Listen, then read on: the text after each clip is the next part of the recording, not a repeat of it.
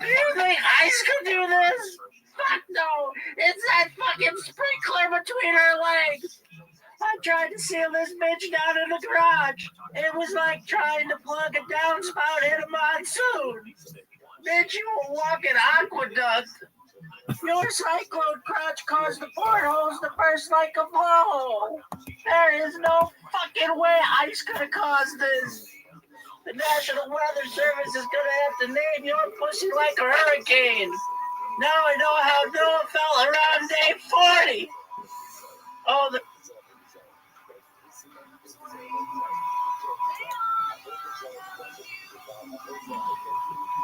Now I know how Noah felt on day 40. Name your pussy like a hurricane. Now I know how Noah felt on day 40. Oh, the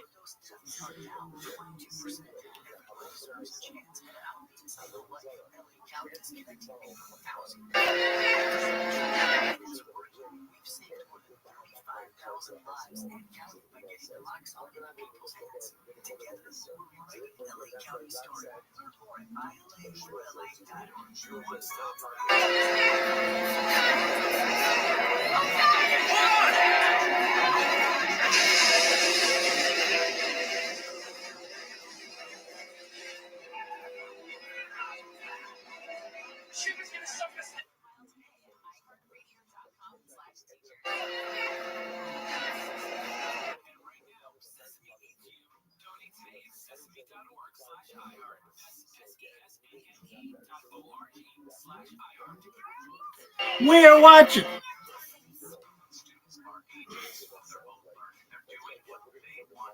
We have front row tickets to watch hundreds of people perish before our very eyes.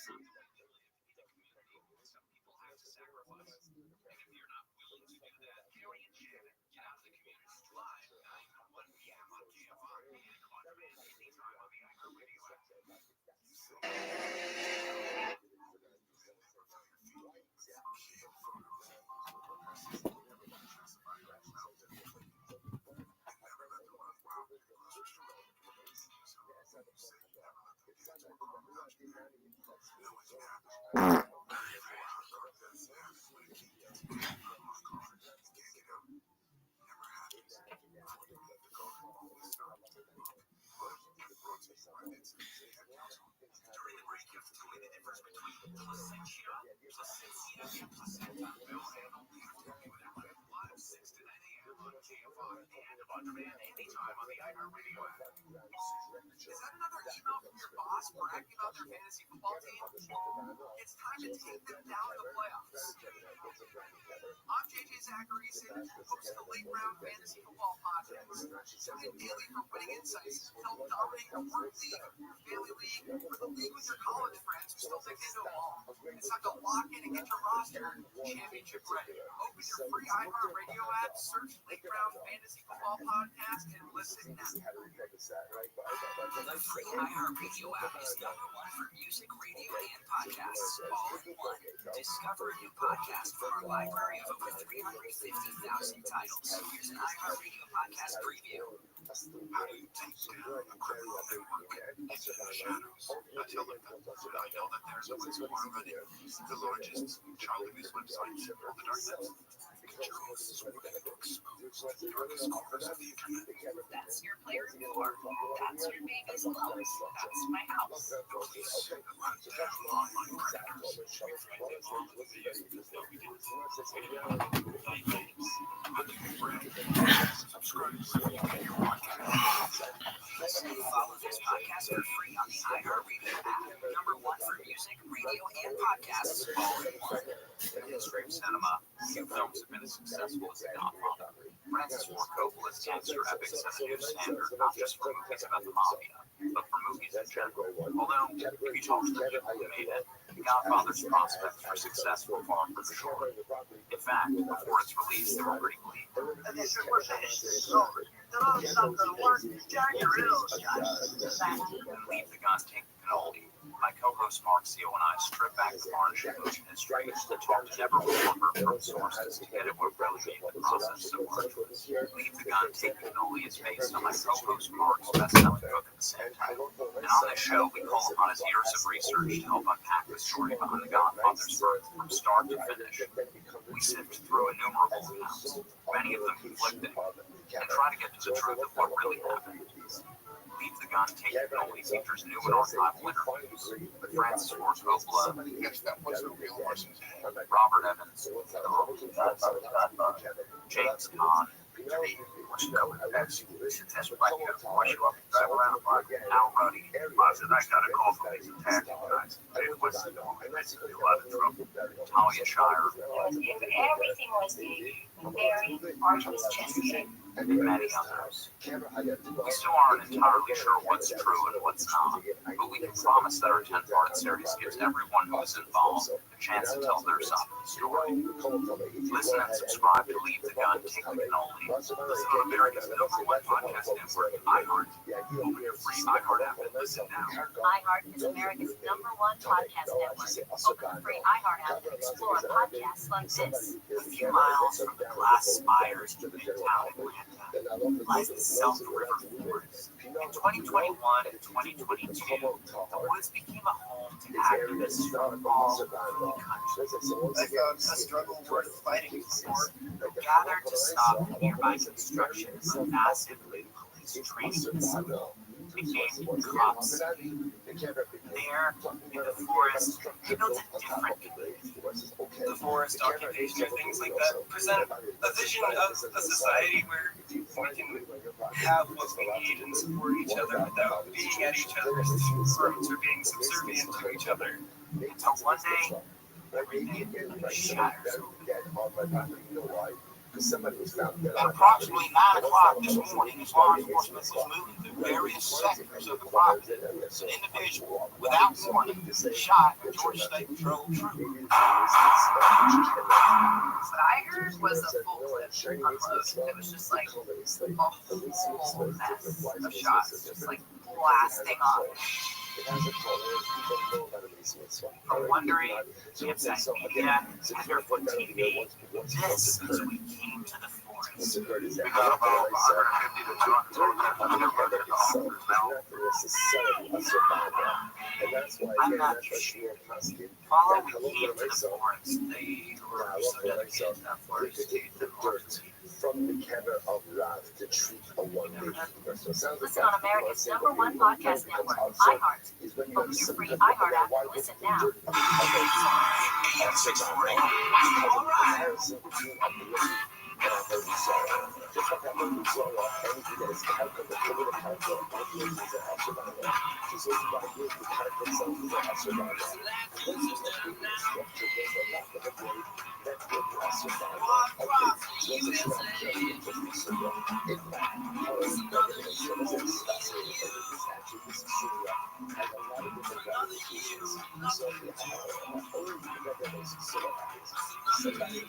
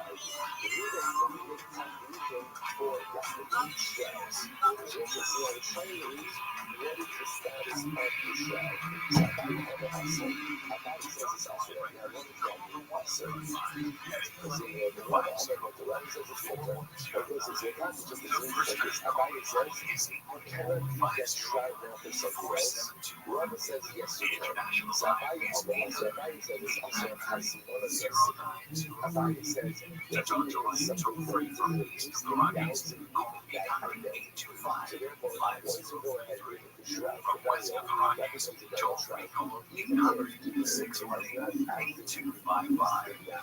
This is Coast to Coast AM with guest host Ryan Records. Thanks for joining us tonight, and thank you for the emails coming in. Our guest is Peter Von Buckhammer, and he's filmed a lot over his days, and some very dangerous animals. Maybe some of the most dangerous animals yet to come as he continues to search for those things. And if you have some questions or comments for him, maybe you want to talk about his travels, you want to talk about some legends you've heard about, feel free to give him a call. He might be able to tell you. One of the interesting things I find is sometimes you'll hear about something and you'll think, is that real or not? Maybe you run it by Peter and ask him, have you heard any stories from people in your travels that have encountered or have witnessed or have seen this? I think that could be a valid question. Ryan Record at coasttocoastam.com is his email address if you're trying to reach me during the show, or if you want to try to find me online, things like that. I'm on Facebook, I'm on Twitter, all those different places. There's so many great things for this world. There's so many great things in this world to discover, I should say. And I think that so much of it is yet to be discovered. I don't think we can be arrogant enough to think that everything we know today is everything we'll ever know. And whatever comes next is going to be found by people like our guest. We're going to continue with Peter Von Buckhammer coming up after the break on Coast to Coast AM. So once you bring it into the dry river bed, that's the destination. Everyone forgets things now and then, a name, a word, or why you walked into a room. It happens to all of us, but when those slips start happening more often, it might be time to support your brain health in a more targeted way. That's where Serofull Brain Wellness comes in. Recommended by neurologists, Serofull Brain Wellness delivers targeted nutrition designed to support brain health and help slow cognitive decline. It's formulated with specific nutrients your brain needs as part of a medical approach to cognitive impairment with hypercholesterolemia.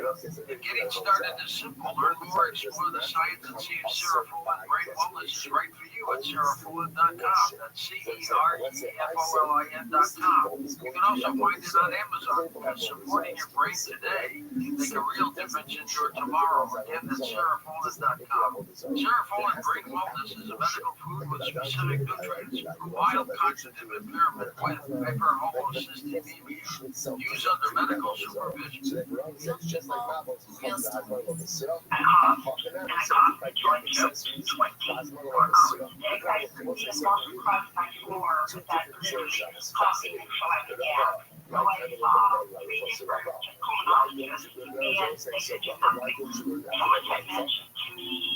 About a product that President Reagan had taken. I ordered it within 1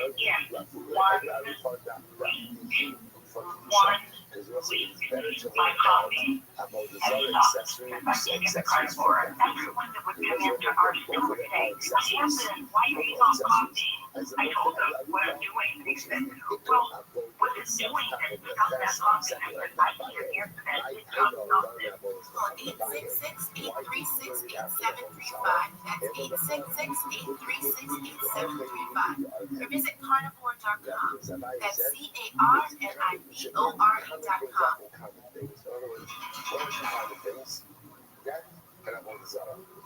Taxes also, right? But I realize again, that's coming.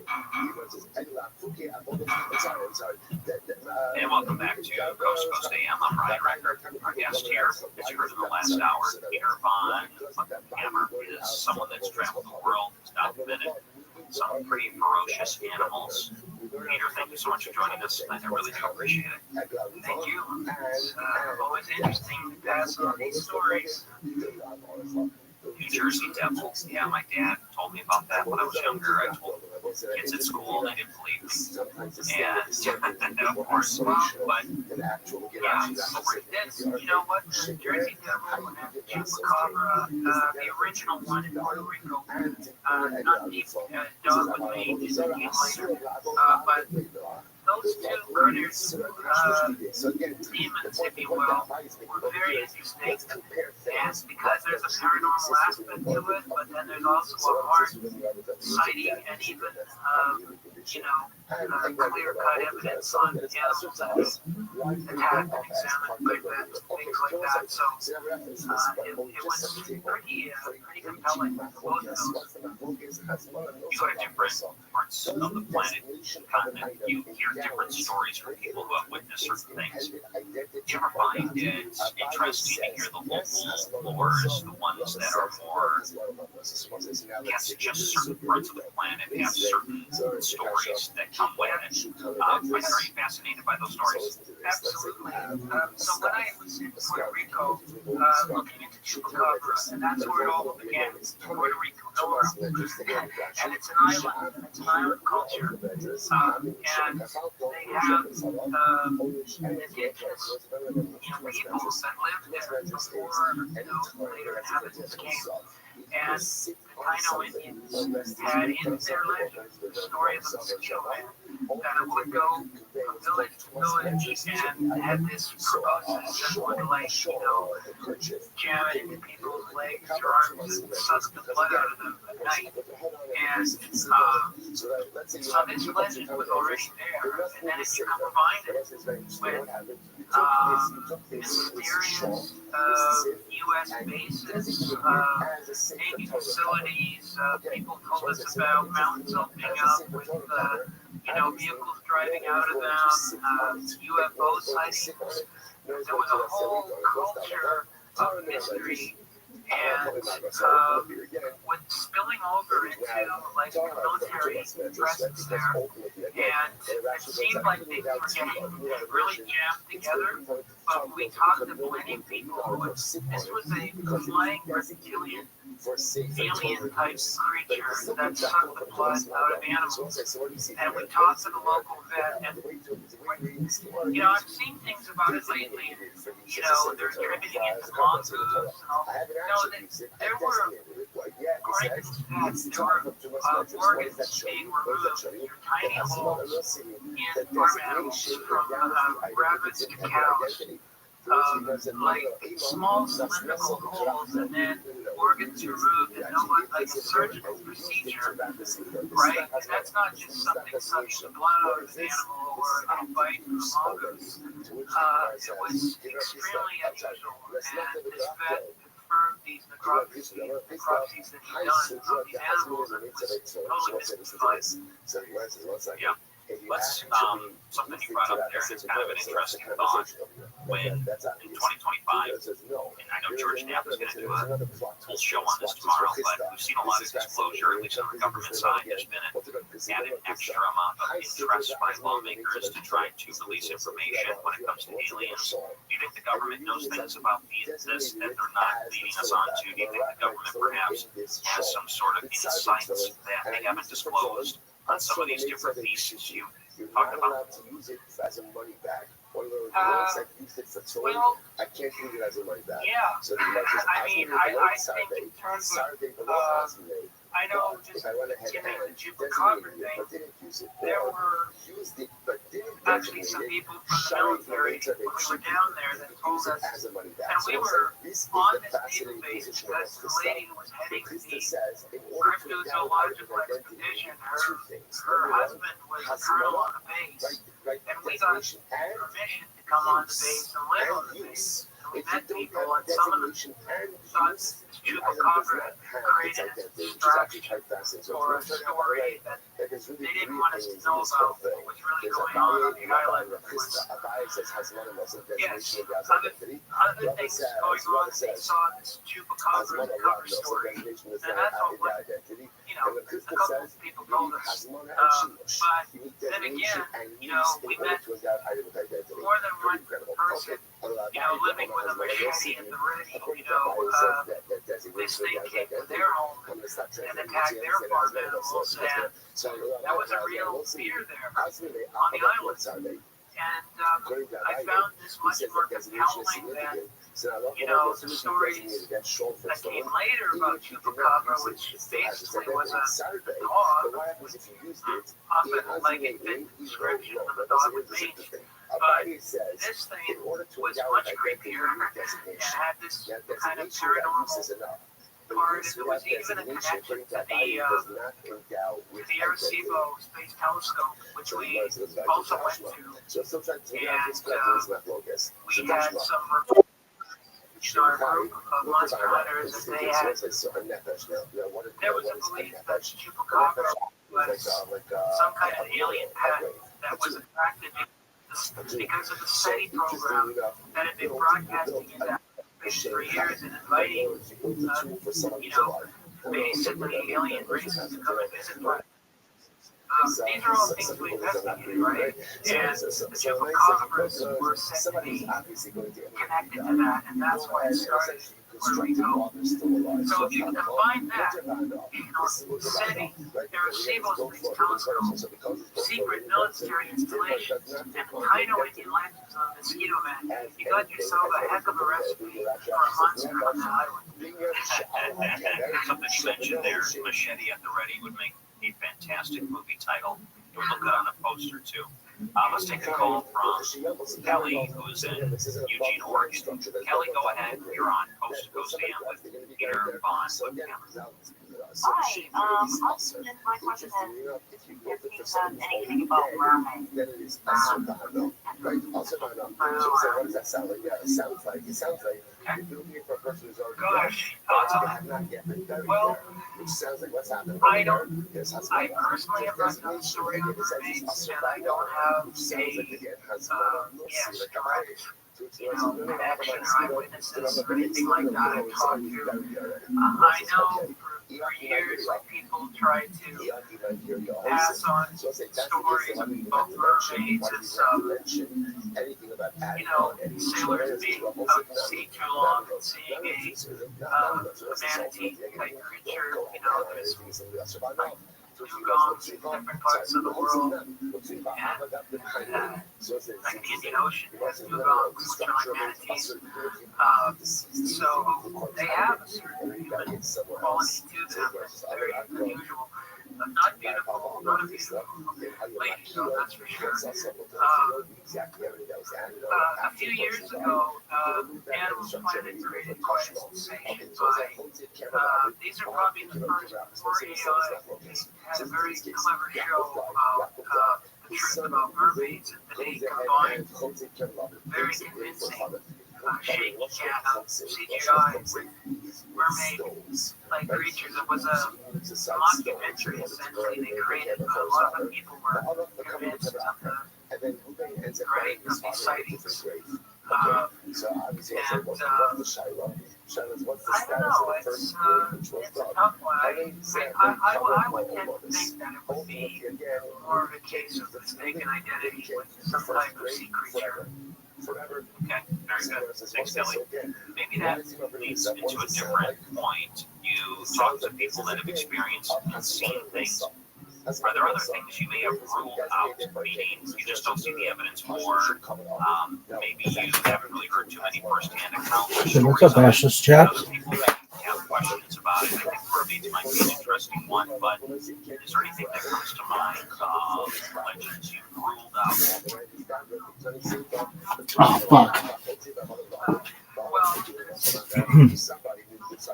look, in most cases, I can see other people have seen the reason for the existence of these stories. And certainly, there's Mothman, right? And then there's things like, there's a werewolf legend that corresponds with the area going all the way down the country along the Mississippi River. Well, this creature called the Moon which was a werewolf creature, comes from a French tradition. This is where the voyageurs, the original fur traders, they not only were in Canada, they came down the Mississippi. And so these stories would go from village to village. Native Americans. It would connect with, the managerial things that were native. So you can understand why, if you combine native legends with, say, these French Canadian myths. Yeah, I haven't seen any evidence of werewolf there, for example. But Jersey Devil was really interesting because that's a thing where it's divided into stories of the American Revolution, where there were sightings. It also started around the time of the American Revolution. There was a thought that, this lady, Mrs. Leeds, who had the 13th child, that, she screamed and let this one be a devil. On a bird transformed into a devil-like creature with bat wings, killed, in some legends, killed the parents and flew out, smashed through the window and flew out into the nightmares. Yeah, when you hear something like that, that sounds pretty fanciful, right? And then suddenly you look into it, they have something around 1908 called phenomenal peak, when you got sightings up and down the Jersey coast and going into Pennsylvania. You've got armed shotgun riders in Philadelphia, protecting people from the Jersey Devil on streetcars. You've got a sighting of the Jersey Devil on the house of Mayor in Camden, and the fire department is using a hose to get the Jersey Devil off the roof of a house in daylight. Like this is just like a full-on cryptid sighting. And then when we were there and living essentially with the Heinies, or people in the woods, the whole tradition of them in the forest, the pine bearers, and this is really their story. And they were telling us some screams in the night and shrieks and sightings of a Jersey Devil. So what is it? Is there a real creature? We had at least one weird, complete power outage of all our equipment. At one point, also, we were. So when you go in the woods there, you've got whole towns from the Industrial Revolution.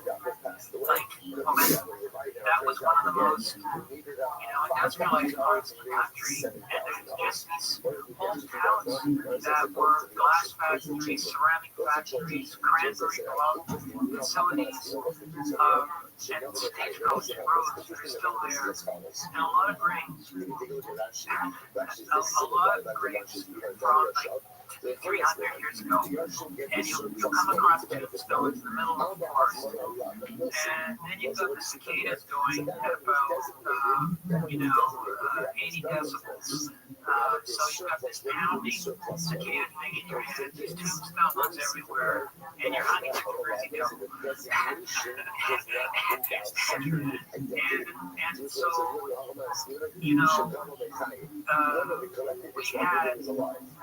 we had some creepy experiences where, literally we had cameras and sound equipment, like I'm talking about sound mixers, just straight down, gone, zero power, and that doesn't happen with batteries, you get an advance warning, battery's getting low, no, just complete power shutdowns, and then when we got out of there, everything was empty. That is strange.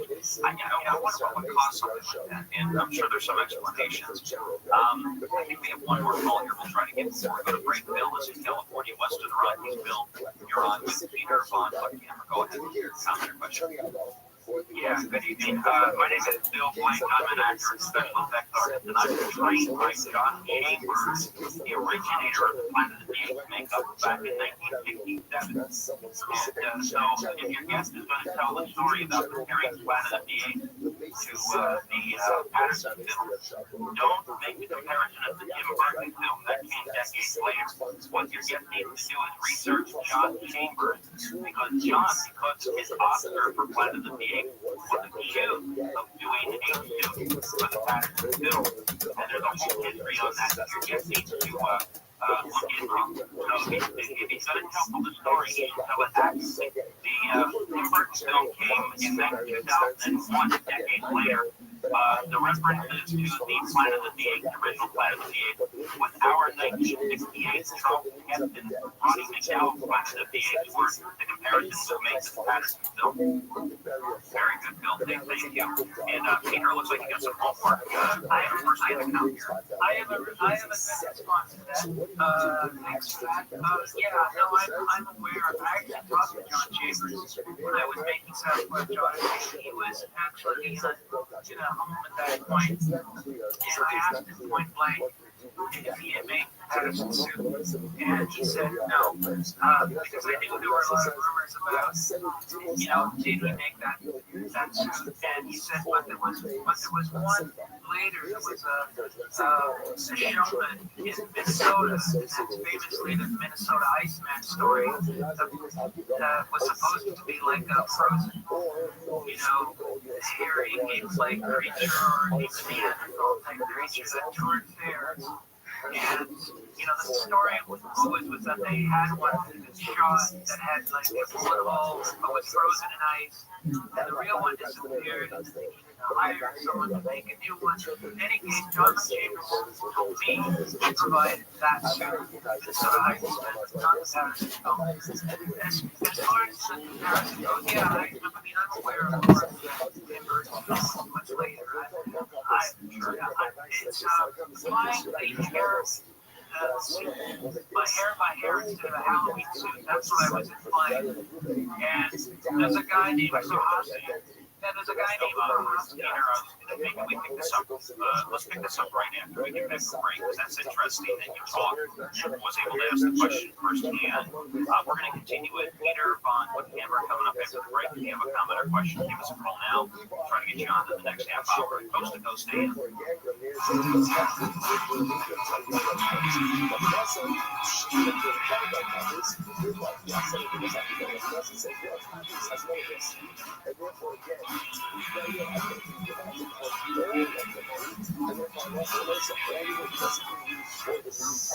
You hear that? That's the sound of the group chat going off when your fantasy team scored another touchdown in the playoffs. I'm JJ Zacharyson, host of the Late Round Fantasy Football Podcast. Every move matters this time, so tune in daily to help build a championship roster to meet your friends, your family, and that one coworker who won't stop talking. Literally, open your free iHeartRadio app, search Late Round Fantasy Football Podcast, and listen now. There's new evidence that developing Alzheimer's disease does not have to be a one-way decline. Scientists at University Hospitals of England Medical Centers say they've been able to reverse Alzheimer's in mice and restore memory. They found that severe drops in the brain's energy supply drives the most common form of dementia, and that restoring balance can reverse the damage. Advanced cases in mouse models was able to repair the damage, restore cognitive function, and normalize biomarkers. Researchers say the results offer new hope that recovery from Alzheimer's may be possible. I'm Tammy Trujillo. Ship is gonna suck us down! The tower is higher than every other Western nation except the U.S. Platforms like some with the fields across the Americas and Europe. There's been a second Legionnaires' death that is in Listen here, bitch. The ship is gonna suck us down.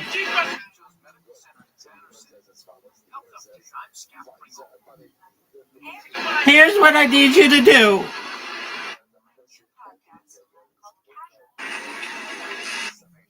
It's a sports podcast, but for people who don't necessarily consider themselves as listeners of sports podcasts. It's just regular people laughing about sports, not scream.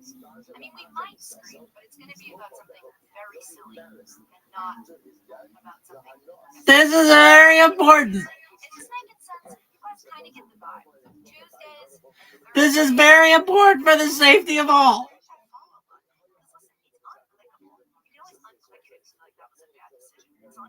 Do you understand this strategy, you dumb bitch?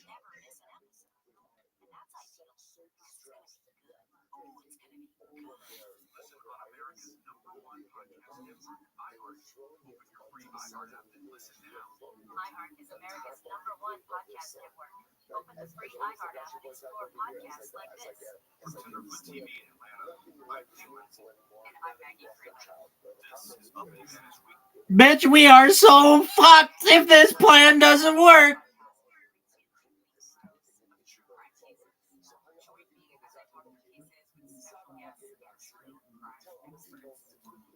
There's got to be something at the heart of that evidence that they've got. Take a deep breath or whatever you do to get that air through your plumbing, girl. A late night knock at the door, a missing car, and a mysterious shadowy figure caught on camera.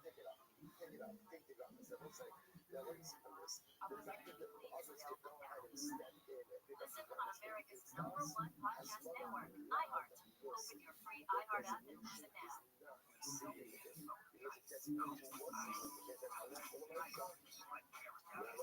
Dogg is out with a new song, Christmas in Minnesota, from the head of his halftime performance at the Vikings versus Lions matchup on Christmas Day. We covered our show Santa Claus flying over Minneapolis, and US Bank Stadium featured prominently. And 5, 4, 3, 2. It's okay. The newly released Anaconda film features a couple of celebrity cameos. The second movie comes 28 years after the first one was released, with J-Lo filming her cameo just weeks before it hit theaters Christmas Day. Ice Cube also made an appearance. Both J-Lo and Ice Cube made appearances the first time around, along with Owen Wilson. So far, the film with frontmen Paul Rudd and Jack Black is tracking to bring in $20 to $30 million for opening weekend. English singer Ian Gillan only recently found out that he's Get ready to fire like an air cannon.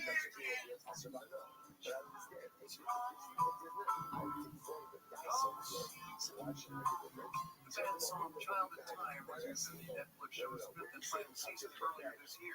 When asked about the song's use, Gillan told Replace Rock that he didn't know what they were talking about. He said, I don't have Netflix, so yes, in that respect, it is a surprise. Stranger Things featured rock musicians from Pete Bush to Metallica during its run. I'm Rabbi. That's entertainment. I'm Natalie McNeil. This is like opposing fire hoses spraying at each other.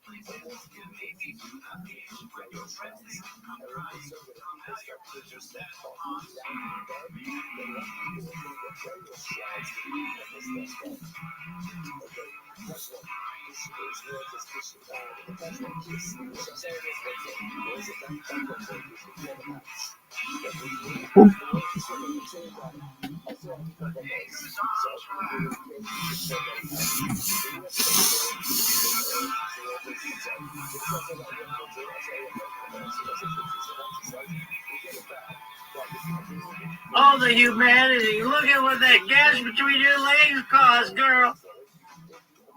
Hey, get your ass up here. Give me your fucking hand.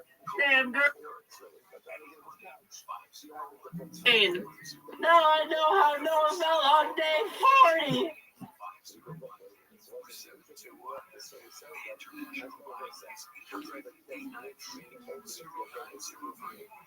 To talk to Ryan, toll free from east of the Rockies, call 800-825-5033. From west of the Rockies, toll free call 800-600-8255. This is Coast to Coast AM with guest host Ryan Zicker. It's an interesting conversation about some of these wild beasts that are out there. Monster hunters are among us, and one of them is Peter Von Buckhammer. Yeah, if you have a comment or question for him, feel free to give us a call. See if we can get that on. If you want to email me your question, Get ready to fire like an air cannon.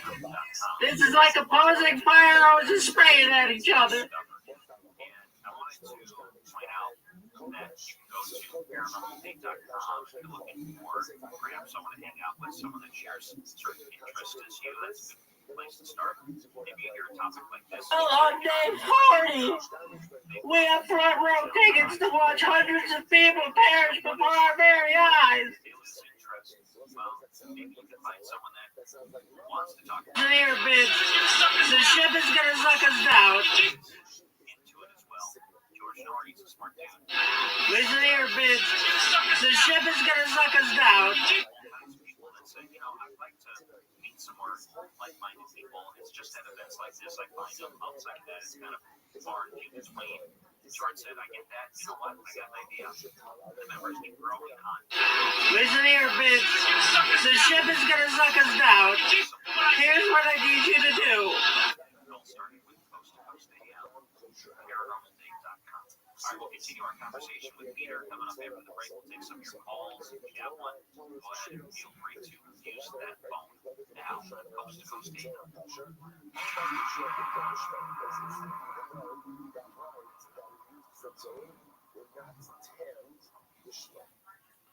Listen here, bitch. The ship is gonna suck us down. This is what I need you to do. Listen here, bitch. The ship is gonna suck us down. This is what I need you to do. Do you understand this strategy, you dumb bitch?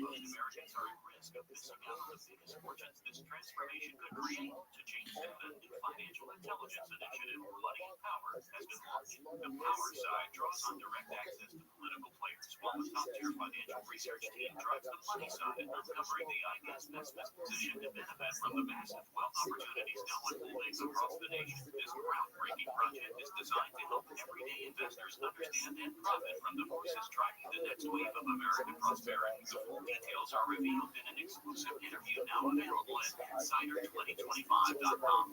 More by Paradigm Press. Start the year with a splash of flavor. Heartland Steakhouse Reefed Beef Package combines juicy steak and fresh seafood for the ultimate celebration with the Reefed Beef Package. I'm gonna need you to queef in the opposite direction at the right time.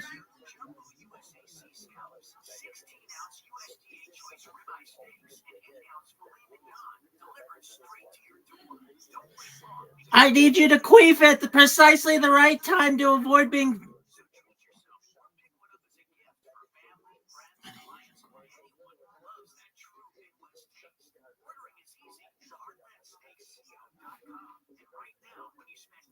I'm gonna need you to queef at the exact right...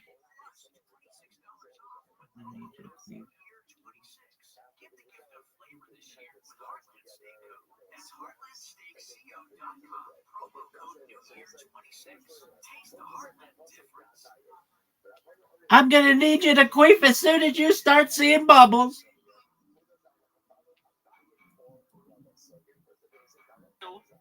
I'm gonna need you to queef as soon as you start seeing bubbles.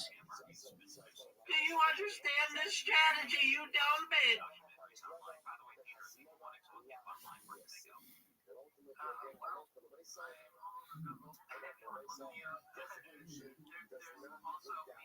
Some of the links to things that series, there's creatures all over the world, the real lost world, Monster Hunter, Sasquatch Odyssey, a lot of shows we've been talking about on your site. So the links are there. You can actually watch the shows on YouTube.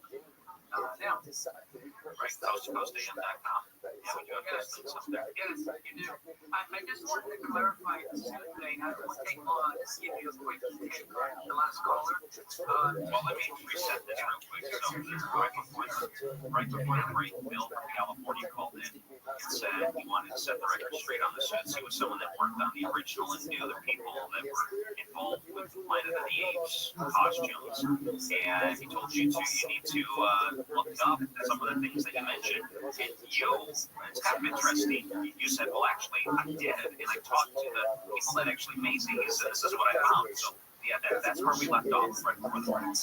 So just a very quick, this stuff they have whole conferences on these things, okay? Like, it's late 90s, and people argue back and forth and all this shit. But I'll just tell you briefly. So John Chambers was the costume special effects, very famous Hollywood guy. He did the effects on the 68 Planet Apes. And so I wanted to reach out to him. As I mentioned, I found him. He was, not doing it. He was older. He was in the home. But we didn't talk. He said, I definitely didn't make the Madison suit, but I made the Iceman suit. And then we had a clip that I used in Sasquatch Odyssey from a really famous effects guy named Janos Prohaska, who worked on Star Trek, The Outer Limits, and was famous for his deep costumes. He said, in order to get one that looked as good as in the Patterson film, you have to apply hair by hair onto the skin. It's not just a baggy suit like a Halloween costume. So when I referenced Tim Burton's movie, this is going to be like two magnetic poles of same polarity.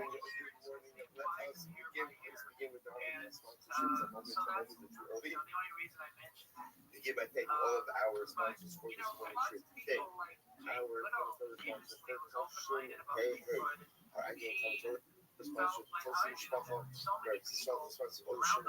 this year.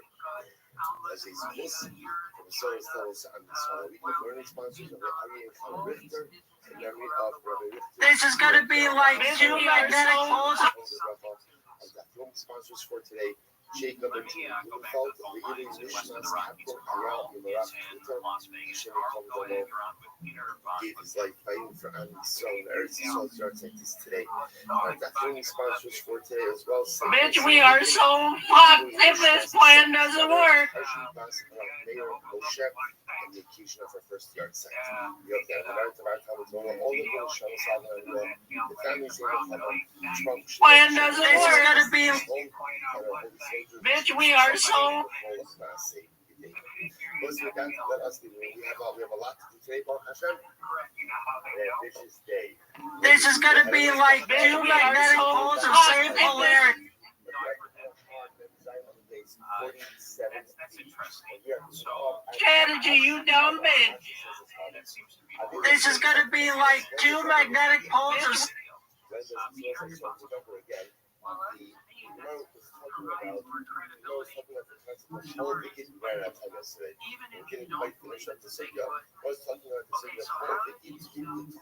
Like two magnets of the same polarity.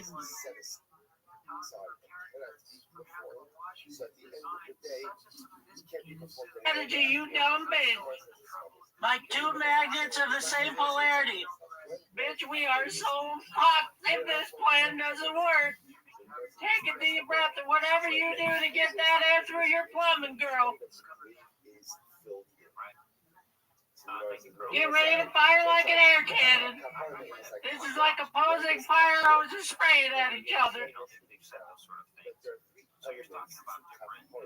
Take a deep breath and whatever you do to get that air through your plumbing, girl.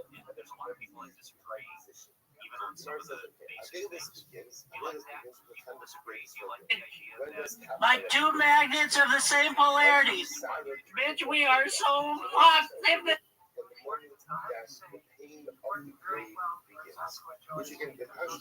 Like two magnets of the same polarity.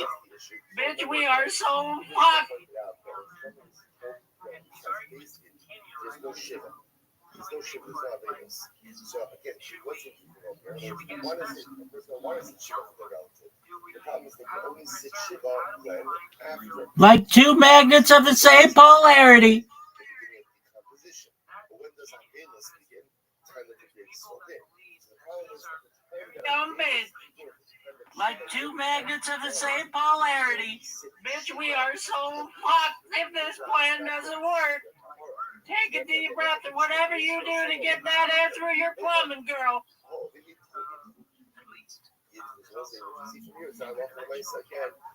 Once something has been needed, once something can't, that's the case.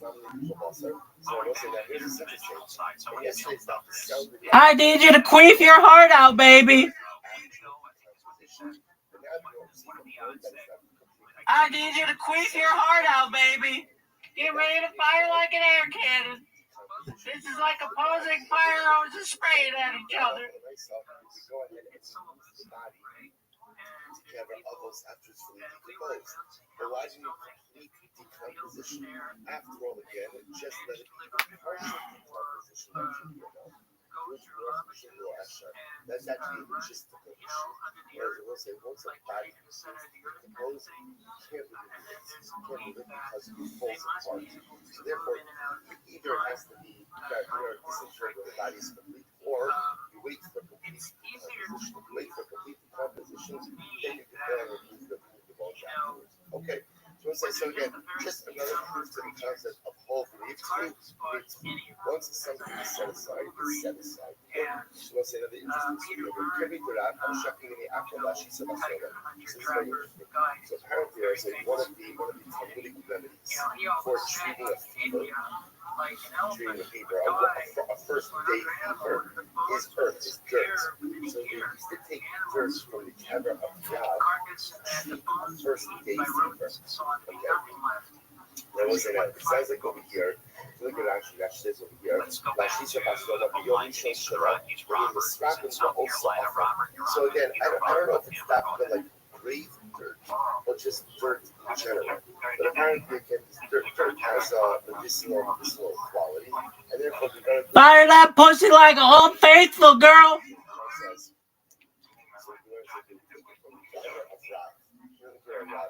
Like fire hoses spraying at each other. Fire that pussy like a whole faithful girl.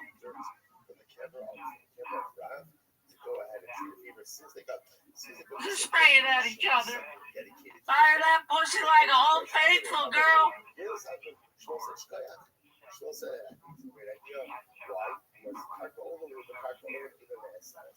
Shmuel said, again, it's not always earth. And earth is never perfect. Now, what's his right? It's if Vayashle has Shmuel said, Yoshio, when he came to repudiate the Avodah Zarah, he ground up all of the Avodah Zarah, and he sprinkled the Avodah Zarah dust on the forehead of the people. Well, So we're not comparing. This is like a geyser fighting a waterfall.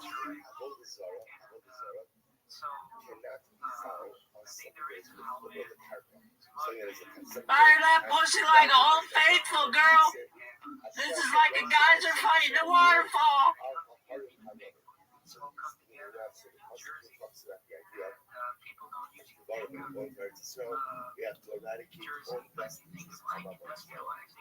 This is like opposing fire hoses spraying at each other. Fire that pussy like a whole faithful girl. Fire that pussy like a whole faithful girl. This is like a geyser fighting a waterfall.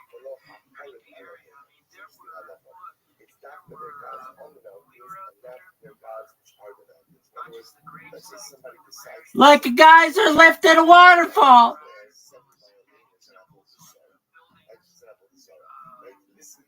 Fire that pussy like a whole faithful girl.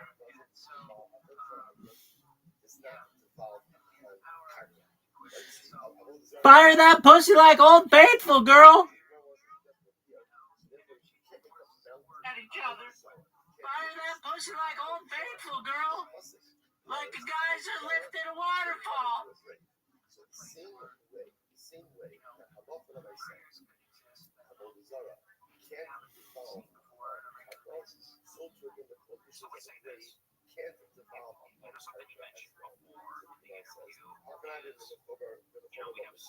therefore, again, that's why Rav said, Shmuel said it's not a problem if they take outside of this planet onto this planet. So does that mean in the future there could be new things to start? Old faithful girl. Like a geyser lifted a waterfall. Hearing about it seems like we've experienced these things over decades. Who's to say there's not new ones that we come up with the experiences that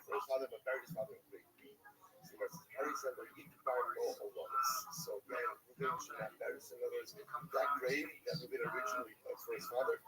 So that sounds like That's, okay, we're going to further qualify this one later on. If that sounds like halacha l'maisa, sounds like halacha l'maisa, that earth does become prohibited. Damn, this bitch's pussy's like a hot tub jet. Structure on top of the ground for his father. It was burial not even in the ground, but he built the structure on top. This bitch's pussy's like a hot tub jet. Why exactly for non-useful? What happens?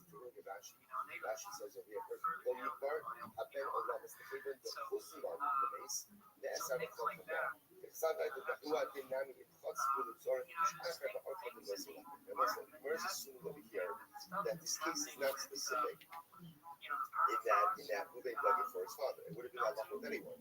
Once you dig a grave for someone, so there's a lot of things happening in this case which are unraveling just a little bit. But the idea for us in this moment is the halacha l'maisa, ground does become which one says, no, we're not talking about ground, what are we talking about? Above ground structure. That becomes okay, Kever's father is not divine at all. So let's say a brand new Kever.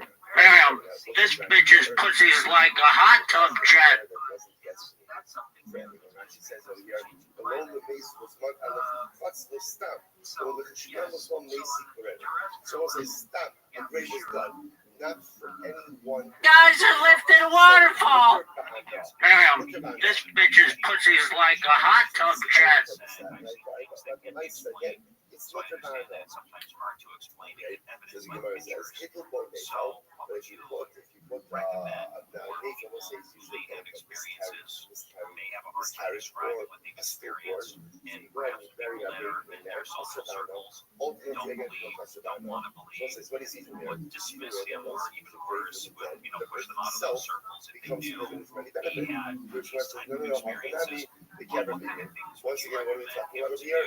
in order to connect with other people, or at least try to start describing at least his experiences. Very interesting. Gemara says in reality, in the world of graves, there are three different types of graves. What are they? Kever hanimsa. Kever hanimsa means, I will say, that you discover a kever in your property. Right? Or you discover that somebody buried there. Again, what that means is somebody illegally buried their dead in your property. Yeah, this, right? So that's called kever hanimsa. That's category one. Category two is kever hayat, as it's understood. It's a kever on your property, but you knew about it. And number three is kever hamas and Israel. Kever is Oh, the humanity. Look at what they... What should happen if we find a big one? I mean, what damage to the public.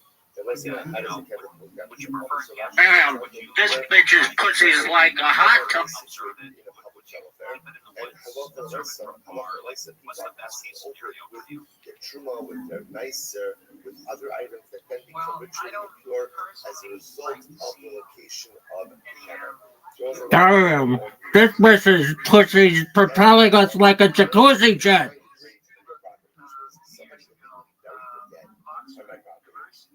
They lifted a waterfall. Damn, this bitch's pussy's propelling us like a jacuzzi jet.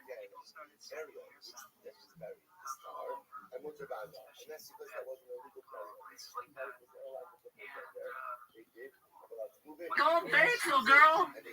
Like the guys that lifted a waterfall. Damn, this bitch's pussy's propelling us like a jacuzzi jet.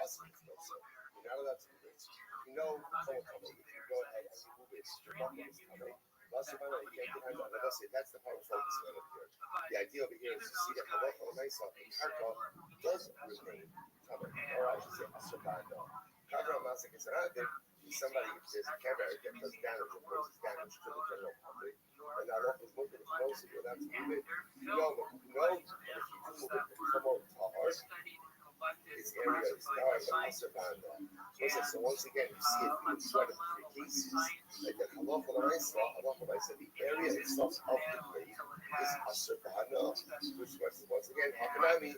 We can't talking about over here about a structure built on top of the grave. Okay, you can't run in so much in also. The other just as an aside. If you find the grave on your property, This is like Shamu and Free Willy exhaling back to back.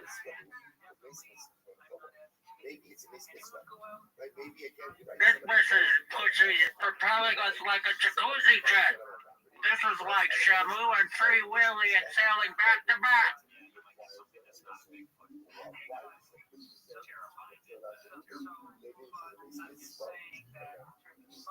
Back. Alright, what's the next trip? When are you going out? We only have maybe half a minute here, but where are you next? So again, so just want to point out over here what's occurred. I'm gonna ride this. Itself is not necessarily a survivor. And that's why, again, that's what she wrote that hello for the myself. Hello for the myself. They can take the dirt from the camera of Raj. I'm gonna ride this bitch to the surface like Flipper.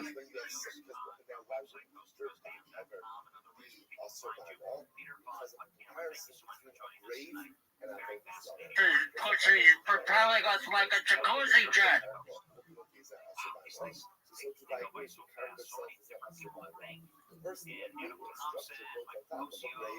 This bitch's pussy's propelling us like a jacuzzi jet.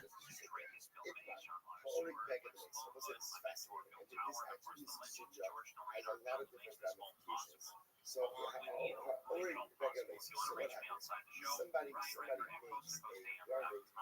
this bitch's pussy's propelling us like a jacuzzi jet. This is like Shamu and Free Willy exhaling back to back. I'm gonna ride this bitch to the surface like Flipper.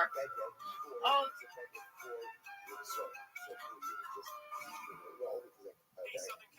Every day I am truly thankful for my life source water system. Our city water is full of chemicals, chlorine, and other nasty stuff, which is why I consider life source an essential role appliance. In November is a great time to build life source because for a limited time, life source water will be paying your sales tax and save up to lifted waterfall. This bitch's pussy's propelling us like a jacuzzi jet. This is like Shamu and Free Willy exhaling back to back. I'm gonna ride this bitch to the surface like Flipper.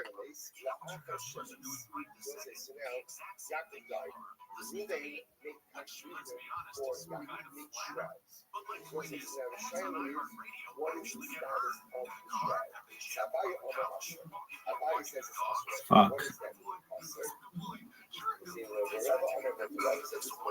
Can't fucking believe. Rabbi says, cannot get tried for ampersand. Rabbi says, yes, you can. Rabbi says,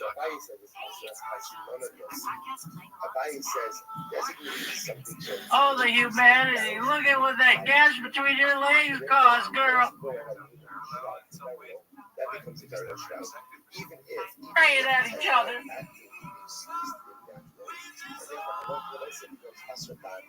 Just like any other accessory. Fire that pussy like Old Faithful, girl.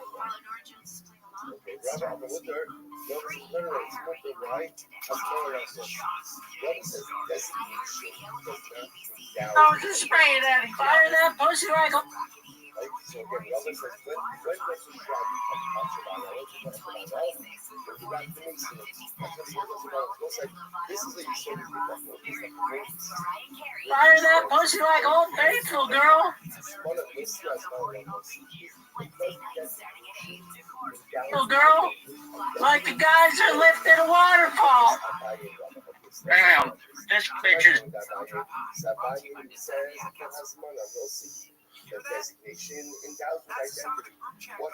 This bitch's pussy's propelling us like a jacuzzi jet.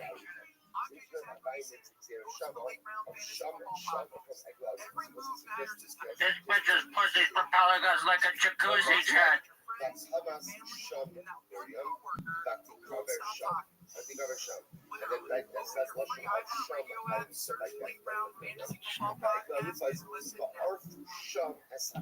It's like Shamu and Free Willy exhaling back to back.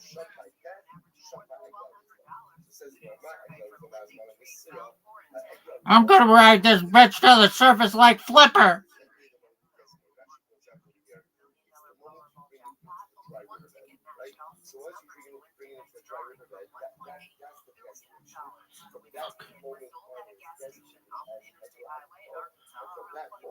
I'm gonna ride this bitch to the surface like Flipper. Pussy's propelling suckers like a jacuzzi jet. It's like Shamu and Free Willy exhaling back to back. I'm gonna ride this bitch to the surface like Flipper. Oh, the humanity. Look at what that gash between your legs caused, girl. Get your ass up here. Give me your fucking hand. Damn, girl, you got quite a grip. What do you got? Stick them on your fingers. Hey, everybody, listen to me right now. This bitch is gonna say an iceberg caused this. That's fake news. There's the fire hydrant between her legs. Get up here, you leaky bitch. This bitch is a disinformation agent. She's gonna blame all of this on ice. Do you think ice could do this? Fuck no. It's that fucking sprinkler between her legs. I tried to seal this bitch down in the garage. It was like trying to plug a downspout in a monsoon. Bitch, you were walking aqueduct. Your cyclone crouch caused the portholes to burst like a blowhole. There is no fucking way ice could have caused this. The National Weather Service is gonna have to name your pussy like a hurricane. Now I know how Noah felt on day 40. We have front row tickets to watch hundreds of people perish before our very eyes. Both of them are accessories. Both of them are accessories. As Free opposed to iHeart the Radio app is the number one for music, radio, and podcasts all in one. Discover a new Listen here, bitch. The ship is gonna suck us down. Here's an iHeart Radio podcast preview. And when the thoughts need to be Rabbi says, you should learn common things out from common things. In other words, what are two common things? Death and Avodah Zarah. Right? But when I say death and Avodah Zarah, that's common. I'm sorry. That's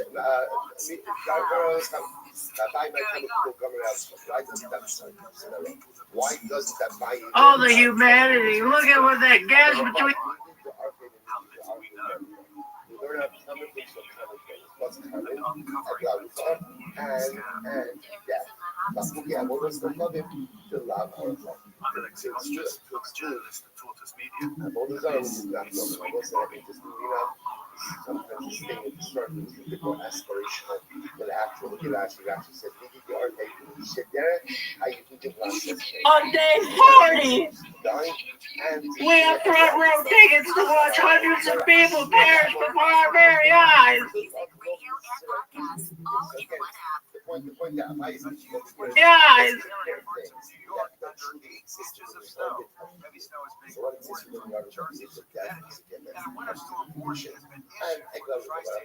something that is also to us. Why bring that up as part of it?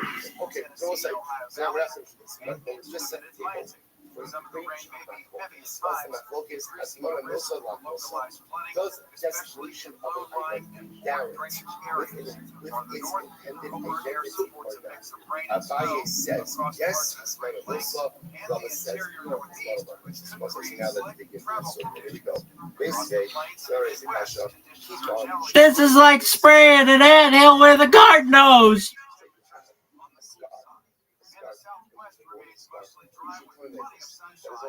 This is like spraying an anthill.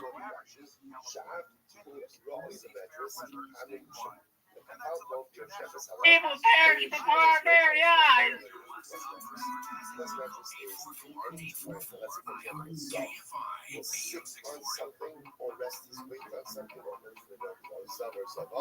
Ultimately, again, convey what's called tumas medrus is an item.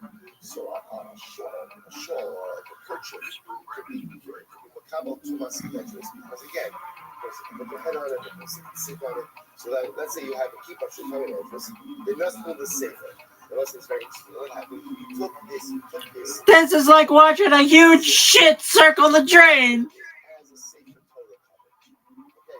a safer toilet cover. Okay. As a safer toilet cover. Before our very eyes. This is like watching a huge shit circle the drain. Last weekend of the year. On the show tonight, David Piano is an historian of the ancient world. Piano, Listen here, bitch. The ship is unanswered questions. I'm a fan of his YouTube channel. I followed his YouTube channel for a while now. I enjoy analyzing and recent discoveries. I know that he travels himself when you're about some of his experiences in the ancient world. Maybe some of the mysteries. It's just a matter of time to wear the J-pipe. That will be our conversation, and you'll have a chance to talk to him. It's just a matter of time to wear the J-pipe. Listen here, bitch. The ship is gonna suck us down. This is what I need you to do. I'm gonna need you to quit as soon as you start seeing bubbles. Do you understand this strategy, you dumb bitch? Like two magnets of the same polarity. Bitch, we are so fucked if this plan doesn't work. Take a deep breath and whatever you do to get that air through your plumbing, girl. I need you to quit your heart out, baby. Get ready to fire like an air cannon. This is like opposing fire hoses spraying at each other. Fire that pussy like Old Faithful, girl. Like the guys that lifted a waterfall. This bitch's pussy's propelling us like a jacuzzi jet. It's like Shamu and Free Willy exhaling back to back. I'm gonna ride this bitch to the surface like watching a huge shit circle the drain. It's just a matter of time to wear the J-pipe. Listen here, bitch. The ship is gonna suck us down. Yeah, this is like...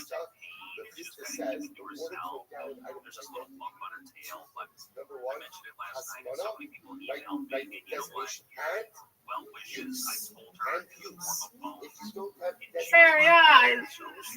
This is like watching a huge shit circle the drain. It's just a matter of time.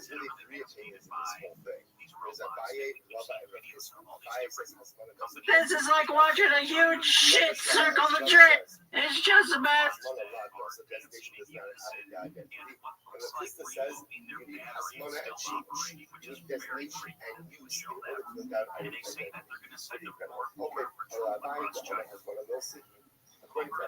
Circle the drain. It's just a matter of time to wear the J-pipe. Listen here, bitch. The ship is gonna suck us down. This is what I need you to do. I'm gonna... Before our very eyes. This is like watching a huge shit circle the drain. It's just a matter of time to wear the J-pipe. Listen here, bitch. The ship is gonna suck us down. This is what I need you to do. I'm gonna need you to quit as soon as you start seeing bubbles. Do you understand this strategy, you dumb bitch? Like two magnets of the same...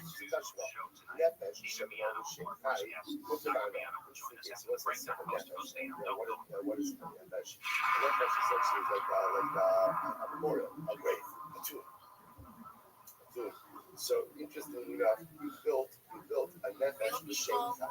Like built the 2% of his life. Whatever it is. So the Mesa, some people are not right? So oh, the humanity. Look at what that gash between your legs caused, girl. Get your ass up here. Give me your fucking hand. Damn, girl, you got quite a grip. What do you got? Stick them on your fingers. Hey, everybody, listen to me right now. This bitch is gonna say an iceberg caused this. That's fake news. There's the fire hydrant between her legs. Get up here, you leaky bitch. This bitch is a disinformation agent. She's gonna blame all of this on ice. Do you think ice could do this? Fuck no. It's that fucking sprinkler between her legs. I tried to seal this bitch down in the garage. It was like trying to plug a downspout in a monsoon. Bitch, you a walking aqueduct. Your cyclone crotch caused the portholes to burst like a blowhole. There is... There is no It'll arrive ready to wrap, placed under the tree. So say that's the reason why we have to mention, anything about adding on any whether it's the wholesale value, nominal sources, nominal sources of information. Don't go ahead and add on anything. So I know, which we must retrieve all, sorry, wholesale value, retrieve all about this kind of versus nominal structurally also digitized. that you will walk an aqueduct. Your cyclone crouch caused the portholes to burst like a blowhole. There is no fucking way ice could have caused this. The National Weather Service is gonna have to name your pussy like a hurricane.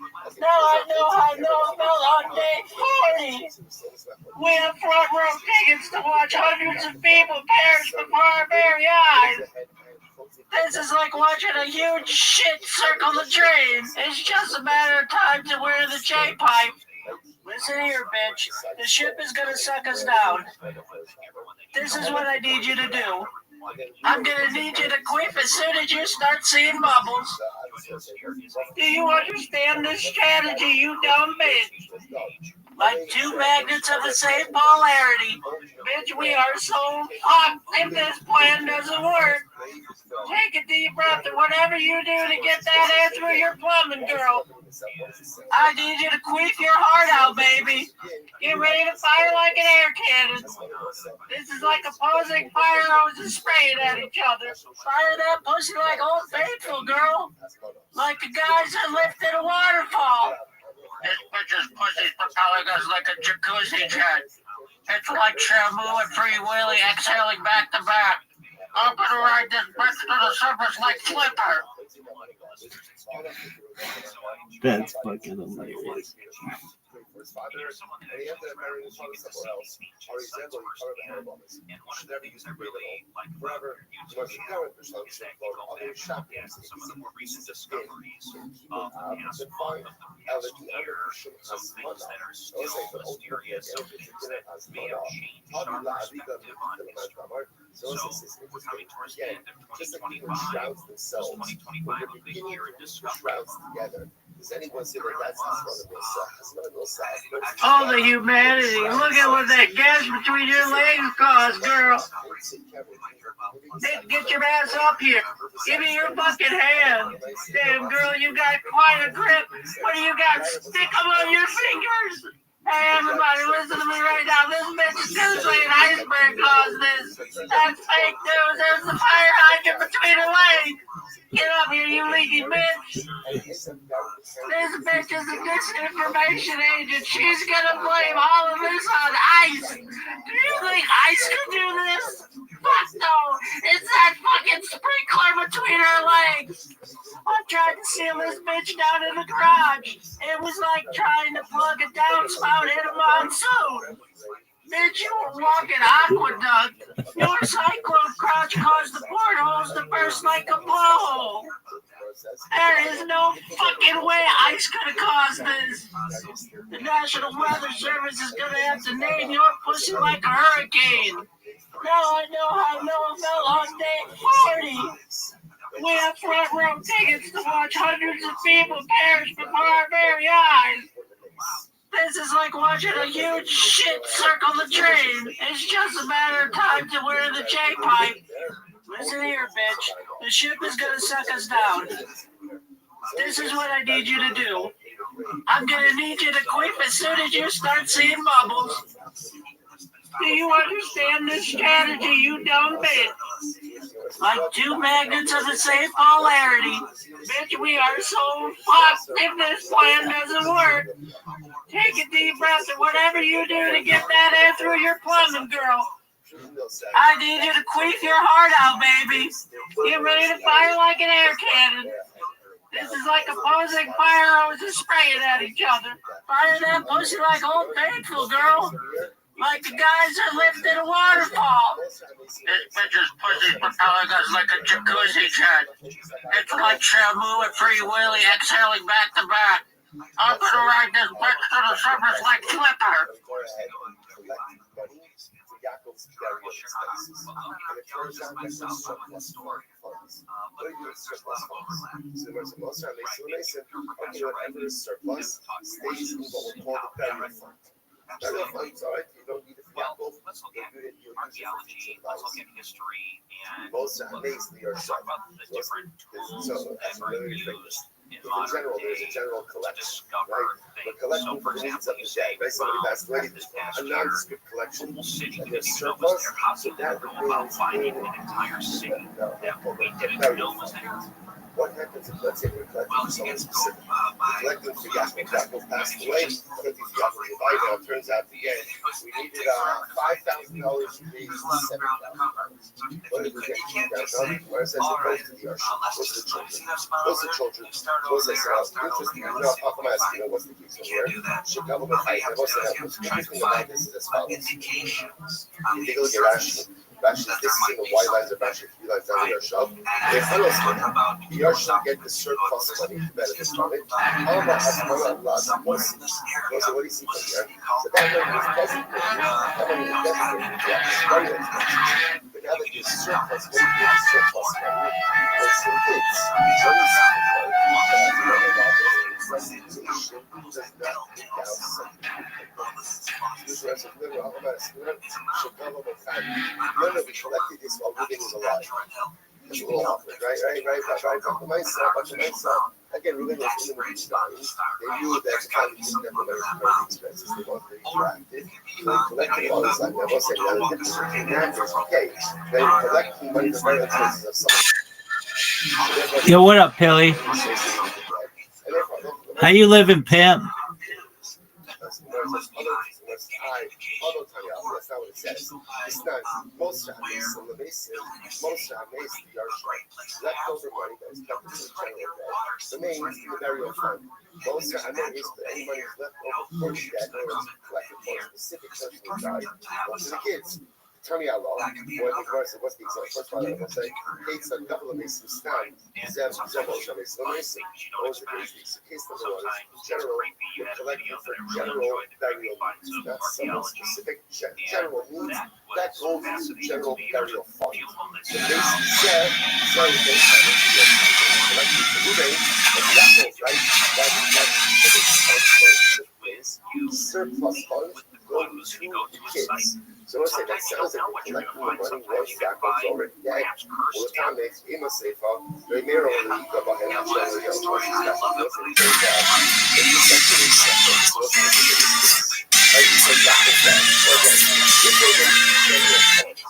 expenses.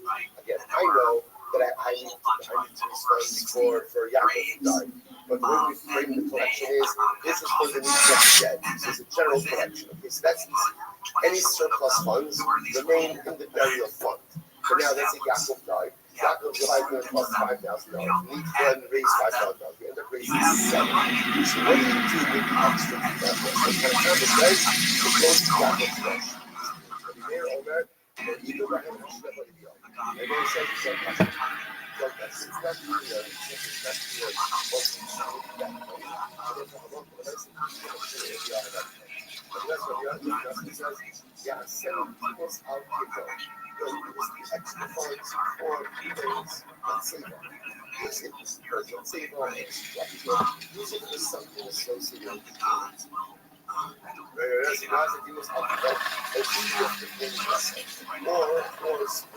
sprinkle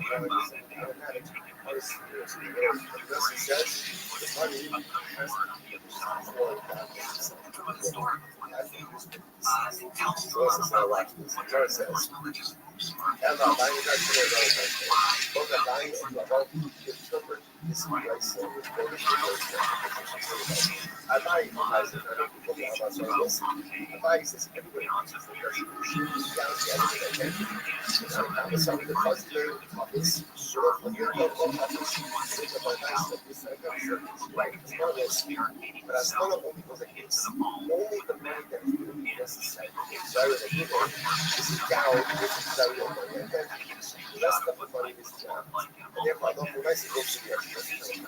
Right there in the south, And here's not sure. Here's not sure. That's not as one of the problem. All collective or only the money message. Therefore, again, the mirror says what positive is going to make us come down on the and also, when the conduct of this, the boss was saying, thus he says, well, and therefore, again, tell your uncle, and I'll say, all of the money, and therefore, I walk away, so now the was it's just for our sides. This is what I'm not saying also, it's a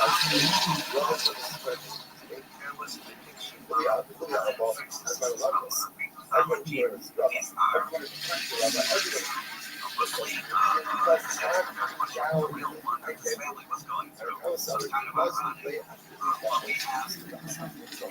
So I think I was general. That's the money for what kind of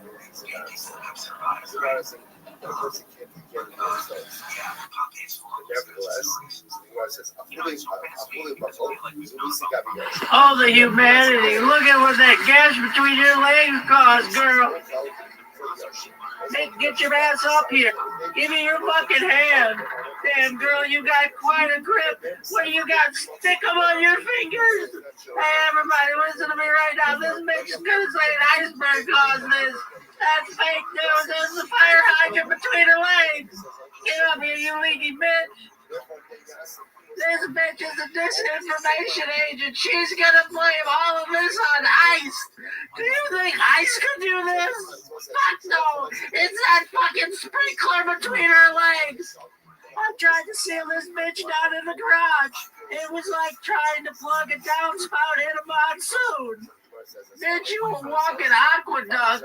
Your cyclone crotch caused the portholes to burst like a blowhole.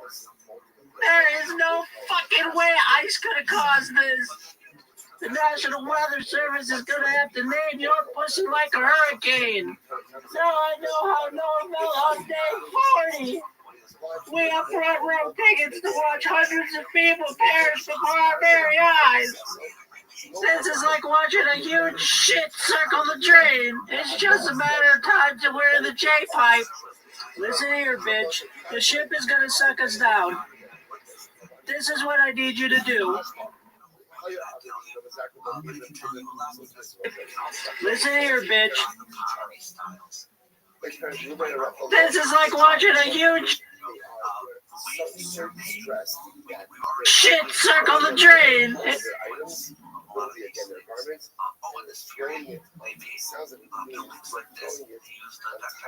This is like watching a huge turd circle the drain. A huge turd circle the drain. It's just a matter of time to our very eyes. This is like watching a huge turd circle the drain. It's just a matter of time to wear the J-pipe. Listen. Circle the drain. It's just a matter of time to wear the. This is like watching a huge turd circle the drain.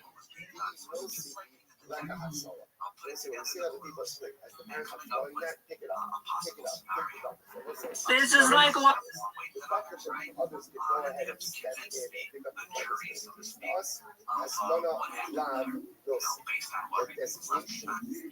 So what happens when there's I'll watch you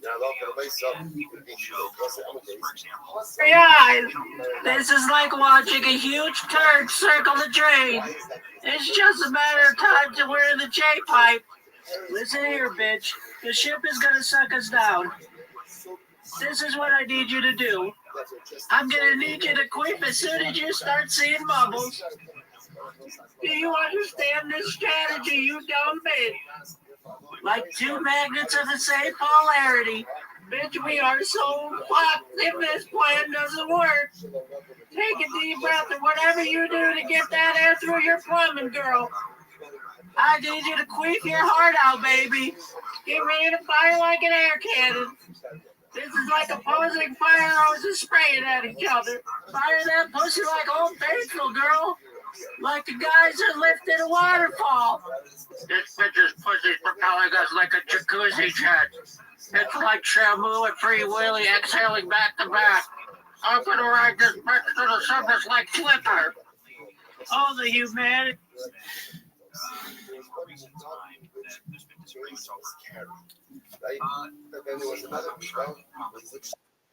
Because it happens all the time. But I'm trying to think like a really popular example you might know. But a lot of things have been done in the past, not so recently, where the past is fine. Yeah. Let's say you're gonna do something like, I'll use an example like what you were just talking about. You find an object that has similar markings to something you found somewhere else, right? And sometimes people will say there's no link between these two coincidences. Well, to give you a basic example, something that people thought were not actually was. Speak English, and it's seemingly you can burn every bridge. It's like if you worked for Bravo or whatever. And this is funny because I remember the Ariel Hawani beef started because they were like, he said something about everyone hates Ariel. Do you hear that? No. Oh, sorry. It's like speech music, but don't worry about it. I turned on.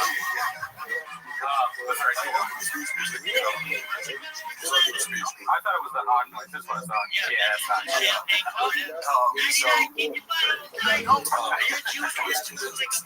like, man, I just get arguments or like, yeah, technically they book at my deals. He's the phrase, I eat what I kill, because he didn't want to give up a percentage. His stand-up videos, when they just kind of like look at the show that he could have done on his own or whatever. So they have a question for you, Jake Billy Gates. I know, but 3 to 4 30 milligram tabs. Why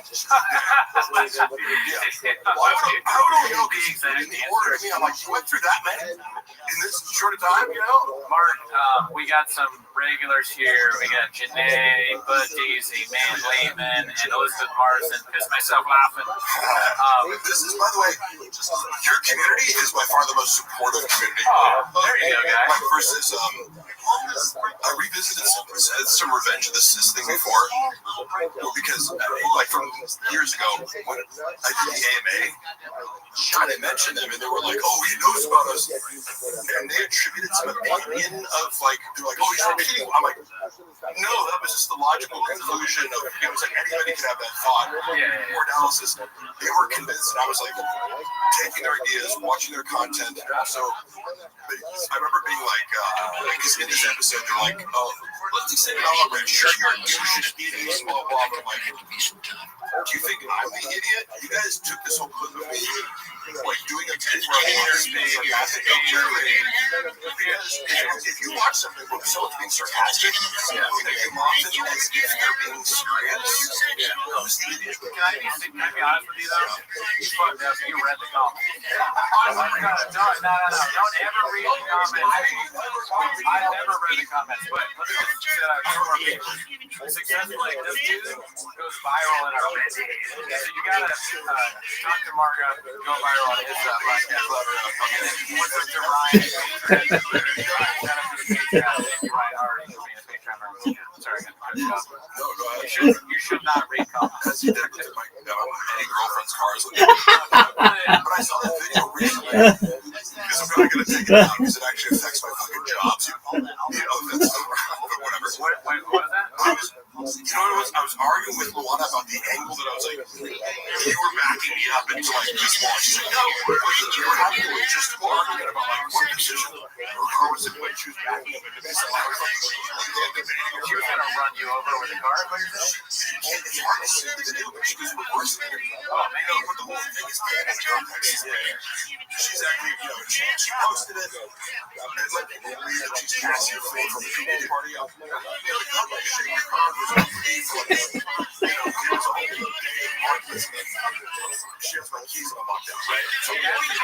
has to wear a mask if you were just doing like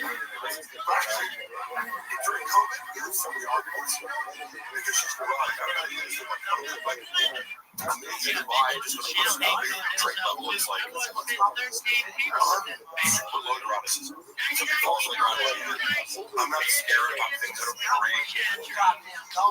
And I don't falter because the media made it seem like COVID was the most dangerous thing. But if I went to work out at the park, she like, my whole body was like, something like, she was just very concerned. But I'm like, I go, shut the fuck up, it's not a big deal. And she's like, no, it's life or death. And so we have all these conflicts already over like, how to properly clean yourself. Me and Gerardo never had that issue because we both are deep into methylene blue. We both got double placebo blind tests. You better drink that scorpion venom now. It's one of the best fucking put that in that clips where Brian, I like how Brian has gradually being power in this dynamic. And now let me fully disqualify. Because of the power dynamic, which Brendan exploited for many years when he knew that Brian couldn't leave no matter how bad he could. I think that's also the test of like, if you're struggling with narcissism,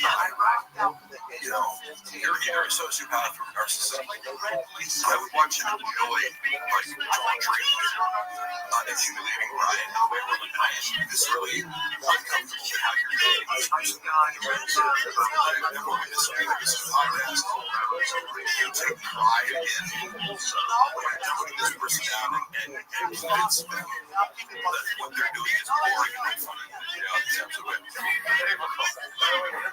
How was the? I'm sorry, I can't multitask. I just wanted to do a poll. I'm sorry. I'm a little bit like even more than Gerardo. But I want to listen to everything you're saying, but I can't multitask. I just did a poll which is that doctor's advice, methylene blue, scorpion venom, or double blind scorpion. I want to also make that public for those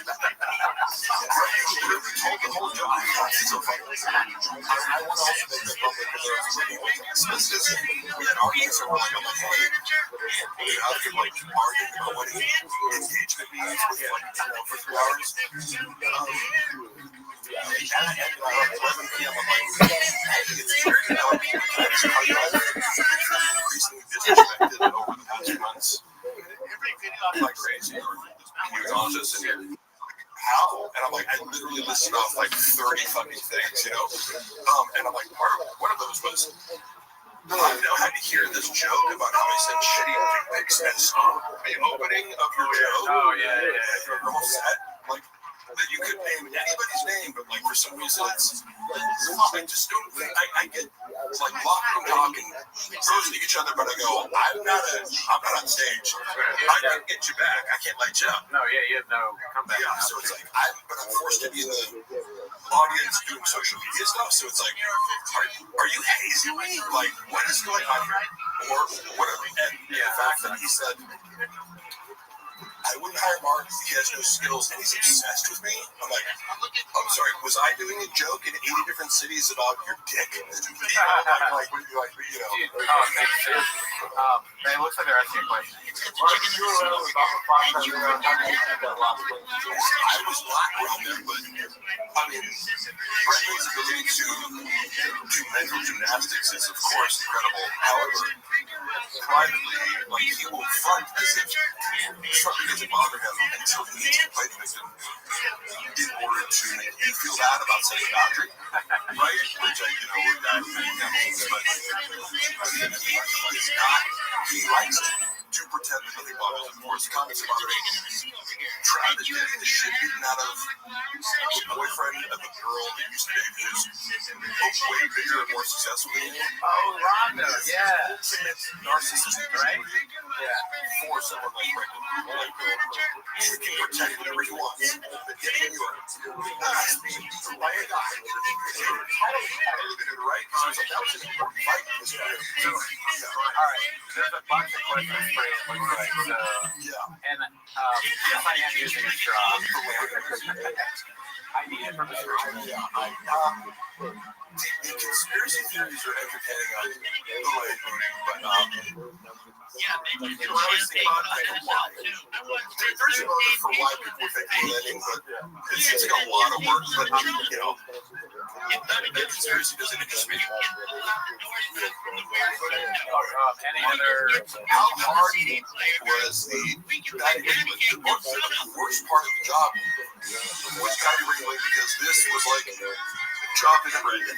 You're dealing with a sex addict who's constantly asking you to be the intermediary of arranging sex acts. And it's constant attention elevation. So this is the part of the job that made it 24/7 was he's constantly checking any bags that have to go to his Instagram and check. Shots of any new messages, and then he type out and said, "Because like, look, I can write speeches, I can dumb it down to sound like Brendan, like I can chat GPT Brendan's voice." He says four things. He says, "Thank God." Right? He said, "Thank God." Thank God. Like it's a American term. Oh, thank God. You know, like thank God. Like thank God. Like I'm mistaken. Yeah, kind of like he says notorious thing now. It's like the word notorious implies learning. Yeah, he says learning lesson. The term lesson implies learning. Yeah. It's just one of these things where he picked up along the way and it's wrong, and he doesn't realize it. It makes him sound like an idiot, but he says it constantly. So I would have to copy and paste stupid things he would say, then reply to a girl, wait for a response, and reply back. So it was like, it's like move the rock over here, move it over here. That was the stupidest use of my time ever. Yeah. But I was expected to do that controller for him to gaslight his wife and use it because I heard that at time on my phone. That all the time. That was hours a day. What? Oh, that's not right. That's like English money or something. But thank you. Thank you. I went to the Super Bowl, unfortunately, quite a bit so far.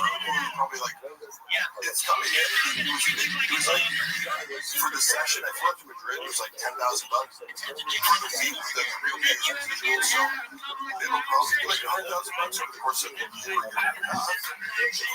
going at me pretty much. All right, come on. That was a joke, okay? That was a joke, okay? It's fun, huh?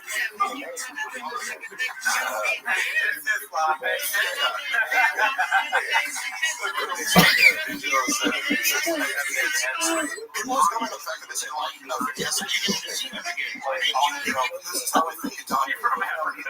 Take it as, I know it's annoying, take it as a sign of sincerity that I'm not trying to be charismatic. It's like my you know? I'm aware of this tick. I don't care enough to give up. If you want to give me a speech that I want, what's the string behind it? Cheese. Poor joke writing, I would say. As I said before, Brendan gets a single laugh from a joke. It's cemented as a funny joke in his mind. It's involved. And like I said before, there are so many angles that you can explore with the Mexican culture that could be totally original. I had more material just growing up and working as a substitute teacher in Brown Street. I had kids that were here. You go like one day you're working in some private office, Jewish school, and everything else. The next day you're teaching a bunch of Ethiopians, and they talk a shit, right? Yeah. Like that.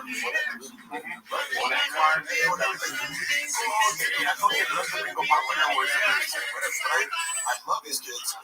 They always responded well to me, but I was like, there's, even if you just get Mexican, you can't check it. Oh, yeah, I mean, you know, I'm a husband. Like, I didn't say, no, mom, it's like, this whole thing. I first learned working around people kids as a teenager. You know, I always expect you guys to go, oh, mom, yo, what's up? Yeah. Don't suck dick out of nowhere. I'm sucking dick. PJ Wave and they all. I will get to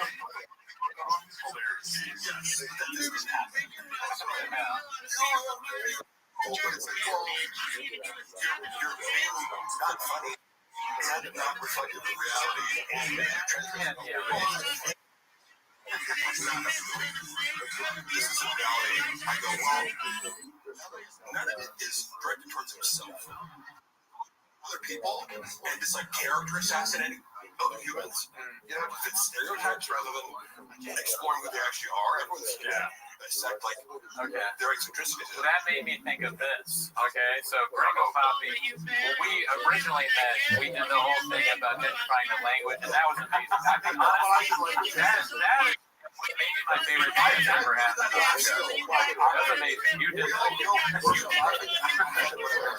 that was really good, and you deserve credit for that. No, because I was like, you can't use the word like you can't put that together to word. No, it's very fun. You said both of you that very astute observation. Did you ever see the I fucking took 8 before it came. Oh shit! What? Did you ever see the Chris Lee special? The one that he dropped? Not recent, but it's like an hour where he talked about being canceled when he first came back. Okay. I gotta give it to Chris. Like, I got you. When I saw that show in person, I was like, he crushed it, and I was like, that's a great special. Yeah. I don't know how trans is. I didn't watch it on video because I'm like, I've seen it. He has a big part in it. He has all the press and stuff, and then he goes, The latest one. I didn't watch that. and then he goes, I did that. And they slam me his chest. But okay, my question, the thing I thought, that's all I said. Okay, So what made me think of this. So we talked about the Gringo Poppy, that's an assault on Mexican heritage, culture.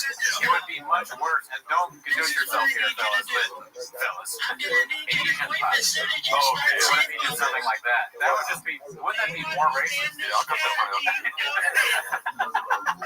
All right, we don't need to go into that. We're all for him to do stupid stereotypes. Yeah. Get a little bit of that. And then I never saw his first special. Because can you meet someone you're like, well, they're a bunch of race haters. And I totally get why. Because in normal life, there's a certain percentage of people that are like, that's absolutely never seen an interpretation of what it looked like on my personality. But being associated with Brendan, it was like, oh, he is a narcissist. So everyone perceives him to be equally narcissistic when they don't get it. I'm like, man, I'm more autistic than fucking narcissistic, you know? Like, I'm awkward, I'm not fucking exploitative, I'm not whatever. Sure. I have a million character flaws, not in the same direction that Brendan does. We all have flaws. Yeah. Like, I'll come to everything else, you name your argument. I'm a narcissist, but it would have to rely on taking some compliments. So, I don't know what's So, I want you to Mark, start your podcast about loser comedy, like podcast culture. No one can semi-inroad into what it's funny. Yeah, I kind of don't. I'm not a big hater of like because that's like a trend for podcasting. Because like everyone who's on Rogan is not funny. I like Martin Short. Yeah, we like her. Yeah. I like Martin Norman a lot since I did like I don't know about that. I don't want to hate on Martin, but he's not perfect. I understand that he's a murderer, a tactician, but he's sort of like a classic late night comedian, right?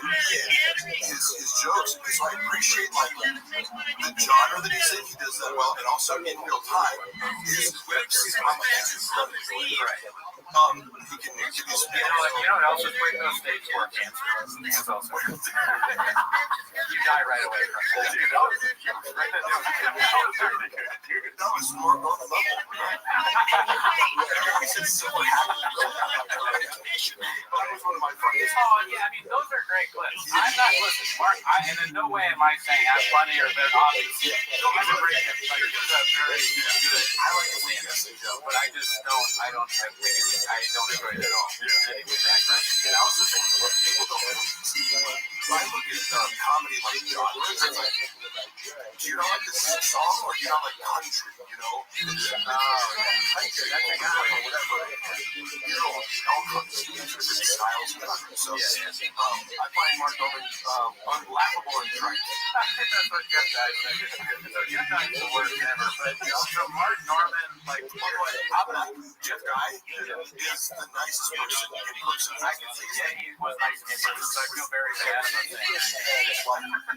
He's been out of the whole group that I met there. He's the one person who like checks up on me. I miss somebody who opened up with me like that. So I'm definitely a bad guy. Like I'm nicer than you, and I shit on him. I always like to take credit for like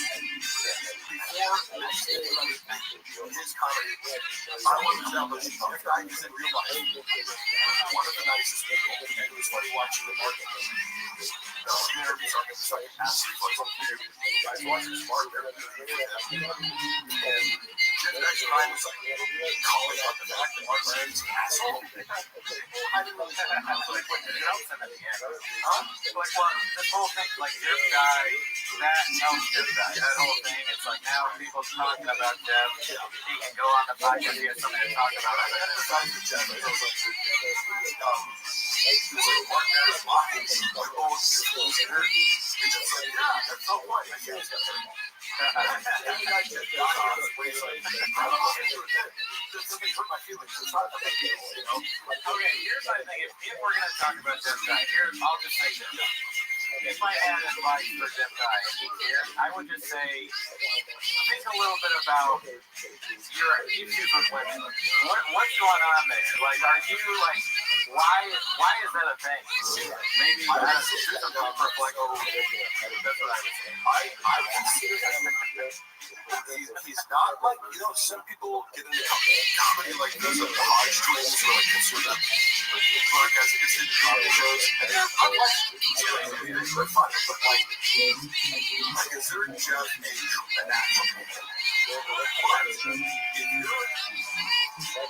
you care for writing audience, and oh, by the way, I posted over some years ago on FFA where I was like questioning them, and it was like, oh, okay, man, he's gets out and husband, oh, he can hide their dogs out, and he's like, why you gotta do that? And I was like, hey, Jeff, you're seeming real conservative right now. Just like that came out. And there's no concept. She's like, what's wrong with you? Like, she's conservative. I'm like, guys, it's a podcast. I'm seeing him out and people find his spot. He justify himself, but that is his crowd, right? So that tends to correlate with like kind of critical of the fact that a lot of culture is more traditional principles. It permits more kind of soft, more hard, like Jeff Bezos, very hard. It's right wing flavor, right? I'm okay with that because it's like, well, that's your audience, you know. But part of that is going to be like, I don't think Jeff has any animosity. I don't know. It's less than like I'm kind of being funny, but like even with that, he's just not funny. Like he's just not good at stand-up. So that's my main criticism is that he's like stand-up is bad and kind of stupid. Was there a specific joke or like fill me in on when you say like his issues with women? Sure. Do you feel like he takes on women? Well, he has a whole YouTube, a whole episode where he's like, people think I hate women. Here's a little Indians I actually think are funny. Yeah, like YouTube. And then during it, he was like, who's that? It was someone who supposedly think he was like, John. Like it was on his list. Like, did someone else pick this list? He forgot who the woman was. And it was all like network. It was very like industry plant and famous people for the most part. I'll give it to the industry. With that, they are saying they are funny. But dude, when you do a podcast where you're like, here are the women that I actually think are funny, crazy. You know, I mean, like, I know I'm saying here, like, these women actually just make me laugh. And I just he's like, and why was one of them Whitney Allen? Because that's a crime. Sharia law should be in prison, or we should have Sharia law. Allegedly, we should have. I'm sorry. We should have. Jeff Dye is super nice. You know, I'm gonna say about that. Because I also, where he's leaning into is far as the anti-women stuff, I'm very sensitive to guys who have like resentment towards women. Definitely not. Oh yeah, I don't know. It's like, oh, this is laugh or and I would love to have them on the podcast. I think he feels like more comfortable talking about women. And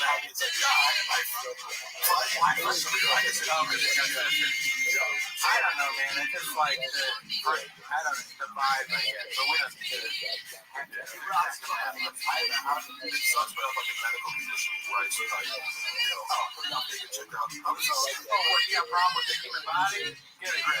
Balloons fart. What do you think of that name? Balloons fart. That's one of our big fans. Oh, yeah. Hating women is female comics when yeah, a little bit. And it is a little bit late, but how do we know those shit out of Norman? That's how we got there. I mean, and Gerardo, like, yes. You're the first guy to ever make that joke. Healthy Stage 27 gets to see so much easier. Joe dresses like he thinks the Rock with it is true. Even though this whole outfit is like $20, I got to just go, what's the outfit I'm going to suck at least in today? Yes, it's a trigger. Did you ever go out of the country with Kyle?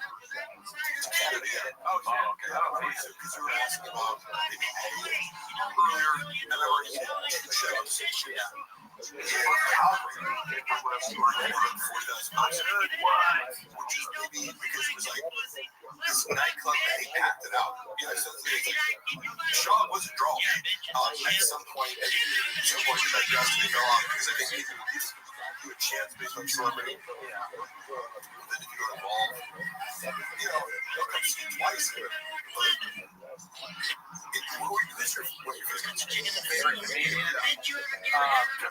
Right, yeah, Kevin Dillon's great. Bargatze's great. Nick Swartz's great. So if I see this person once a year at a theater, they're gonna have a new out. Yeah. Or whatever. If you watch them, get shitty over time.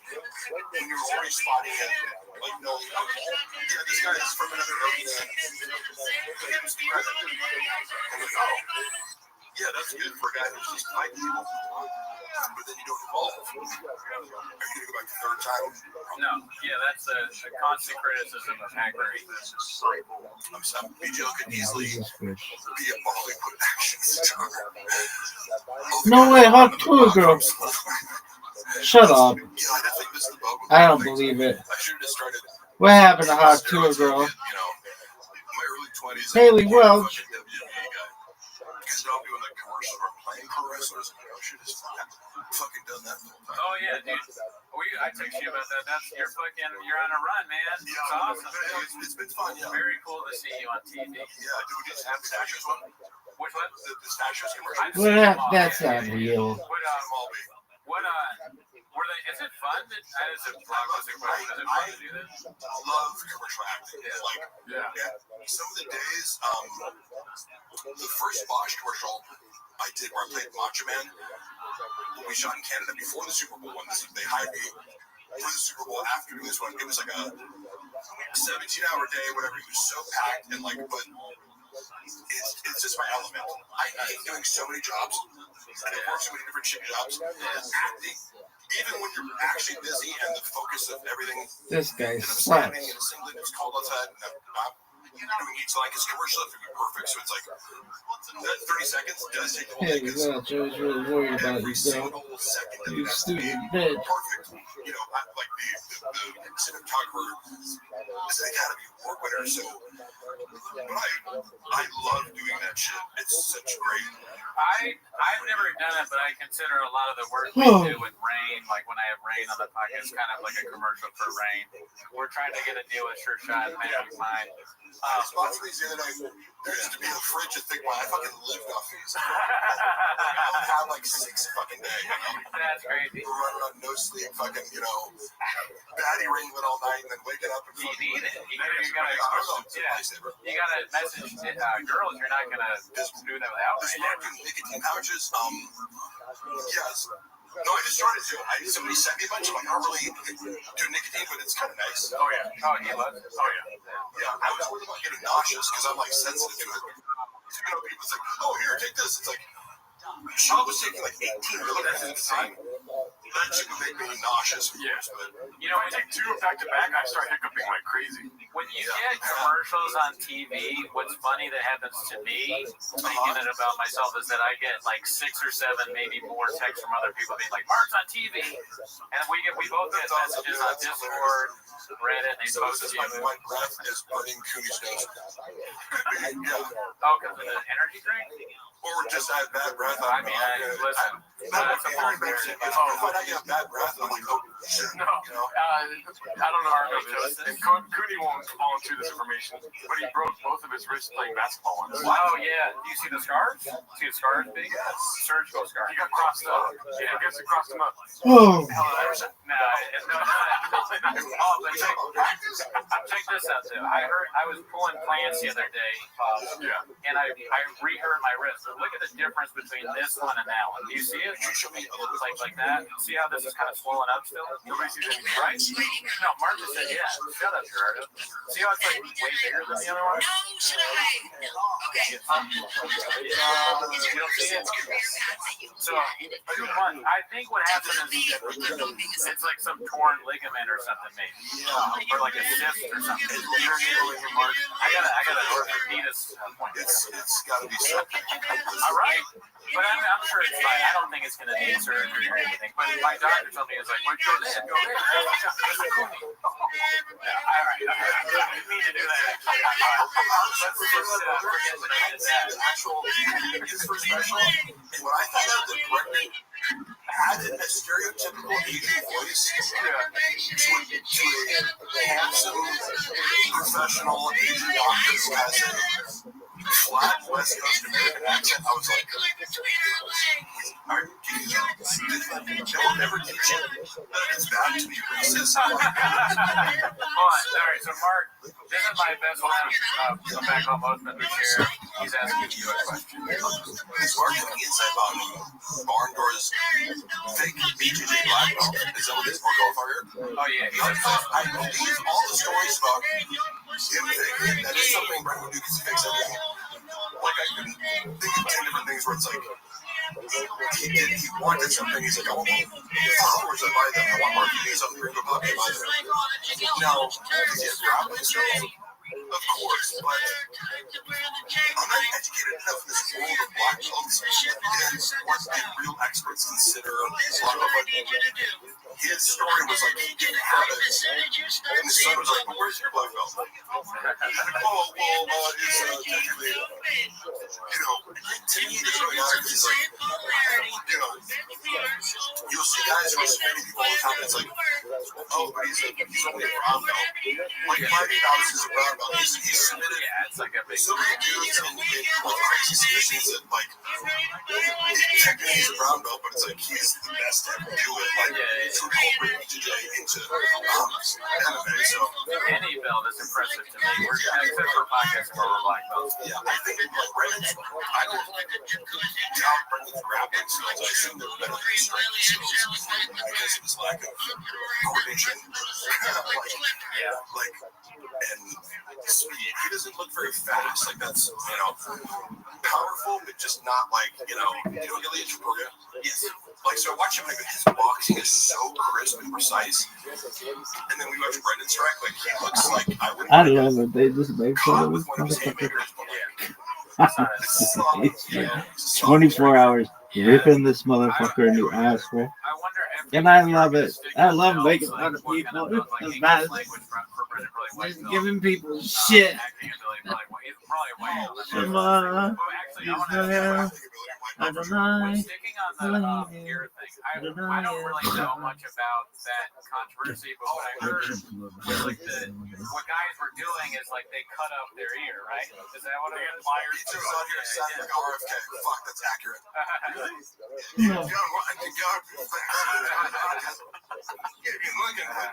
Mark Hartley.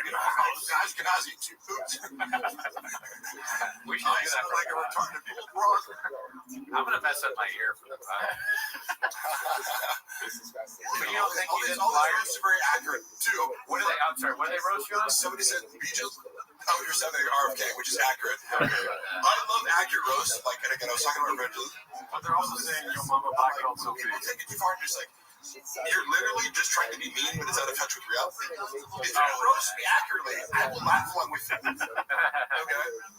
Yeah, they say I fuck squirrels, so don't believe everything they say. I got small teeth, big gums, small ball. It's like, how many things are you going to say? Yep. Do you think I don't know how I look, motherfucker? Like, somebody said that he broke his wrist coughing. Black belt, ballpark.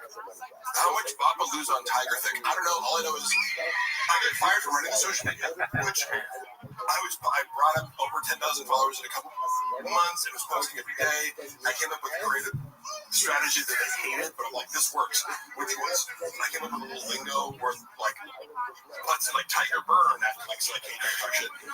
He hated when I did this shit. I took over the Chief IG account and started talking to the haters in the subreddit language, and it was like, oh, this post has 4,000 comments now because I'm trolling these people, and then also making it indistinguishable between if everyone's using this language, then nobody knows who's a hater.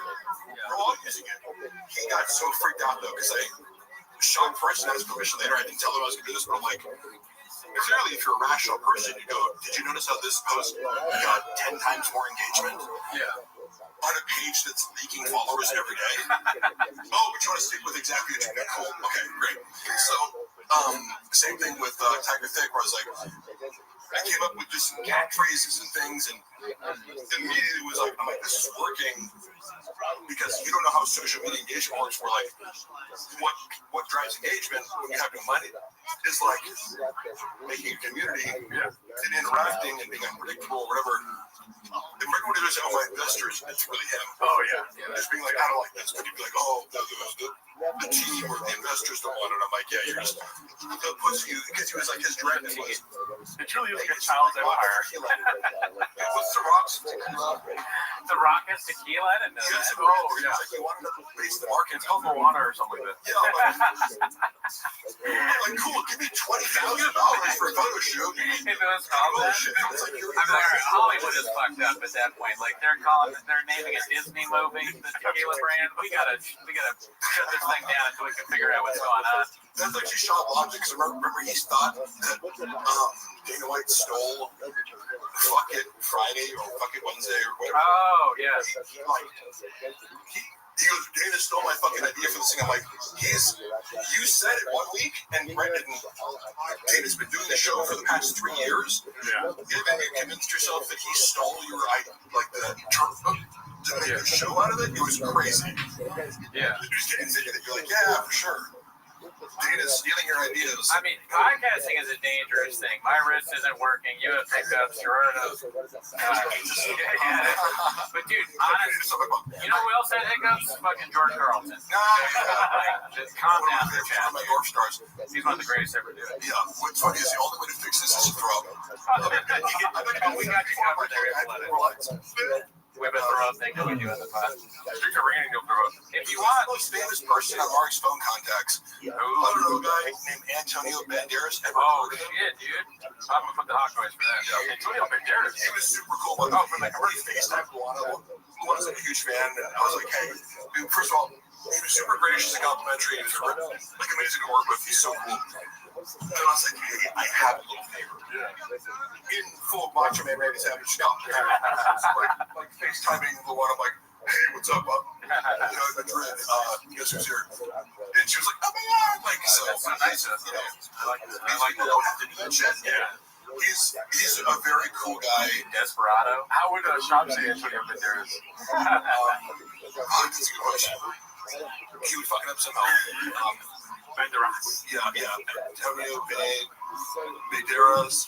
Let's drop a syllable. Banderos. Yeah, Banderos is good. He was in that, the last movie that I saw that he was in was that movie Baby Girl, which kind of sounds like something that Shop would say. His performance was amazing. Yeah, that movie, I really like that movie a lot. Water's been on, and I was like, kind of like doing some other shit. Like some of this is compelling. Oh yeah, it's great. Yeah, Great and film. his performance Never was seen it. emotional. Oh, we have some more English. Oh yeah. I'm trying. I got water in the chat. No, yeah, read also chat. Navjad. If I'm saying that wrong, I do pronunciation. But Papa happens until he runs up everything and becomes a drug addict. It's he's already been through. No, it's English. Yeah, okay, so I'm curious too. What's your speculate on this? Like, you know, it's the slow train wreck.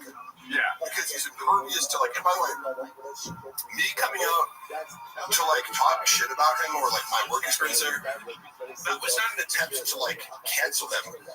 That was an attempt to preempt the fact that I knew he was going to go on a smear campaign. Which he did, probably. But like I just seen him do a bunch of so it's hard to like, you can't ruin his career. He's too established to be like, you know, I mean, if Chris D'Elia can sell out fucking theaters, like after that controversy, like there's no controversy that would like end Chop.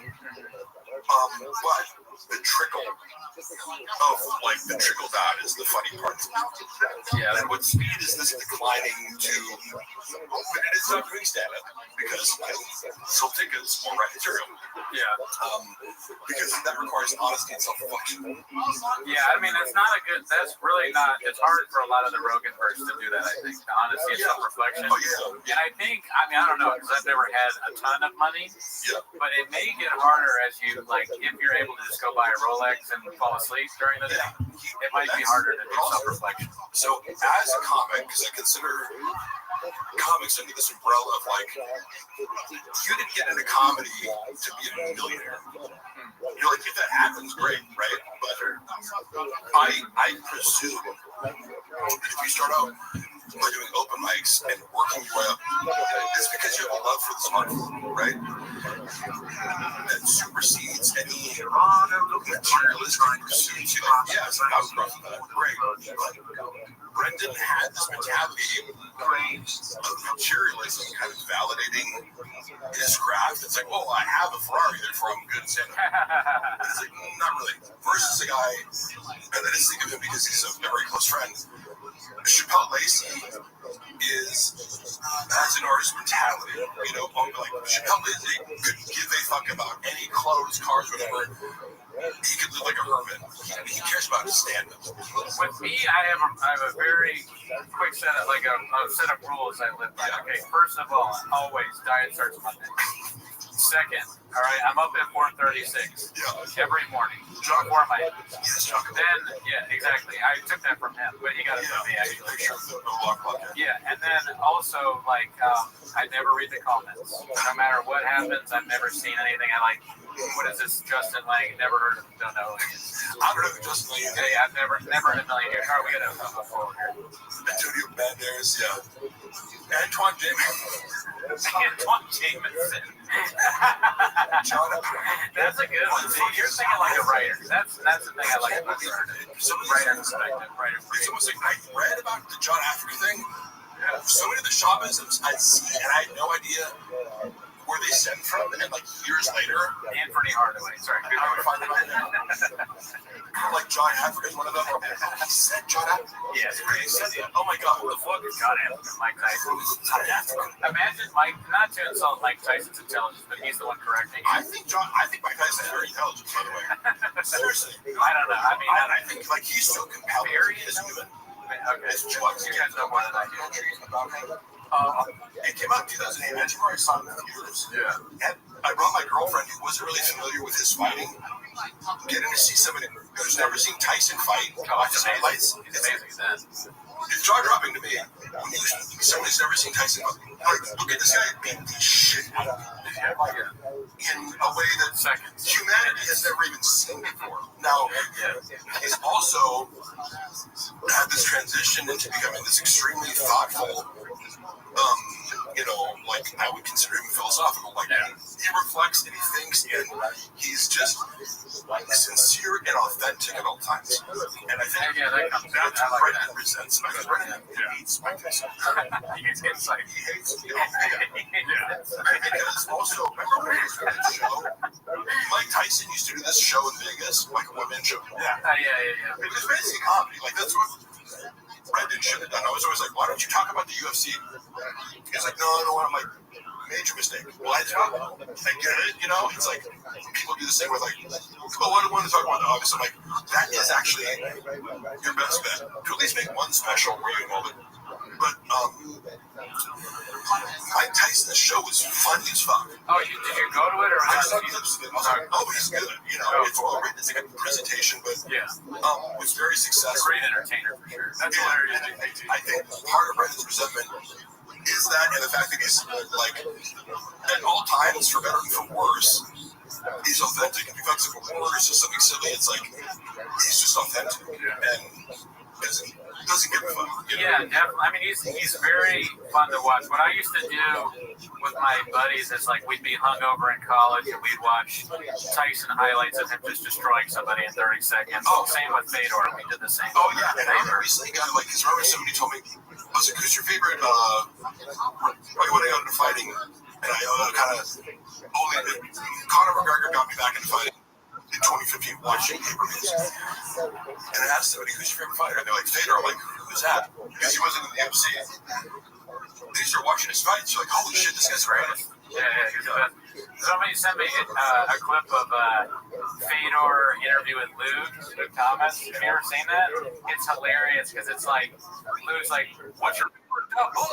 And Fedor says something in Russian, and his translator is like, he only reads Russian. And he's like, what's your favorite movie? And he's like, he only reads Russian movies. You wouldn't get it. And he's like, you would not understand. That's funny. Who hated first? Shaw or Tyson? Yeah, who hated her first? I think Tyson's really open-minded. I don't think Tyson hates it. Yeah. I swear to God, because like that's part of his journey. Like you can just tell I don't think he holds animosity towards anybody. I think he's completely evolved as a human being. My favorite fighter is Goodies White says. Fuck you, Mark. He had a great comment. He said, if you thought he'd fuck up Mike Tyson, I think Mike Tyson today could knock out Shaw easily. Oh, yeah. Without question. Mark sounded like he's having a stroke. Yeah, so what if I am, bitch? So the fuck? Like you had a stroke before. Do a few hawk noises. Yeah. We were talking about, one thing we constantly talk about on the pod, because we have to address it, is the violence in my DNA. I'll check back when the segment is over. Holy shit, this boring. Hey, what are you doing right now, dude? What are you doing? You're fucking... Go watch porn. I don't know what's on that one. You're doing a little bit reading of comments. That's a duck noise for you.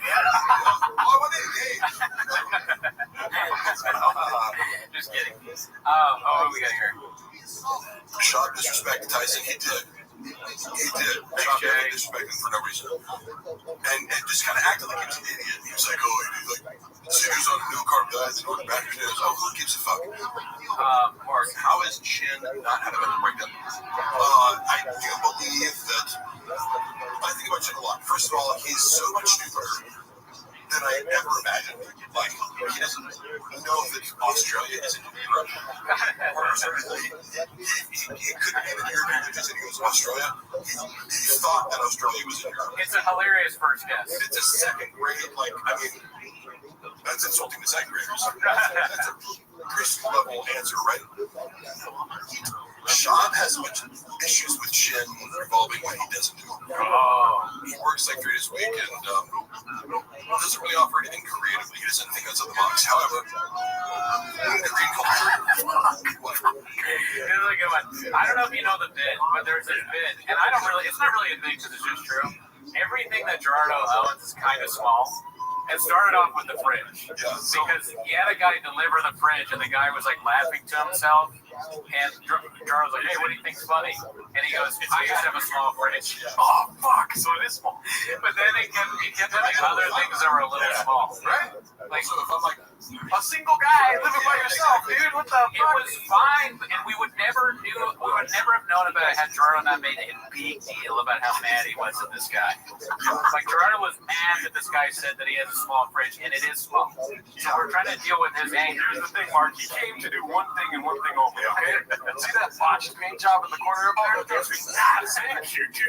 You gotta go paint that up there, right? And then, well, I'm like, do you need me to clear it? So, like, I'm over here. I'm like, do you need me to clear anything out? And I turned to him, and he's staring at my fridge, and he goes, and with the, put the cabrón accent type shit. He's like, oh, you got the small fridge. You got a small fridge. You got a small fridge. This is Gerardo's deodorant. This is too small for you. What are you supposed to put this? I got small armpits, dude.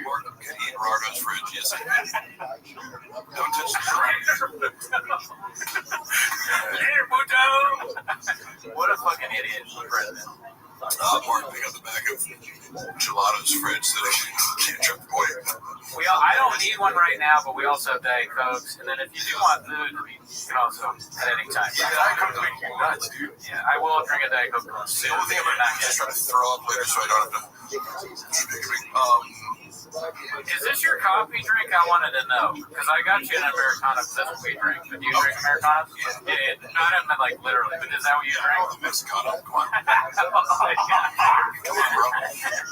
Hey, America. I love them, dude. That's when I share that with Delia. Our love of ice cream. Imagine being like, I'm a white guy, but I'm just gonna make a special about how Mexican people suck. It's a crazy move. It's like, it's a very strange choice. I want to put them out. It's like, this sounds fucking stupid. Mark, will you sing the Golden Girls theme song, please? Thank you for being a friend. Yeah. Have you ever got a Portos? No, where is it? It's a chain here. There's a bunch of different Portos. You're not a baked goods guy, right? Are you a baked goods guy? Oh, yeah. Because like Portos is a famous chain here. It's Cuban bakery. Very it's like not expensive. You can go all our sponsors at the beginning here. Yeah, I mean, I wish they sponsor. I love this place. I think it's a great. I will try some of it.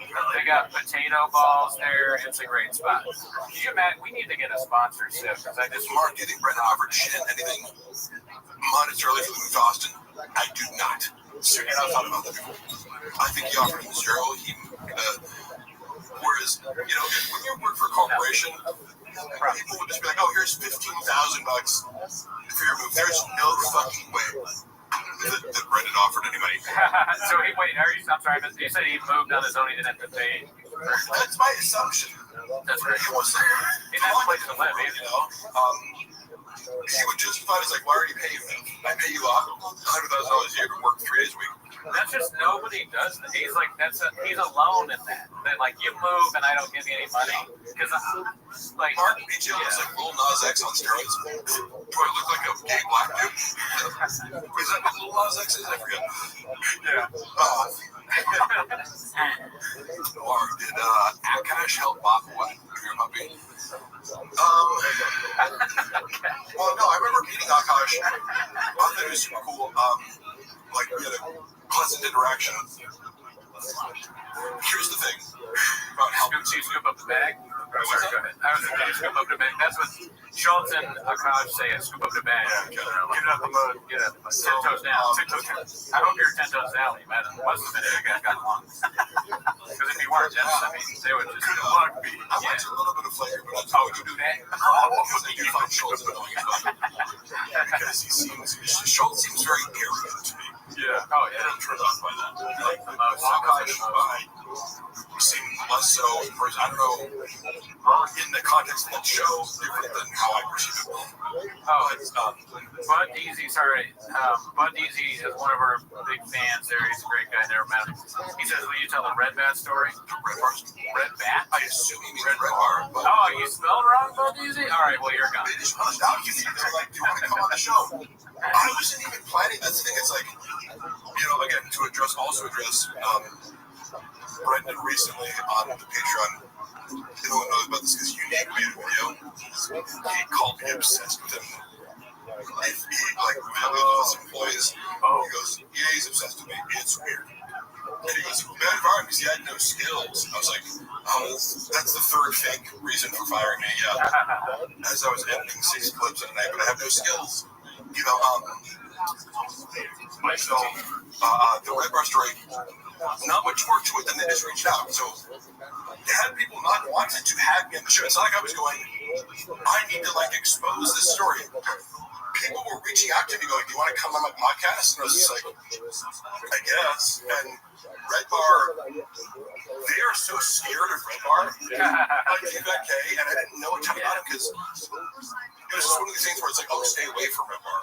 It's like the forbidden closet. Who tells you that when you start? Is that an orientation back? This is vibe. Like they knew of Red Bar. It was like kind of like the Reddit. It's like stay away from the Reddit. Don't look at the Reddit. But I mean, to me, Red Bar is funny and does good content. So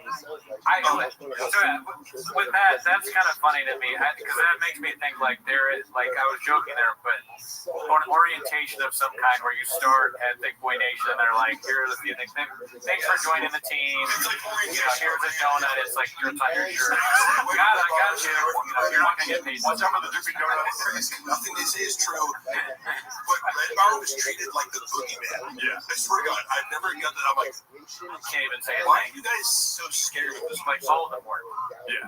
Really? No, it's pretty much. Okay. It was because we used to be like that too. Oh yeah. We love Red Bar. I mean, it's hilarious, and you know, he's a controversial figure. But when we first started, we were just like, maybe we shouldn't even say anything. You know what's funny is his fans have been really cool to me. Like that's one of the more supportive communities of people where I came on and a lot of people were like, oh, he was trolling you the whole time. I'm like, I don't give a fuck what his intentions were. Mike, I know he probably wanted a little more out of me and he was trying to press the conversation, but he's being a good broadcaster. It's like Howard Stern is trying to press you to say the most controversial. I get that's in his imperative. I didn't feel mocked or belittled by it.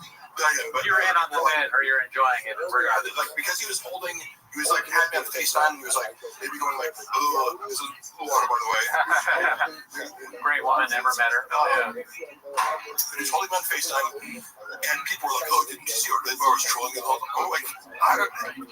If he was, I didn't care, you know? It would be an insult almost if he didn't troll you a little bit, right? Like, who doesn't he troll when he gets on? But he was being, when he was saying complimentary things to me, I'm like, I don't know. I don't have any reason to doubt he like hates me. Like, I don't have any reason to doubt that he's like being sincere. Because it was just like, yeah, I used to talk shit about you, and then I kind of changed my mind. I mean, I'm like, that's okay. Is he ever sincere? I'm not sure sincere is a part of his, you know, joie de vivre. You know, he's not a. To me, it's just unbelievable that you could go from like, because he did make fun of me on the show. And again, like if you don't know the context of it, or you're comparing me to Brendan Schaub,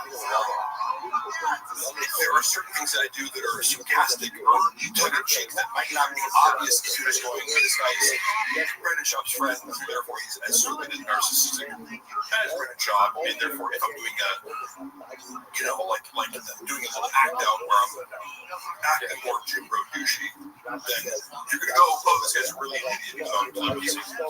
Indian Man wants to know if, what do you think of Elephant Graveyard? Oh, yeah, one of our guys. Amazing, yeah. I'm sorry for calling you the Indian Man.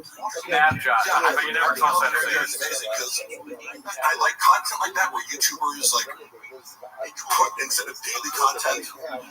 And this is, I consider you guys this too because you do custom songs. I think you put a lot of effort into podcasts and elevate it, you know, to something greater than just two people talking, right? And I think Elephant Graveyard is an example of this guy puts a lot of effort into the artistic output. Yeah. Oh yeah, I mean he's a legend. Those two are like they're like Socrates and Plato or something like that, or we're standing on the shoulders of giants. Oh, Schaub and Kellen? What's Schaub about? Over 100K. God damn, it's crazy. Allegedly.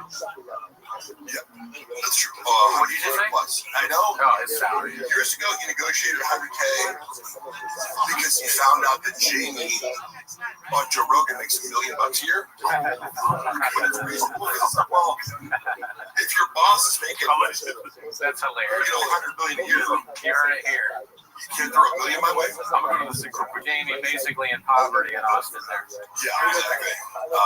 $1 million. What the fuck is Mark talking about? Effort? I don't know what that means. Sass was watching. Let's get some for today. Thank you, FB. Did you watch the latest? I forget what it's called. The latest Falcon Graveyard that just blew everybody away. Yeah. So funny. At least most of it. Yeah. What was the title for that, Chad? I have Graves. I forgot. Put the title in the chat. But yeah, I mean, that guy, he's just. I really. Have you ever done something like that where you sat down and made like an edited thing where you're talking about something? No, but I would I do enough basic editing, or here's the main thing that I'm looking at. The visuals are great. I don't have skills to edit and Comedy Jonestown. Even just the voiceovers he does are very cinematic. So that's what I go in and I go. I love the cinematic voiceover style that's matching then the visual qualities that are dreamlike. Yeah. The transitions. I could never edit that shit. That's a Gerardo skill that I don't have. Because he makes great artistic choices. Yeah. For all, it's because it's not literal. It's not like he's when he's voiceovering, it's directly what's on the screen. So he's making artistic choices. What is the moment to moment visual? So you have to do that, but also have this kind of poetic narrative for the whole thing. Top Jimmy, I saw your question. Can you post it again? Because I don't remember what it was. Graves activated. So Top Jimmy, I'll keep an eye out for you. Chat. Mark says, how do all my Mark in the chat, not Mark here, but Hank rather. How does Gerardo keep all those kids in the bedroom so quiet and fuck you guys? They're watching the stream in the restroom right now. All the Patreon ads. Oh, trolls. No, I remember now. Top Jimmy said have you seen all of Callan's specials? Oh yeah. No, but I've seen him do live stand up. Like in Cali? Yeah. I've seen him at the store a few times. Yeah. I mean, he's terrible. Yeah, he's the worst ever. But that doesn't mean that he's not also technical level for no. You just want to look at it and go his act outs, his they're horrible. Top He comes out. Do you see the? Because I'm not objective. Because I like Brian. Yeah, you're his friend. Person. You can't say he's bad. And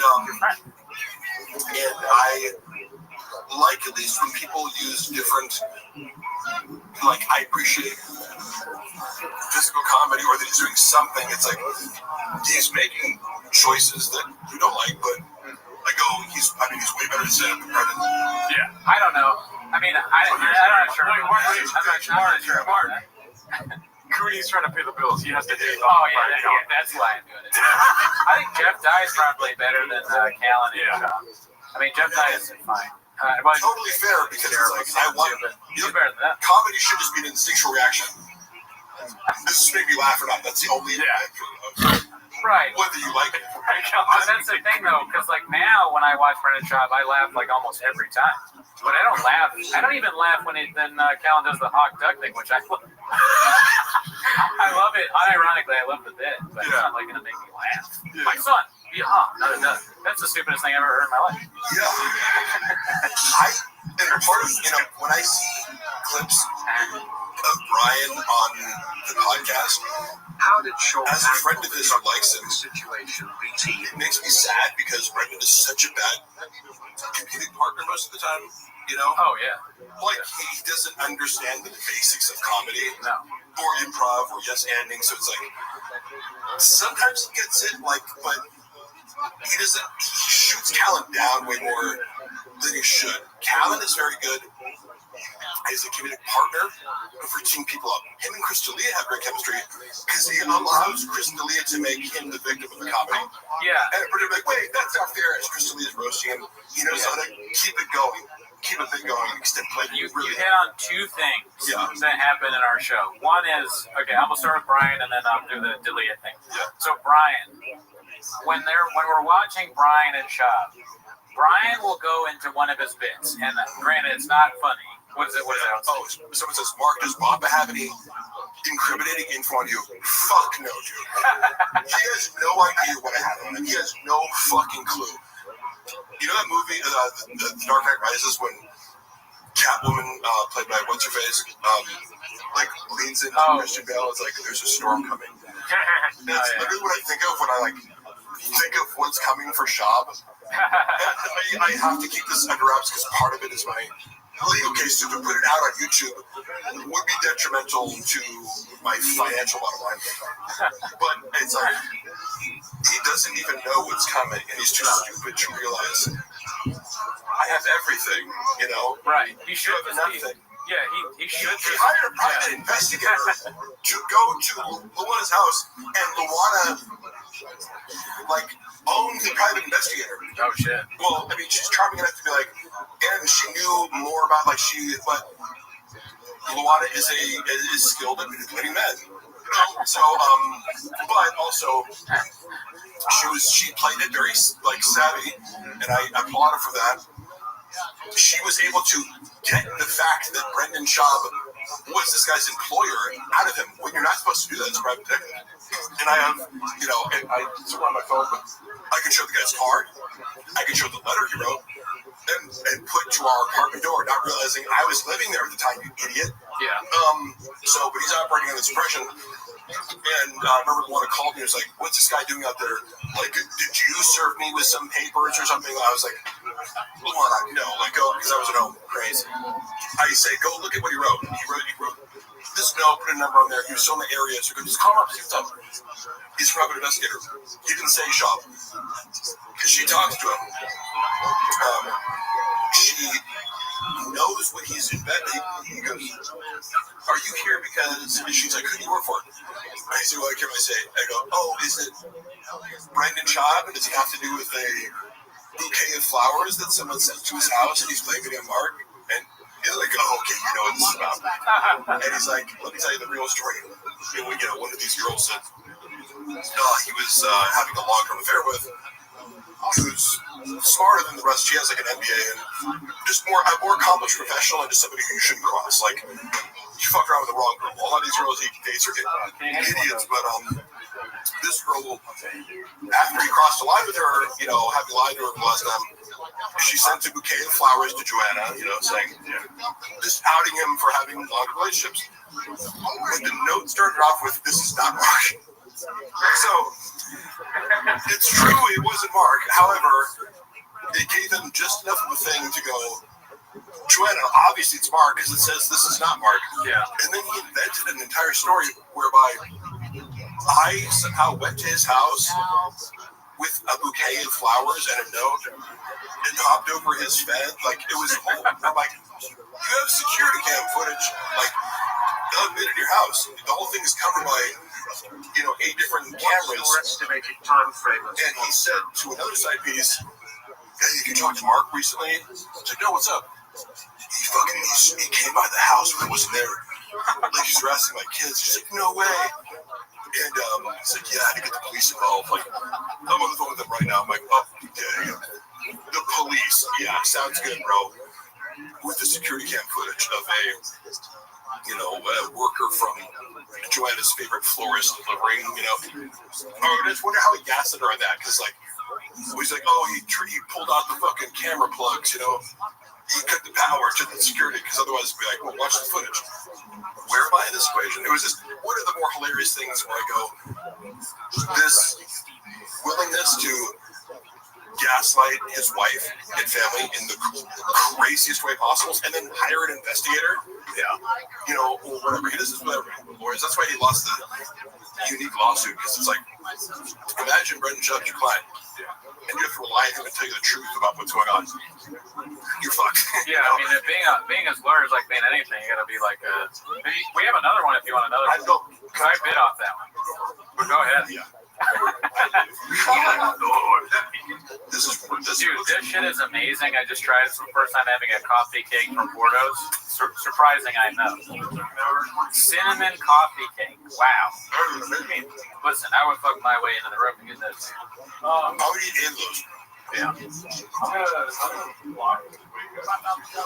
Yeah, that's not good. No all caps, that's the rules. Mark, you're drama queen. No, I'm not.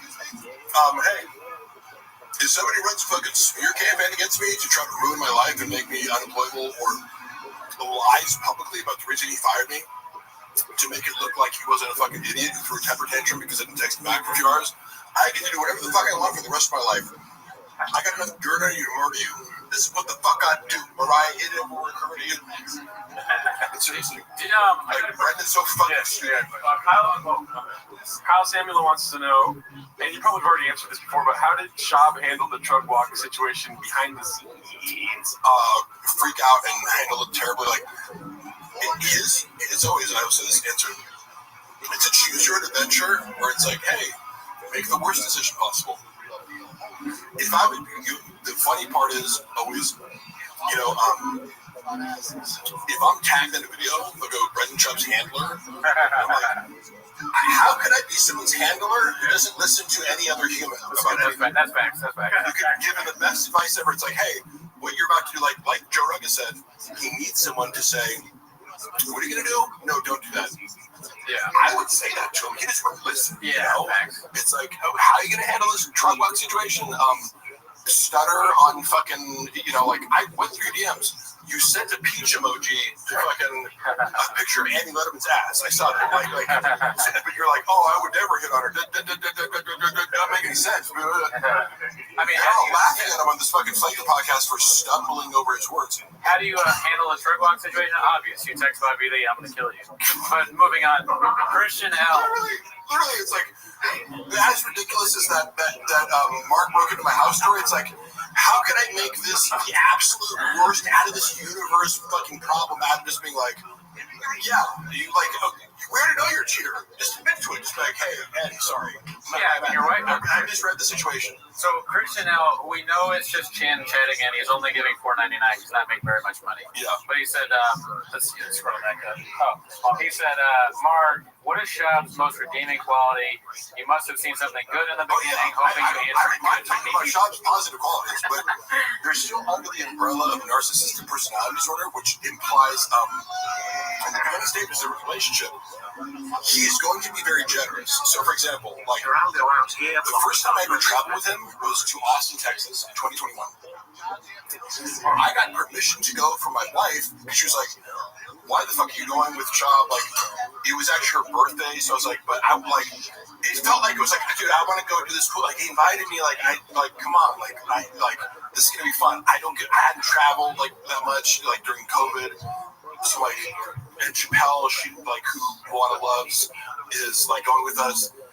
So she was like not okay with me going for no money. But I was like, oh, so I made up a lie. I was like, oh, well, Brendan's paying me $500. I told Brendan that, just being like, you're in on the joke. I'm like, oh, this is how I got her to do it. But then he gave me $500 to cover my ass, so I could be like, so that was a good deed, right? But yeah, no, I can name many things where it's like he'll be generous, so pay for food, all these things. But that's a short-term strategy to grow trust, loyalty, so that in the end, the next year or at some point, as he values you and he's trying to exploit you, you feel indebted to him, right? Oh, thank you. So I would deliberately stop taking things from him because he'd offer, like, when I was having issues, like, me and Luana started having conflict because she was working a shit ton. She was working, like, 2 graphic design jobs. She was suffering from burnout in late 2022. I'm traveling with Shab, fed up to my fucking ears with this bullshit as he's increasingly being disrespectful. So, like, I got this crazy boss who's disrespecting me all the time. I'm traveling, then at home I'm working after being in the office. So we're both like high conflict because she's like mad at me about Brendan being like exploiting me and not getting paid enough, and I'm like mad at her because I'm like I'm coming in the door from traveling, and she's like giving me the stank face, but I understand her perspective. And then I don't know what the fuck. You're talking about like how he's a good guy. Oh, okay. Yeah. So, or with the things he does well. That's the other end of it, is what I mean, where it's like he sets it up so that later down the road, he was making me feel like shit for whatever reason he felt. Because you owe him, right? Yeah, because I owed him. And I had to finally be like, look, dude, like, you're not even treating me like with 1/100th of the respect that you treated me last year, and I'm like putting all my time and effort into tripping you. Like, you think you're doing me a favor by doing all this? Like, yeah, I am college educated, professional writer. I do all these things. Like, I don't need this job. Like, like you're underpaying me, and I agreed to do the same fucking. I didn't even negotiate. It was like, what's Christian paying? I'll do the same thing, and I'll do more work for them, just to prove to you that if you want to pay me more, like, and then I'm still being shit on, like, fuck you. So yeah, that's so funny. The first time I seen a guy tripping on acid reflux, I almost took tap acid before I came. I'm like, would that be funny if I was on acid? Oh no.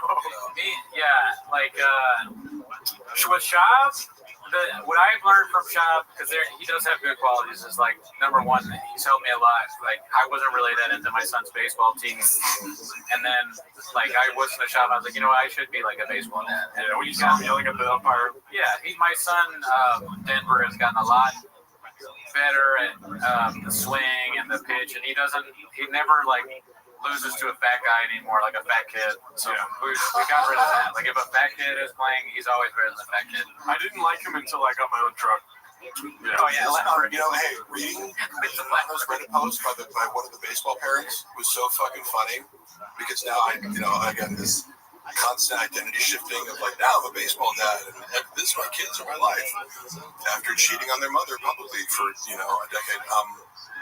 Like, it's hilarious watching this, and then hearing the other side of the story where it's like, Shops also, as he is with everything, portrays himself as like this beast of work ethic. I'm trying to pull Shop. Then you hear the other side of the coin. You're like, so from a third party perspective, Shab is just a lazy fuck who likes to eat chili dogs. So, but yeah, he's and then there's some footage too where he's like 4 ounces of fucking up all the like. He can't even like throw a baseball or catch it. Man. Game. Yeah. Fuck. We got some action. He's bad at baseball? I didn't see it. Yes. Oh, man. He cannot do basic things in baseball. He can't throw. That's kind of like, if you ever watch this football highlights from Colorado, like, this guy thought he was going to make it in the NFL, and I can say that as well. I watched myself play football on video thousands of times, because I played for a D3 school. Yeah. We used to love to do the difference between high school and college is you were watching practice film every day, one-on-one drills and scrimmage footage, and you're scrutinized one by one, right? It's humiliating when you fuck up, because like, as a freshman, I'm like, I don't know how to play football. Like, and your coach is ripping in you, but it's a great, like, you're learning a whole new humility exercise. So, but I look at Shop and I go, I know what it looks like. I'm not saying, like, I had good moments for me. I knew, like, when I was performing well, and it gives you an appreciation for, like, NFL caliber. But you have no idea until you see yourself play football on camera. Like, these fucking 300-pound D linemen, it's like, these humans shouldn't be able to move that fast. Watching Shop, I'm like, he looks like a D3 player. You know what I mean? Like, he's not good. Yeah, it doesn't have to be NFL. I haven't seen good highlights. Jay said, thank you, Jay. Jay, how does Shop feel about earring? Good question, because that's another nuanced one, that falls under the umbrella of Shop hates everyone who he feels is socially beneath him. However, he did negotiate on Eric's behalf not against, but like, when he was being brought into the King of the Sting situation, apparently, according to Shop, which take it with a grain of salt, but I think Thea was kind of like making it more difficult for him to kind of be an equal partner in this like dynamic or something like that, where it's like, because they were inviting him on as a guest, and I'm like, we'll throw you this much change per week, and he was kind of like, hey man, like, if I'm going to keep myself available every week, which is totally fair, it's like, And am I getting on call or am I going to be part of this thing? He was asking very fair questions. Shop advocated for him to be a more fairly paid kind of, we're splitting in this kind of thing. And I think it was Theo was kind of going, I don't want that, but also but part of this pie was the fact that King of the Sting is what it is because of Theo Vaughn. Sure, Theo Vaughn is the draw here. Theo Vaughn does a solo podcast, he gets a million hits. So obviously, in a business sense, you could realistically go, what's your value to this? What you add. In a friend sense or a very fair sense, you go, if we're doing a podcast together, and I said that I need you, let's all get paid the same. But baked into this cake is a condescension towards Eric, not his attitude of he likes to dismiss people. I can't really sell tickets. I can't do that. But Eric's a better stand-up comedian than you, Brennan, and he's been on TV, and he's I don't know. Eric again was always very nice to me, and a thoughtful person too. He would always he was the first person at Big Boy when I was really I got depressed where I would come to work every day and I'm waking up early and dealing with Brendan's bullshit until 10 p.m. every night, 7 a.m. I just started to become dead at some point. I hate every moment here. And he was the only person to be hey man, you all right? No. And I was yeah. And he said, it's okay to not be okay, or something like that. Really? I wouldn't have picked him to be a guy that talks like that. I mean, this is my lawyer, Rob Hebel. That sounds like a good idea for a sitcom, I moved in a house recently. Moved in a new house in LA. Whenever you move in a new house, it's always weird. It's even weirder. Hey Rob, you're on a live stream right now. Are you okay with that?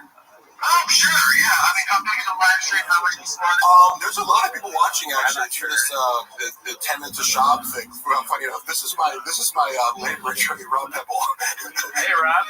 Who's about to destroy Brendan's shop in court. Oh, actually no, he's not. He's totally incompetent and it doesn't do anything. Rob, we're actually having an informal discovery conference right now. I share a concept with you. Yes. So part of this lab thing that we got going on, that I want you as an advocate for yourself, and I have another potential client who's ring stuff, all that stuff, the doorbell, all the ring security stuff. Why not? Of course. So what I want you to have an example process. I want you to think about how do we scale this? You'll see advisors, right? Yes. When you throw in plaintiffs and turn over cases in situations just like yours, and you're the guinea pig. Yeah. You're doing anything that you're a creator like me, and you're organizing just for sheer sex. She wants to do this. I'm a lawyer, you can't have close crazy Robert calls. But I get you guys been all proceed together because I'm building her a guy that makes you all set. Yes. Thank you. Love you. Robert Hebel, attorney at law. All right. Good luck, Rob. Yeah, so Rob is I went to college with him. He's literally one of the smartest people I know. Right, yeah. I was saying earlier, if I get 10% of what he's saying, I'm lucky. But man, he's just better than Chop Swimmers. Right, motion to dismiss. Yeah. Saying random shit out. That's it. So you went to college with this guy? Yeah, we both played football at Pomona College. But I would consider Rob, if he had 150, 160 IQ, I wouldn't be surprised. But he's extremely intelligent, and specifically with organizational systems. I remember when he was 20 years old. He's a gym bro like me, so we connected over lifting. I'm a few years older than him, so he was a freshman, I was a senior. We connected over just lifting, and he was well, what are they? Because I had this policy of if you ask me if I'm on juice, I'll tell you, but if you don't, I'm not gonna talk about it. And he was oh, if you ever run a cycle, I'm yeah. And so I was you're the first person with the audacity to just ask me politely, Yeah.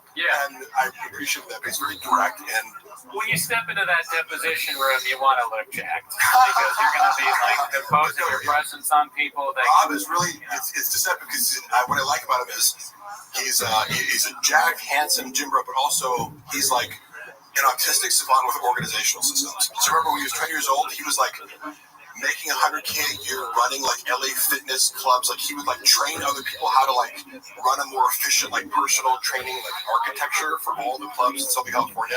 Started as a personal trainer quickly they're oh, you're way too smart to do this. So because you're still going to college, and also making $100,000 a year, like telling people how to do their jobs. Yeah, that's crazy. You didn't get your lunch by the 5th hour. You went 4 hours without a 10-minute break, dude.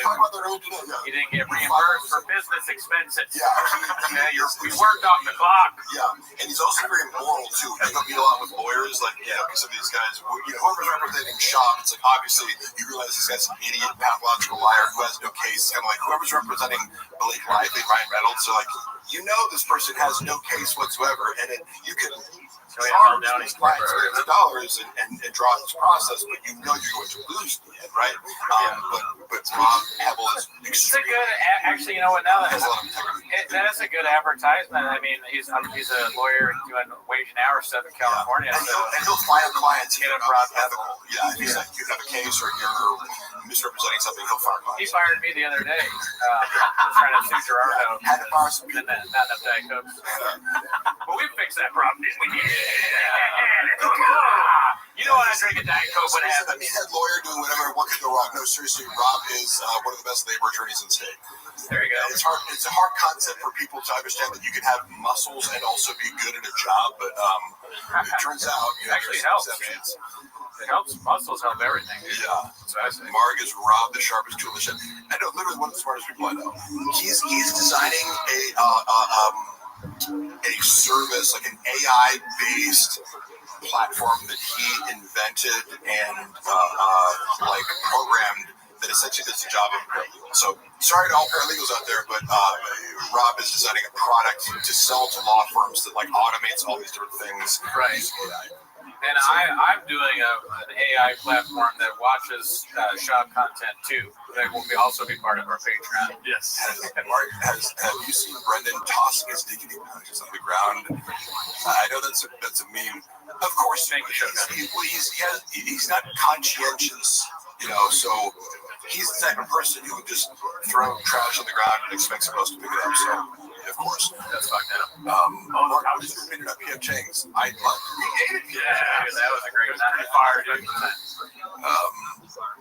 Anything else?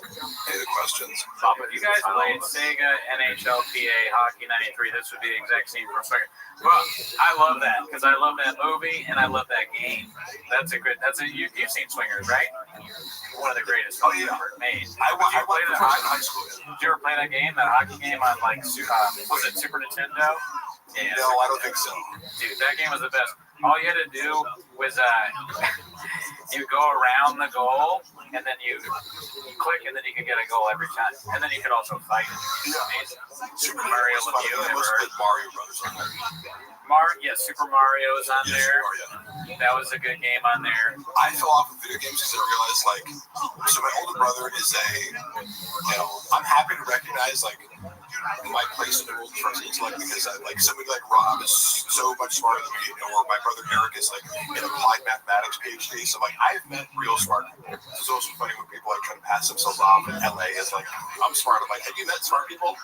Had to go to Austin, Texas. Yeah, dude, that's where the philosophers are. Yeah. And I'd say comedians can't be really smart, but it's if you get a room full of PhD, applied math and computer science PhD students in the room, it's going to be an odd bunch.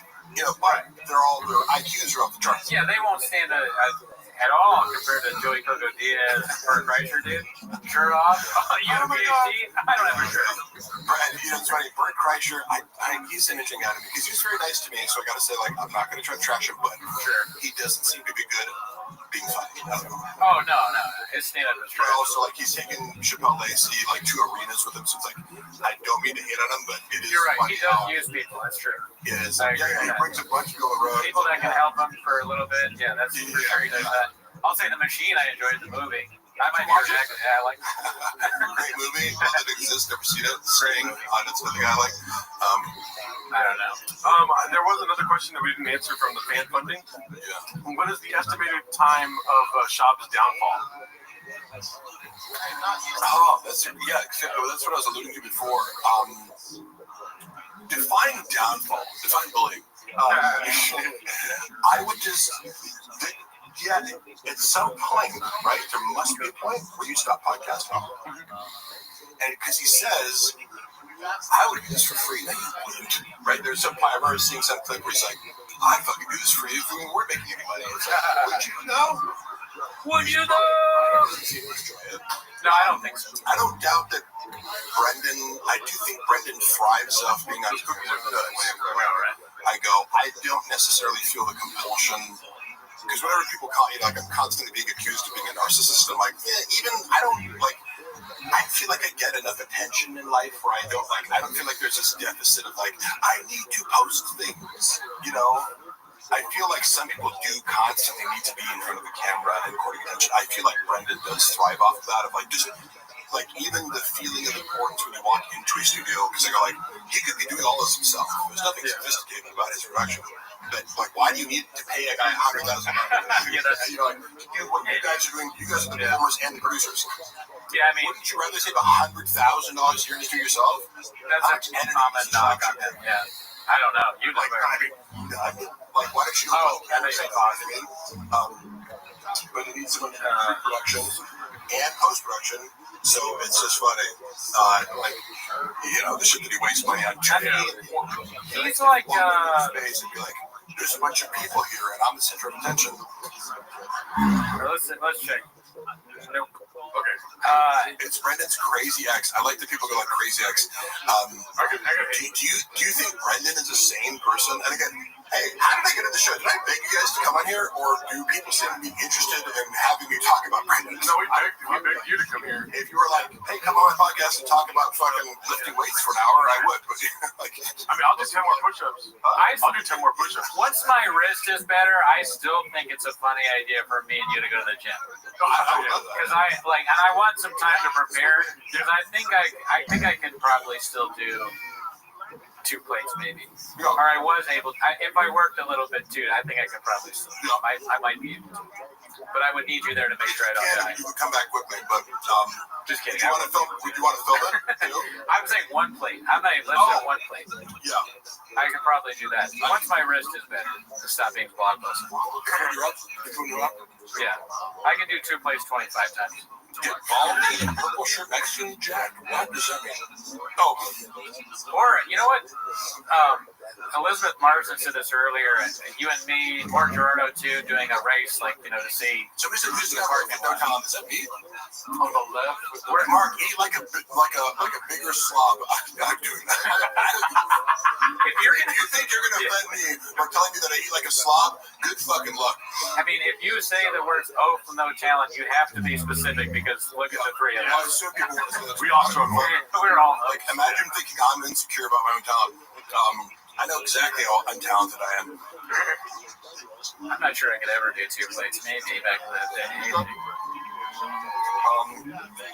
I could turn that good stuff. Yeah, once I roid out. Yeah. Roided. Because then with violence, I might be able to roid out. Don't worry.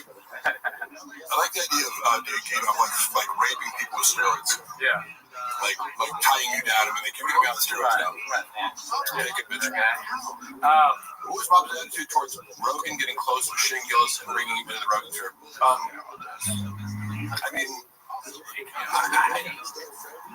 when Brendan and Shane hung out, I think we're in Philly doing shows, and we went to some bars with them, and Chappelle Lacey has been boys with Shane, so I knew about him a little bit like before the SNL thing happened, and I remember watching his. He did a really funny bit to me about being like a sucker for like Trump advertisements.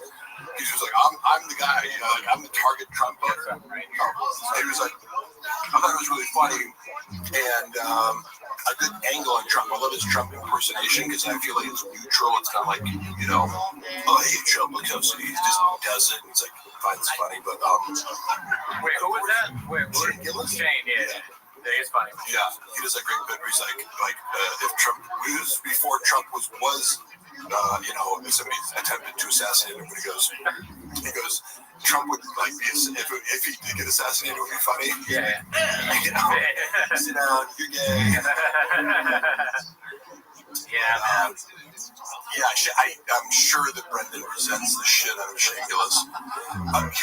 I've said this before. My take on Shane Gillis versus Brendan Schaub is, you know how Brendan Schaub is like cosplaying as like a blue collar guy, like trucks and blue collar and this and that, and it's like Shane Gillis is like actually that, you know, like where he's like kind of he's actually kind of a history nerd, and he went to us, but he actually played college football, like was an O-lineman.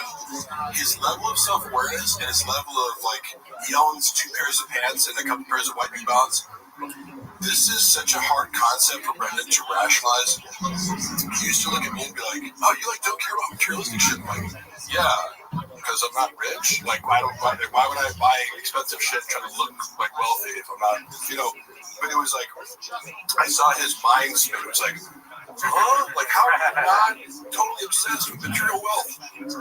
Shop's girl for sure cheats on him too. LOL. Tim. That's kind of funny to me because it looks like it's maybe his girlfriend's profile. And he's commenting from that and clarifying that it's him. Yeah. Mark, you said the hair on your face working because Bob into his truck. Hilarious. I don't know. Who is? Do I still have Brendan's comment on my face? Remember YouTube speak. Don't get. Oh yeah. I'm looking. I like the idea of people raping people. Hey, don't clip that. You're taking it out of context. This is a bit because I always tell people like, oh yeah, for sure. I'm like, yeah, you don't want to take juice. Well, if it's if I do it for you and you don't know and you're asleep, then are you taking steroids? Do you know about it? 100% me. Yeah. I don't even know what you're saying. Let me see here. Mark, are you still working with Jim Stepani? Yes, I am. Dude, so Shab and Snaz, bro. I cannot give any updates on Snaz right now, but holy fuck. Oh no. Holy fuck. I have been instructed to not say what I know about this for the time being, but Jesus Christ.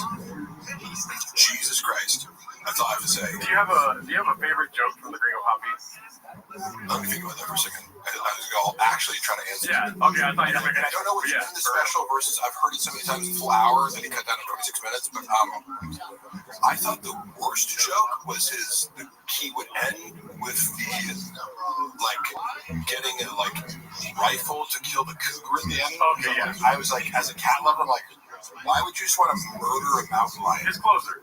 Yeah, I was disgusted by it. Yeah. Like, I'm kind of low-key, like, when people hate animals, I'm just like, yeah, I want to, get those whippers to go kill a mountain lion that hasn't done anything to my... Yeah. I get it if it attacks your animals or something, you're a farmer, it's like, I get it. But you're just like a guy who who thinks mountain lions are just dangerous to you're in the fucking Woodland Hills. Yeah. Woodland Hills. This is where the cougars live, I thought it was weird and gross and very not funny, and he kept making that. He goes, I don't know if you've seen the joke. Which one? The mountain lion bit.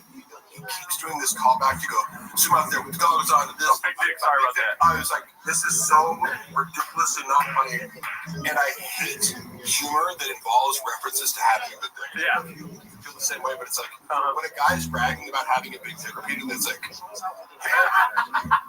there's something going on there. Either you have a small dick or you like dicks, or it makes me uncomfortable because I'm like, what is this fascination? I made a prediction the other day on the podcast that honestly, Shab would make it so far if whether he is or not. Yes. Oh, for sure. He would be like a huge influencer in the gay space. Here's some interesting things. Like Derek Poston and Jim Gordon, openly trans female. Yeah. And I'm like, that's so bold. Yeah. To be like, I'm a male comic. You wouldn't look at these guys and go, oh, they're gay, or you would never know it was. And they've taken their fetish and sexual preference and just completely de-shaped it, right? And I'm like, that is some of the boldest shit I've ever seen. Yeah. But it's totally authentic for them, apparently, and they have no shame about it. I don't even know if Derek Poston likes to fuck.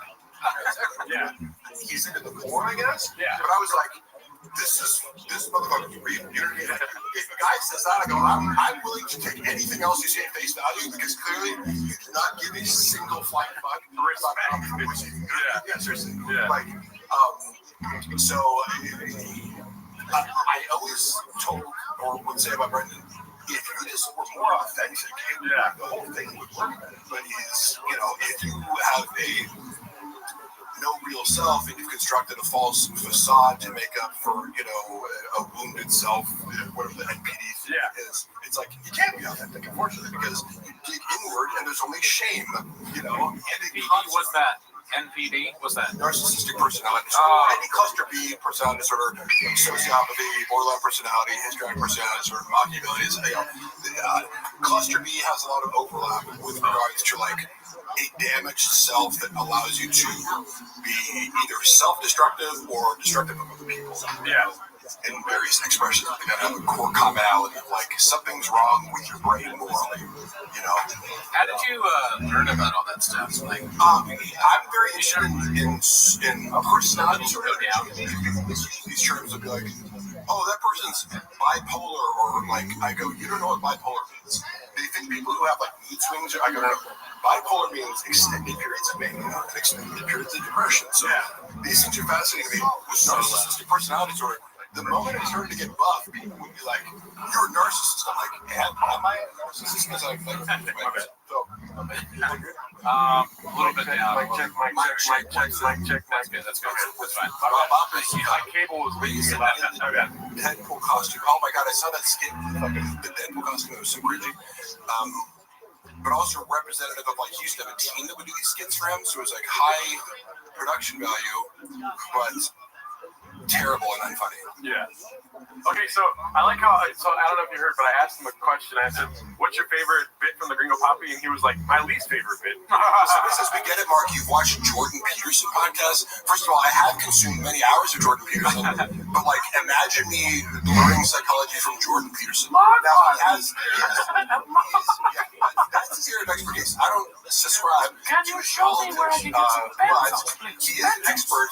Like, have you listened to Jordan Peterson? Because what he says about psychology is highly accurate. You've been able to get pills in the past, have you I'm not? sorry, Mark. One look at Jim Norton and I knew. Well, good for you. I didn't. But I do. You know, I know a girl who used to date Jim Norton. Here's a funny story about him. So he was dating this straight girl, and for either his birthday or her birthday, I forget which one. But they hired a male escort because he wanted to watch the stroke and fuck in front of Jim Norton. Yeah. And like, so I'm sure they get a guy with a huge cock, and he's like face fucking this girl. Oh shit! Oh my god! Throwing up. Jim Norton couldn't take it. Oh yeah. He thought he wanted to see this, but he couldn't handle it. And like stormed off and created this huge conflict. Yeah. You know, because the girl's getting banged by, you know, BPD, SPD, NPD. Yes, exactly. That'd be funny. I like Jordan Peterson. Oh, Mark Cooper read the 300 pages of evidence. Brendan was, I have repeated this a lot, but because people keep asking him, and it's like he can't admit the truth because it unravels his entire identity in order to admit this, but he literally hired hackers to try to take down the fucking subreddit for like $15,000. How could I make that? Yeah. Right? I mean, it'd be funny, like Jordan Peterson, if he wants someone else. Jordan Peterson, crack. Thank you. I like DPG's comment. Does BGL cry like Peterson when talking about men not having sex? Yes. I have no shame in crying. Yeah, if you'll give me sex for a little while, I might fucking cry. Okay? That's if you want to hurt me, you got me, brother. You know, deprive me of sex for a week, and I might get really emotional. Yeah, I mean, not right. You're not giving me sex. Hopefully, no one ever tries to Hogan you. You know, when they're like, have sex with my wife. In the bed. Has anyone ever tried to Hogan you? Asking for a friend, where they're like, have sex with my wife.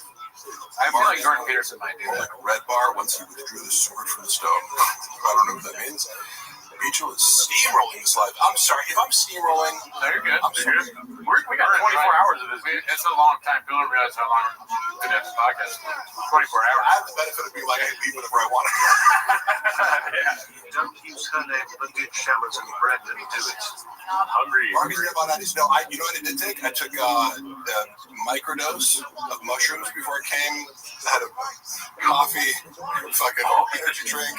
I'm drinking one of the rain. Yeah. That's pretty good, dude. And you guys are like, okay, so the last time I went to your show, I know you guys like had a work day or tired. Like, I took pre-workout before I came. It doesn't take much to get me going. Yeah. But I was, but hey, that's me. If you don't want me in a podcast, talking, way too much. And find somebody who talks less. I want you to talk to Jordan Peterson. I would love that. That would be so fucking cool. You could probably figure that out, right? I would like to talk to him. I thought Yeah.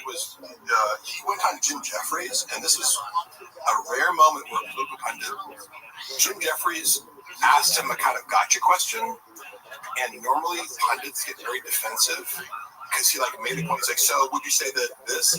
And Jordan Peterson goes, oh, yeah, you're right. I was like, what? Yeah. Did Jordan Peterson just admit that he was wrong about something? So I respect him for that because he thought about the question. I was wrong. You don't have it.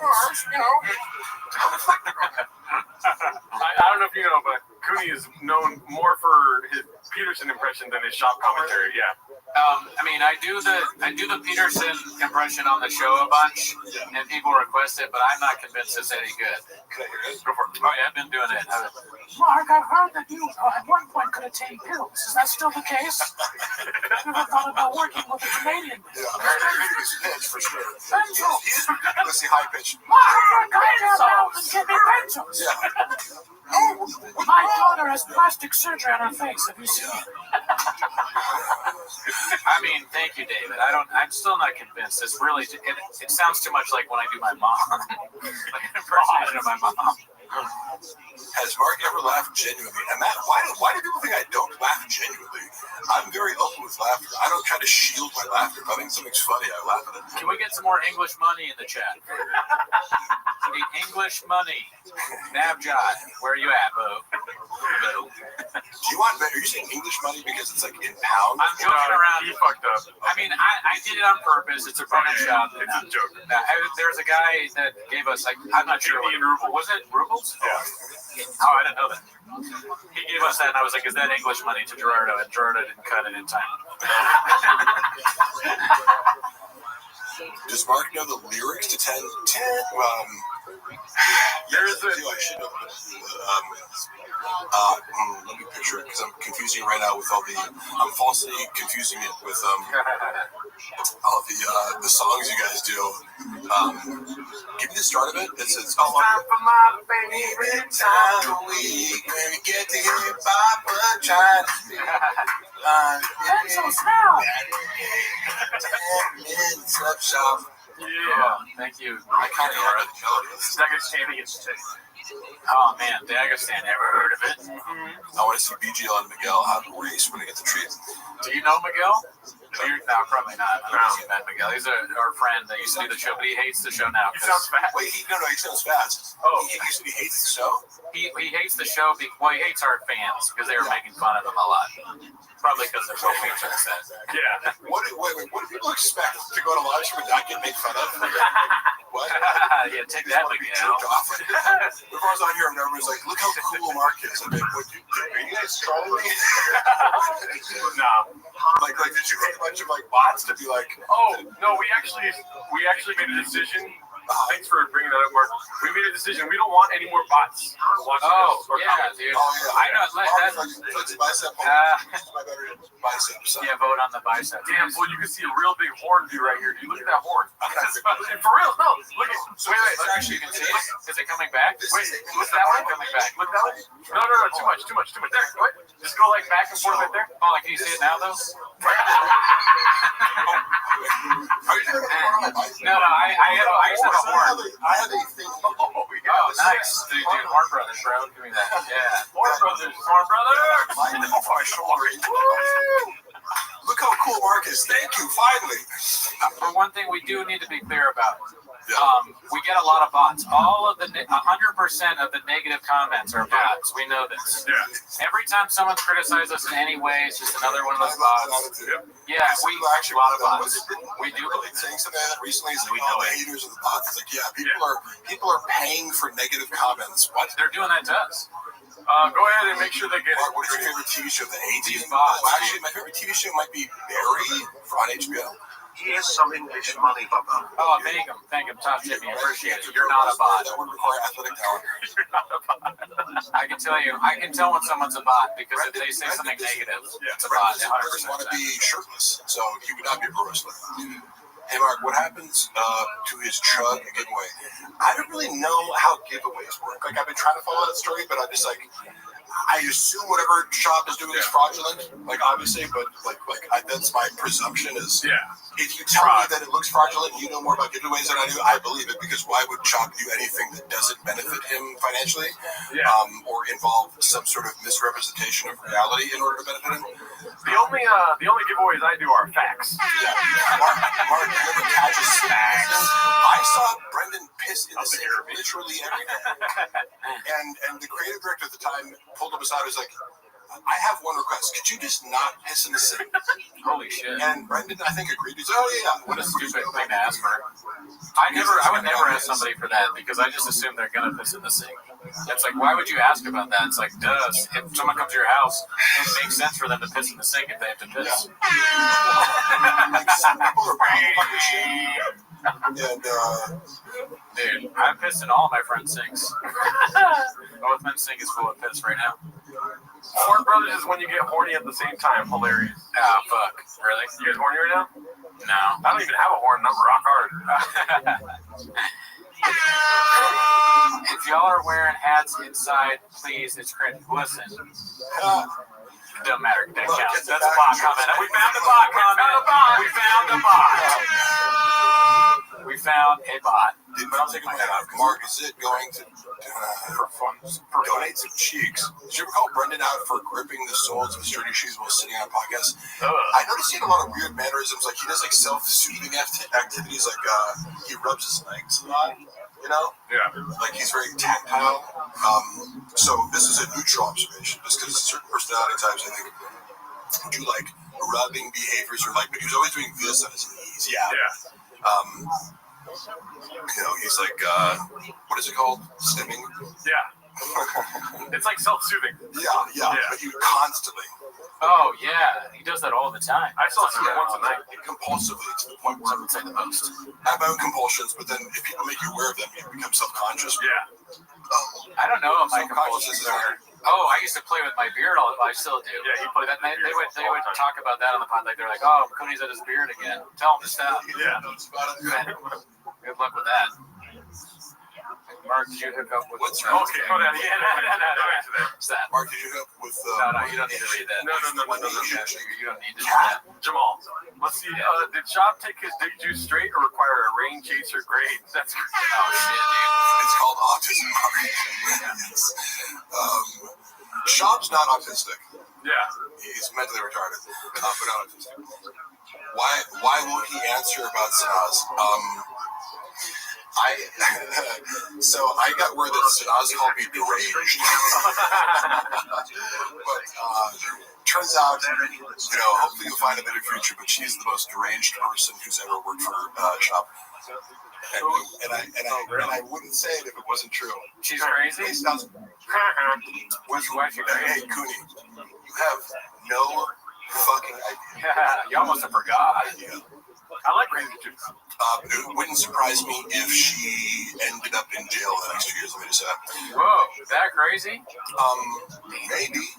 Okay, allegedly. Maybe. Sure, I get it. Why would I say something that didn't come out to be true? You know what I mean? Did you ever see? Let me rephrase this question because it is one of my questions, Mr. Mark.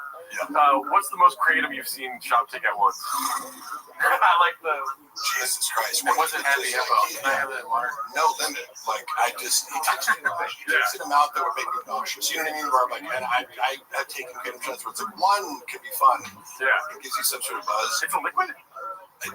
He would give Happy. There was Happy Hippo shot. Oh, I thought it was like intravenous. Shots.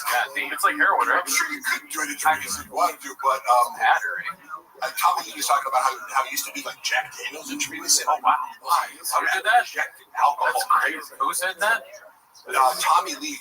Oh, yeah. He's already injecting a bunch of drugs in his veins, and I'm like, I don't know. We're trying to minimize the use of your veins to inject things in if you didn't need to. You just drink it. You don't even need to inject it. Why do that?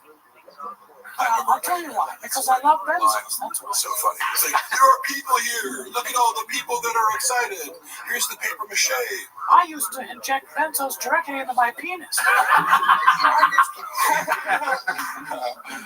Oh my God. That's not even when it was really bad. Mark, is that why the show's called The Golden Shower? I come pills of benzos. That's good. Cootie plays with his left eyebrow like a Christian, you're blocked. Hey, you know what? Bot comment, bot. We try our bot. What I know about We sex, got bots. I actually would be surprised so many bots and Brenda didn't have sex. Right, allegedly. From what I know about her now. Yeah. And I say that with like, I'm not slut-shaming anybody or like, I'm not one of these like, of course, I know enough about her to know her proclivities. That's all. What do I know? I'm just a guy who I heard she stands 10 toes down. That's what people were telling me. She stands 10 toes down. She does stand 10 toes down. I mean, I don't know. What is your favorite bit from the Gringo Poppy if you had to pick one? Wouldn't it be cool if I was gay? Things like, it was just like bros, like painted COVID with the bros. Yeah. Just everyone was gay. Yeah, like night we fuck each other, yeah. It's a good one. It's just for me like, ugh, like, it's just so hacky. I don't know. It's just like, What's your favorite bit? I'm confusing my favorite bit with just kind of like what I thought about the most, like watching him do it and like do a twink act out, or like what if God had a little twink assistant? It's funny how he works gayness into everything he does. Like there has to be.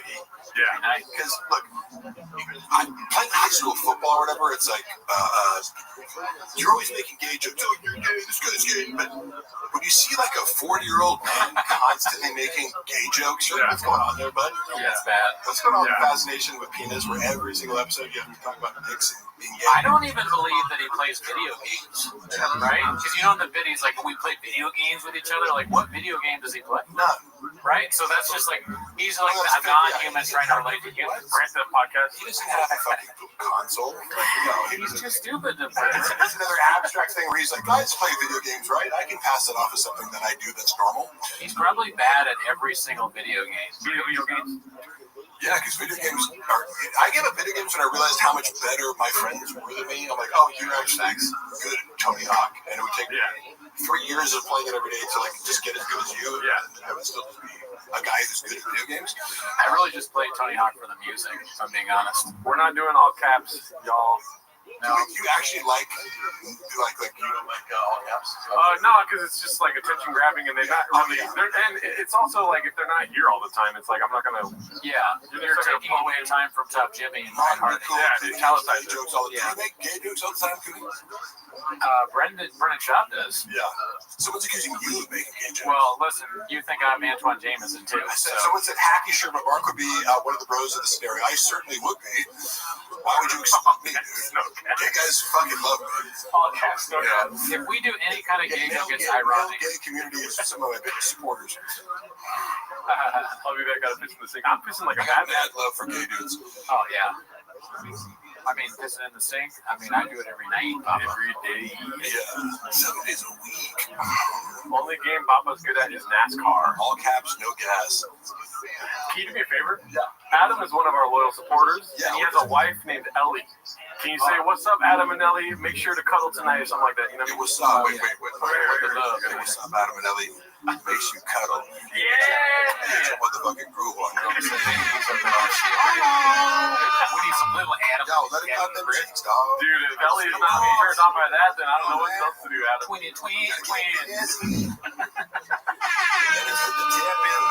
Oh my God. Nobody, baby, nobody, Ellie. Whatever happened to R&B? Back in the 90s. I'll make more and you won't be done. Ain't no day your life. Ellie, fuck you so right. I'll sit back and watch Boys and videos sometimes. Like the whole video is like, that's no way to the water runs dry. And like the music video is like about this like tragic it's about like the incident of like the romantic tragedy is like the girl makes a cake for the guy, but he like leaves the room for a second, and she's like, "But I have this cake," and I want to show you, Ellie, that Adam needs you. Adam needs you. That's your sorry. Yeah. Adam needs you. Taquitos, it's keto. That's yeah. My big dick is right there. Sorry about that. About to shoot up a cougar. 25 minutes. What if we were gay? Give me some benzos. Beans and cheese.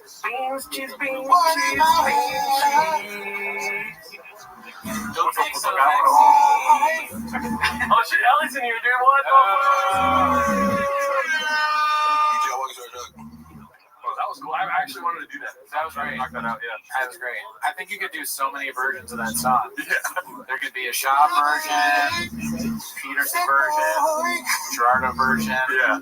I like the part that I'm permanently part of the Thick Boy album. Yeah. Shop took down all the episodes where I appeared as a guest on The Fight with the Kid from the video, but there's still like clips of me from the episodes on the Clips channel. Yeah. And you can still get the audio version, but like this was like to spite me, you know? It was like, ooh, like even though I appeared in like 100 episodes after that, like in Cat's Chair or whatever, but I'm like, oh, you got me. You took down the fucking episodes that I'm on as a guest. That's fucking good. But you said you're still on the record? Like, you can find me. He didn't take down the audio versions of the podcast I'm on. And then there's clips where it's like, oh, Mark Carly talks about lifting weights on this episode. Yeah. He didn't quite finish the job. Erasing me from ever lazy, I guess. I like this. Bench press is cool at hour 22. Two S words, frijoles y queso. That's pretty great. Shop hasn't gotten called out more for saying he played in the NFL. I feel like he does get called out a lot, but it's insane. That is an insane lie. Yeah. Can we just become more brothers? It's like, I don't know, just because he didn't get so far from doing that, it's like I don't know, showing up at fucking like Buffalo Bills Stadium. Like I played. It's like that's how close he was. Damn. Yeah. It's like having a courtside seats at a Lakers game and saying that you played with LeBron. Mark Yeah, it's like throwing up at the Lakers game. 25 46 times. I was there when there's multiple, the truth of it. He compulsively repeats saying that because he'll say this to Rogan, for example. He said it so many times, and I love when compulsive liars repeat themselves. He said he did it. Okay, in reality, we were in zoo culture when we were heavy into the deadlifting and benching and blah, blah, blah. Now, for the record, I did it 33 times as a 19-year-old in college, so it's like, this isn't that impressive, right? Yeah. And doing that 33 times, it's an NFL level number. However, you also have to, like, if you're a linebacker and you bench press 225 33 times, you also have to run a 4.6. You also have to have a fucking 38-inch vertical leap. You also have all these other things that be super good football. So bench press is really not relevant to the bigger picture. Yeah, you want to be strong. Brendan will put this out there as if he's like, look how strong I am. It's like, no, first of all, the time he's referring to that he turned into 40 reps because he kept repeating this. And sometimes he'd say 42 or whatever. I was there. You did 30 reps, which is impressive for a strong bencher. 30 reps is very good. However, the place is in culture.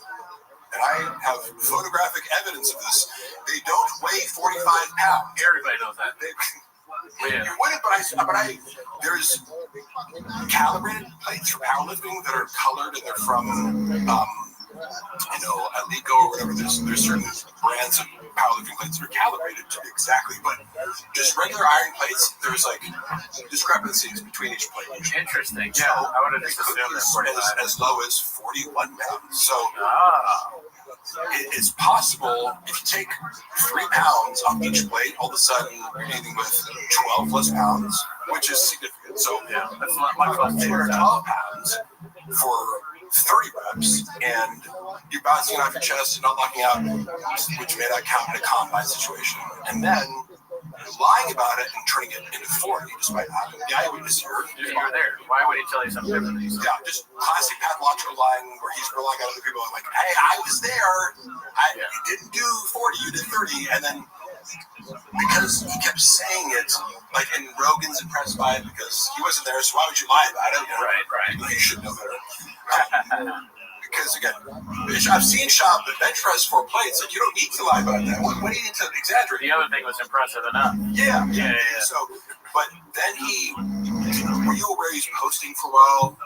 Like, these people would always send me this. They're like, oh, look, he posted himself doing the bench press. Yeah. Because at first he would just post, like, a picture of the bench press, and it's like, well, 25 just do 225 this many. It's like, cool, but show you just doing it. Cool story, bro. You know, it's like, oh yeah, just did 700 pounds. Here's a picture of 700 pounds on the deadlift. Yeah. Why don't you just film yourself doing it? So then he posted a video and it's like, but you did 26 reps. What happened to the 40? You know, like in his mind, he was like, see? I'm like, but no, we don't. It's less, yeah. Way less. And he's like, what do you believe? Me or the guy that sent a dick pic to my stepmom? See how, yeah, I can do 100 reps. See how I just did 20? Obviously, I did 100. This is a great question. Do you think Brendan can do an oil change? No. Is there any truth? It's so funny. Is there any evidence of him performing oil change? I don't see any online. It seems like he barely put gasoline in his car. That's the Diet Coke talking. 6'5", bench pressing 225, done count. Yeah. Okay, so what the done count thing was really funny because we were looking, and I think I maybe present this video when I was doing current events, but I showed a video, and maybe it was Ryan's opener. Nick is this really buff guy. Oh yeah, that guy. He seems like a cool guy. I think I'll leave him because we were referencing this. I was like, dude, Shop's so ridiculous for like trying to mock you. Yeah, he's got a short arm. 20-pound dumbbells, you know, which is in most commercial gyms 120 pounds. That's a lot, right? And he shoulder presses them with a full range of motion, like 9 times or something, which is a shit ton. Yeah, he's a big dude. But he had so if you know wrist strap, it's just for wrist support. It's so your wrist doesn't like collapse. I need that. Doesn't help you with strength, right? Yeah. If you put an elbow wrap on, that creates an elastic advantage where it's like there's a rebound. Oh yeah. Going here, so you can add weight. This thing is just for support. Sean looks at it and goes, he's wearing wrist straps. It doesn't count. It's like, what? It doesn't help you lift more weight. It helps your wrist number. And he probably doesn't. He either is lying or he doesn't know it. He's just, his logic for everything is, what's the thing I can use to dismiss the person who's doing better than me? Yeah. Because you could, as we have to say, it doesn't even count. What do wrist straps do exactly? Do they help you lift more weights? Well, I don't know. He hates anybody that does anything. You know, when they question it's true, no, truly. Can you either saying can Shop do a oil change, and then someone else, I think it was Mark Miller said can Shop change a tire. The real question is can Shop change a light bulb?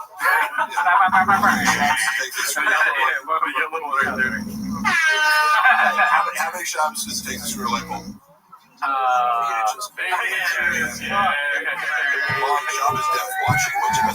Funny thing is, Shop is just scared to watch. He's a man who's scared of, he's scared of comments. He literally is. Yeah, I mean, so he really doesn't read comments? He's scared. Yeah. Like, I read them because I go, give me something to argue with. This is fun for me. I read them compulsively looking for conflict. I just learned a long time ago that you can never, ever read, even if the live stream knows, I haven't read a single one of these things coming out. Baseball dead letter. What did you guys think about what happened to Papa's dog, Donnie? Any guesses? Thank you, Anthony. Oh, Donald Trump's dog. Oh, Donald Trump. Is that dog off the pod now? I don't know. Probably his own solo pod. You know what I was reviewing as I'm looking over all this big dog. Big dog events. I had this video on my phone of when I lost my cat in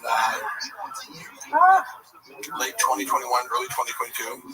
My cat went missing for 8 days, and me and Luana were really torn up about it. And like, I thought the cat was dead. Like, you have to accept if a cat goes missing, you have to accept. I remember that. Yeah, And I sent to him privately the Kim and Chappelle video, like, of us. We had just found the cat, and you're sleepless, like you haven't slept. If you're looking for a cat, you have to stay up at night, like take shifts. Like, it fucks with you mentally so much. And I'm super into my animals, so it's like this is all you can think about. Sure. Your pet. I sent it to him going like this, and Chappelle, like, we found, our cat Spider, and it's a video of him coming and eating rabbits. He was eating for 3 days. It was like raining and super cold. It was like the coldest day in fucking, January, like ever. It was the day he got lost. So we were super worried about him. And you hear like Luana's like talking to her mom, like in German in the background, and we're both kind of like crying, like, and I'm faintly, I'm like, but I was emotional, Sure. He plays it on fucking Fire and the Kid and starts making fun of us. Oh shit. He was like, I got Luana in the background. He's like, I'm like, you're doing a Hitler joke about Luana crying because she's speaking in German to her mom, and then like making fun of my god. Hey, cool, bro.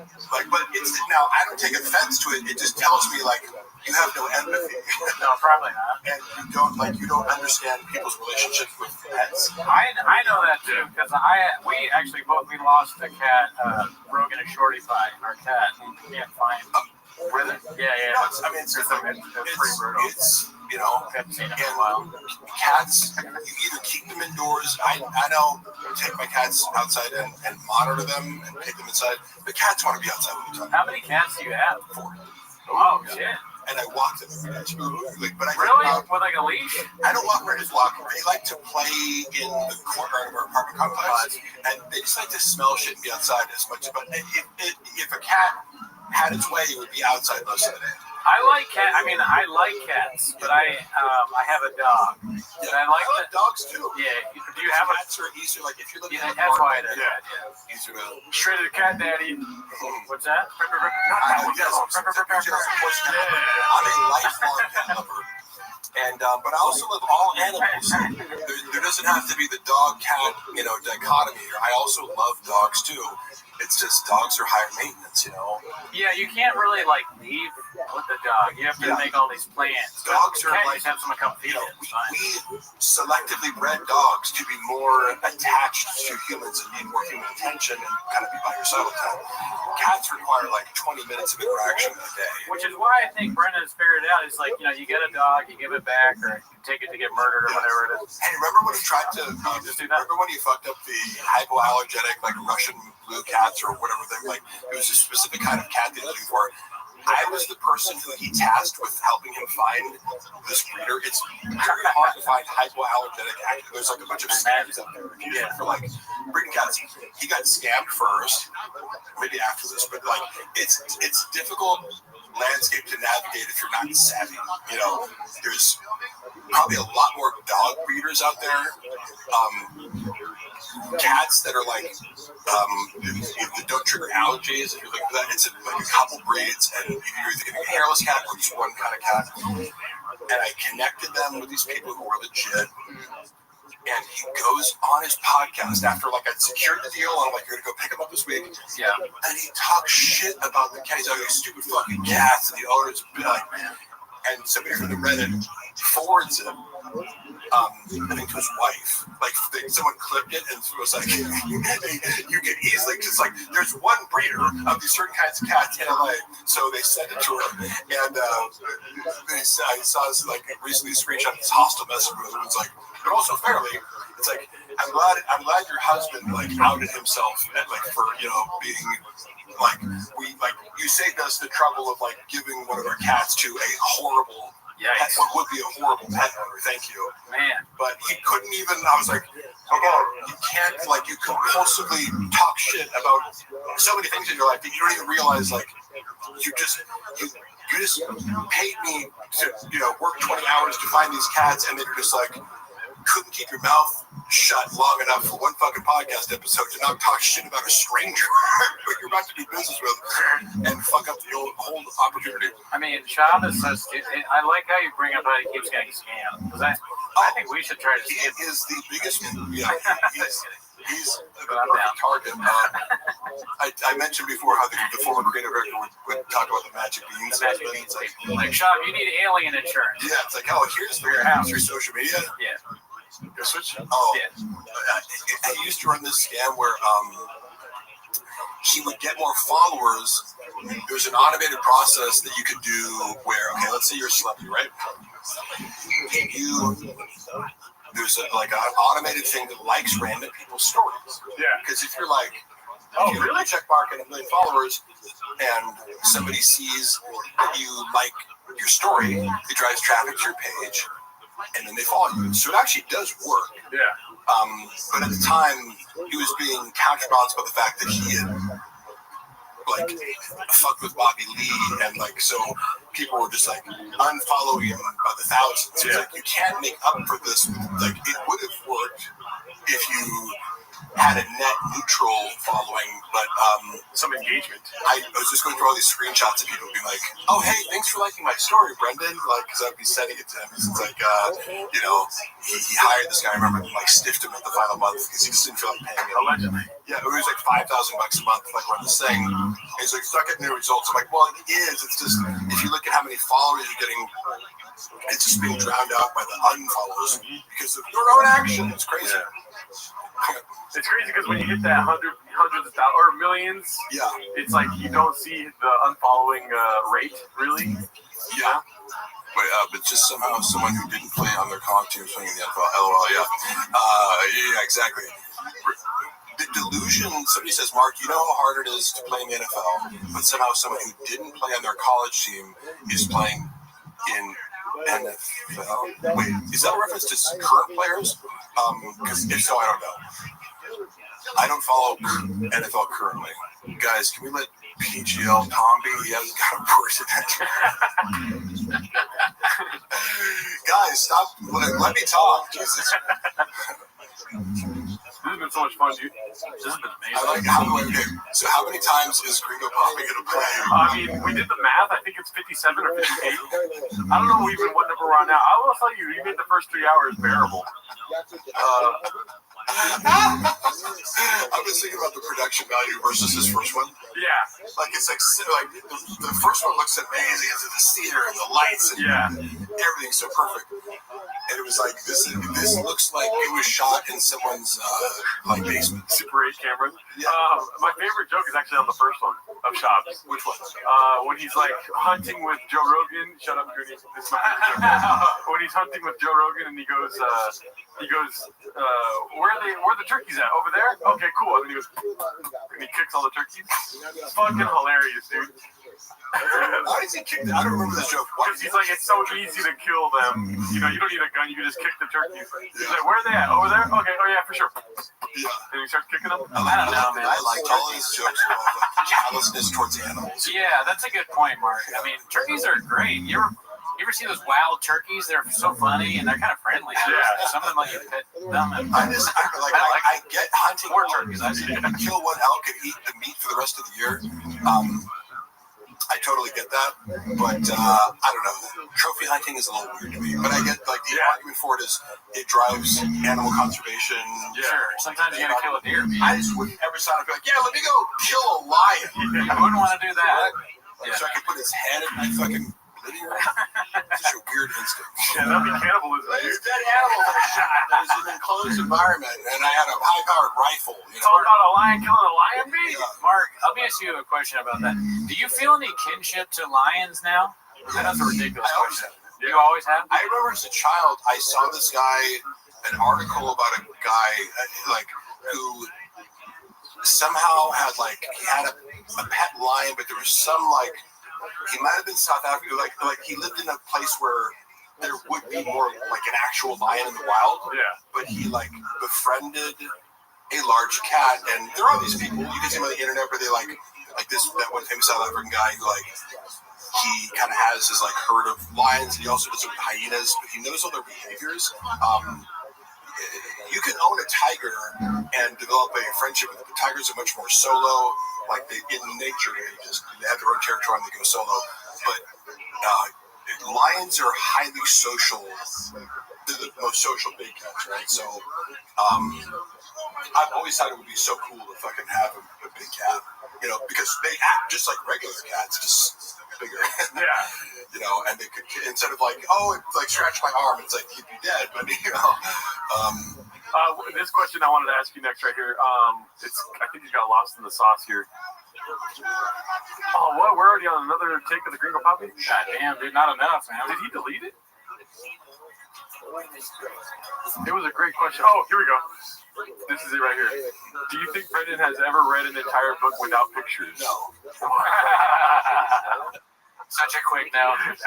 He only reads picture books. He hasn't read like Hemingway or I'd be like, name a book you read. Jane Austen. Shakespeare. Jane Austen. Do you guys remember, like, Little Women? I'm going to say this. Harry Kennedy was also Jeff Dye has read Little Women. with that, but I have a little Tim Kennedy story. Indirectly involves Tim Kennedy.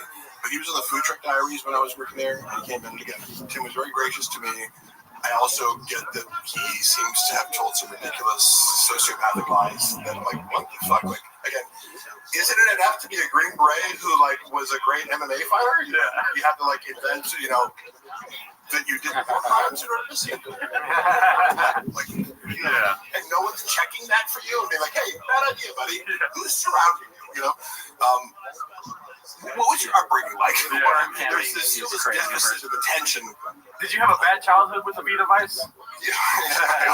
He goes, Tim Kennedy's like, yeah, I was in Glendale the other day and I was just shooting all these Armenians. Because he was looking at that like, Not even looking at it was funny watching Callan try to explain, because Shop always has these like broad stroke, like, oh, I got it. So, okay, look, Kennedy's a good guy. And Callan's like, no, precisely what the argument is whether or not he had the Bronze Star would be good. Specific shit that I don't know about. Callan researched into it and had an understanding of like why it's a big deal to like even go from this star to something with a, you know. But and he actually looked into it and showed, yeah, he's a good guy. Like, dude, we're not fucking. You have to be, you know. This is a very nuanced debate here. Yeah. Military people are talking about the technicalities of medals that they get, and it's in that world. It's very important to be highly specific and not misrepresent yourself. Well, that's the thing about that world is that he's not Superman, but you're gonna find out he's Batman. You know what I mean? What the fuck does that kind of even? I was like, huh? You know? What? Yeah. I'm like, I like this deficit physical kind of like because we're just watching the physical component of this, you know. Yeah. But like what he perceives as like this is gonna be fun to do this face on stage. I like donuts. You know. Well, I'm glad that we have a lion in here with the gate fights. Did somebody write that? Just somebody like that. His name is Gerbaldo Adderton. I'm just like. You just get used to me. But no, so well, I'm a guy with this fucking squirrels device, so my point of view of Tim Kennedy, by the way, was the morning that Tim Kennedy was coming on the show. Yeah. Food Truck Diaries. He's promoting his book. Yeah. Guess what I get at 8 in the morning? Hey, could you like read the book real quick and like give me some notes? Oh my that didn't god! The whole thing, but I had to like scan. I had to like download the book and read it, and like find like a few.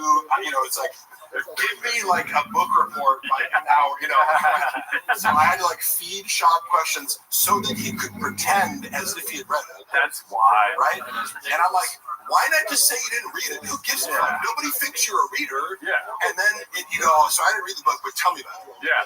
Yeah. And allow Tim to talk. Yeah. Right? He can tell you about it. Why does everything have to be predicated on a lie? Make yourself, you know, because that worked because, like, he asked the questions that I told him to set up because it was just thematic. It was like, oh, so you talk about this in the book, you know, and it teed up Tim perfectly. Yeah. It just, if he'd asked one follow-up, it's like, oh, like, do you remember the chapter about this? And he'd be like, yeah, the one with the thing in it. And he said, yeah. Oh like, my god. Tim asked one follow-up question. Okay, so I would Have some cards. Your ability to assess was, what the fuck is Chilian. Chilireno.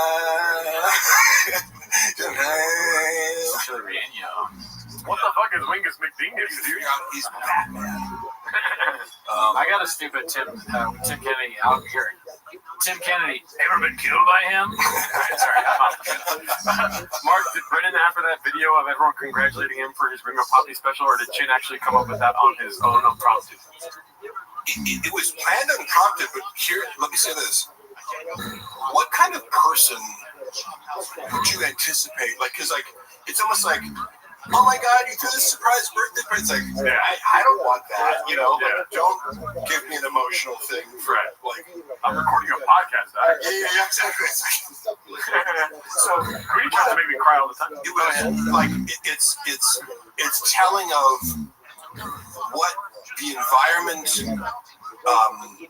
necessitates. Like, Shin's anticipating that this is something that needs to happen. That Brendan, if it didn't happen, would feel insulted. Yeah. He needs to have some sort of self-congratulatory, emotional, like, celebration of his, like, oh my God, thank you for the Academy Award. You put out a 26-minute video on YouTube. What the fuck are you talking about, you know? And that's got bumpers too, so it's like 23. And it didn't accomplish it. It's like, maybe had this one some award, like, oh, you won the Mark Twain Award or whatever, like something, or the Andy Kaufman Award for comedy. Like, it's not an accomplishment to post a video to YouTube. Yeah. So what I don't get what the like premise is. So like, congratulations on uploading a video. And we also celebrated when it hit 1 million views. It resulted in he bought 300,000. Oh shit! He bought views on Ringo Poppy.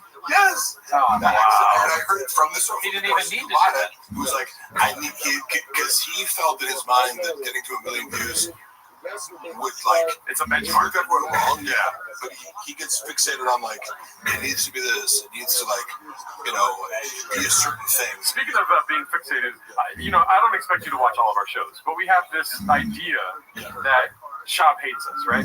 Yeah. So if you could do me a favor, because we've articulated our views on this, right? And so, and it's been asked a bunch of times in the chat, if you can close your eyes and paint the picture for me of what it'll be like if he finds where we are and how he would potentially hurt us. Go for it. Yes. Closure. So Shop would handle if he figured out where you guys lived and actually was forced to watch your content. Which you would have to force him to watch it, because the moment anybody made any sort of fun of him, like, he doesn't just, like, it's fun for you to be the butt of a joke. Like I said before, it's like, if it's a good joke, like, please, by all means. If it's shitty and mean, like, okay, but your community is very fun. Yeah, I mean, you're not like you're not vicious. You leave unscathed when you're here, is what you're saying. Like, I mean, like, out of all the places that like make shop content, you guys are very fair. Thank you. Yeah, okay, thank you. Good spirit. Thank you.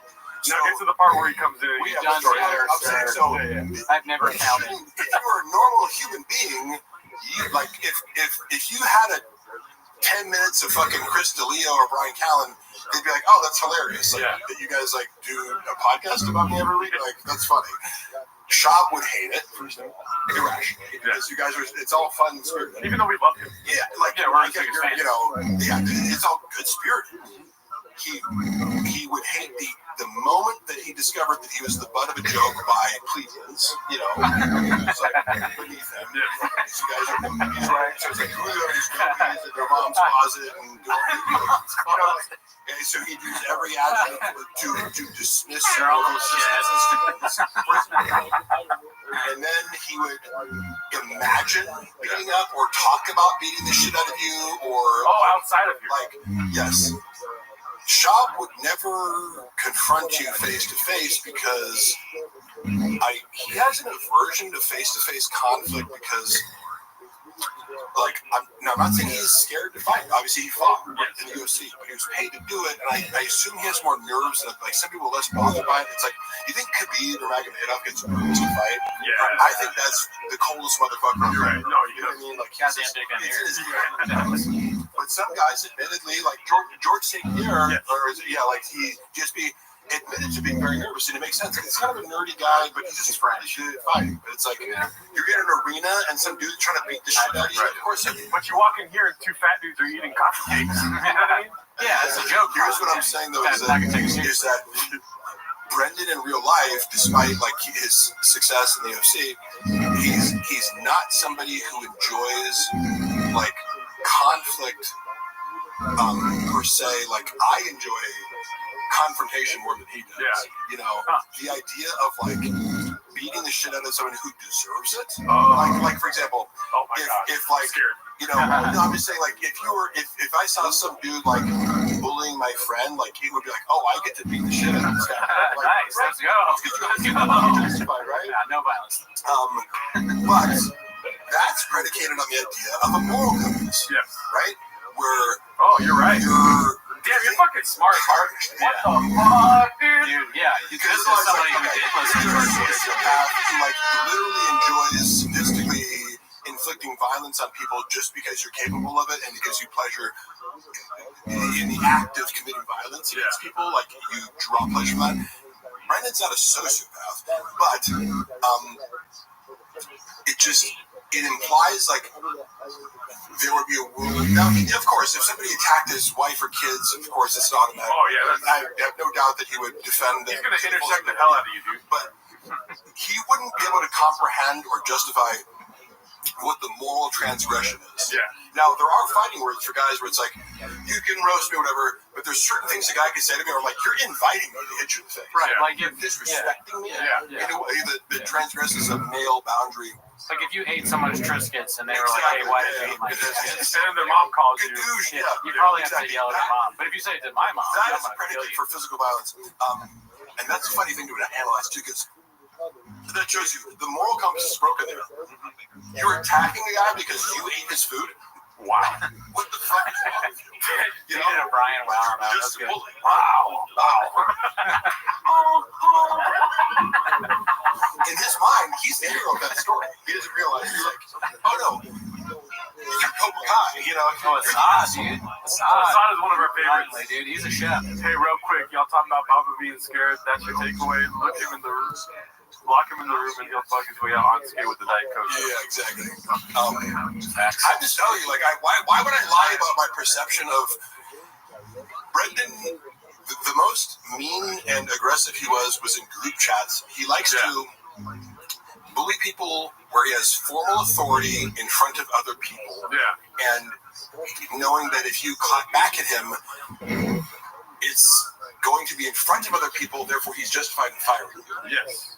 I would be far more like I would say things to him in text message that he's probably never heard before from an employee. But it's just me going coldly like, you're wrong. Like, I'm sorry, Brendan. I'd be diplomatic, but I'm like, let me analyze this for you and tell you why you're incorrect and be coherent. And he like it scrambled his brain because he's like, employees aren't stop arguing. I'm like, but I'm right. Yeah. And you're just totally wrong to the point of like, if I tell you that you're right, I'm actually like harming your business, you know? And then in person, we'd have these conflicts over text and be like, let's talk tomorrow. And he'd be like, hey, what's up, brother? Like, he's very reconciliatory. Yeah. And I'm okay, like football coaches in my life, like when I played college football, I had this head coach who was like a former NFL offensive lineman who was like super smart and like just an aggressive, nasty competitor. You know, he would get in your fucking face and just be like, if you fucked up, like he would like grab your face mask, like, what the fuck, you know? Like, so I'm okay with guys being like, you fucked up, and I'm telling you directly, but you'd also, if you did a great job, he'd bring the same energy to compliment you. So I'm not scared of a boss being like, you fucked up and assertive boss. Yeah, it's like, cool, be direct and tell me what I need to do. But Shab is like, he'll be a dick to you in a text message group chat, but then see you in person and be like, hey man, so I gotta tone it down and be a little, I'm like, okay, you want me to say be a yes man more? Is that what you're saying? You know? You want me to not point out that you're a fucking idiot to the group chat? So you want me to tell you what we think will happen? Yeah. You know, you're very diplomatic. I mean, we're more on your side now where we don't believe he'll actually hurt us. You know what I mean? But we used to have two big red chairs. Only for the sole reason that we could dance around him while he tries to choke us out. Yeah, we were thinking the chairs could maybe give us some time. We'd like hold it right in front of him and he'd try and get us. That's hilarious. Last line of defense kind of But then Bobby Lee told us that we don't have to worry about that. Yeah. Tiger Belly's money is pretty good, but most of that we just put right back in the pot. Yeah. As you can see from the courthouse. Yeah, the coffee cakes. He pays us pretty well. He's a good boss. Bobby's assertive. Yes. he'll tell us like, hey, there weren't enough clips about, like more beans, more cheese. Where it's like we still know Mr. Whole Foods has given you guys like years to find that out. The mastermind. Yeah. So it's like I always talk with Bobby every night. I just remember that phone call. Oh yeah, I saw it. Dude, Yeah. He called me up. He's like, we fucking got him, dude. We got He's down the suburb, and I'm like, no way. Like, how do you know this? He's like, fucking hackers that I hired with a duffel bag full of cash. Accounts open. I'm like, okay. Here's what I'm gonna recommend you do. Don't tell anyone about this. Yeah. Let's just think it through. Yeah. Try to maybe gather some more information. Wrong. Sure, that's Stupid suggestion by you. This email address that these anonymous people gave you that might be Bobby Lee's email, but maybe not, because you don't have to verify your email to make it right? That's something a 12-year-old could think through. Yeah. It's like, I verified this is true. You gotta give it up to that guy that doesn't matter that made that motherfucking email tigerbelly.com. Oh yeah, that guy, dude. That's a bad Chef's kiss. All you do is lie to me. Rogan is shorty pie. Somebody out there actually did that. Yeah. And made Brendan Schaub ruin his career. And Brian was threatening people on behalf of this server or whatever. Yeah. Flapjack. Honestly, how well do you think you do in a real fight with Papa? I think you'd be surprised, Pete. All I've ever said about fighting Brendan is that I wouldn't be scared to. It's like I played fucking college football against guys who are bigger and stronger than Brendan. I wrestled in heavyweight in high school. A lot of cappuccinos. Do you think I'm scared of being punched in the face? Yeah. I've been in more street fights and we're like, I'm just not like, do you think engaging in physical violence with a guy who's roughly my size scares me? You must not know me. That's how I feel about Agostino Zinga. I'd probably be him. That guy's a great guy. My wife's DMs. Oh yeah, I've heard. That's not good. I'm like, hey, do you think Luana would go for you? Like, my DMs. Did he? Oh, he's trying to fuck? Or let's just say he slid into more than that. He said, give me little face emoji. Did he say that? No, he was actually kind of polite. I mean, hey, shoot, but yeah. He was like, hey, if you're ever in London, like, come through. But it was polite, but like he was skinny on it. If you have any London blood, come on through. You didn't give him this comment. What the fuck are you talking about? Crash out. When did I crash out? When my wife was hiking my I crash out every night. Cell phone away to Sequoia National Forest after locking the apartment. Truck flip asked this a little earlier. Has Brian taken loans or something from Papa? Is that we saw? No. He needs money for alimony, dude. Mark, when Brendan was drinking, how much alcohol was down? A lot. Because I remember keeping track of this, and I remember I'm looking through some of the photos that I have on my phone that I take at Chop Show at 9 a.m. Yeah. You have fucking large, like, whiskey, Yeah. Like at 9 in the morning, and then he just keep drinking. You can see this face, where he looks bloated. It's like, well, you're drinking whiskey all throughout the day. Cheeked up from the chin up. And then he would do, I remember I tried to calculate how much whiskey he was drinking based on, like, he would take a large, like a glass this big, where we do at the comedy clubs, where you serve, like, a Diet Coke in. Yeah. With whiskey and ice. And I was trying to be like, okay, you need about, like, 6 shots, like, to fill this up with ice. And one of those, maybe more, let's say. So he was drinking at least 12 shots of whiskey at night over the course of 2 shows. And then... Little less than Cootie. Way less. I was like, he was at least drinking 30 drinks of whiskey a weekend. It was, oh my God. And then go to Monday. So is that alcoholism? Yeah, like, I don't know what the definition of, but I don't know if it is or not. He seemed to at least have a very high tolerance. Yeah. And it was part of his act. He's like sipping a giant glass of whiskey. I'd say he's not even finished by the end of the show. Yikes. And for somebody who struggles to pronounce words, it's not a great look. Yeah, and by the end of the second show, he'd be like, he sounded drunk on top of. What was that yellow thing he was drinking on where he dips out? It looks like a banana. He drank out of it and he had the weird face. Oh, that was the Shui. Celebration of Tai Tui Vasa. That, I think, drinking that even one time makes you an alcoholic. How dumb were the baddies that hooked up with Papa during his comedy days, where they just made movies? A lot of them were, but a couple of them were very intelligent and, like, how is Brandon affording women are, you have to understand that, like, the drawl of status is enormous for most, even sophisticated women. It's like, yeah, you're famous. He's also, tall, good-looking athlete, right? Like, is it surprising that Brendan Schaub can, as women, offer themselves to him? No. A lot of them are dumb, but a few of them are sophisticated, but they just see through his bullshit. He gaslights everyone he's with on the side to be like, he does this like future faking where he's like, I'm gonna leave my wife for you, and like, oh my god, he's like, poor old me, like I don't even sleep with my wife anymore. It's just like a staged marriage. Like, yeah, it's just for the kids, and because I've seen him to my own friends, multiple of my own friends, because I'm like, this chick that I work out with, Zoo Culture, like who he like pursues, or this, I've seen him pursue so many women that like I knew before him, and so I get the real tea of like his approach is identical. He just like Addie's, baddie. He's the most socials. He is incapable of not repeating the same things over again. So he uses the same story, which involves like, I'm super sympathetic. My life is actually really sad at home because I don't have sex with my wife, so this is really cheating. But you are the one that I'm going to leave my wife for and start a family with. Yeah, he does like a 60-year-old in the middle class. What? He acts like a 60-year-old in the middle class, like acting like they're going to leave their wife. They don't really have that much money, so they can't just pay for sex and like not have to coerce. Yeah, like I don't know. It's like because you could get away with all this by like, look, the deal, right? Like, I'm famous. I have money. I have a kid. You're the side piece. Yeah, he can't be honest. Yeah, he needs a shared fantasy. It's also NPD. Classic behavior. You enter into a shared fantasy because I've received like women I didn't know that well, women that would reach out to me and be like, we made plans to go to a fertility clinic to talk about having kids. I'm like, what?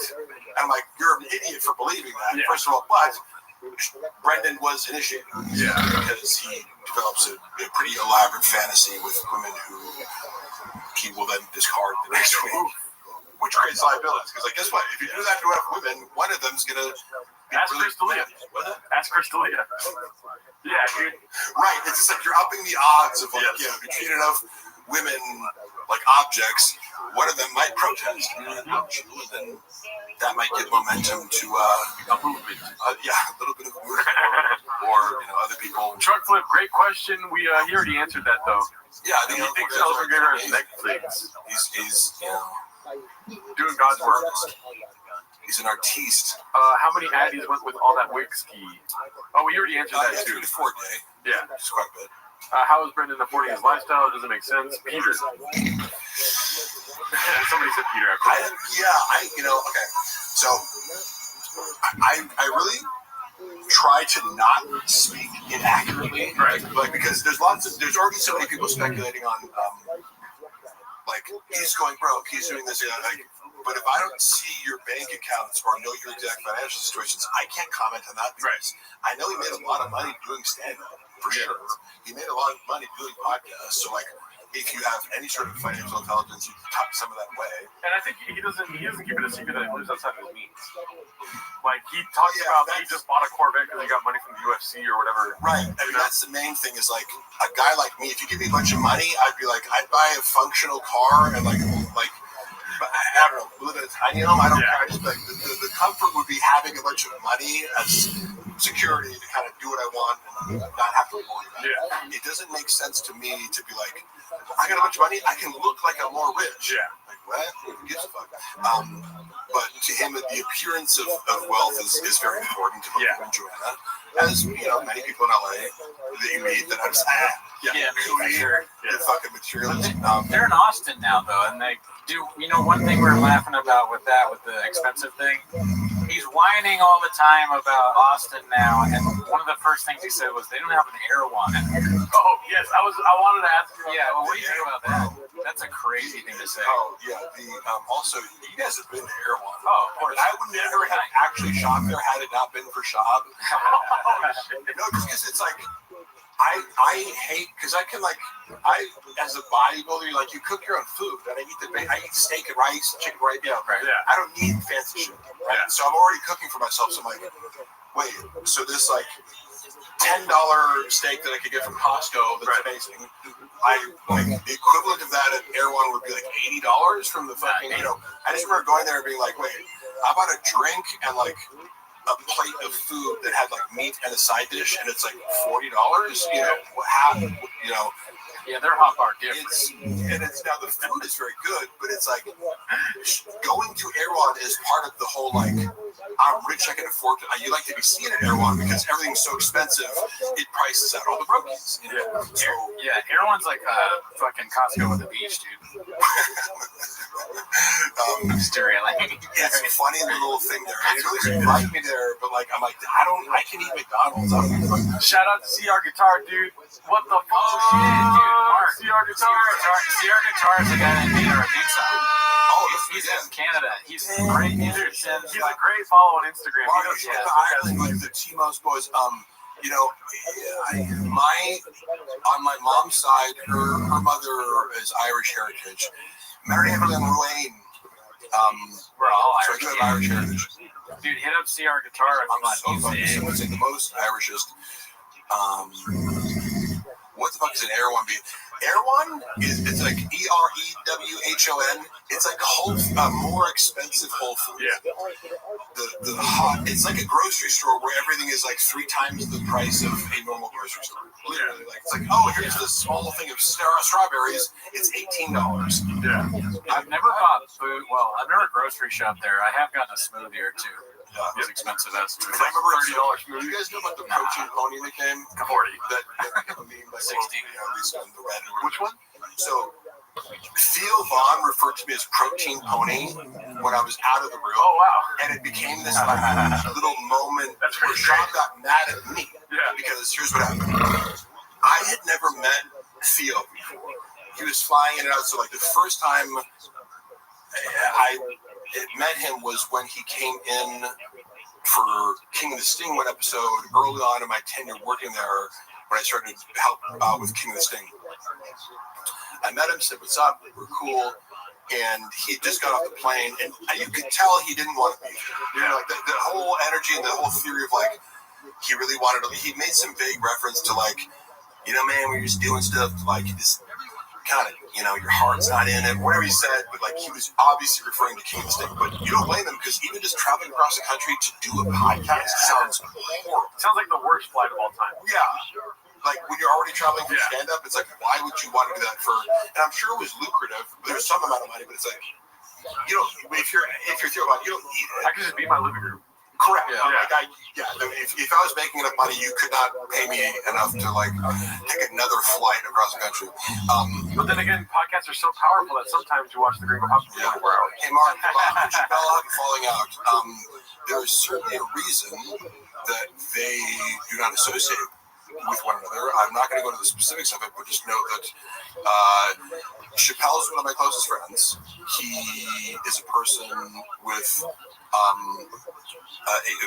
the utmost integrity as a human being, and those kinds of people tend to not last very long with Brendan Schaub. Yeah. Right? So I'm not going to go into details. I'm just saying that you apply this to anybody who looks like a good person, they're not going to last very long with Brendan Schaub. Chappelle's also like Sinatra. Sinatra and Chappelle are like the polar opposite of humanity. I just want to say it's drug addicted whore, and the other one's an incredible artist who's an introvert and doesn't give a fuck about attention so much as he's just good at comedy and gymnastics and other things. Like Chappelle's a very talented human being, and also is a committed artist and just a likable, down to earth person. Shout out to Trunkly for asking all these questions.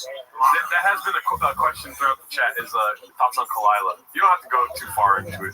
Oh yeah, I mean, am I honest? Even though she's our boss, she's one of our bosses. Yeah, she's our. You want to say anything about her before? She's our Jules. I mean, she's a great person. About my boss? Yeah. Cool story, bro. 2 words, Mark. Blank check. Okay. I gotta go back to. I don't do Baja mode, dude. I did a bit on what's that show called? Well, it was a podcast that's no longer up. It was like with Richie the Clown. There's a clip I know that has some views on the internet of me mocking Kalila and doing her Filipino accent. But I do believe she has psychopathic tendencies, Okay. as evidenced by her poetry. Oh yeah, I heard We about that. unearthed her poetry, and it's extremely dark. And if it's any sort of accurate representation of her thought process, it seems to be highly exploitative, manipulative, like fantasies of, wealth, power, celebrity, like sadistic behavior towards men. Like if you found someone's journal and you saw this shit, you'd be like, this person writes like a psychopath. You know what I mean? I wonder. Yeah, I do. So that's my evidence for that. And then also, in person, she seems to be performatively, emotionally intelligent, right? She does the whole like,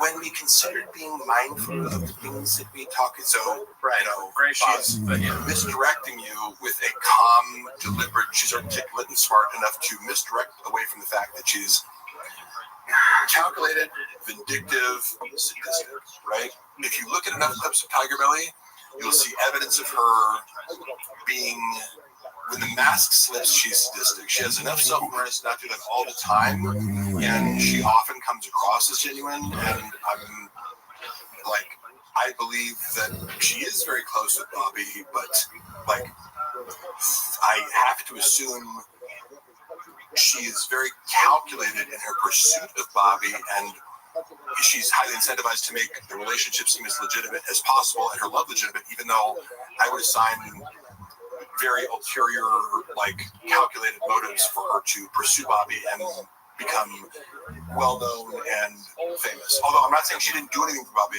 I'm not saying she doesn't have talent as kind of like a manager for him, almost, Right. Like, to like set him up and kind of like, in a sense, exploit him, but benefits him, but also benefits her way more, mutually beneficial. Her writing poetry to me is interesting in of itself, being in this world of like Rogan and comedians, like diaries and poetry. Like I'd love to read, like, I don't know. I mean, obviously Shop's diary, but he doesn't write.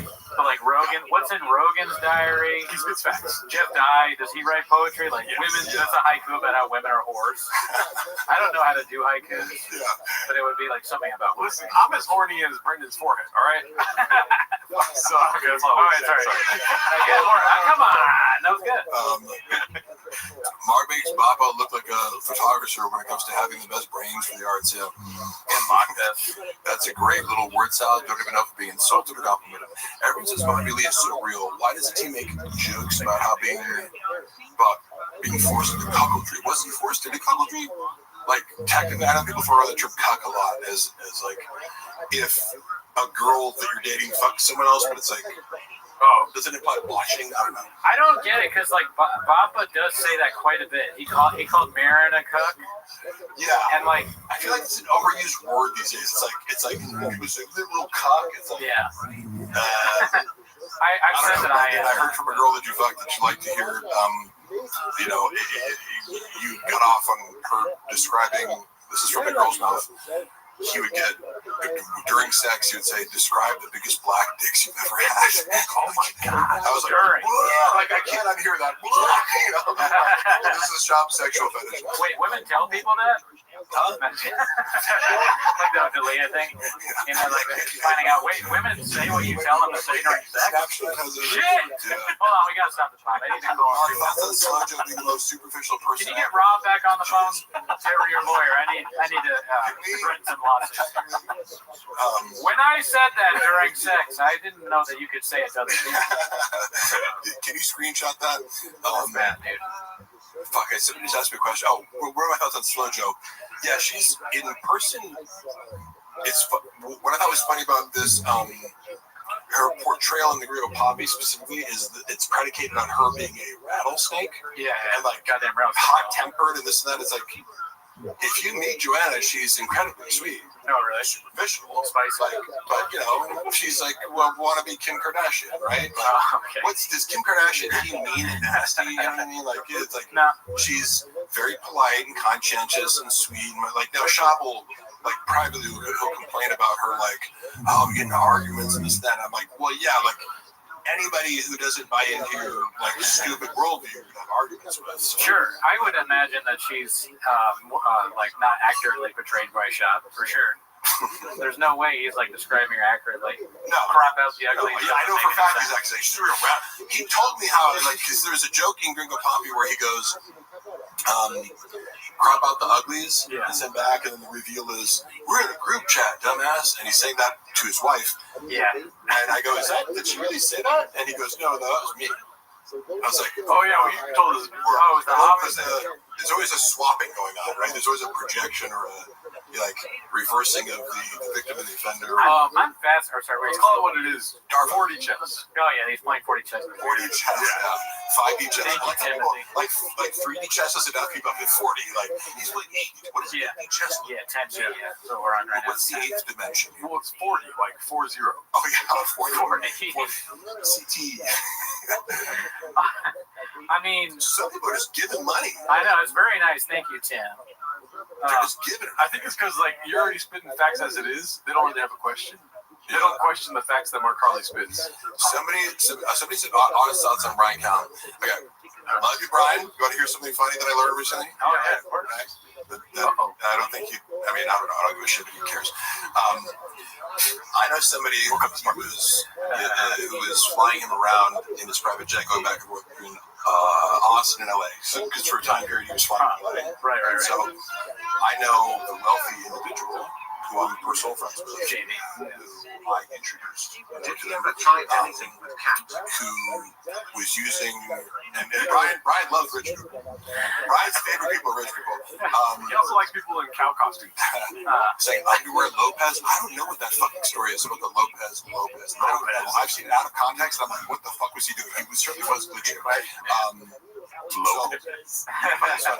This guy who was ushering Callen back and forth, he told me some stories about how he is the most ridiculously and astoundingly unpunctual person I've ever heard of. Damn. He, like him and time and deadlines were like, now he would sometimes come late. I remember Brendan being annoyed by him because he'd be like, I'm running late to the studio, there's a lot of traffic. And we'd like check the traffic, like raise him, I'm like, there's no fucking traffic. But it's like, big deal. You're like, 30 minutes late for your podcast you've been doing 800 million times. Like, who cares? But and I know, but Brendan did seem annoyed by it, fairly so, because like for the most part, Brendan's on time and kind of considers that like his big win. That it's like I just show up. It's like, okay, you suck at your job, but yes, you did technically come on time.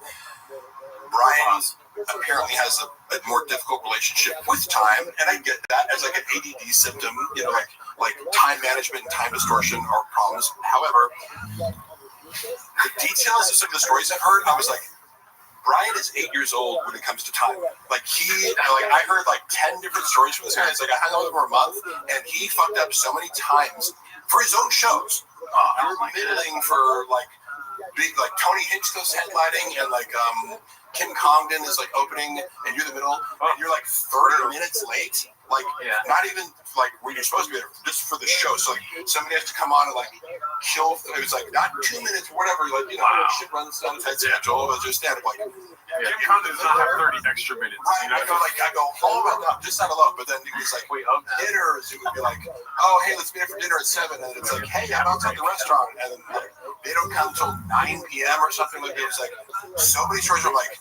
That is like, so that's a representation of, he's talked about it before, his entitlement. Remember he was like, I used to think of myself as like one of the chosen ones. He is self-aware of his own entitlement. Doesn't mean it fixes it, just makes it aware, but he's referenced it, so that's why I feel safe kind of like saying that. It's no secret. Like, but he feels entitled just to be late for shit. Or he'd be like, come over at 6 for having dinner. And the guy would show up and it's like, I'm here at 6. He's like, we're still at the grocery store. Getting the ingredients for the dinner, motherfucker? Like, what do you like? Why would you do that? Hurry up, David. Just forget about shit. Or just like it's to such a degree where he goes, I literally have to stop hanging out with him because he's like so late. It's annoying. I really hate that shit. My friend Cutter Hodier is a piece of shit. He's late to everything. He's a director. He's just like, why would you want to work with someone like that? He sucks ass.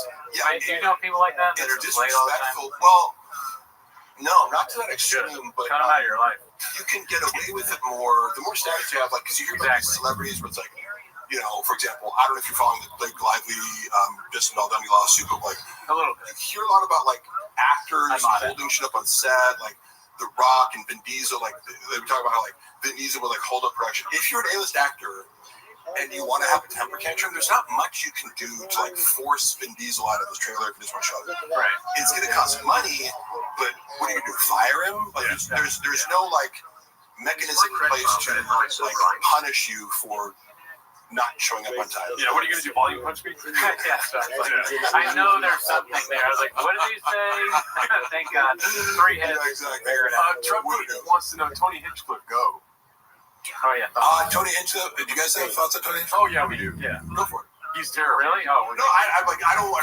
he's absolutely horrendous at stand-up. Yeah. You know what? He's another guy that was actually nice to me, kind of not unlike Jeff Dye when I met him, but his stand-up is just very bad. You said something that was very, I think, good the other day. When he's on, do you like Kill Tony the show? Not really. Okay. Yeah. I mean, here's the thing. Kill Tony show's great, right? But he's only a partner by name. What I said the other day was that he's an open micer that got his way. Like the fantasies of an open micer, Tony Hinchcliffe for some reason can just achieve all those. Yeah. And without really the talent. To corroborate that, because I also met him. He was really nice to me. He made a funny joke about me. He called me like half man, half centaur, or some funny joke. And I was like, oh, that's funny. A funny roast, you know. That it wasn't mean.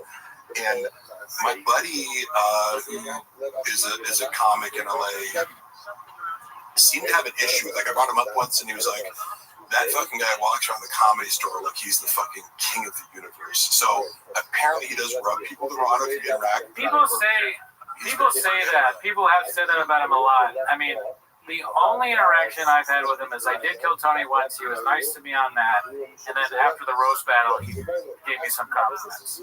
So, like, both times I was like, and he didn't need to be nice. He could have slammed me because I bombed. So, both times I was like, all right, well, this guy's a nice guy. But that was before. So I do still feel bad about clowning him. But my thing is, I want to be as honest as possible. His stand-up is god-awful.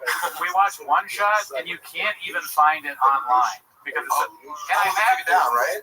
They took it down. I have seen him actually do that in person, the thing where he's like acting like a big deal. Yeah.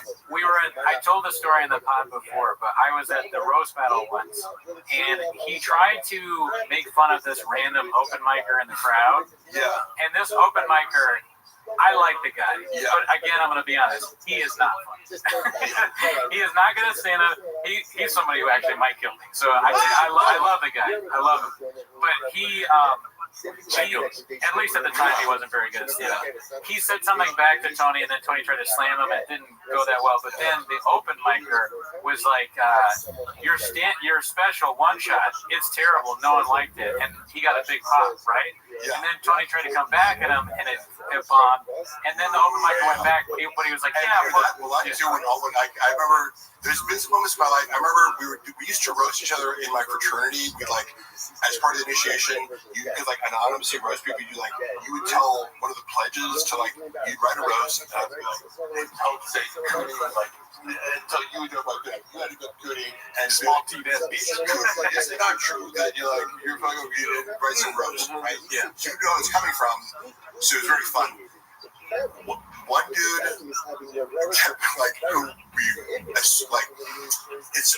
he was, I think, closeted gay, but because he was also like really in your face, like narcissistic and like overcompensating straight, that was what made it like, you know what, this out of gay dude, right? But like he was a dick and a douche and like a narcissist. So the final joke of the entire evening, somebody goes up to him and goes, like, sir, whatever, you're gay and no one likes you. And it was just like, oh, people laugh. It was like sad. And then I remember he came and he's like, did you fucking say that joke? I'm like, no, dude. Why would I? That's so mean. That's a great, you can feel that. It's one of those things that Brian says, you just go, like, say your special sucked. Yeah. And it's like, if it did, and you just have to say that, and it gets a laugh, like, what are you going to do? Yeah, it was so much worse. It was so much worse than that because he kept trying to thank you. Oh, yeah, and then you're trying to one-up it. Yeah. And it's not working. It got worse and worse, and the crowd started chanting the open micer's name, and like, Coney sucks, Coney sucks. Yeah, it was insane. I said this on a podcast, and 2 people messaged, or actually more than 2 people, they messaged me about it, about other times that exact same thing happened. So this has happened to Tony 3 times at least. Yeah. Random open Like I said, Mark should sign up for Kill Tony, and if he gets pulled, do some shit up. That's actually a fucking brilliant idea. I would go up and do my own, the dick joke that you did about me, where I send terrible dick pics out. Like, oh, yeah, you and I'd be like, confront him about it. I'm like, hey, could you like maybe, I didn't tell him not to do it. I'm like, you understand how people might perceive that as being disrespectful, right? You're like opening your entire act with like Mark Harley is bad at everything he does and sends shitty dick pics, and is also a moron who's bad at like security and is gonna get me killed. And, yeah, you shouldn't do that for an employee or a friend. Yeah, I was like, okay, that's what you want to do with Mark? I'm a hungry wolf. That's what. Yeah, you fucking young. They gave a hungry wolf a fucking chance. You know the beans on his What I do like about, because I know David Lucas personally, and I consider him a friend. I like their dynamic, and I like that when David Rose killed, when David Rose and Tony Hinchcliffe, Tony laughs about it. Like, he's very open to like David's roast. I like their dynamic. You ever make you thank Alan? Like, did you thank it at all? You ever thank on them? Yeah, thank it. Because the Elephant Graveyard mentioned that a lot of times David Lucas makes you think on things. Yeah. You leave the show and you start thinking. David Lucas said to me, he said, this motherfucker looked like a muscular bobcat. I was like, that's pretty good. Well, we got a line problem, y'all. Yeah, I think he said, yeah, you know, like, I have a protein powder fetish or something like that. He knows more of the way. That's funny because you hear the same shit over and over again, and you're like, oh, okay, like this was funny. It made me laugh. It was original. I mean, they're dynamic. To me and Gerardo often do this, but it's just like David's like, man, you gay though, and then Tony's like, well, you're fat and black. You're fat and black. You're fat and black. You gay though. You're gay as hell, bro. Can you help shit out with current events? What was funny was we discussed. I hate to be repetitive, but I did try to help Jim with current events because the way they were doing it is like, are you reading newspaper articles as current events? Like, that's not how the world works anymore. Get a fucking YouTube video, get a viral clip. Like, why are you responding to like, yeah, a girl was kidnapped, and then Jim's reading it out loud or whatever. It's like, Jesus Christ, this is like the worst part of the show is current events. Yeah, I mean, this is not the world has evolved and left news articles behind. So I was like, going, what's hot right now? Andrew Tate, and like they loved the first one. The first couple ones I brought in, they were like, oh, this is hilarious. And it's easy because it's like a YouTube short. It's all over the internet. And he's hot, so you get to react to what he's saying. And he's like, Andrew Tate's delivery is fun, you know, it's rash, it's like. And then he did this. The next time around, so it's like, oh, this is working good. It's like, I'll do another one next week. Yeah. And he does this joke where he goes, I was reading an article the other day. Some kid can recite pi to 2 places. That's great. But how the fuck are you supposed to get laid reciting pi to a hoe? And that's right. You guys laugh. It's like the verbiage. How are you supposed to get laid in a club reciting pi to a hoe? And I was like, that's just funny. It's a funny delivery and it's a funny line. And also, yeah, it's great on Twitter. Ooch has a funny. Is that Ooch? No, it's somebody. It's just somebody asked about interaction. David's funniest joke is when he said Tony buys baby carrots just to suck on. I don't know. I got you. Never mind. Yeah, he said, who's the worst interaction you had as a TFAT guest? Oh, that's a good one. Fuck, there's no real bad interactions. I would say, but on Food Truck Diaries, Jamal Hill was like high as fuck and super awkward, and like we were talking about skits before he like. I was kind of like the liaison for Food Truck Diaries for the MMA fighters. So like when they weren't involved in the shop, I was like tasked with like talking to them. Yeah. So I had a lot of great conversations with guys like Alexander Volkanovski. They're super smart, and Michael Chandler's easy to talk to. There's all these guys that are like really smart, easy to talk to. Jamal Hill like comes out of the car like having just smoked a blunt and was like super like awkward and not gonna. He was like whispering, and it was like this is kind of weird because he's like high and like paranoid and like whispering. But before the episode shot, we were like, oh, I see you do like skits online, use like voiceovers and this and that. We're talking skits, and then like I asked him to like shoot a skit afterwards for like the Open Stone Clothing Company, and by the way, a bunch of people have done this for me. I was like, oh, like who's the I hate that I blank out her name with this. She's super gorgeous, the female commentator for the UFC. Megan Kelly. No, what's her name? I know. Shit. I hate that. Lauren Senko? Olivia. Lauren Senko, yeah. Lauren Senko is a singer of the there. She's super gorgeous and like I was like, you see her and it's like this woman is beyond gorgeous in person. And she like agreed to do like this little like walk like I'm doing an Oak and Stone pitch and she like walks by and says one thing. Yeah. So after a whole day's work, sometimes I'd ask her, be like, hey, do you mind for 10 seconds if you do this thing for me? And after I'd already discussed comedy and this thing, I came up with a skit idea. I'm like, oh, like you come up to me and be like, I like that shirt. Let me get it. And he like takes it off me. He like he bullies me to give it to him. I was like, oh, would you mind? And he's like, and he got super awkward about it. Because I'm like, you can say no, that's not an issue. But he's like, so like, what are you compensating me for? I'm like, oh, I don't really make, like, I could give you, like, realistically, like $150. And he, like, laughed at it. I was like, oh, I'm sorry. Like, he just kind of, like, humiliated me when it's like, he's like, like, because I've asked him for, like, Volkanovski. I was like, oh, do you mind taking a picture with this? Like, my buddy has a supplement company.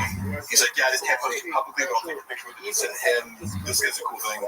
Most people are pretty cool. You're under no obligation to help me out. But the way he did it, I was like, all right, like, cool, like, no big deal. But he made this huge deal about it, like, I was about to get him $5,000 for, like, being in a social media video. We, like, kind of, we were talking about comedy earlier or whatever, and what you just get. Which, again, it's totally his right.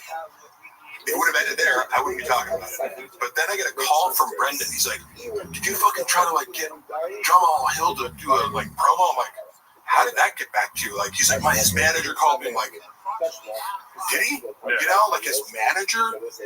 Jamal, complained his manager, talk to you? Or there was a woman there who came with Jamal Hill and, like, was this obvious, like, social climbing, like, bimbo, like, later, you know, that was how, like, disappeared with fucking, like, you know, she came over and was like, oh, hey, you guys are doing conducting business in the King of the Stay room for 2 hours? Cool. You know, but she was there, I think. Shab had left, and she was still there. I think she must have, like, used it as a predicate to, like, reach out to Shab. She's like, oh, just so you know, like, Mark made Jamal uncomfortable. Like, yeah, as a way to, like, kind of be like, oh, I'm on just looking out for your best interest. But, like, why am I being reprimanded about asking a simple question to a guest? Like, we're in a production studio. Yeah. He just was he paid for this whole episode? Like, I like, it was just, because again, I'm totally open being said no, but Brent didn't even consider it. Was like, this was the worst episode of, like, Food Truck Diaries ever, and I don't disagree. Yeah. And that, again, he doesn't know me anything, but it left a salty taste in my mouth because I'm just like, you could have not been a dick about it. Just because people who are bigger than you, like Laura Sanko doing one for me was fucking so cool, and she's like gonna be, you know, bigger than, I don't know. She has way more appeal than you on social media. Then Jamal Hill, or I miss him. Yeah, although he is like, I mean, he was champion. It's just, he's become, the world is now seeing that he's very likable as he copes with his losses. Like, I was not a fan of his. It was funny because Brendan was like, he'll never be champion, and then he was. I was kind of like, it was funny that he kind of like said that to me. I was agnostic as far as his fighting skills, but it was Lauren Sanko. Okay. Lauren Sanko is gorgeous in person. Like, she looks hot on camera, saying in person, it's like, has Mark answered who Bob makes me up as usually? Who the fuck is there? Probably George or the janitors or anybody inside info about the Pure Spectrum? Yes, okay, Pure Spectrum lawsuit. That's a great question. All I can say is Brendan introduced the idea of the Pure Spectrum lawsuit. It must have been 2021 because we were at Zoo Culture lifting alone, and my recollection is not exact at the time frame, but we were lifting there, and I wasn't yet working at Thick Boy, so I believe it must have been like summer 2021. Somehow this gets brought up. He's like telling me that he had to sue them, right? And so his version of events, again, when I first met him, so I have no reason to distrust everything he says, which I now, like, anything the Chop says is like, take it with a grain of salt, because if it involves him being wrong, then other people, like, and money and numbers, it's like, none of this is potentially true. literal truth, or he could be flipping it entirely on its head to like project, his bad deeds onto other people and reverse victim and offender. But he told me what is literally an upside down version of the story is on record, which is he said this. I was working for the CBD company, like I got an ownership stake in it. They came to me and like offered me this, and he presented it as I'm getting like I own a portion of the business and it's like paying some sort of dividends each month, and everything's going great. And then slowly that starts to dwindle down to the point where we're like, what's going on here? And I'm condensing this, but it's like the accusation the shop was making is I'm being fraudulently like kind of my stock in the company's being diluted or something like that, or I'm being like what I should be getting is being artificially deflated, and I have to bring someone in and do like accounting, and audit their numbers because I'm supposed to be getting it's like big check, and then it gets smaller and smaller and smaller, but like the company's growing. Like he was like, there's some sort of inconsistency where my paycheck is suspiciously getting smaller for no reason. Then the lawsuit says this, which feels like that's weird, like that's crazy, and then you suggesting legal action against this guy, like in this story, he's the innocent victim of being swindled out of like a business deal. You know what I mean? He was unfairly treated by a guy who like magic bean salesman. Yeah. It's like, this guy came in and just fucked me over, and I'm like, I gotta sue him. But then you read the lawsuit, and it's like, I can corroborate what he did here because I've seen him do the same thing elsewhere, which is one way you're getting paid is a flat fee to do social media posts, right? In rain bottles, whatever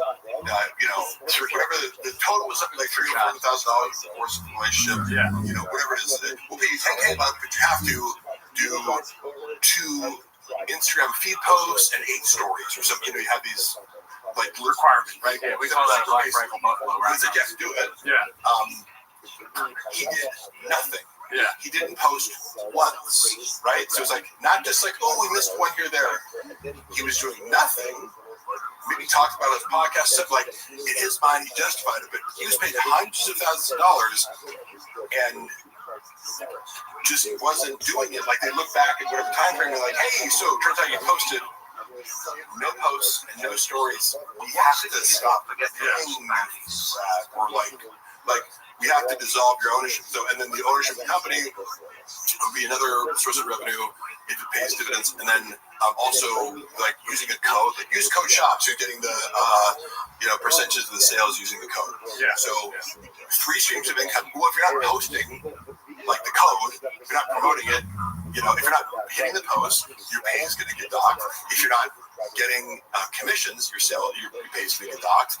And then the ownership stake, I think, was negotiated because they were like, well, instead of us suing you for the $300,000 that we gave you to do nothing, how about you just like give us back the 10% of the company? Yeah. And that's where the point of contention is whether or not he had the 10%. Ownership is the company, which he claimed to have in some sort of legal document that does or does not exist. This is the whole lawsuit goes around that. But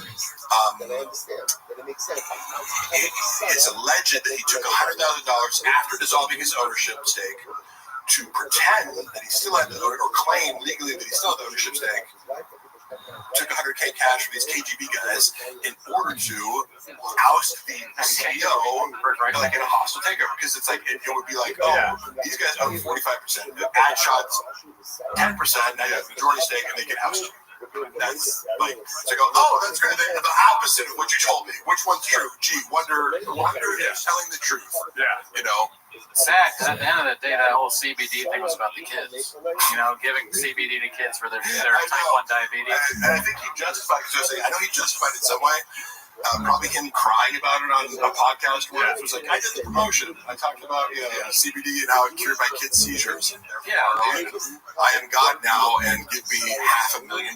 When I see a kid, I'm just like, I see, you want any CBD? You know, like, and I take my Jack, not like Pete Holmes with Magic Mind. I'm like, you want some Magic Mind? I give it to kids all the time. Yeah, this guy's a real narcissist. The boys are tired. You know what? I'm autistic, bitch. Hey. No, I was going to ask her about the CBD thing too. We want to talk about CBD, and you know what? If you have a problem with that, that's your problem. Why don't you go back to Also, Dallas? I love it. If you allege me of being a narcissist, why don't you use the diagnostic criteria? Oh, you don't know what the fuck you're talking about? There's 9 of them. Can you name them? Can you go into theory? Do you go on Sam Vaknin, lecture on narcissistic personality disorder, borderline personality disorder? Oh, you almost have forgot. You almost forgot.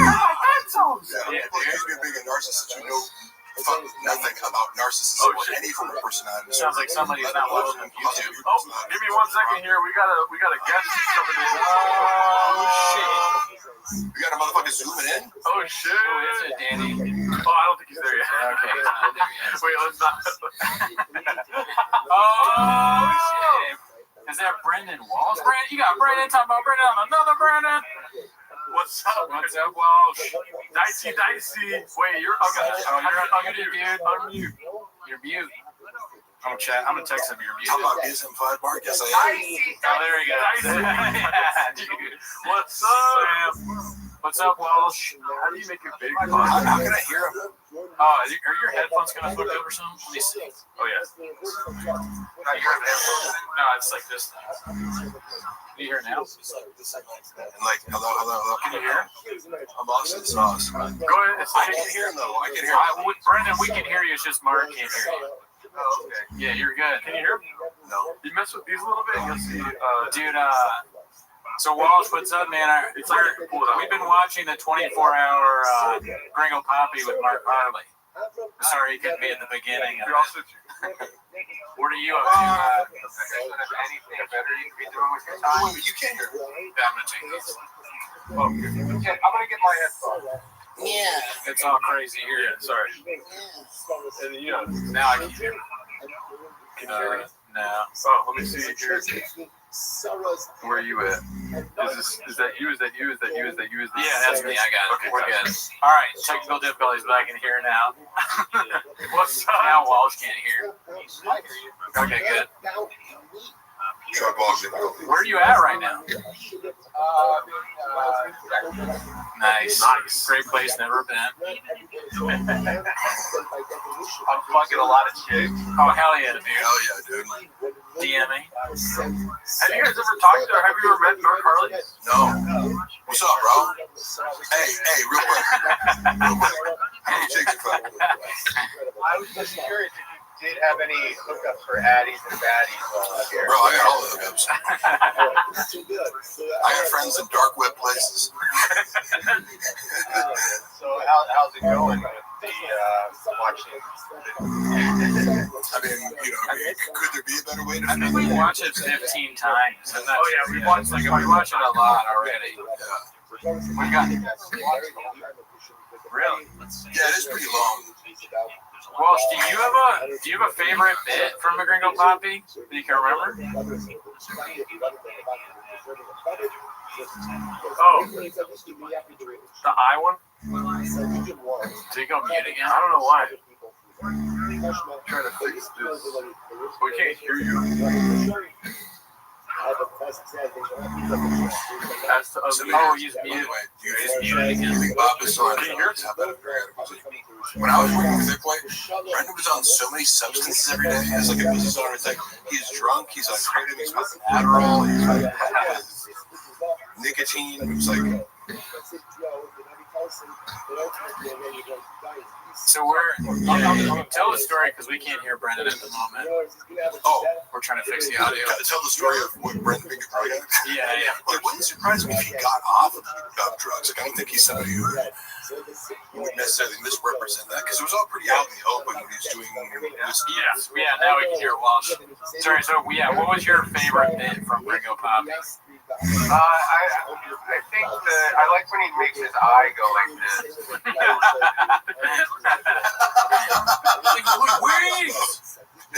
Yeah, the COVID stuff is good.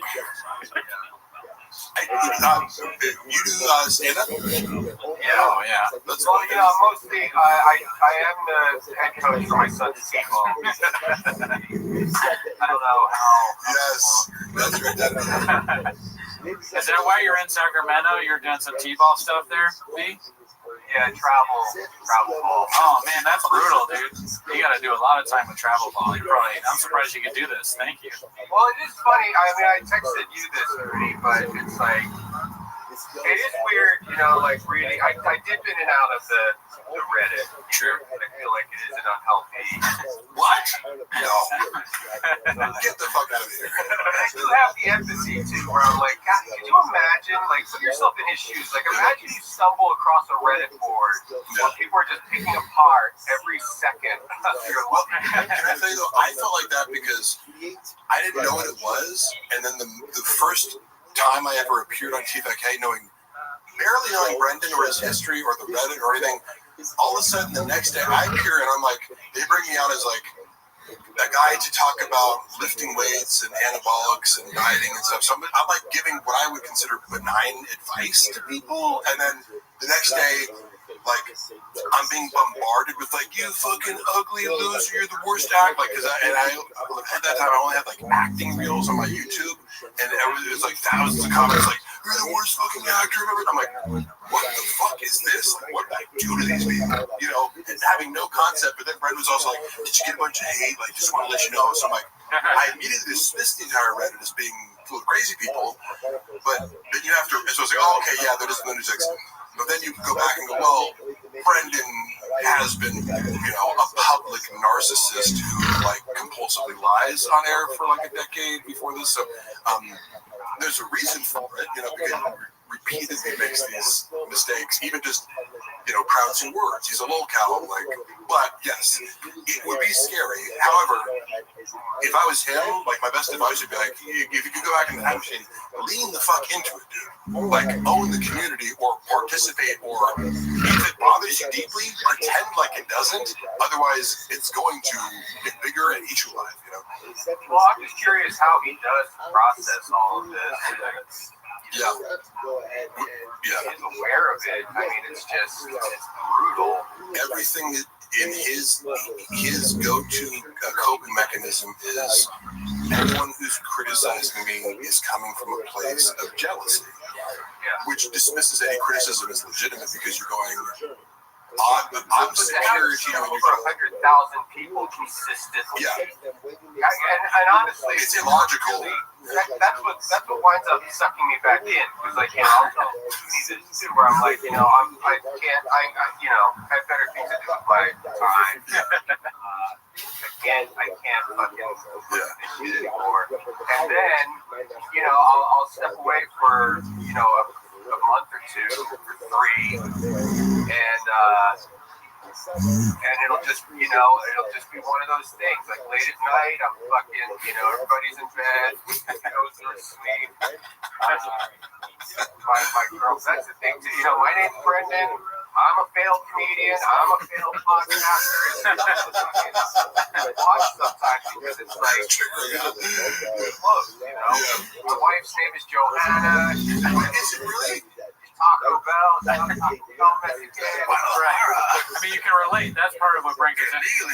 See, the thing, what I would say, you asked, how tough is it to be in Brendan's shoes? But if you're in Brendan's shoes, your feet are going to be wet, remember? He drinks out of his shoes, so you can't do that. But that's what sucks me back in though, because it'll be late at night or whatever. For whatever reason, I'll be online just fucking wasting time. I'll be like, I'll click on I'll go seek it out because I muted the TFK Reddit, so I don't even get any suggestions. So I don't even know. When you go on Reddit, because again, I think Reddit's amazing. As a social media app for stuff. But I'll go with it, and then I did get for a second, and then it's like, the guy, it's just non-stop hits. Like, I'm like, what the fuck what? That was one time when I left, and I came back, and it's when he got the fucking Chompy tattoo. Oh, yeah. And I'm just like, Yeah, and stop. As you're saying, he keeps outdoing himself. Brain tank? And then I start scrolling back and then people making references of shit where I'm like, well, wait, what does that even mean? What are they talking about there? And then you go and you find another jam. Yeah. I remember finding out Best Brains for the Arts. Oh, fuck, yeah. The clip was him attempting to discredit a group of black MMA commentators. Yeah. And you're just like, oh my god, you're like openly racist. Yeah, that was just legitimately a racist thing to say. Yeah. It made no sense. And it didn't make Oh, sense. I didn't even know what that. I didn't know where Best Brains came from. It was like, come on, these aren't the best brains because we're like a black panel. Yeah, it's like Cormier, I think, and somebody else is like, we get what you're doing. We get it. We get it. Yeah, It's like, all black. we get it. You're trying to do like the diversity hire thing, and it's just like, do you hear the words that are coming out of your mouth? Like, I mean, we were laughing about this today while she said, I just saw that movie, 15 Years a Slave. And we hadn't heard that before.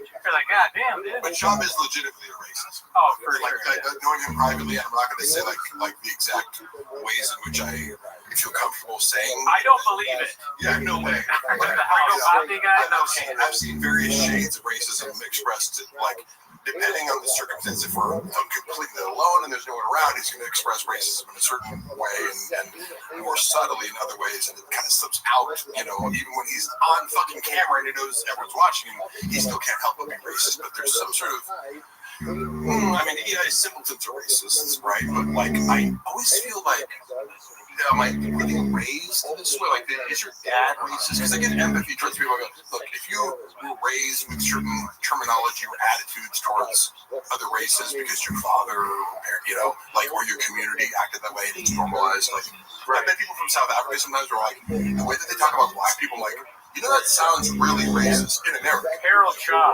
was born in South Africa. Shut the fuck up, man. Well, I got a question for you. So with the Reddit time, is it like in the house? Is it like Daddy's doing his Reddit time, or they're just already asleep? Like, don't disturb. I don't do anything until everybody's in bed generally. Otherwise, there's fucking weird easy. But it does get, I mean, I haven't been this bad in a while, but there was a period of time when I did have to step away, when it was literally the first thing I would look at. I would grab my phone, check, you know, whatever. If there was a text message, I looked at that, and then the first thing I would do is go on Reddit and see like this. But it's a testament to the creativity of the group.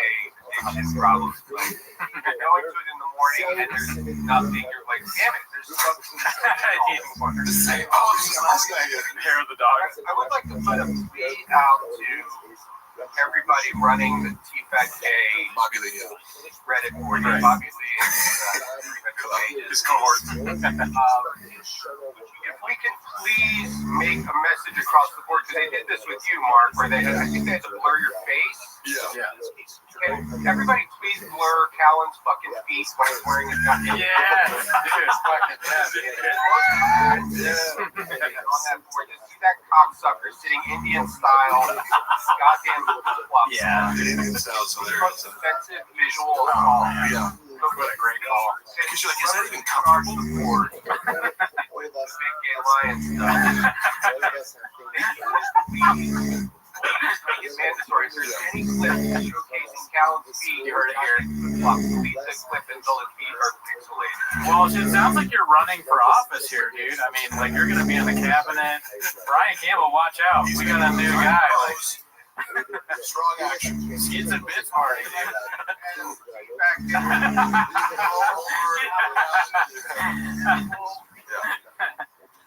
Yeah, there is no black TFAT K or white TFAT K. There is TFAT K suit. Everything about it is, I mean, I have a pretty loose grip on reality. And it really does kind of fuck with my reality, where I'm like, I can't even understand how it's real. I don't understand how, because like I said, you know, like I podcast and shit. All of us here were less successful than Shaw. Yeah, no, that's not true. No, I'm very. Have you seen my Ferrari, bro? I think I'm right. I guess you are. But he's like, Brendan Jarno sucked. Prius, bro. He's like, I've been to both their houses. when he came on my podcast, it was just like, I was like, could you, well, I mean, I don't know if this sounds racist, but I was like, if there was a black chick watching the podcast going, wait, hold up. This guy named Brendan, he's talking shit about goddamn It's great. but the whole, this really does baffle me, like how, because it's like, okay, you know, people shit on them, because I guess, you know, they used to get hundreds of thousands of listens for whatever. Yeah. So, when I remember it was like looking back, it was the average was like 250K at some point around 2019. I don't know. There was a lot. But Those are Bone Zone numbers right there. but the people will be shitting on it, and like, you know, oh, okay, it only has like 30,000 listeners. But for viewers or whatever the counts are. It's so huge. But even that is hard for me. I'm like, who? It really is confused. Like, who? What? I was like, I'm fans of this show.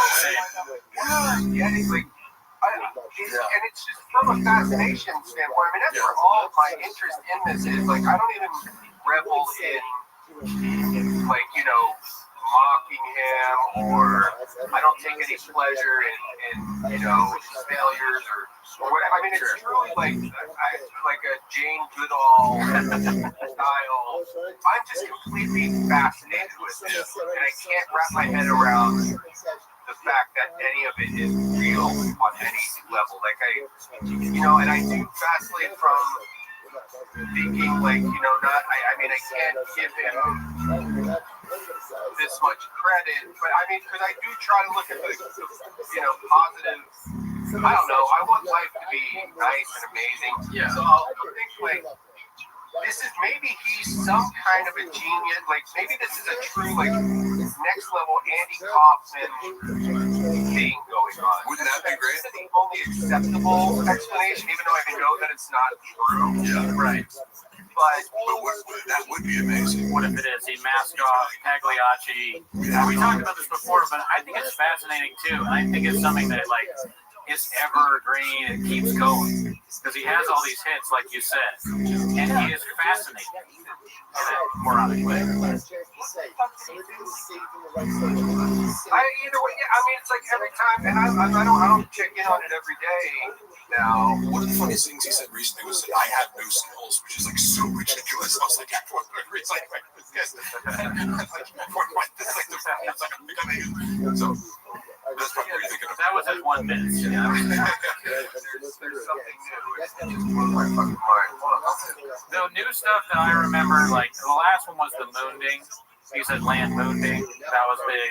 Yeah, because even just, as I said, the malapropisms and dyslexia based, I don't know enough about dyslexia to say this, but it's the most innocent form of abuse, because you're mocking somebody with like a speech impediment and like a, you know, some sort of what would you consider dyslexia? Like a learning disorder? Yeah, learning disorder. Right. So, but sometimes people will stop at that, go, oh, that's not funny. It is funny, but it's like you could go like, don't be a bully, but it's like, wait, watch this guy further and start to understand that he's actually a narcissistic bully, and then you have a whole new world of like things to justify. It's really hard to defend him. You know him well, but on a certain level.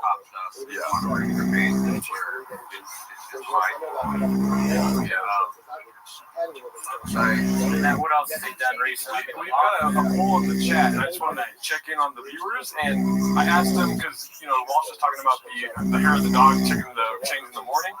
How long do you spend on chains? And the winner is 8 inches. Of course, classic. The Reddit board. There's some other thing that blows my fucking mind. But like, when he sees me, like, if he is in fact looking at this right, I feel like if he is any level of a human being, he would have to, like this. If this was happening to me, I would just have to stop. Like, just make believe it doesn't exist.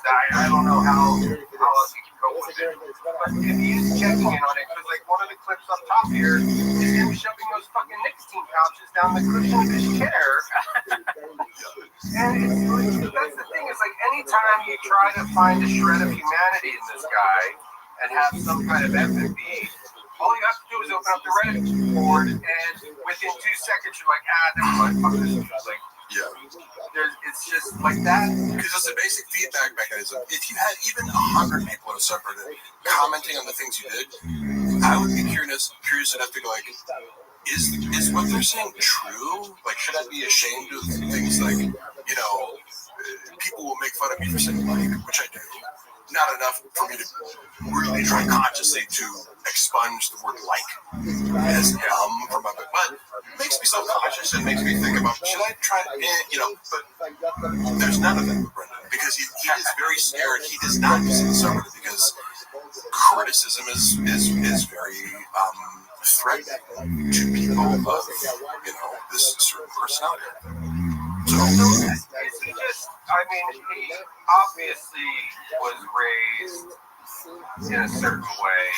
I have some insight on that I thought was interesting. If you want to hear suffered any criticism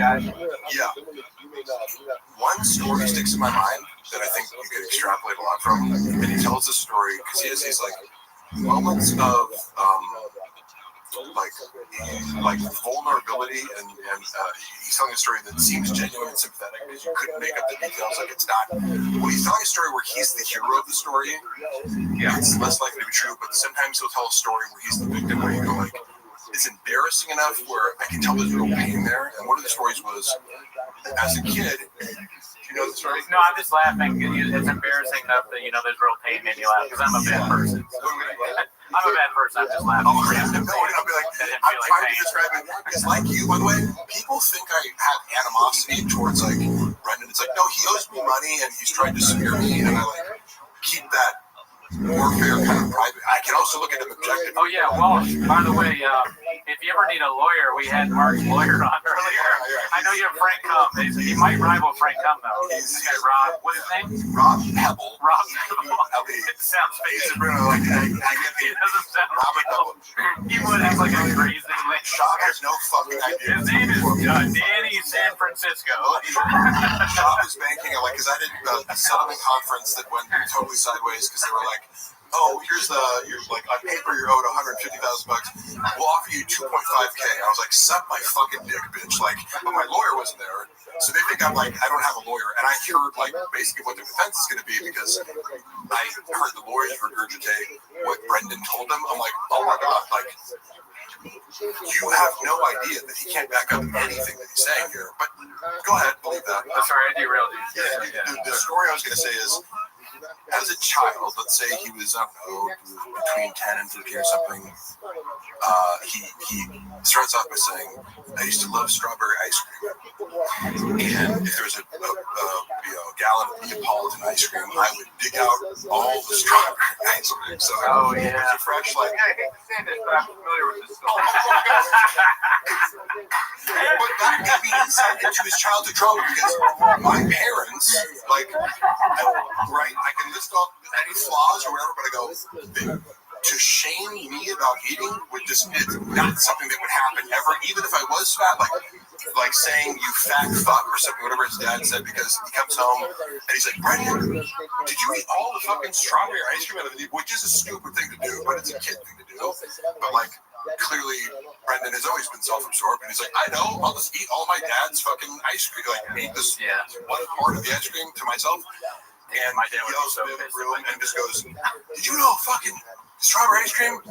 He's like, yeah. He's like, fat pig or fat fuck or fat pig or something. And his response, remember what his response was? He was like, oh fuck, it was like a dagger through my heart. So that was the moment where I'm like, oh, your dad hurt you. And trauma aside though, is the fact that he has managed to go this far in life with just, never really learning anything.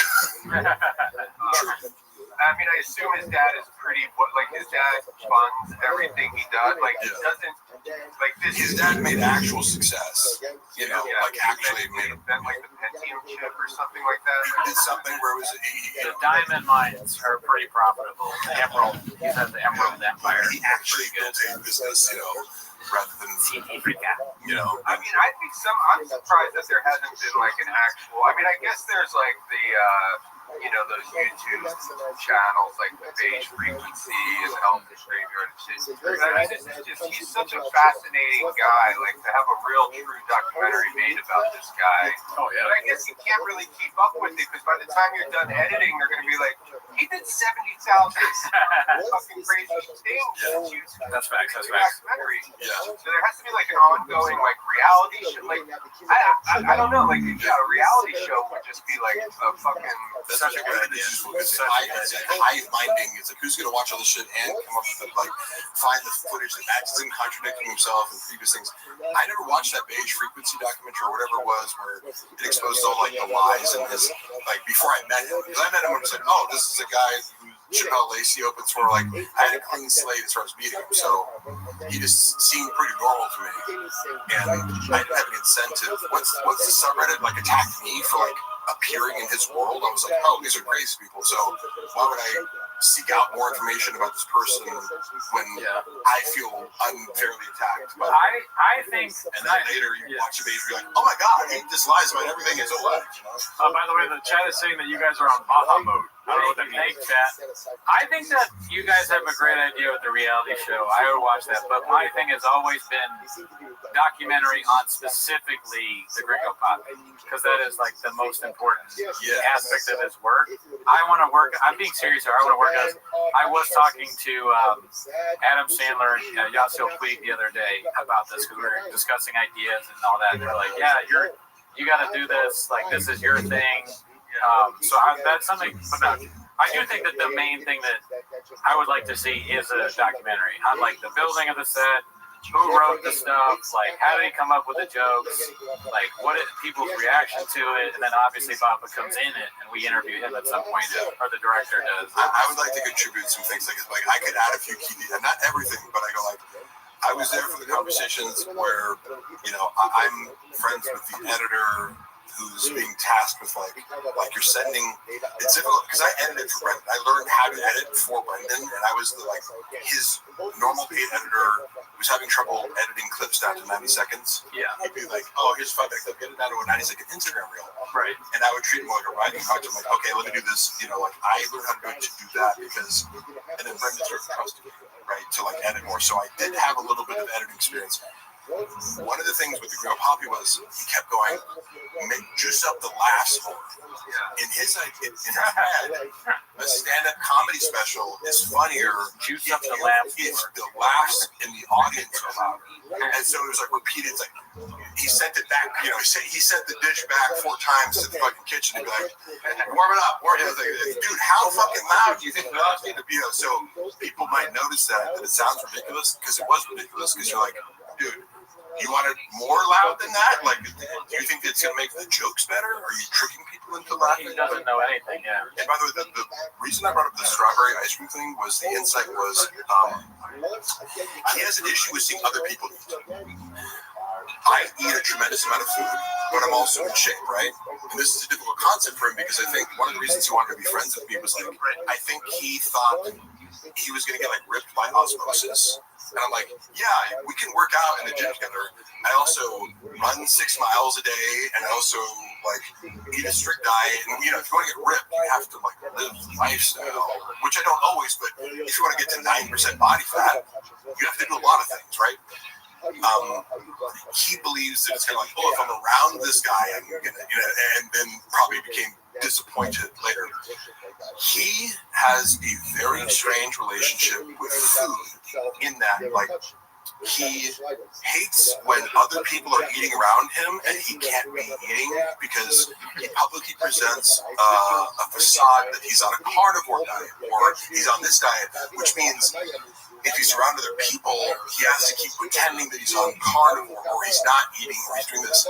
But then his keto base, like I had enough insight to be like, he's like, yeah, I stuck to the carnivore diet today, but then like, oh, I had a pint of Benadryl. So you're not on carnivore. That's not a carnivore. I can't do that. What a child. Oh, I ate steak, and then the next meal I ate, you know, a bunch of candy. That's not a carnivore. You just ate steak and candy. He would say something crazy like, yeah, I'm on the carnivore diet, but I ate 10 bags of Skittles yesterday. That was every day with him. I don't think he stuck to a diet for more than 18 hours at a time. So I go, well, you wonder why you're not losing weight is because you just like you're eating an additional 1,000 calories of fat. Right. So, but he would in the green room because like in the green room he's in charge, right? The Oprah's and I'm there, but that's where we get fed, right? So I'm ordering like, oh, can I get 2 orders of chicken tenders because I eat a lot of fucking food.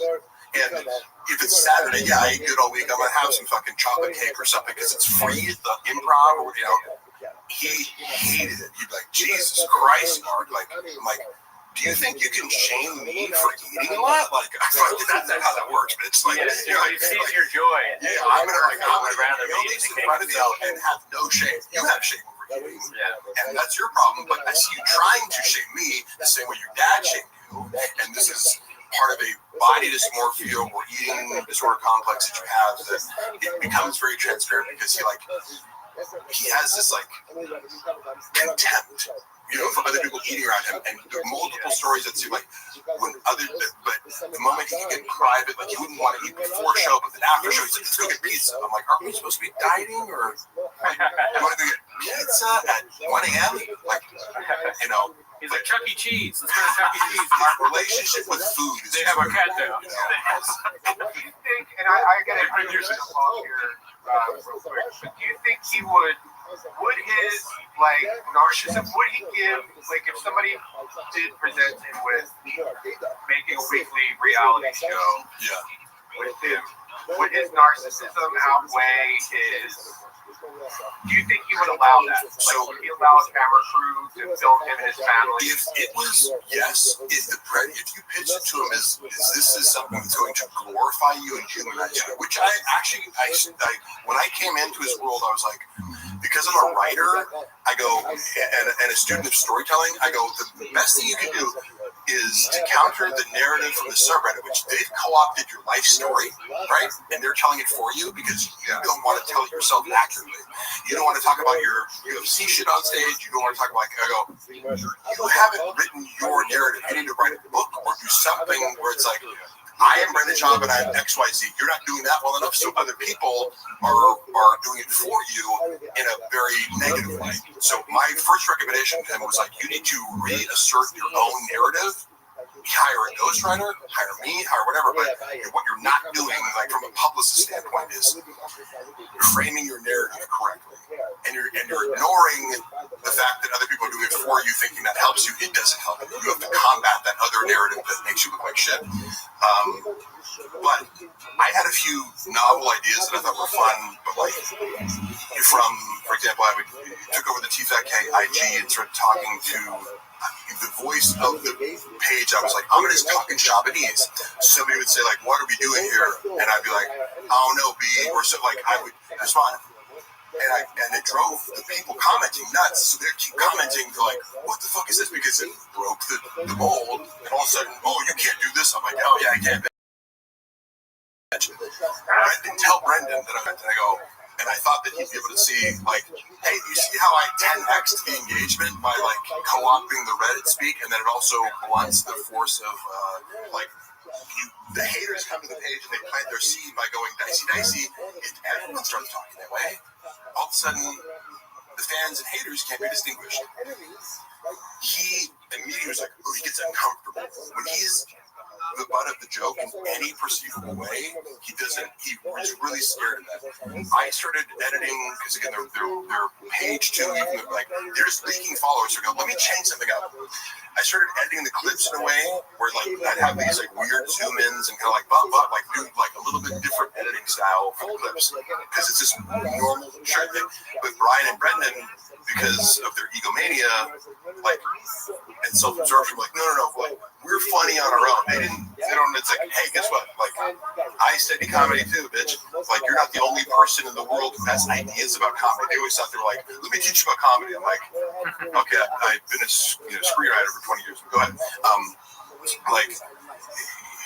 Any idea, this put them at the butt of the joke, because the clips, by zooming in on certain things that Brendan would say, where he's like stuttering or something like that, he was funnier, but it made him the butt of the joke rather than oh, we're telling a funny story. But it's like, if you do something like that, then I'd be like, I've edited in such a way that zoomed in his mouth. So you were editing that to show that? And they hated it.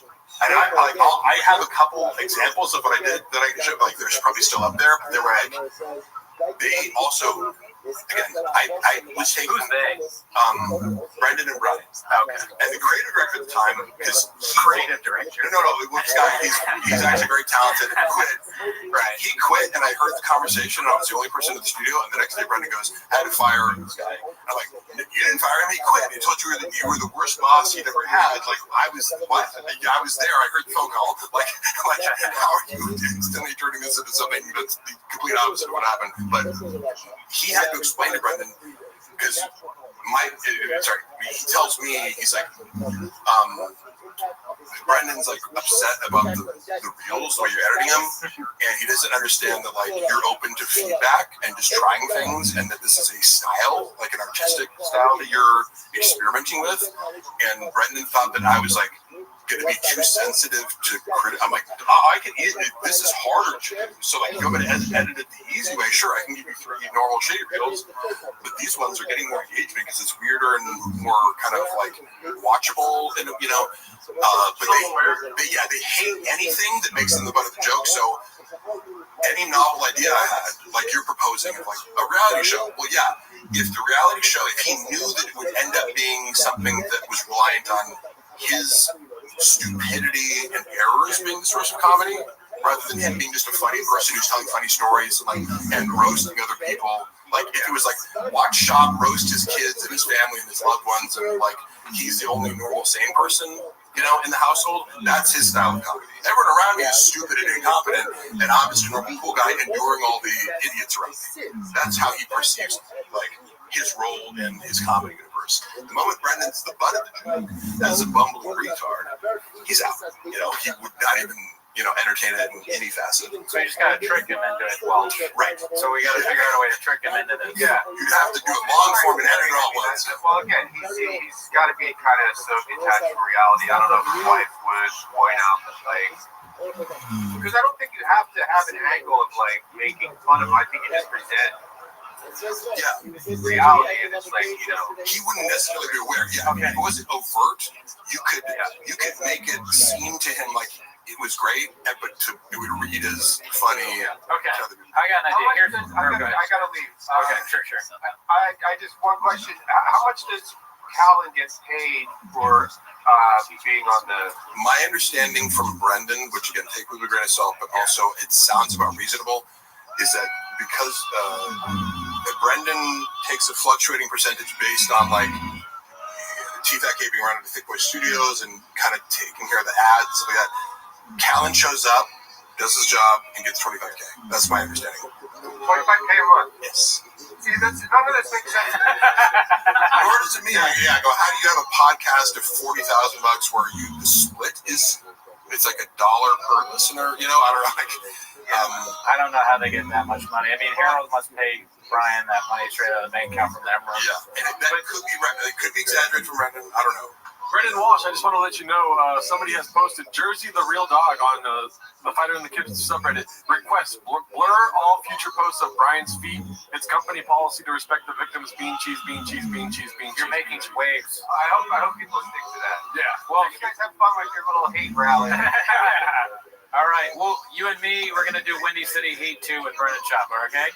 That's our next business plan. All right. Love you. Bye. Nice meeting you. Nice meeting you. Thanks, bro.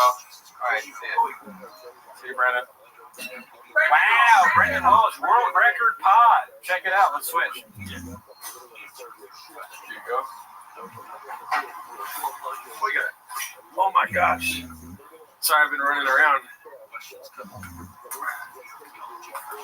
Let me see here. We have been playing the Gringo Poppy in the background that whole time. If anyone's wondering. How do you guys originally know? Just through comedy. Yeah, first Alan Strickland Williams. I go from a Skits and Bits online. Yeah.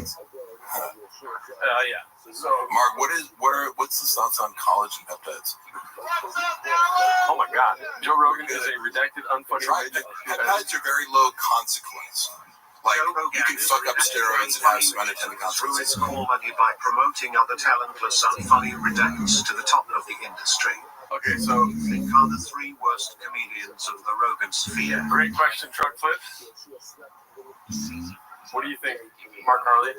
I was going to let you guys go first because Okay. I feel more comfortable shitting on comedians after actual comedians shit on comedians. Okay, 3 worst comedians in a Rogan series question. Tony Hinchcliffe, Bert Kreischer, who's the third?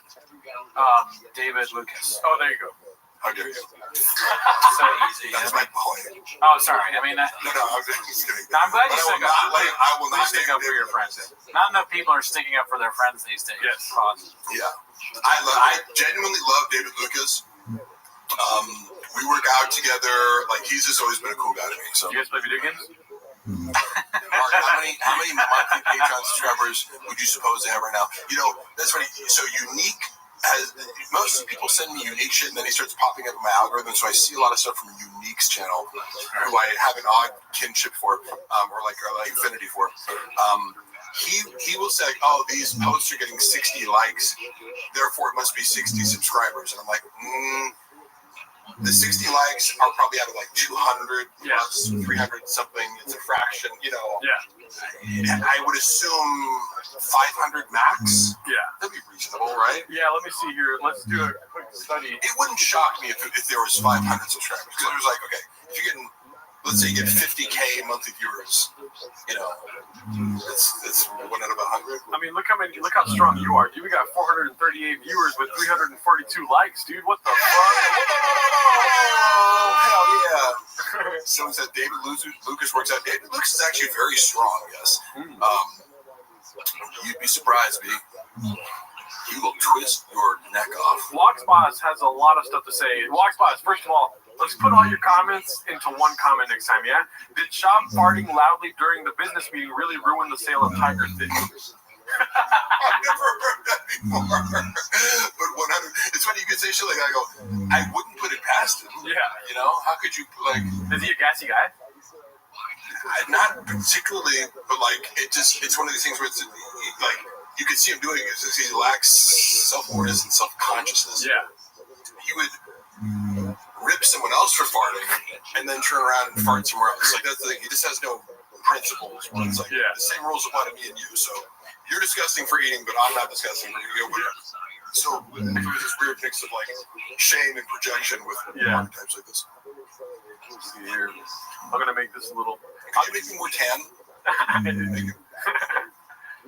Do you naturally tan? I go to tanning beds, and I also run it. Like if I hate to admit it, but it's like I look for my auditions that I usually get. It's like if you're looking for I get like the bodybuilder or this kind of it's like I've gone long periods without tanning. It's just like when an audition comes up, they typically for the roles that I get. It's better to be tan. So either if I'm not tan from running outside, I'll go to a tanning bed. Like I wasn't, but you know I love donuts. You know.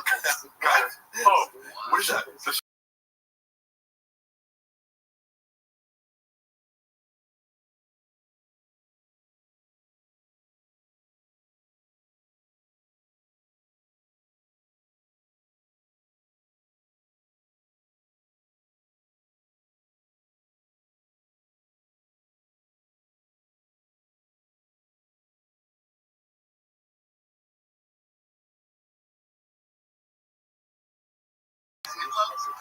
There's always one guy. No fucking way.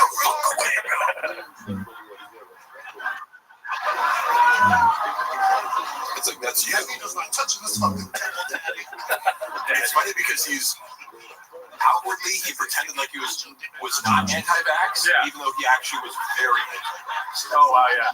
And I'm agnostic about I got the vaccine just because Luana was paranoid about it. Yeah. But I'm like, I don't give a fuck either way. But it was funny watching somebody have this, cognitive dissonance over like you feel like you have to tell people that you're not like against vaccines, but then every time you're alone, you're like, look at that scene.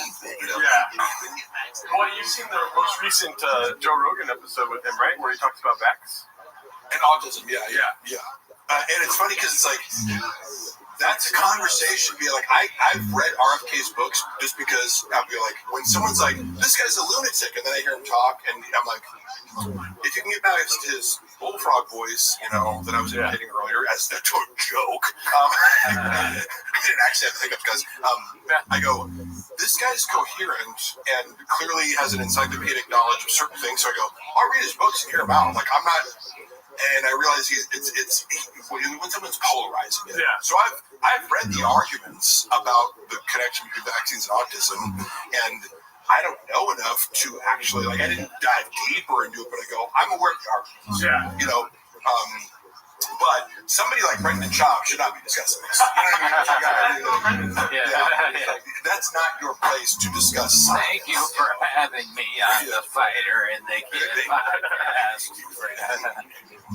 How much can you lift, Brendan? How many chicks can you? I fucked 5 squirrels last night. I was running around Central Park with a big black mirror in my SUV. And at night we fuck each other. I got a vaccine. RFK Gringo Bobby.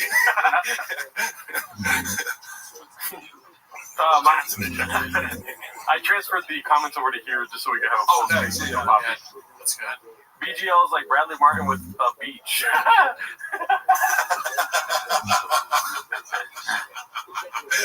Oh man, Did he do Bradley Martin. It was funny. You know, do people know about Bradley Martin and Brendan Schaub's dynamic? What's their dynamic? I know that he won money. Yeah, like it was just funny because when they first started talking, it was like I got to witness them first hanging out, and it was always funny because I think like had I not been with Brendan, Bradley's so sensitive to like social status, he would have completely ignored me. Yeah. All he cares about is like, are you in your 20s and like a rising social media star that I can take advantage of? And that's literally his only. So it's like he sees my gray hair and is like, next, like he would have like, I don't know, I don't give a fuck about you, but like I see you paying a lot of attention to Brendan Schaub, and then like by virtue of me being in his orbit, he's like would like acknowledge me. Now he was nice to me. Yeah, like he was nice to me, and he gave me a ride at some point. Like I don't have any problem with Bradley Martin, but their dynamic was funny because like outwardly they're like, oh man, it was funny. Me and this guy was like Spider-Man meme, like you're the same person. Yeah. But then Brendan would talk mad shit about him behind his back because again, anyone who threatens him, he tells a story of like they were doing a podcast maybe, and something came up where he's like, someone's like, who's stronger between you two? And Brendan's version of the story was, or like Brendan's attempt to be diplomatic, right? Now, Bradley Martin's super strong. Like, he's not just a big dude. He can deadlift 700 pounds. He can bench 4 something. You know, it's like he's strong. It's stronger than Brendan because that's what he does. And you can just look at him and be like, yeah, okay, Brendan's strong, but like Bradley Martin's an actual power lifter. Yeah. So Brendan tries to answer the question first. He goes, well, I'm sure, like, you know, he's trying to do like, you get me a deadlift, I get you bench, or kind of, I'm sure there's some lifts, you get me. And Bradley's just like, what the fuck are you talking about? I beat you in everything. Yeah. Which is true, right? Brendan was like, so taken aback by that. Like, he had to tell me that he's like, what a fucking egomaniac. I'm like, but he was just saying, like, you were trying to be like, oh yeah, I get you. It's like, but that's not true. I'm trying to do literally every lift. Yeah. Like, have you seen me squat 6 plates? Can you do that? You know, like, this is, you know, but in his mind, he's like, Jesus Christ, this guy's insane. For the fact that I'm obviously I'm the star of the show. Yeah, like, there is a question I wanted to ask you that was in the chat here. My wife's not cool. Oh, and then he accused Bradley Martin of being gay. Because he was like, Brendan saw his girlfriend. But that's like saying, like, I breathed today. If you're in the shop, literally, I'm trying to tell you, like, that's another part of this whole like weird gay fascination. Was like, how many people do I have to hear you talk about being gay who you have no evidence for being gay, and it's either are you lying about the person being gay, which is super fucked up. Yeah, it's for a gay rumor about the straight. It's like, how socially aggressive is that? Like passive aggressive, right? Be cool, right? Be cool, bro. Yeah, it's like, and then if the guy is actually gay, you think it's cool to just like out people who don't want to be outed? Like what? You know? Look, if you walk in on a guy sucking dick, like you can be like, hey, I think Mark might be gay. I walked in and, have a cappuccino with him. You know what I mean? But the amount of times that I would watch him accuse someone of being gay, the only evidence being he does something better than me. Bradley Martin's stronger than me. You know that guy's gay, right? Yeah, right. And he would say it in a way where he goes, it's like, if you disagree with me, you can't. Like, What? Oh my Him, god. Bradley Martin is gay? Like, yeah. You tried to hit Your Sean's game and be like, well, dude, you can never be as gay as you. But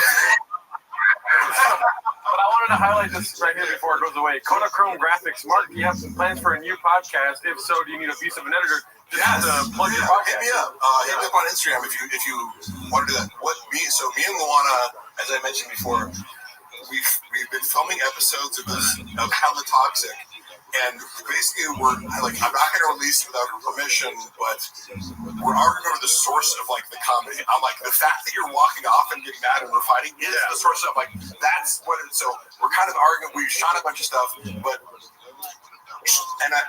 empathy for Luana, which is she doesn't have experience podcasting, and I am a little bit impatient. Like I could be more gentle. However, it's like as I'm setting everything up, and it's like hot outside, and if you're up the AC, it's like I'm like sitting there sweating buckets, and she's like getting pretty. I'm like, hey, could you like could you wait a little like you were just not be in a bad mood when I'm like I'm doing all the work over here and sweat my ass up, and then you're like, I need to be You're Luana. I'm Luana. He's the Luana of the pod. What? I'm the Luana. He's the Luana of the pod. Yeah. I lose my shit. Yeah. Is that true? Oh yeah. Oh, you like in the setup and stuff like that? Yeah. All right. You have her capture this on camera where I'm like, I'm annoying the fuck out of her, and then she like walks off. But I'm like, no, Luana, like, she's mad about it. She's like, it doesn't make me look good. I'm like, nobody cares whether you look good. Like, I don't look good because I'm being annoying. None of us have ever looked good, probably. So I'm currently trying to convince her to release this footage. Where I'm like, no, that's like people don't want to see two people getting along. Swimming. It's like, hey, here's our like perfect fine relationship. I'm like, no, it's called Hella Toxic. I know. And then you guys are just getting along and everything's working. That's why I'm like the joke that I came up with that she admitted. She even told me on camera, like she walked after, she said, so fucking thinking about the last episode every time. It's so stupid. I'm like, no, this is because you're doing what I predicted. You're walking off. Yeah, you're about like she's toxic.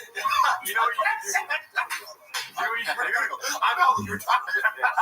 You should in the intro have you like lifting a car. That'd be great.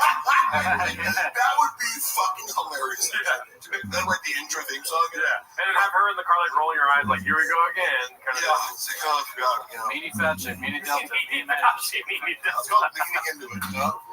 You should. That sounds good. But yeah, check out Hella Toxic. It's on Mark Harley's YouTube channel. There's just one episode out right now, but like, okay, the real truth behind it. Released that first episode. It's the fake first episode because we filmed the real first episode, and we spent too long talking about like we just seen this movie Sinners. Oh yeah. And we were both bitching about how we didn't like it, and she's like, something is we were about to get to a part where we had planned, which is we wanted to tell our narrative, and we were like reading. We planned to like read out messages from where we first met 10 years ago, like on OkCupid when she was in Germany. I was like, I want to make that part of like the serial narrative aspect of it is we're gonna tell our story, but also just like banter. As I'm about to like pick up the binder with the thing, she's like, "This is fucking sucks." Like, and she's like, "Well," I'm like, "Wait, like, come back." Yeah. Like, no, that was fine. She's like, "We're talking about Sinners for 40 fucking minutes." I'm like, "It's okay." Yeah, like, she thinks too much. Right? Yeah. It's like trust me, people aren't like, "Wait, they spent a minute too long on talking about a movie." Yeah. People are just listening to it. Yeah, if you think too much, you don't get great shit. Like Gringo Pop, you didn't put any thought into this. No, exactly. Just put it on YouTube. Yeah. I forget sometimes, and I'm like, you have to practice that, and like just the art of releasing your inner critic and talking nonstop, right? And so if you're trying to worry about looking good, you're gonna speak less and seem still. And also you should be like, in a couple weeks you're gonna be like, I have nothing to talk about. If you only want to stick to like random topics, like so just let it unfold, and if work on the dynamic of making like feeding off of each other. Can I give you some constructive criticism? Yeah. Because I've listened to the first episode. Okay, And you guys should invest in some of these, dude. Oh, I fucked it up before. I have this. Yeah. I wasn't connected. I didn't realize. I was like, oh, they weren't. I was like the camera. So we reshot another one. I'm like, motherfucker, like I didn't even know how to work them. But these are great. I had that exact one. Okay, so cool. We were wearing them. Yeah. And I was just like, someone's like, oh, the camera's picking up the audio. And I was like, no, it's not. We have the. And I'm like, oh shit. That happened to me the first couple times I used it too. But it's super effective. And do you guys use a phone or do you use the camera? You just use a phone, but I just got a camera. That camera. I was experimenting with that. I'm like, it looks way better. Yeah, Yeah, even with the phone, it has a nice little hookup. But if you guys have good audio, I'm sure you guys are gonna take off. Yeah. Well, my only point in doing this was like, we filmed the first episode on our 10th anniversary, so like, look, we can wait to like do the perfect fucking setup and everything, like, but that's gonna happen a year from now. Like, they're like, okay, when we have $5,000 to do is go, put the camera up, put it in our fucking living room, and just let it one angle, whatever, because then it's also like, there's no editing where it's like to make you look good again. This is just it. There's no editing, so you see the tension. Yeah. You know. Yeah. And it's deliberately lo-fi, which I like. I go, look. Yeah. I hate when people like pretend like that they're bigger than they are. It's like, oh, we need this whole podcast. It's like, we need 100 views. Why do you need to fucking have this whole official space? Yeah. As if that's the thing. No, be interesting first. Get a storage unit. Right, yeah. Somewhere to put your truck. Yeah, I've always said, Brendan, it's like, Brendan, why wouldn't you just shoot everything in your fucking own garage? Like, you have the space to have the studio. Yeah. You can't, Like, why wouldn't you just make that the thing? You can't wait for success to come to you. That's why we don't have a Rain sponsorship, but we have Rain out, as if we did. Yes. Because one day Rain will find us. They're like, you guys are great. We love what you're doing. Beast of the manifesto. We're fake it till you make it. Marketing geniuses, just like off our, forefather, Brendan Trout. I've actually been waiting for this moment, Mark. If you could do me a favor, please. Yeah. I will cue the music. What I need you to do right now is focus really hard. Right? Yeah. And please use the keyboard here. Yeah. Spell my name. It's Gerdo. Oh, shit. D-O. Sorry.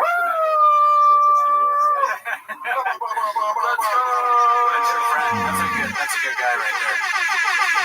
Most people spell it with an F. I was saying Jafardo. That was great. Is it spelled giraffe? Giraffe. Gallardo? This thing's kind of like Chin not knowing that Australia isn't in Europe. You go, how did you like figure out how to feed yourself? Yeah. You know, Mexican man. How did you like make this? Gerardo, can you give me some benzos? Benzos. They're all trying to tell you how to spell it. You got it right, y'all. Gerardo. Just Tosto. Gerardo. Geraldo. Okay. God damn it. I'm here for all. Oh yeah, you didn't spell it right. Cockfest. You didn't put any salsa on top of it, so it wasn't spelled correctly. Okay, that is probably my favorite joke special because it's so that was like the viral bad joke. Yeah. It was like what's a Mexican cookie? Mexican chocolate chip cookie with some sauce on top? It's like come on. Because forever. Thank you. Sorry. No, I mean, like, you know, like, could there be a worse lazier joke? Yeah. You know? I mean, I never thought of that before. No, it does sound like it is. I don't think it's lazy so much as it is just racist. You know? Yeah, it is degrading. It's like you've never seen a Mexican cookie before? Yeah, that makes sense. So unaware of yes. And it's hurtful because they're so good. You know what I mean? Like, a salsa cookie is disgusting. Yeah. But a Mexican cookie is Disneyland, dude. Yeah, that's what I always say.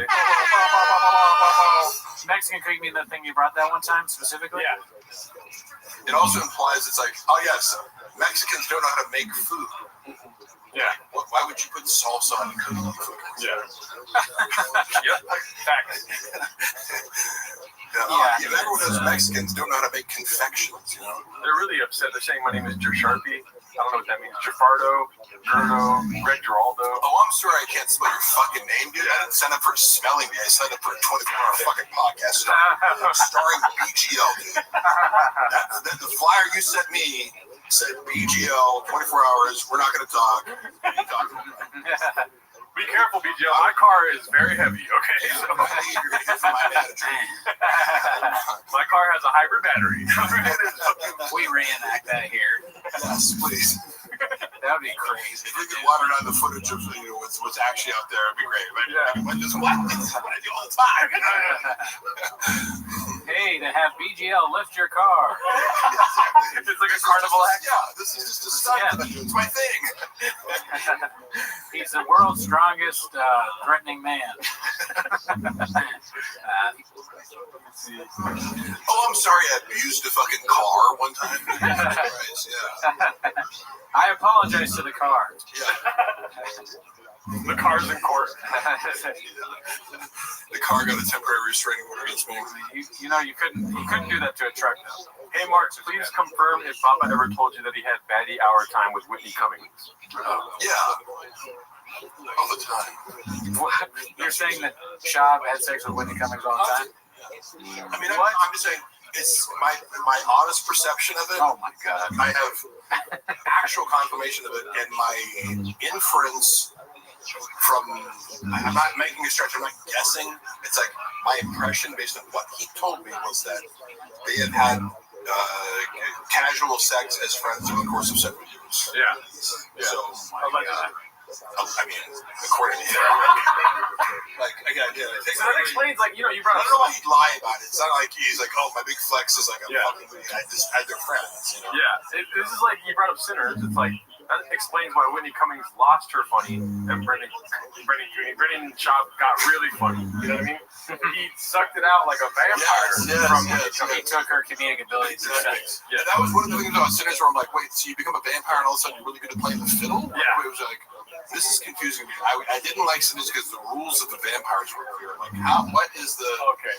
I'm like, you're introducing the vampire rules too late. Suspending your disbelief was like running over hurdles. It's like, I gotta suspend it. Yes. Well, it was. And then it's like Whitney Cummings is like Sinners because she's a vampire skank. I gotta say, hey, you know what? I don't know what you guys think about this. I'm an issues topic. Maybe we can talk about it. When Whitney Cummings went on Flagrant, do you remember this episode? It kind of became, I think, a little bit viral for the fact that, like, my perception, I think other people's perceptions too, was they were like kind of ganging up on her and being a dick. And I was watching it, I'm kind of like, I try to not go out of my way, oh, women, and you're bullying. It's like, hey, you're a female comedian, you can fucking hang. Yeah. It was like, are you guys going, it seemed like they're going out of their way to like be a dick to her. And it made me Well, now you're talking about the hierarchy of suck, which is like, where is Whitney Cummings compared to Flagrant? You know what I mean? Well, like, I'm not even commenting on her comedy. I'm just like, why do you have someone on to be a dick to them? Yeah. You know what I mean? Like, I watch porn, but I'm not going to watch shit fuck shit. You know what I mean? If it's actually mean, it's probably lame. I mean, you could have poked fun, I guess. I didn't see it. But she's better than they are. Like, I'm gonna say this. Whitney Cummings, funnier. Who wants to 60 can be? Whitney Cummings is funnier than Akash and Andrew Schultz and those goons on the couch. Yeah. Like, I know that people ripped one of her specials and I didn't watch. I was just like, oh, people really was bad. I won't watch. Like, I'm not going to. People are like, oh, burn your boat sucks. I don't really feel the need to watch shitty stand-up specials. Yeah. Right? But, like, you watch it every week. Like, I've seen Whitney. There was one where she had, like, an AI robot, and I was like, oh, that special was good. So I like I've seen specials. I think Jokes.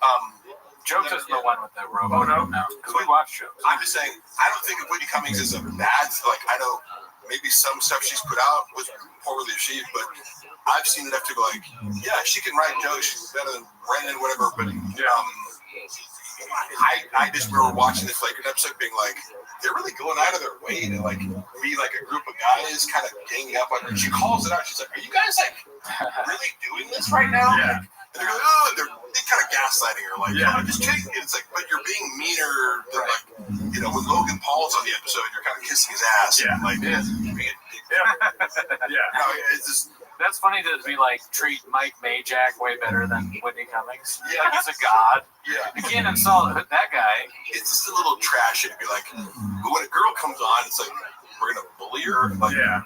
Like, I don't know. You gotta bully everybody if you're gonna bully. Yes. Or nobody. Keep the same energy. Everybody get these jokes. Yeah, it's just weird to like crank it up like in a because it's not one-on-one, which I would get if you're like, okay, I'm gonna interview a girl a little bit differently, or maybe add some tension vibe to it one-on-one. But it's like there's 6 dudes here.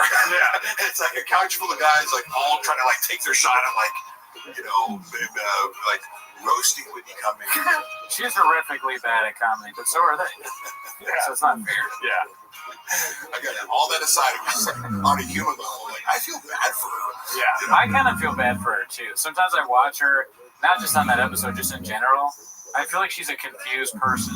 Yeah. She's constantly under attack. That is for. It does seem like even when she's not being horrendous online, she's being attacked. Yeah. When she's just being normal, kind of. Yeah. So she has a target on her back. It seems like.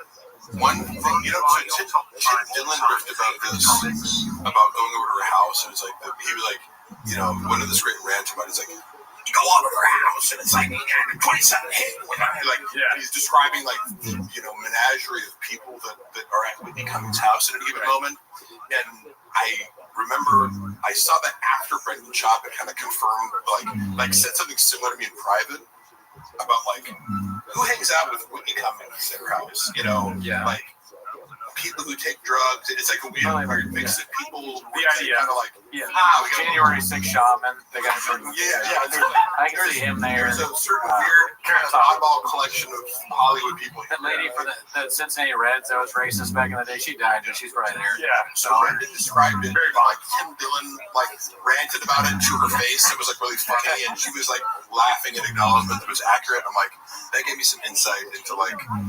I think she does probably use a lot of drugs. Like, okay. Yeah. Who's the guy that killed Khashoggi? That guy in Solomon or something. He's probably there. Khashoggi, fuck man. The Ayatollah's in the corner. For a second, I was saying, I just imagine she picks people like her. Now she's gone right wing, so she can't have like Reese Witherspoon. Yeah, she's super right wing now. She can't have like fucking the Disney stars over her now, but now she's transitioned a little bit. She's gonna have more like right wing people, like Tucker or maybe comes or whoever, Christine Levitt and the I don't know, women that are conservative, I guess. Yeah. Tim Dillon. Women that are conservative. And Tim Dillon. Okay. I mean, I think she's somebody that just doesn't. She's not authentic. She's struggling with her thoughts, so she just asks herself, "What do people think?" And then she does that, And so that's what you get. Oh, what's cool? She's a constant. Is this cool? Yeah. What's cool right now? Okay, that's what. Wow, Matt Rife's not cool anymore. Sometimes people will wake up and meditate or pray or something, but she wakes up and she goes, "What's cool?" Yeah, exactly. She checks TikTok like Walsh checks Reddit. Do you guys watch TikTok at all? Because I don't really, and I kind of like draw the line there. When someone sends me a TikTok link, I'm like, if you're not sending me this on the app because I'm not on there, iMessage me a fucking TikTok link. Same thing with Facebook. My mom all over Facebook. For some reason, I'm a hypocrite because I go on IG, but I'm like, one social media app that's addictive is enough for me. Yeah, TikTok is too much. And a lot of those go unseen that I get sent because I'm just not on it. Yeah, I just don't give a fuck. My sponsor sends me so many TikToks, and I just put the ha-ha. I do the coonie. I put ha-ha. Yeah. I blocked Jardo and his mom, too. So they can't send me stuff. I exclusively send them Aspen Gold TikTok clips. I'm going to block your dad, too, just preemptively now. Thinking about it. Because if he ever gets on TikTok, I don't want that. I don't want that. Shit. I forget the shooting thing. What is the shooting thing? Is that the lion thing? Yeah. Yeah, it's towards the end. Yeah. That's the last thing a lion sees. Isn't this the joke he talks about our studio? He's like, I'm going to go in. How many bullets do you need to kill this mountain lion? World star! World star! This is closer. Yeah. Crazy. This is such a bad joke. Yeah. Some would say the worst. I heard that he wears those night vision goggles, but they're not on, so he's just blind. Dude, could you imagine? Could you imagine going to his house? Of course. He has those. Or like, are these the goggles? Podcast episode. We're wearing them. It's not on. Does he really have goggles? Do you know? It wouldn't. Does he have night vision? I know he has guns. I don't know. He definitely has guns. Which is also like when he was claiming that I like broke into his house. I'm like, why would I visit my ex-boss who like has AK-47s in his house? I kind of fucking. You know what I'm saying? Wait, like, why would I go harass like a UFC heavyweight fighter who has an arsenal of weapons? Yeah. And who's like, father-in-law is like a LAPD officer. Like, yeah. Like, on the bullet, it was engraved that if you're reading this, you're redacted. Homeless cat. Yeah, eat this homeless cat. Eat this homeless cat. Fuck, man. Catch this, you blockbuster. He's definitely coming for us at some point. Yeah. You know, I'll fight to the death. It's a matter of when as opposed to if. I remember because it's funny, like what you chose to. I would love to. Earlier you asked about Kosh giving me notes. Yeah. And one of the things I wanted to comment on was how do you give notes on somebody on a stand-up special that's already been filmed? Yeah. You shot it, motherfucker. It's like, hey, can you give me script notes on the movie? It's like, well, that would be at the script stage. You have to watch somebody's set and give them feedback. Yeah. Right? So he was doing a lot of like, can I get feedback on this, on his finished product? And it's like, well, unless I have access to all the footage and angles and jokes you took out, I can't, like, unless I have the raw footage, how can I get notes? I'm not an editor, and that would take way, So I remember he was just like thirsting for, like, is this good? Hey, Rogan, is this good? And then he doesn't get back to him. He says, oh, hey, I'm proud of you. Later, he says, didn't watch, that's nervous. Did you watch it? You didn't watch it, Yeah. He's like, well, clearly, he didn't fucking watch it, He was just like, yeah, hey, great job, buddy. Yeah. I'm doing 8 3-hour podcasts. Definitely have time to watch. I mean, there is precedent for that, though, because I think it was Joe DeRosa just did his special. Yeah. And he said that he had already filmed it. I keep thinking it's whenever you see the What's Up Dallas. Let's see, because it doesn't happen. Anyways, that's our donation. Cockfest. But Joe DeRosa filmed his special, right? Ladies here tonight, I'm Bro Whisperer. I'm not used to that. The demo. We got your own mails. That's what I specialize in. Real cockfest. Yeah. I don't mind it though. I'm the road Whisperer. I'm the Bro Whisperer. Is Chin's family dishonored by him, Mark?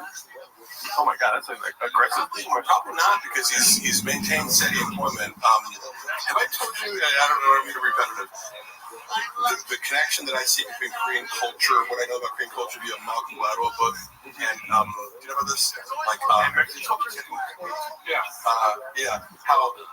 like, I like what Malcolm Gladwell books because he focuses on these little interesting, like, anecdotes that prove some broad employment, the 10,000 hour or whatever.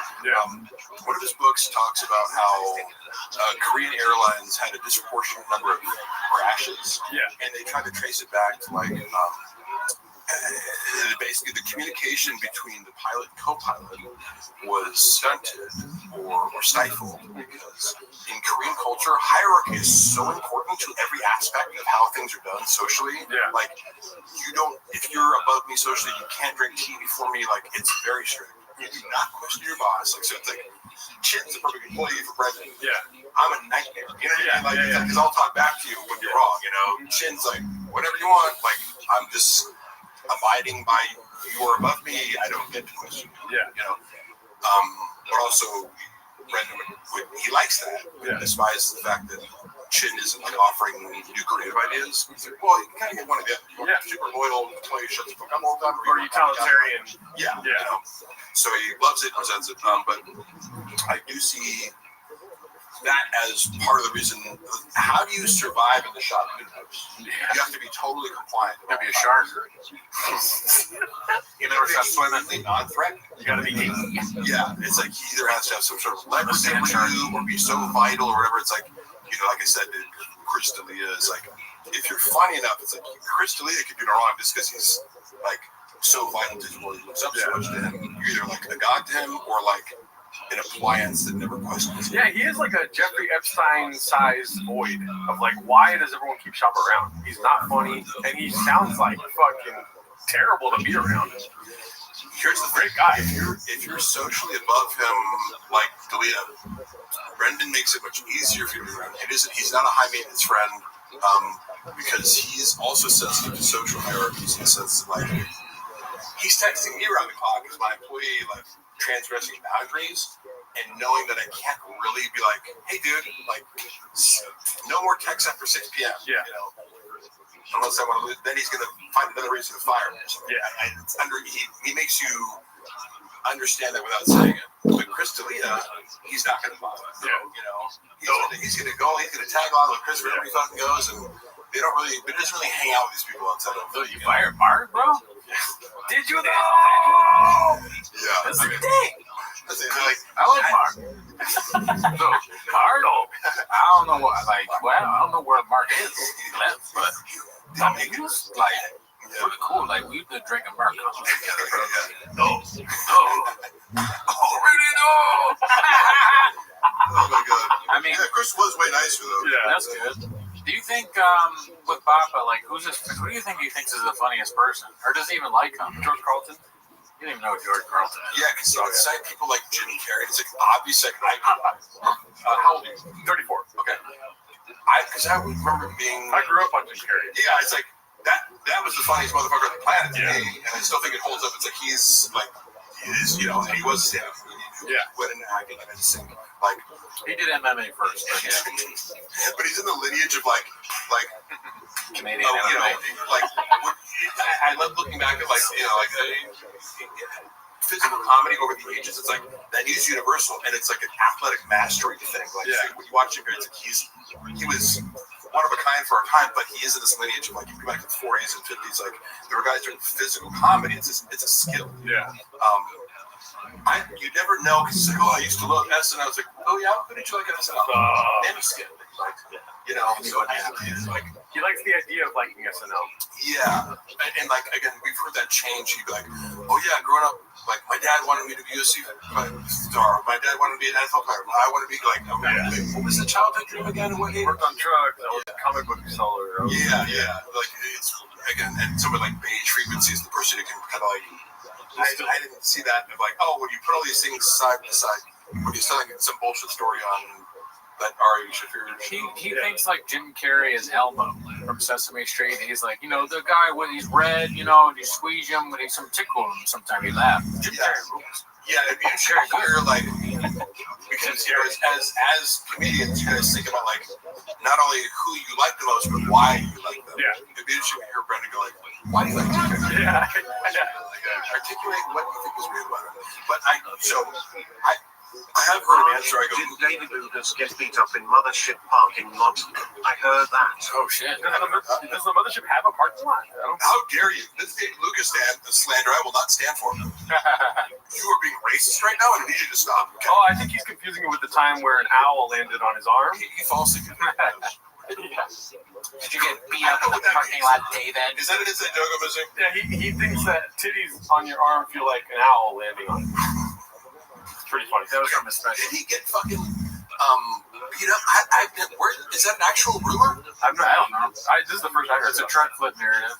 I've heard some stuff about him at the Comedy Store. I'm not sure about the Mothership. Yeah, I think I heard that, but now I've forgotten. Yeah. What it was. If that surprised anyone, great. No, like the David Lucas part of your brain is like it got conquered by Graves. Yeah, no. Graves is the Fourth Reich in his brain. You know what I mean? What's Graves? Oh no, that's kind of does sound like a nickname for Elf Grave. No, but I have Graves disease. It's like it's not a big deal, Papa. That's thyroid issue. Oh, thyroid issue. Ever heard of it? Yes. But I take a pill. Yeah. Yeah. And yes, exactly. Dude, this guy's a doctor. Wow. I mean, listen, he knows his stuff. I'm a doctor. Like Joey Diaz was talking to a doctor yesterday, and they'll admit this. It's like you can be more of an expert in certain very specific niches. Like a lot of vitamin probably know way more about anabolic compounds within your body versus doctors. They're not teaching you shit. You roughly know, but it's like sometimes I go into like a checkup and they're like, you're taking too much testosterone. I'm like, oh, okay. They're like, you should take 50 milligrams a week. I'm like, yeah, for sure. Like, shut up. Yeah. Should be able to be that small. Come on. Yeah, how many fucking things can you lift, dude? What is that? How many cars can you lift? Does that stethoscope help you fucking bench? Yeah. Shut up, dude. Yeah. You're not pills. Yeah, he's on medication, but we are also trying to come up with merch to solve his Graves. I know. If we could just get a few more Patreon subs, I think I might be able to overcome this. Wait, you guys feel comfortable telling me how many Patreon subs you guys have? We have like 400. Yeah. Oh, wow. Yeah. That's impressive. Yeah. Because I was going to say, like, my guess for Chief NK was like 500. Oh, okay, yeah. I give this segment 5 big boots. We went live once we said that the Rizzler is a National Socialist. Man, this is my favorite special. I'm so glad we could get together and watch it 85 times. Such a big deal to me. Yeah, it's great. Oh, fuck, man. I can't believe I took part in this, and it was like such a big team effort celebration. And the documentary has to be a docu-series, and one episode has to be called Marg with a G. And it's like it has like AC/DC music playing, like a silhouette of you. This is a joke of yours, but like I can actually. Oh no, this is not a joke of mine. No, this is not a joke. I'm being 100% serious. I'm sorry for. No, I like the idea also of like books, for example, where this oral history is kind of like different, like you just, it's like a story told of different perspectives about an event. Exactly. So The Last Dance is about the 6th championship. But in that scope, they go back. I get to watch that. I want to watch it. Yeah. I know everyone loved it. So, like, for instance, this is his 6th championship, his 2nd special. You know, the Gringo Poppy. That's the lens, but then the scope of it all kind of comes back to this. Yes. You're part of it. The whole history with you would be an episode, and it goes back to, like, I don't know how to make a documentary about the special itself, like a joke he told or whatever. Yeah. Oh my God. But it would be like Brendan Schaub would need to be involved because Michael Jordan was involved. And then this is like, dude, he would make a shot for shot remake. Oh my God. Shot for shot remake. You just like there's a way switch out everything shot for like Brendan Walsh was alluding to earlier, like to get him involved. I agree with you. It would be pivotal. You could do without him. 2 words, dude. 100 million. You think he's gonna say no to that? Of course not. Yeah. This guy committed fraud for $100,000. Exactly. Like after he'd already gotten like 2 words actually for you guys. We are rich. Yeah. Dude, could you imagine? I know that. Come on, go stay with me. We do a shot for shot remake. The part where Michael Jordan's like. And for some reason, I took that personal. Yeah, it's Schaub on the laptop, but he's watching Sesame Street again. Yeah, you know, another. For some reason, I said giraffe. You know. North Korea with a beach. I'm trying to think of what Schaub's. I took that personal with me. Worked both ways, like Bobby Lee. Oh yeah, yeah, that's your perspective. Yeah, that's your fifth documentary gets all these different perspectives. Andy Letterman. Yeah, that could be that. Oh my God, yeah. Who's Scottie Pippen? Brian Callen. Are you sure about that? No. How does it do that? The thing is, like his openers are better than him, you know. Like whether it's whoever he brought up. We go through the whole lineup of the Chicago Bulls. Like who's Scotty Kukoc?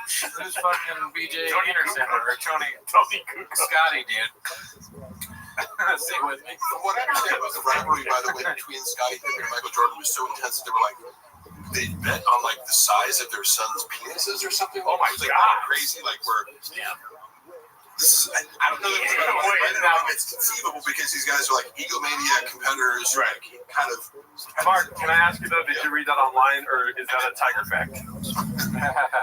You know what I mean? Yeah, we're gonna hear that. I'm like, no, this is funny. Like, it's triggering to people, or they like it, or whatever. But it's like, if you think you're gonna promote this fucking shitty whiskey, nothing polarizing, like you wanted it to be like, you know, some professional thing. I'm like, oh, cool. So who's the art director for the photo shoots that you want to do of like, you know, this elaborate Tiger thick whiskey promotion on a budget of nothing? Like what? You know, make it look like the Rock's page. Okay, cool. Do you want to do that with AI or like, you know, you want to pay the Rock money? Yeah, or do you want me to fucking troll people into following this page?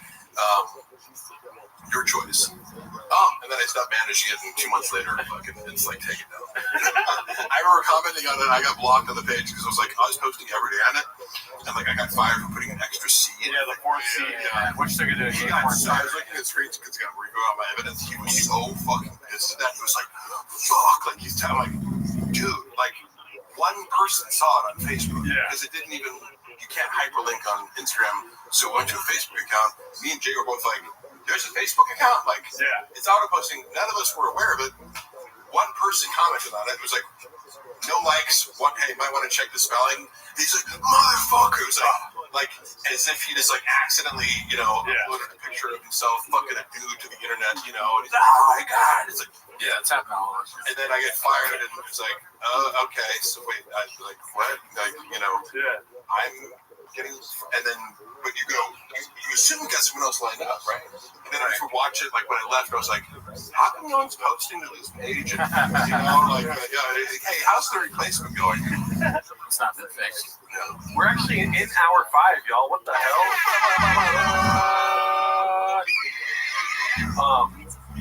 Yeah, we got more guests coming through, y'all.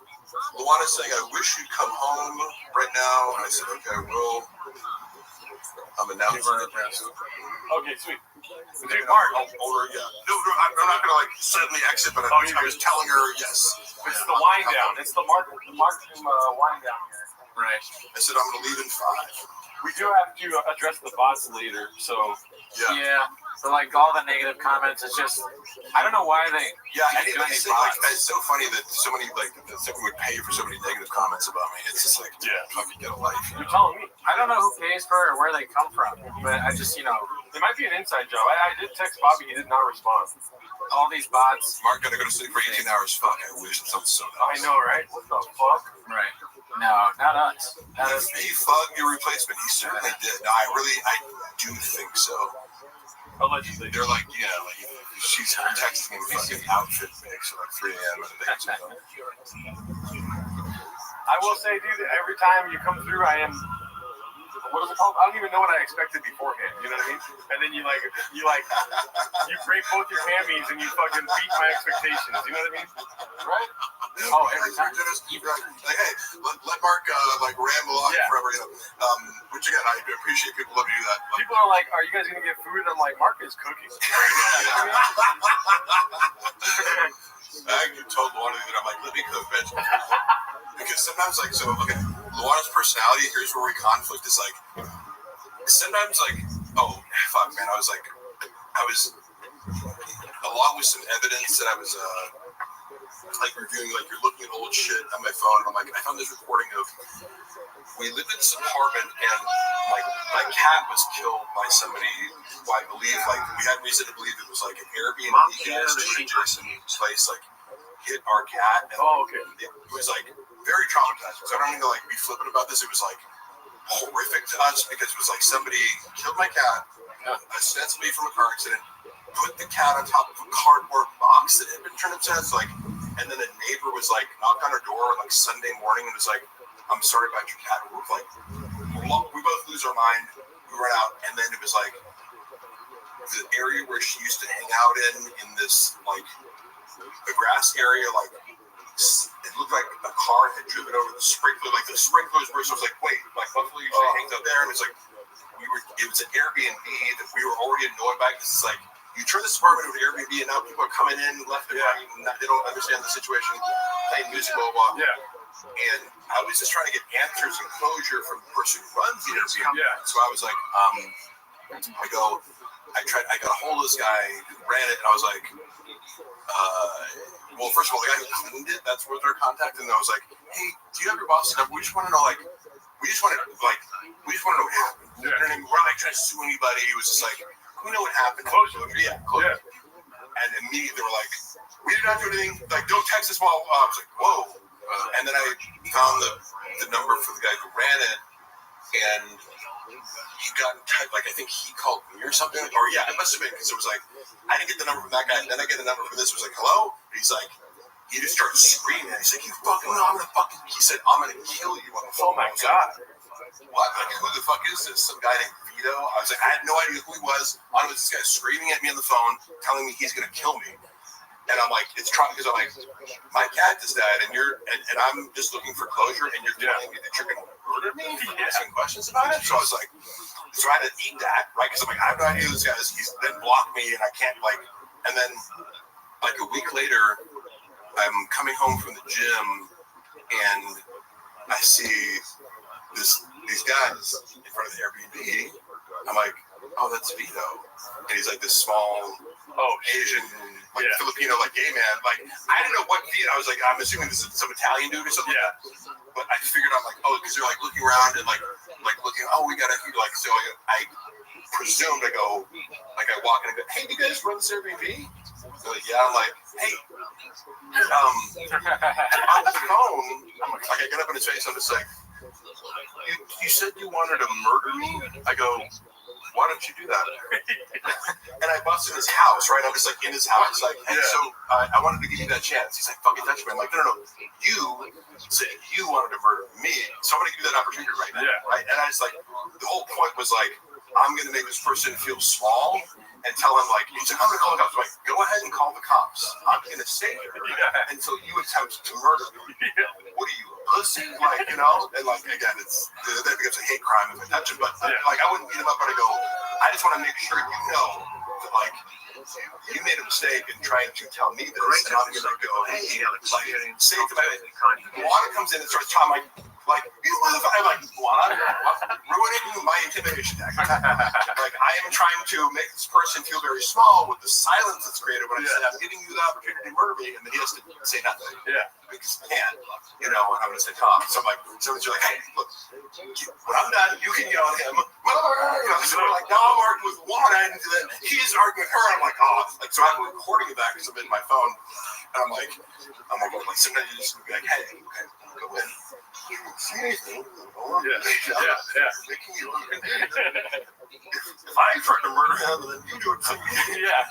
And then like 30 minutes later, because I left, like, get the fuck out of my house. I'm like, why don't you murder me?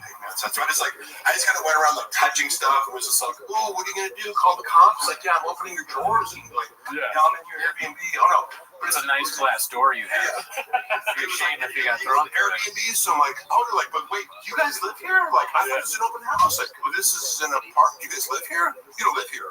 You rented? When did I'm trying to get them to admit, like, oh, you run an illegal Airbnb. Like, man, like, so what's your position here? You run live here or not? Or those triskets open? You know, I'm hungry. Yeah, just trying to like intimidate him, make him feel comfortable, make him go, get out. And then, you know, he has no power. Like, until the cops escort me, right? But I left on my own accord, and I felt like the job was done.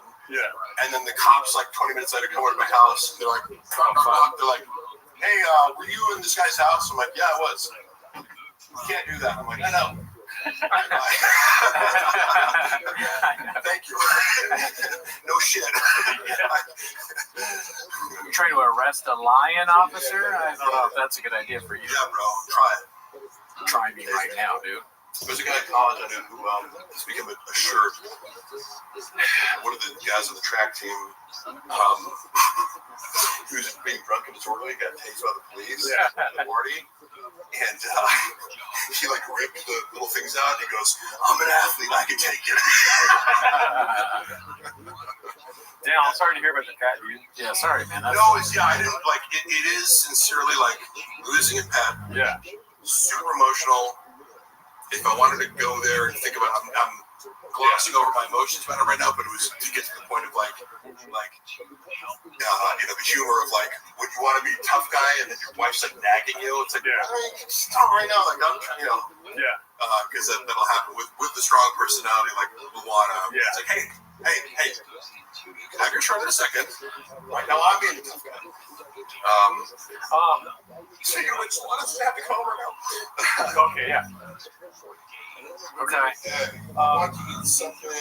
Not sure if I can. I got a sausage for you, bitch. Would you like poke or something? I'll get something. Poke. That's what I told my right hand that night. Yeah. But what is this? Yeah, I know, right? Dylan was like, Brendan Shops. A gay man. That's a gay man. That's a gay man.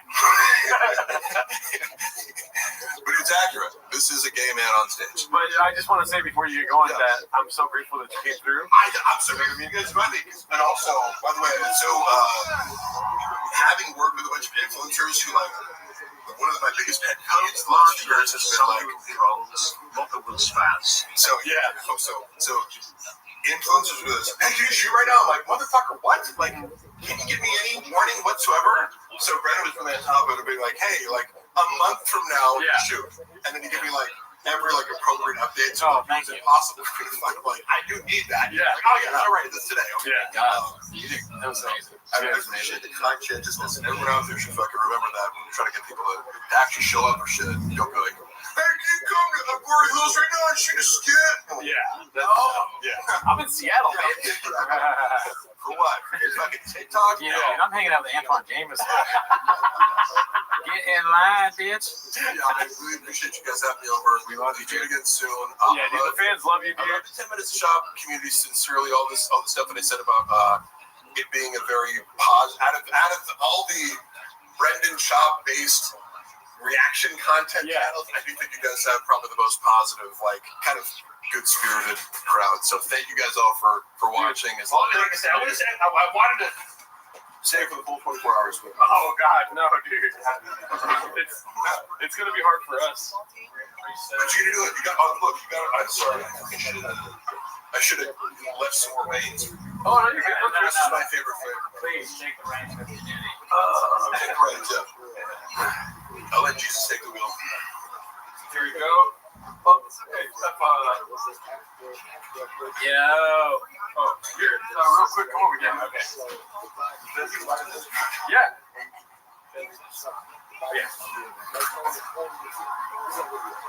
Just stand here and talk. Cool. All right, everybody. We had, dude, take it with you, man. Take the whole thing. Have fun with it, dude. Comments right here if you want. Okay. Here, let me see that.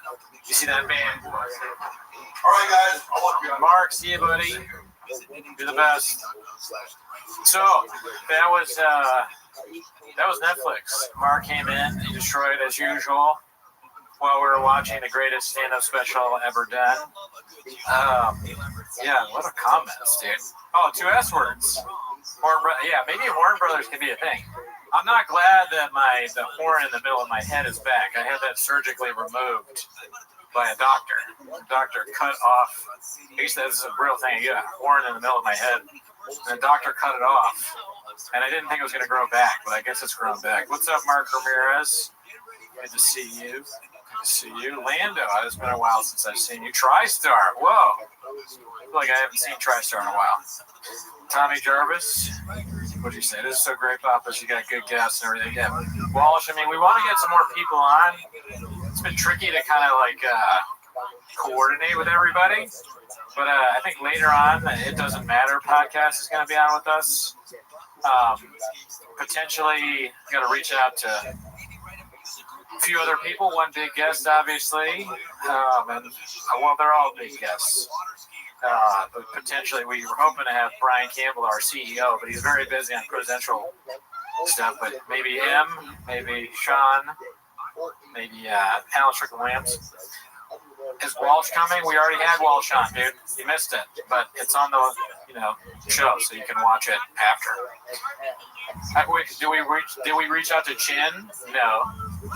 I thought about that. I actually grasped at somebody pretty big, and I was promptly turned down. But I won't say who. But I was turned down. Oh yeah, Ghidorah says, when is AZ coming? I'd like to have AZ on the podcast. I think maybe on a Raccoon Tweeties episode. Somebody tell him to message me. I think that would be funny. Hot chip guy? No. TriStar, you should know better. We'll never... Nick is not... We're not down with Nick. He's not welcome here. Chin is welcome. Nick, not so much. No, I didn't reach out to Joe Rogan. That's a stupid question.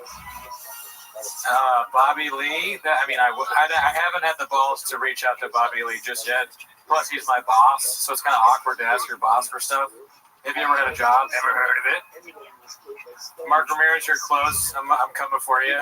Your life is almost over.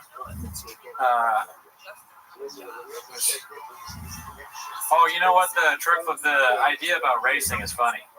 Maybe we'll do that. I want to do more like bits where we're doing stuff outside. So lifting, racing, selling trucks. Maybe food truck type diary thing. Timothy Wendell, thank you. Yeah, that was kind of weird. I mean, I think most people like sinners. I honestly, I haven't heard a single person say that it's bad yet, but everybody has their own opinion, you know? Okay, cool. Oh my goodness. Water.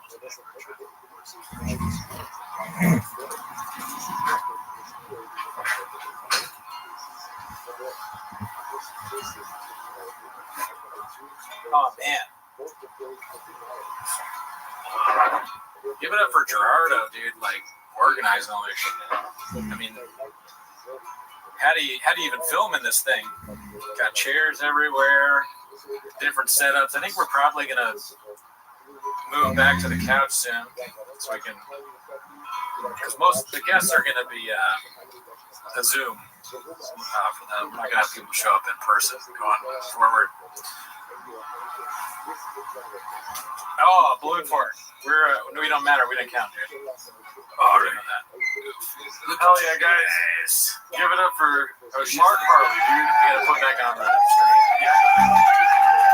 screen. Oh, unique. Yeah, I don't know about unique. I don't think so. I wish him the best, and he's funny, but I don't think I want to deal with all that.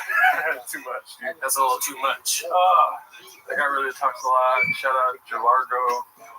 Shout out to you guys. We got a lot of people in here, dude. Cody Quayle. Shout out to Kengar. Hilarious. Kengar. Somebody from the beginning. Cody.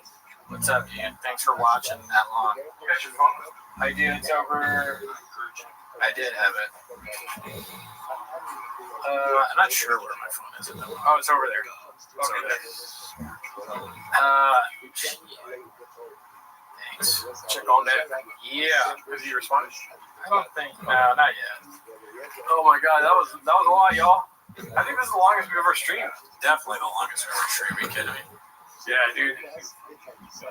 Would you want Nikki HSG on? Who the fuck is that guy? I gave her a birthday shout out or something. She's nice. I guess I'll wish her the best. Oh, the stream's going. Oh yeah. No audio. Oh yeah, Sometimes we had a lot of audio in here. It's true. As he says, he's taking a nacho. Give it a nacho cheese.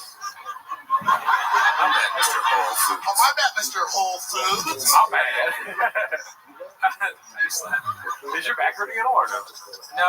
Okay. It's got to constantly adjust, you know what I'm saying? Yeah. Keep them guessing. I've been watching you guys forever. Never get to see you live usually as in the UK. Keep them busy. Is this mine? Operation Warp Speed. Mine. Really trying to get back to it.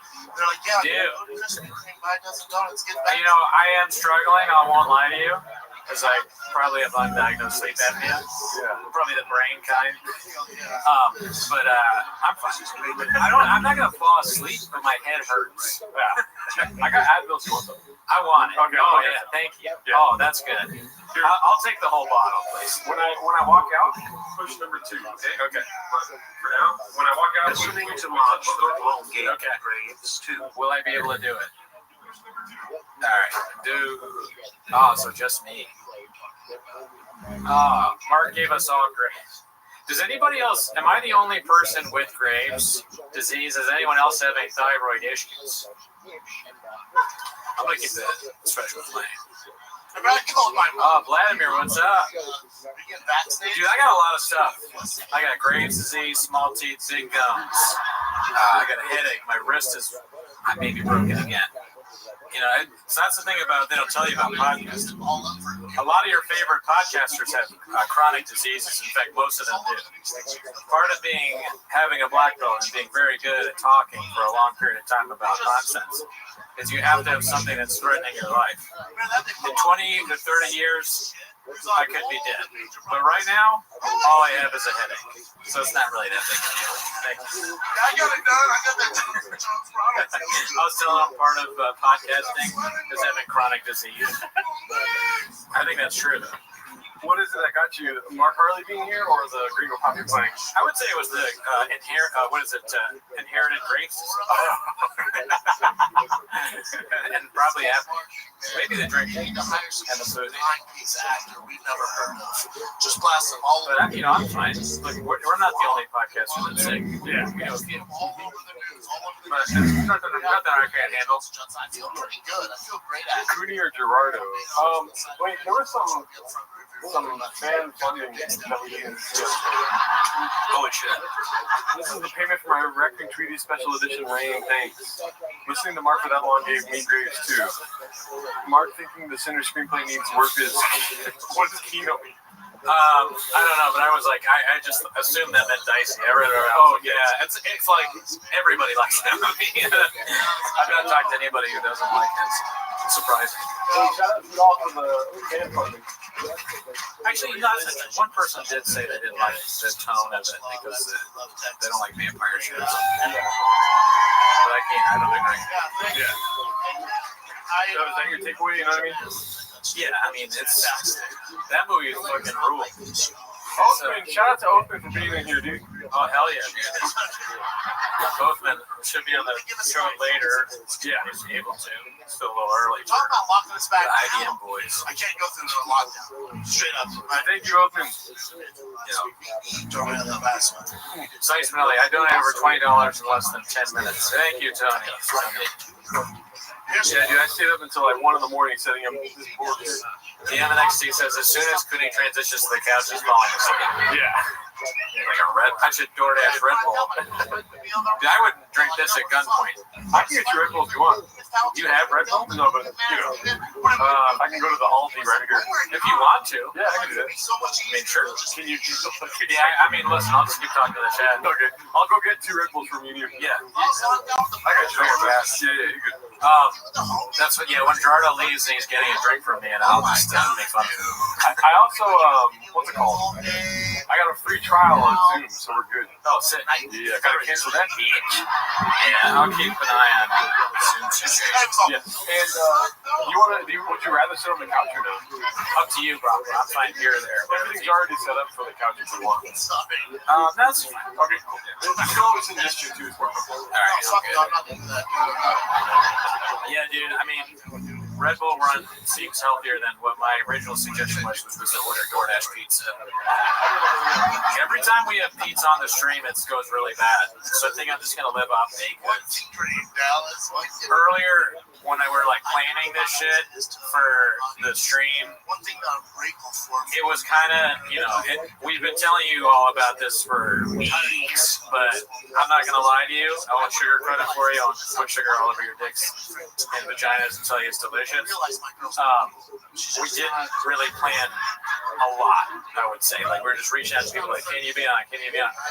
They were like, we need Diet Coke. So Gerardo got Diet Coke. And I was like, what kind of food should we have? He's been streaming for so long. So this is my girl. I was like, what bakeries are open? So, I eat coffee cake. Listen, LA. I wasn't going to get donuts. I wasn't, but, I love donuts. So I got a bunch of bacons. I'm so tired. I forgot where I was going. So let's check back into the chat. So I got this first day off. Ryan Hardy, where did you get the Puig jersey, Danny? Okay. I got the Puig jersey on, what is that site where it's like, I've never used it before, where you bid on things. That's how the Graves is hitting hard. I got it on that site where you bid on stuff. I wasn't sure about jersey sizes, so I had to chat GPT what is large jersey size. If you don't know, 48, 80. eBay, that's it. See, you asked the question, you knew the answer already. That's the kind of fan we want. Thank you for helping. I got on eBay, I bid a little bit under, and I won immediately, and I was like, damn, I should have bid way less. I said, you're in a group chat with other parents, dumbass. Fucking, but it wasn't that expensive. And it came, and then like yesterday, I got a little surprise for you, Gerardo, and he was like, oh, I think I already know what it is. I had forgotten that I texted him. Oh shit, Gerardo's calling me. I'm gonna put on speaker. All right, you're on speaker. You know I want sugar free. Don't ask me a stupid question. I'm kidding. Thank you. I appreciate it. All right, I'm sorry. All right, later. Dude. Would you guys are sugar free people, I'm assuming, right? I mean, is it I'm glad that he asked, but because sometimes people aren't, but I gotta have a sugar free. But anyways, I was talking to Gerardo, and he was like, I think I know what it is. I'm like, what do you mean? He's like, the Yasel Puig thing. Apparently, I had texted it to him earlier, and I had forgotten. It's just, I mean, the Graves is really, recently, I just don't remember anything. I might have even just said that twice. I'm not really sure. Yeah, dude, I mean, all sugar-free soda is pretty good, so I think it's all great. Bone would have been cool if you guys could have gotten Matan. I don't have any connection to Matan. I think he's funny. Sure, it'd be great to have him on, but I don't know anyone that knows Matan.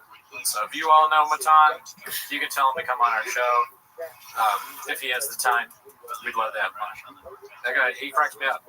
Originally, I was sort of like, I don't know about this guy, but now I think he's hysterical. Fucking cursor. Cooney doesn't put sugar all over his Red Bull until you. That's exactly right. Couldn't have said it better myself. Thank you, FB. Appreciate it. Thank you. Thank him. Is the light count good? I haven't looked at it. To be honest with you, I don't even know how to check. Gerardo does the checking of light counts. I'll just trust your word for it, truthfully. But yeah, definitely like the video. That would be helpful. We got Patreon content. We just watched Kill Tony. We watched Jordan Jensen's new stand-up special. Jordan Jensen's funny. She like Jugby. We enjoyed it. Pretty good. Pretty good stuff. We watched on the Patreon. We watched specials and we reviewed them. Never heard of it. Since synthetic sweeteners give you cancer, I'd rather F up my teeth. Listen, Skinny Popeye. You could just drink neither one. Don't F up your teeth. You gotta make sure you got a dentist meet. You don't want to end up. Gerardo's got all sorts of teeth problems. I just have small teeth, but I don't have any cavities. Gerardo's getting like a root canal soon. I don't want that. And that's true. TriStar puts a good point. Everything gives you cancer. I'm gonna turn back on the special now. Fucking Gringo Poppy probably gives you cancer if anything else. Nah. Thank you for the food, but I don't. Field Trippers, you're wrong. His singing his ass. Hard disagree. He's got a good voice. Maybe he sings well. The real deal, Holyfield. This shit is the real deal, Holyfield. This shit is flat asses for her. It just never would never work out. Freaking this one, the boys goes, dude. Hit 2 when Gerardo walks in. It's already. I think probably 4. But Gerardo, yeah, I should hit 4 just fucking. Should I hit 4? Spicy. Spicy. Thank you, dude. Oh shit, dude. Oh no, you go. Dude, when we first got together, she was looking authentic Mexican food. What flavors are they? White gummy bears.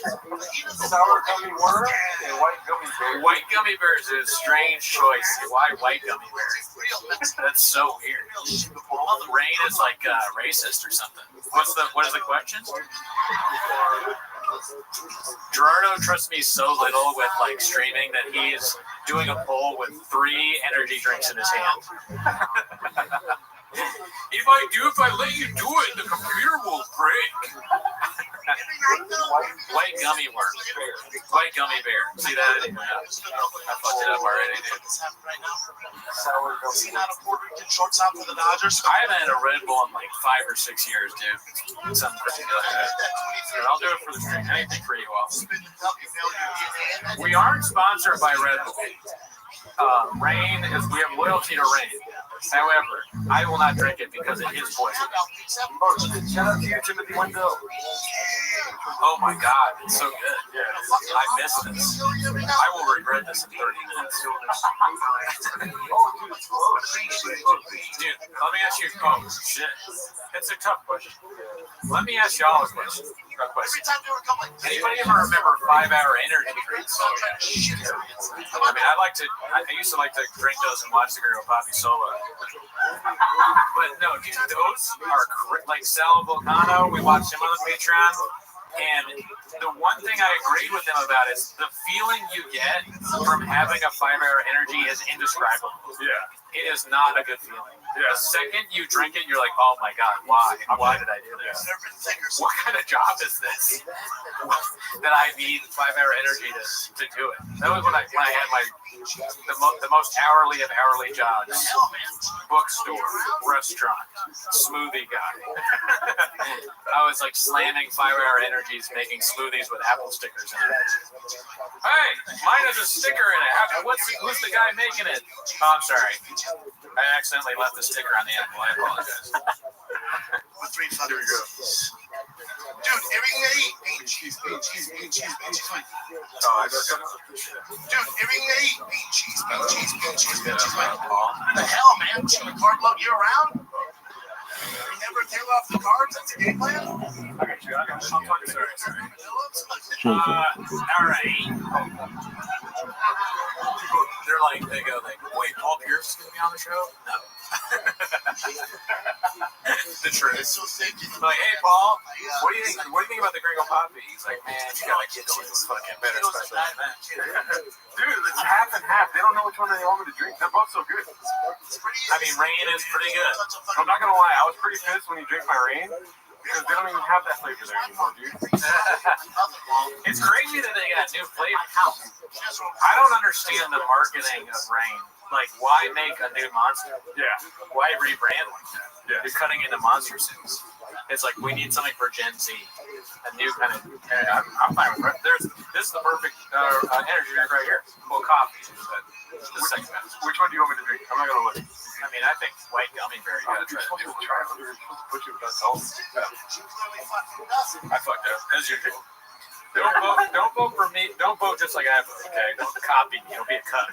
Alright? That's the last thing you want to be. Don't cuck off me. Vote with your heart. I'm gonna wait till it says 5 minutes ago and then I'll choose it. I don't need sycophants, okay? But if you criticize me in any way, you're a bot. Yeah. I was so upset. We should have started the stream off with the bots thing. We kind of killed the bot joke, Yeah. but I forgot everything I was going to say anyways. Yeah. So We met up last night and talked for 3 hours about this bot bit that we were going to do. And it's not a bit, it's for real. We're done with the bots. yeah, no, there's no bit. No more bots. You know what I mean? We're going to focus our attention instead of on the comments, on coffee cake, stuff like that, donuts. It's just crazy, like the comments where they go like, "Oh, go back to Timo's every week." It's like, "All right, bot." Yeah. Like, do you think I was born yet? Do you think this is my first rodeo? Yeah. That's what I told Jardo last week. I was like, "There's a lot of people, and I told him to sit down so he could take it." I was like, Yeah. "I got to talk to you." There's a lot of people that are watching us right now that think it's actually the first time that we've been to a rodeo. And he was like, "You know what? Yeah. You're right." He said that. Remember, he said you're right. Yeah, I told you, I was like, there should be bots that put sugar all over our dicks and tell us it's delicious. You know? You're like, both of us have been to many rodeos. Yeah. I did say that. Yeah, we talked a lot about rodeos after that and bull riding. Yeah. And we came to, after we talked for a long time about bull riding, we were like, you know what?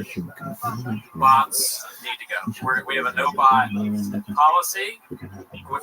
We don't read the comments, so we won't know. But if we did and we saw a negative comment, we just like, oh, it's a bot. Ignore it. Yep. You know, no, we'll leave them up. We're not going to delete it. Yeah.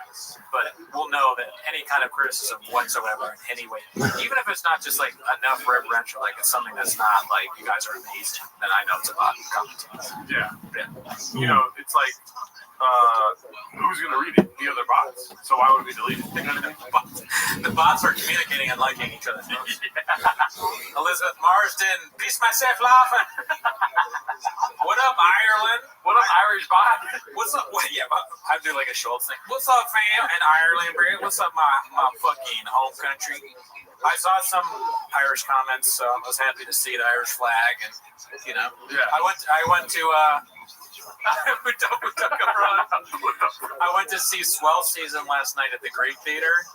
Yeah. Shout out to Irish people. I don't know if any of you are fans of Swell Season in the chat, but it was pretty good. You ever heard of the movie once? Never heard of it. Take these broken boat. All right, it looks like White Gummy Bear won for that poll. So let's go ahead and fridge up the other one. Peach Oak 55. Cooney, go get sleep study, please. I agree, dude. I think Oathman was right. I don't know if I mentioned it earlier. Oathman is the one that told me I probably have that. Because he's got it, but it affects his brain is so small. Yeah. That that's why he has sleep apnea, because they measured his brain, it's very small. The bots are blowing each other. That's another bot telling us what's happening in the bot room, dude. I know. I mean, for all I know, bots can have sex with each other. I have no idea. Check this out, dude. Ready for this? Oh, I've been at Belfast. Belfast? Belfast. Truck flap, were you? Truck flap in Belfast. That really lives in it. But I have been. You ready for this sweet, sweet sound? Yeah. Of that rain. That thick nectar, dude, right? Ooh, ASMR, dude. Shit, dude. Yeah, that's crazy. Try not to buzz, dude. Trick flip talking about Black Cab Tour. I've been on it. Not good. Damn, that sucks for you. It's way too sweet, dude. Oh, it's really sweet. Yeah, you want some? No. Okay. Absolutely not. Now you dig your own grave. Get that away from me. You're right. Just smell my hand. Okay. Oh, dude, the crash from the energy drink probably. The last time I had Red Bull might have been more than 6 years ago. Yeah, I think it was because it was I was hanging out with my old roommate from Philly, and they were drinking, and he goes, "Hey, I got your Red Bull." And I was like, oh. And he's, "Yeah, we could drink some Red Bull. We'll stay up drinking." I was like, all right. I was pissed off. I don't want to drink a Red Bull. But cheers. What you guys got a lot of bots in the spot? Yeah. We need a cocaine protocol. No. Check this out though. Look at the screen over there. Watch this. Whoa, dude. Have you ever seen someone looking like they have more fun in your life? Rain fucking rules. Yeah. It's just so good. Dude. It's such a good product. They care. They do a lot of volunteer work and charity and shit. There's a Rain charity where they give sour gummy worm to like mothers in need when they're pregnant. And it just I'm gonna get emotional talking about it, but they're a great company and it means a lot to us that they support. I told you off this podcast, but my kid was having seizures and I gave him Rain. That's so stupid. I'm so sorry. No, that was hilarious. Fucking Rain, the Rain treating seizures. Yeah. Oh my God, Justin's having a seizure. Quick, and they open his mouth and you pour in sour gummy worm or cherry limeade. Cherry limeade's not Rain. That's Sonic, I think. You play music. Admit Chin singing his ass. I'll do it for $3 for sure. Yep. I gotta try this off. Man. Shout out to Lucas Cicero. He said, "Oof, just turned on the stream. 19 hours to go. Praying for y'all." Dude, I haven't seen enough Gringo Poppy yet. No, me neither. I'm just trying to get more in, you know. Oh, I did have a fun bit that we don't have to do it now, but we'll do it a little later. Okay. We're still waiting on some motherfucking guests. Rain paid for my kids' teeth to be enlarged. I know. When I saw him with the second coffee cake, it was amazing. I cannot believe I've never had a Porto's coffee cake before. That might be the best coffee cake I've ever had in my life. Don't say that. I didn't get a bite. How does it? Well, it's easy to get and it's cheap. We'll go there after. But listen, how does it? Coffee cake with icing on it? Whoa! What the fuck? I didn't know it had icing on it until I took a bite. I didn't see the icing. I was like, oh my God. I didn't even think about this. There's a cookie left. There's guava cheese roll. That donut is disgusting. Oh, really? Yeah, it's horrible. Look, you can eat it if you want. The cookies? The donut's not from Portland, so I won't say where. Oh, okay. Antigua. It's not from Antigua. I went into Antigua and I was like, cool story. I don't know what you got going up here, but I don't like what I see. Yeah. So I didn't even buy anything. I mean, it's Lucas's birthday yesterday, so let's just say happy birthday, Lucas. Happy birthday, Lucas. From all of us over here at Timos and RT, dude. Yeah. Dude, that's so funny. He ate both. I can listen to you talking about coffee cakes literally for 24 hours, dude. Oh, thank you. That's the next 24-hour stream. I just love bakers, and so I'll give you another thing. During stream Thanks, MXC. I mean, to let you in behind the curtain, when I came here, boss, Gerardo was asleep. I told him when we were recording. I mean, we both agreed on when we were recording. I told him when I'd be here. Yeah. Gerardo was asleep. I called him a few times, and then I was like, you know what? He's asleep. I'm gonna get more baked goods. I tried to get coffee cake, but I was like, I'm not gonna drive far away, so I went to another coffee shop. Yeah. And or bakery. And then I came back, and he's still asleep. So I honked my horn, and then I went behind his window, and he's charging his car through his window. So I started screaming his name, and then I called him again. He woke up, and that all happened. Yeah, and I woke up at 6 a.m. and I was like, he's not gonna be here for a couple. I sleep deep. Pause. I'm a deep sleeper. I woke up but early, but I knew I wasn't gonna have time for shit. I mean, you know, I mopped the floors all night. I cleaned it's very nice. I cleaned all the floors. I took out my trash for the first time this year. It's pretty nice, dude. It smells good. Last time you came in, it smelled like, and you have bad smell too. Yeah, I have really bad smell. It smelled like a cat's kitty litter. Truly, a lot of things are wrong with me. I mean, I forgot about the bad. I can't smell. But God, then we had a gas leak. My old roommate, he was like, "Do you smell a gas thing?" And I was like, "No." And then we called over the gas people, and we had a gas leak, and he was like, "It's not good. He couldn't smell the gas."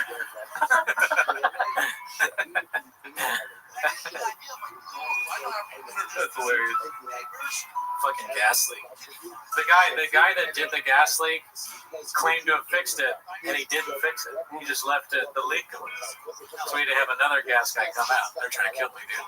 Shop hired him. We're flappers. Does anything on Cooney work?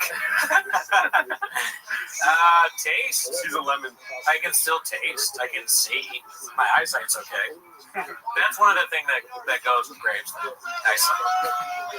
So Mark has been a screenwriter for 20 years. Everyone was comfortable with the truthiness of that statement. Mark has been a screenwriter for 20 years.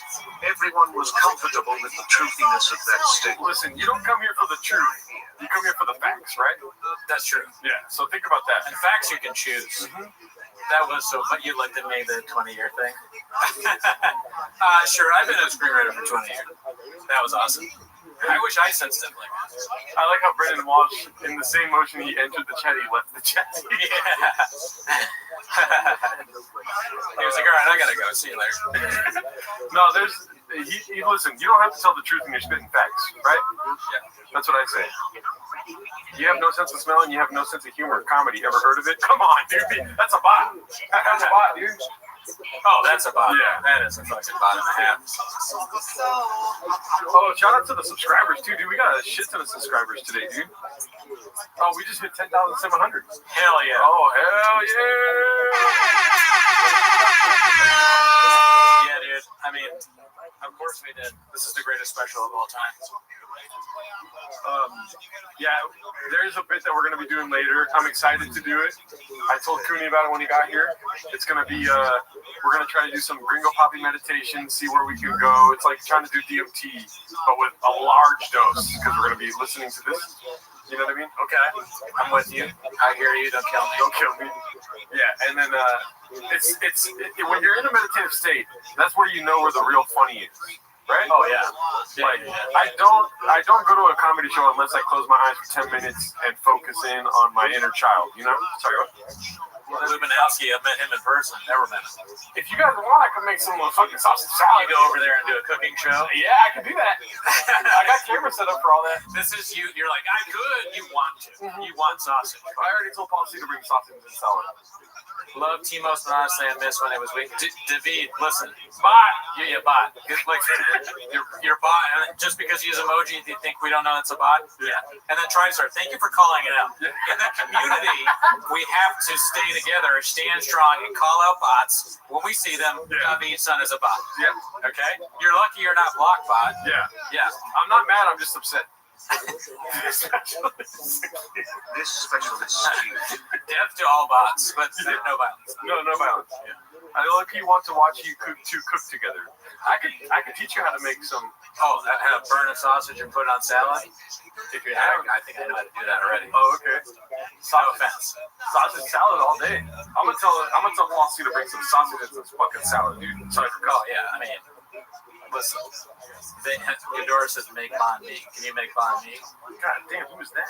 You guys gonna premiere any new songs today? Not today. We're not done with songs, okay? We're still doing Gerardo. He's working on some things in the kitchen. We may go back to songs. I mean, we want it, and that's our goal. But as you can see, we're very busy. Energy drinks. The Gringo Poppy has to play for 24 hours. A song on today's podcast. But you got Cowbell, you got Mark, you got Walsh, maybe some more guests. You know, don't ask for too much. You're a bot. Actually, it's a bot question. That's a fucking bot. You tried to trick me, bot. You tried to trick me, bot. I forget where you were. who you are. I mean, we just noticed this a couple days ago, so we're gonna be struggling with who's bots and who's not. Timbo Seti and Beanie. How many hours deep? I don't know, 6 hours? I was thinking about making beans and cheese, but that seems like a mission. Beans, cheese, beans, cheese, beans, cheese. That would be crazy. I remember I said on the phone nachos, but I was like, that's gross. Oh, yeah, the nachos is bad. That would fuck us up. Yeah. I mean, pizza would fuck us up too. When you left, I was laughing about how hard it is to stream and eat pizza. Yeah. Not a good time. But, you know, if you're asking me what I want, pizza's always the right answer, you know what I mean? Pizza later. I mean, I think it's a great idea. I'm ordering right now. Who's your top 5 comedians that are also incredibly gay? I don't know. Well, actually, that's easy.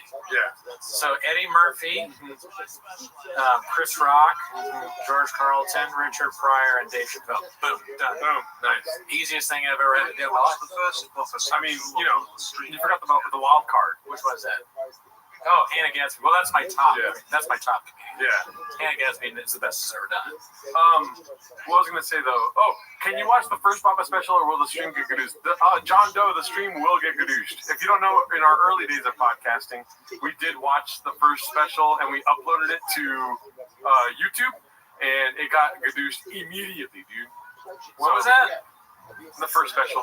Oh, yeah. Yeah. Dude, hey, look at that. Should we do that for a bit until later? Yeah. Okay. Hell yeah. The same link? Hell yeah, Papa. Yeah, same link. Or wait, no, that meeting's over. Okay. I'll leave this over here for you. Yeah, gotcha. All right. Dude, thank you, Wade. We love you too. Oh, hell yeah, dude. Look, what is the color of our belt? Black. Always. Black belt. We were black belts like when we first started, honestly. Yeah. We were doing it even before we started. Yeah. It's just something we know.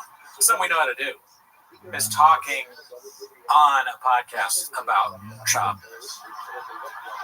Rosa in the chat. What's up? Rosa. What's up? The Madre. Okay, she started the whole thing, fellas. Mom, can we call you later? Oh yeah, are you free to hop on a call or? If not, it's all good. They really want you. Everyone's asking about you, Mom. You know, the one bad bit about Rosa, she refuses to meet me in person. I went to the Norco horse party. I didn't see Rosa there, so that's all I'm gonna say. A little bit blockbuster, honestly. Yeah. I thought she was gonna be there. She wasn't. I'm excited to get a call. Okay, I'll call my mom real quick. Yeah, we can call. Let me see. Yeah, you call. Mom, no politics, yeah? Yeah, please don't get us canceled. Where's my mom at? Right here. How's the White House, Rosa? How's the White House? And did you hear about Trump? Oh, no. Why you start with Rosa? Control yourself. You told me not to. We listen. God, Rosa. Come on. What about Trump? He's the man. Oh my God, Mom. A bot. My mom is a bot. It's a bot comment. He's better than Poppy Gringo. That's the difference. That's the, that might be true. Can't argue with that. That's just Tiger facts. Sheriff and Andre Hashem said my mom died Monday and the Rosa bit is really making me happy. So, what? Yeah. Everyone else is calling you a Russian bot. I think that people are enjoying your call is what's going on. Yes. But we've told people that I'm a real person. I'm not a bot. Oh, okay. It kind of sounds robotic right there. That didn't help. You cut out a little bit. It made you sound like a robot. I'm getting over some sinus stuff. Oh, okay. Sorry to hear that. Yeah. It's called TDS. But the other way. The opposite. Yeah. What's the opposite of TDS? Austin brain. Rosa Alarcon has Austin brain. My mom has heavy Austin brain. You guys just be glad I'm calling. How are you doing, Mom? Everyone's happy that you're calling. I'm in the middle of cooking a vegetable soup with all the homegrown vegetables, and it's got beef in it too. Ooh, yeah. Okay. All right, please don't make any abondigas. Yeah. No. Or she calls it al-Baha mode. Albondigas. Yes. Yeah. Say it right, Cootie. That's right. I apologize. Like I'm basically Brennan Chavez. How's your day going so far? Nice little Saturday. Great. I got up late. Went and got some stuff at the store, and I came back and started cooking. Nice. Can you tell the people how often you cook beans and cheese? Every day. Does it go with every meal? Of course. There you go. So yeah, I mean it kind of does. Unless you're love, right? Then you extra cheese. Oh, okay. Oh yeah. You're lactose intolerant. Yeah. Also, how often do you have tater tots? Never. There you go. I mean that's a white person handout. Mm-hmm. Yeah. I thought you were a shortstop for the Dodgers. No. What? Oh, sorry. Have tater tots. Never have tater tots. There's no such thing in our house. Okay. We do potatoes, but we don't do tater tots. But here's the thing, like, I know that you're Mexican, right? But Yes. you guys have a lot of mayonnaise, right? Yes, the only best foods. You know what's funny, Mom, is I was telling somebody the story. Remember when I was a kid? We've talked about this on the podcast before, when the seagull shit in my sandwich? Yeah. Yeah. Oh my God, yes. Somebody told me that the seagull laid a bunker buster in my sandwich. I love how Okay. Rosa goes, oh my God, yes, like you probably bother her with the story constantly. I do. Like it's her fault. Every day. She has to live with the guilt. I'm guilt-free. So you got beef, you got some vegetables, you just like, it's steamy in the kitchen right now, or what? Yeah. I have so that group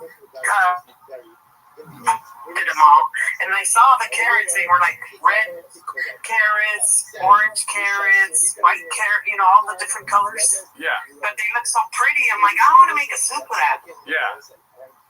Yeah. So here I am. Okay. Nice.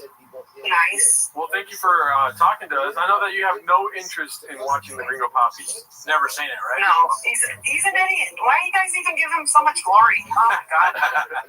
Thank you. I appreciate that. You think that what we do is glory or something like that. Glorified this fool. That's true. Did you see the guy that I had in my apartment earlier? Big muscle guy, Mark. Big muscle guy. Which one? His name is Mark, but we call him BGL for short. No. Oh, you missed it. I missed the early part. Yeah. No, I'm not. I haven't been tuning in much. Oh, okay. You would have had skeptical hippo eyes if you had seen him on here. But thank you, Mom. I'll call you later. Maybe tomorrow. We have another guest chiming in here. All right, then go ahead. All right, have a great night, Rosa. Not as important as your next guest. You're the most important. I love you. I hope the boss haven't taken you too, Mom. I love you. All right, bye. Love you. Oh, shit. Look who it is. We got AS fucking W, dude. Alex Strickland Williams. Live from the beach in North Korea. Everyone here is so stoked for Ringo Poppy. The glorious leader has been watching with us. Damn, you look lounged out there. That looks like a comfortable chair, dude. Oh, I'm in a bed, dude. Oh my God, even better, dude. That's the best place to watch Ringo Poppy. We had Walsh on earlier. I don't know if you didn't see any of that, did you? No, man, I've been losing my life. As you should. We had Walsh. You get this. Walsh talked to Mark for a while. Mark Harley and Walsh. Yeah, it was pretty cool. I gotta say, that was fun. How long you guys been going? We've been going since 9, Eddie. DST. Don't laugh that hard, dude. Gerardo showed your record. Oh yeah, at the very beginning of the stream, I pulled out your record and was like, "Shout out to Alan Strickland Williams." We're trying to get people to buy your record, ran through. Yes. Yeah. Yes, please. I need it for my me and the baseball dads. Yeah. Yeah, man. Wait, you're following Rosa Alarcon right now. We were just on the phone with Mama. I did catch a little bit. Oh shit! Happy to be following her. You're good. Are you guys eating? We were earlier. We got some Portos. Yeah. We were trying to do a Gringo Puppy fast, but that didn't last long. Because there's like a coffee cake bit we've been doing, so we're going to test coffee cake while watching the Gringo Puppy to see if it was any better while we had like coffee cake. Yeah. If it enhanced the viewership at all. Wakes you up a little bit. Yeah. We asked Walsh this, what's your favorite part? What's your favorite bit from the Gringo Puppy, if you had to choose? Well, I gotta say, I was born in Dallas. Okay. So as a Dallas boy, I think his his local humor It's pretty good. stuck out to me. Do you? Actually, wait. You know my favorite part? What? The end. Well done. Do you do comedy in Texas at all? I actually did a show at this place called the Dallas Comedy Club, which is a good club. But it was just so weird because from you go outside the club to smoke a cigarette, you could see the hospital where I was born. So Whoa. it was like I hadn't come far at all. But and then I've been to Austin. I recorded my album in Austin. Oh. Okay. Yeah, the Velveeta Room. But I think I've only done Austin and Dallas. So, do you find the observations that Shop made about doing comedy in Texas to be true? Is it better? They're pretty true. Yeah, it's definitely better. It's just Texas strong. You're right. Like, They don't make you wear a mask and all that shit. Like, you're not gonna be woke and all that shit. No. It's different. It's definitely different. It's different. Different. Yeah. It's different. I think that Gringo Poppy is the one where he talks about his barber, right? No. No. That's the first one. Yeah. You'd be surprised. You'd be surprised. Jamal, the Asian Jamal. Yeah.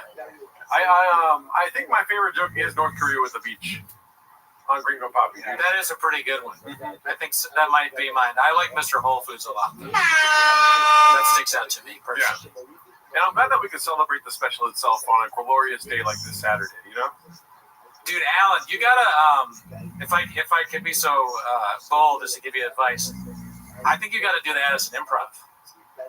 Yeah, no, you're right. I think you gotta do that, dude. I mean, look, I just, right now, I'm just trying to focus on my kid. And, and we all got COVID, so we're canceling some dates. But we'll get back. Dude, COVID's not real, man. I mean, and also, I know you know about the double placebo blind studies that are done, so you're all in. Well, you know what I never realized is I wonder if he did Addie's in Addison. Yeah, for sure you did. Yeah. You think they get the Gringo Poppy without Adderall, dude? Did you see the thing that Moses Storm did when he did the Addison improv, the IG story? No, I don't think so. Oh, no. I should have asked him if he wanted to be on. I didn't think about that. But Moses, he had a show at the Addison Improv, and he posted this really funny video of how honored he was to be doing it, and he edited in clips of the most offensive shop bits, and he starts pretending to cry, and then at the end he put us in it. I was like, holy shit! And that's how you get our favor. It's just including us in any way, shape, or form. That's how we know you're not a bot. Yeah, if you want to not be a bot, you have to be on the Patreon or be friends with us. Yeah. Otherwise, you're a bot. Yeah, those are funny. Yeah. Buddies of the tribe. So you got to do it too. Is what I'm saying. Okay. Please make a video. Addison Improv. Include us. Yeah. You should do a live 10 minutes there. Oh, that would be nuts. The goal. Yeah, that would be nuts. Holy shit! We get the gang together. Fucking Addison trip. I think you might be going longer than 10 minutes. Never, dude. Right. We'll share a hotel. So what have you guys been doing? Just actually, is it on a loop right now? Yeah. Yes. Yeah, it's on a loop. It's right behind you on our screen. Yeah. What part is it on? Let me see. Not sure at the moment. It's puto cabron right now. That's the one. Do you know? Can you tell that just from the visuals without, or the Yes. We're almost there, yeah. Yeah, no, I can tell from the timestamp on the bottom, the red line. I clamp that with my finger like that, and I'm like, oh, yeah, yeah, we have a huge general setup. We have 3 screens back to back to back. And I'm not joking around, it's for real. Just like everything, feeding me information while we stream here. Wait, so how you and Harley on? Oh yeah. Yeah, dude, Harley in the beginning of the stream, and you know he has the energy of 1,000 men. He did 3 or 4 hours straight of Baba intelligence. Of facts.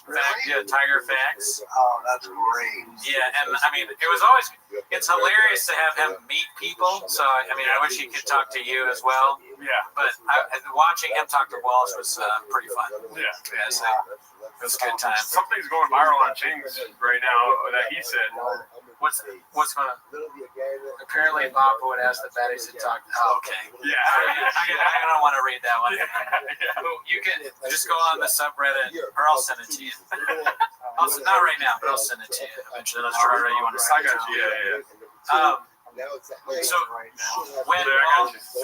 when Walsh was on the stream, he was talking. You know how he talks to us about how he's like obsessed. He's trying to get off of it. He did that bit. It's pretty funny. Pretty good bit. This is crazy. You're not like deep in the stuff. I mean, you send clips sometimes, but you don't have the same kind of addiction that Walsh has, right? No, I'm not like Walsh. I think because Walsh has a family, is why he's so addicted to it. Right. I think he relates to shop. Relatability, yeah. I'm not. I'm just a one big boy on my own. Yeah, I'm more of a Joanna than a shop. Who are you in the Shopperverse is a good question. We've probably done this before. I like Louis Vuitton more than I like baseball, Is there anyone who's bald in the Shopperverse? No. Oh yeah, Howie. Maybe that's who I am. Yeah. I could see that. Well, actually, Brendan, right now, there is a coach. I've been watching college football today with my parents.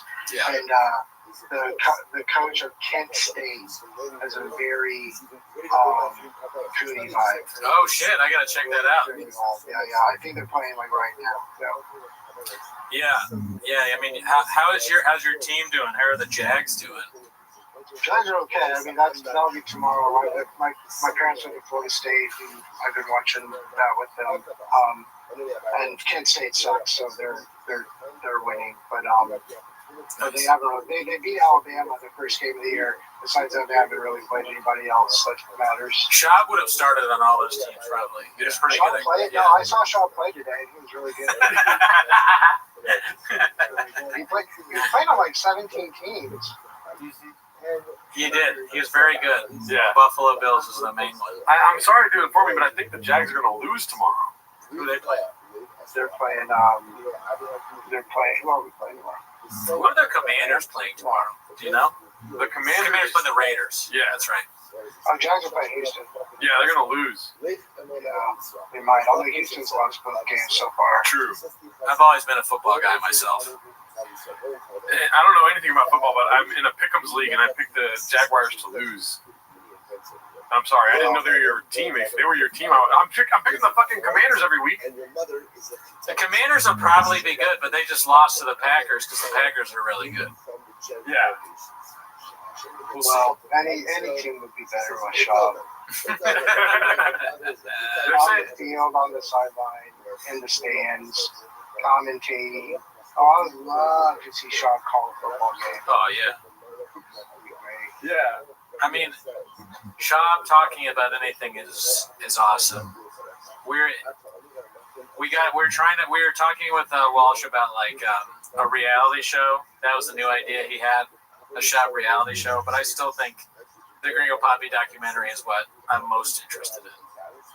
Oh yeah, no, I like a keeping up with the Schaub. Exactly. Like that kind. Yeah, I could see that working.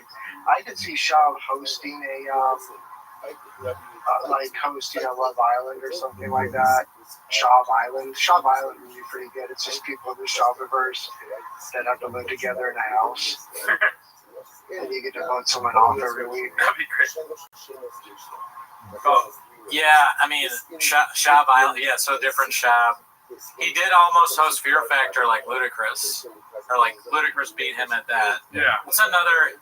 You know what show I unironically I love now is The Floor. Did you ever watch The Floor? I just saw a commercial for The Floor because there used to be a show called The Wall. You remember The Wall? No, what's The Wall? The Wall was, and it was the guy that was the voice. He used to be a weatherman in LA. I don't know if he still is, but he would play announcer, do a lot of things. So it would be called like, and here comes the Wall, and then it was like, you know, like an old cartoon, like, you know, like Wile E. Coyote or whoever would like run through a wall. Yes. Would leave like an imprint. Yeah. Like it's basically like a wall comes at you with a weird imprint, and you have to like. Oh, like get through the wall, make the pose. If you die, it'll like knock you off into like water, like whatever the hell. But yeah, so like I saw that there was the floor. What is the floor? Okay, so the tiles light up. Yeah, The Floor is totally different from that. What you just described sounds like a show that Simon Gibson would host, but this show, The Floor, is a little more intellectual. If you like things like that, it's the guy. What's Rob Lowe is the host. He does a great job, and he's. Oh, that's so. Well, he gets low on the floor. It's so all these people are on the floor, and they are experts in different categories. And there's a randomizer that picks one or two people, and they battle against each other. So it's like a picture of like whatever, like let's say it's history and R&B artists. So like if it's R&B, the history guy go get against the R&B, and it'll show a picture of like Brian McKnight, and they go back and forth. And if you get the answer wrong, you lose time. There's a timer, and it goes. And so there's all these categories. It's fucking. I'm not doing it justice, but it's a great show. No, I gotta tell you also, I got distracted because I just imagined Shab saying R&B as RBD. BRB. You're talking, I was just imagining. He's like, I love Usher. BRB, dude. It's my favorite kind of music, man. Oh, really, dude? Fucking loves that shit. Oh, man. But yeah, no, The Floor, the new season's coming out. It's hosted by Brendan Schaub. Check it out. Yes. It's going to be pretty good, dude. On 8 days a week. Oh, yeah. No. I mean, what other shows can he host? What other game shows? I mean, Price is Right would be good because you wouldn't know the price of anything, and he would like he'd probably start arguing. But he would do if he was the host. Also, this is what he would do if he was the host of stuff. He's the host of Jeopardy. He says the thing out. Someone gets it right. He goes, I heard it both ways. He'd be like, he'd be arguing with like the actual answers, even though they're definitely right. Yeah, not yet. I'm not sure about that one. What's the capital of Massachusetts? Boston. He doesn't even know his own. Boston. But I guess that's what was the suitcase show where there's money and then you probably tell people the amounts by accident. What was that called? Make It. I think that might have been Make a Deal. Let's make a deal. That was that a Howie Mandel show? I'm not sure. I think you're right. I think it was for a minute. Yeah, I've been saying like I know Howie Mandel is funny when he makes fun of Schaub, but I've been kind of saying he sucks. He's not good. Like I don't understand why people like him. Howie's not. I mean, Howie was just like one of those. There's this old clip where you can watch Howie like you're like, oh, this is what he used to do. This is what made him famous. It's like from the '80s, and it's like I don't know if he was actually coked up, but like it has that just like crazy energy. Yeah, I've seen that. You know what I'm talking about? Where he the like nurse glove over his head and blows it up and everything. Robbie Goodwin retweeted that and wrote Casey Rocket. Good bit. Howie Mandel's funnier than Casey. No, but I met Howie Mandel because I used to work at NBC and he came to the office one day and it was like there was an email that went around that was like, hey, Howie's coming to the office. don't try to shake his hand. And he was kind of nice and friendly, but it was like there's definitely been instances. But he was trying to be really cool, and I think he made a really stupid, like, NBC. There's the peacock. I think he made a really weird cock joke in front of all the assistants. But yeah, can't do that anymore. Quote culture, dude, you get fired. At least he called out Sean's mangina. That was pretty great. The mangina thing. What did Sean say? It's like, those are me nuts. Yeah, them's me nuts. Those me nuts. That's the one thing I do like about Mandel is that he's clearly being fed these lines from like younger people. So like, they're like Gen Z staffers are like, okay, here's the subreddit. They say he pisses in the sink. He has a mangina, and Mandel's like, say less. I got this, fam. And then he goes in there. Are you guys pissing in Gerardo's sink? Every night. Oh yeah, we are. Sorry, I'm dealing with a lot of stuff right here. Oh yeah, it's wheeling and dealing. Yeah. Hey, y'all are driving. Y'all king of the airways right now. Look at that, dude. I'll never piss on this thing right here, dude. What the fuck? Alan is very good at stand-up, guys. He's a very funny stand-up comedian. Y'all are the best. As you've seen on Conan O'Brien, ever heard of it? Yeah. There you go. Comedy Central, that used to be a channel. Hey, Paul C, fuck you, dude. Yes, it'll fit in my fridge. We're doing this bit now where, like, anytime somebody says something negative, we call them a bot. Yeah. If it's not referential enough, or reverential, then we say that they're a bot. And there's a lot of bots in the chat. Yeah, a lot of bots, dude. Yeah. We don't know how to get rid of them. What do you do with bots? Personally. Engage. You read the comments? Big mistake. I read the comments. I try to get inside the head of the vibe. Yeah. Oh yeah, so what's going on? Where are you from? How many inches?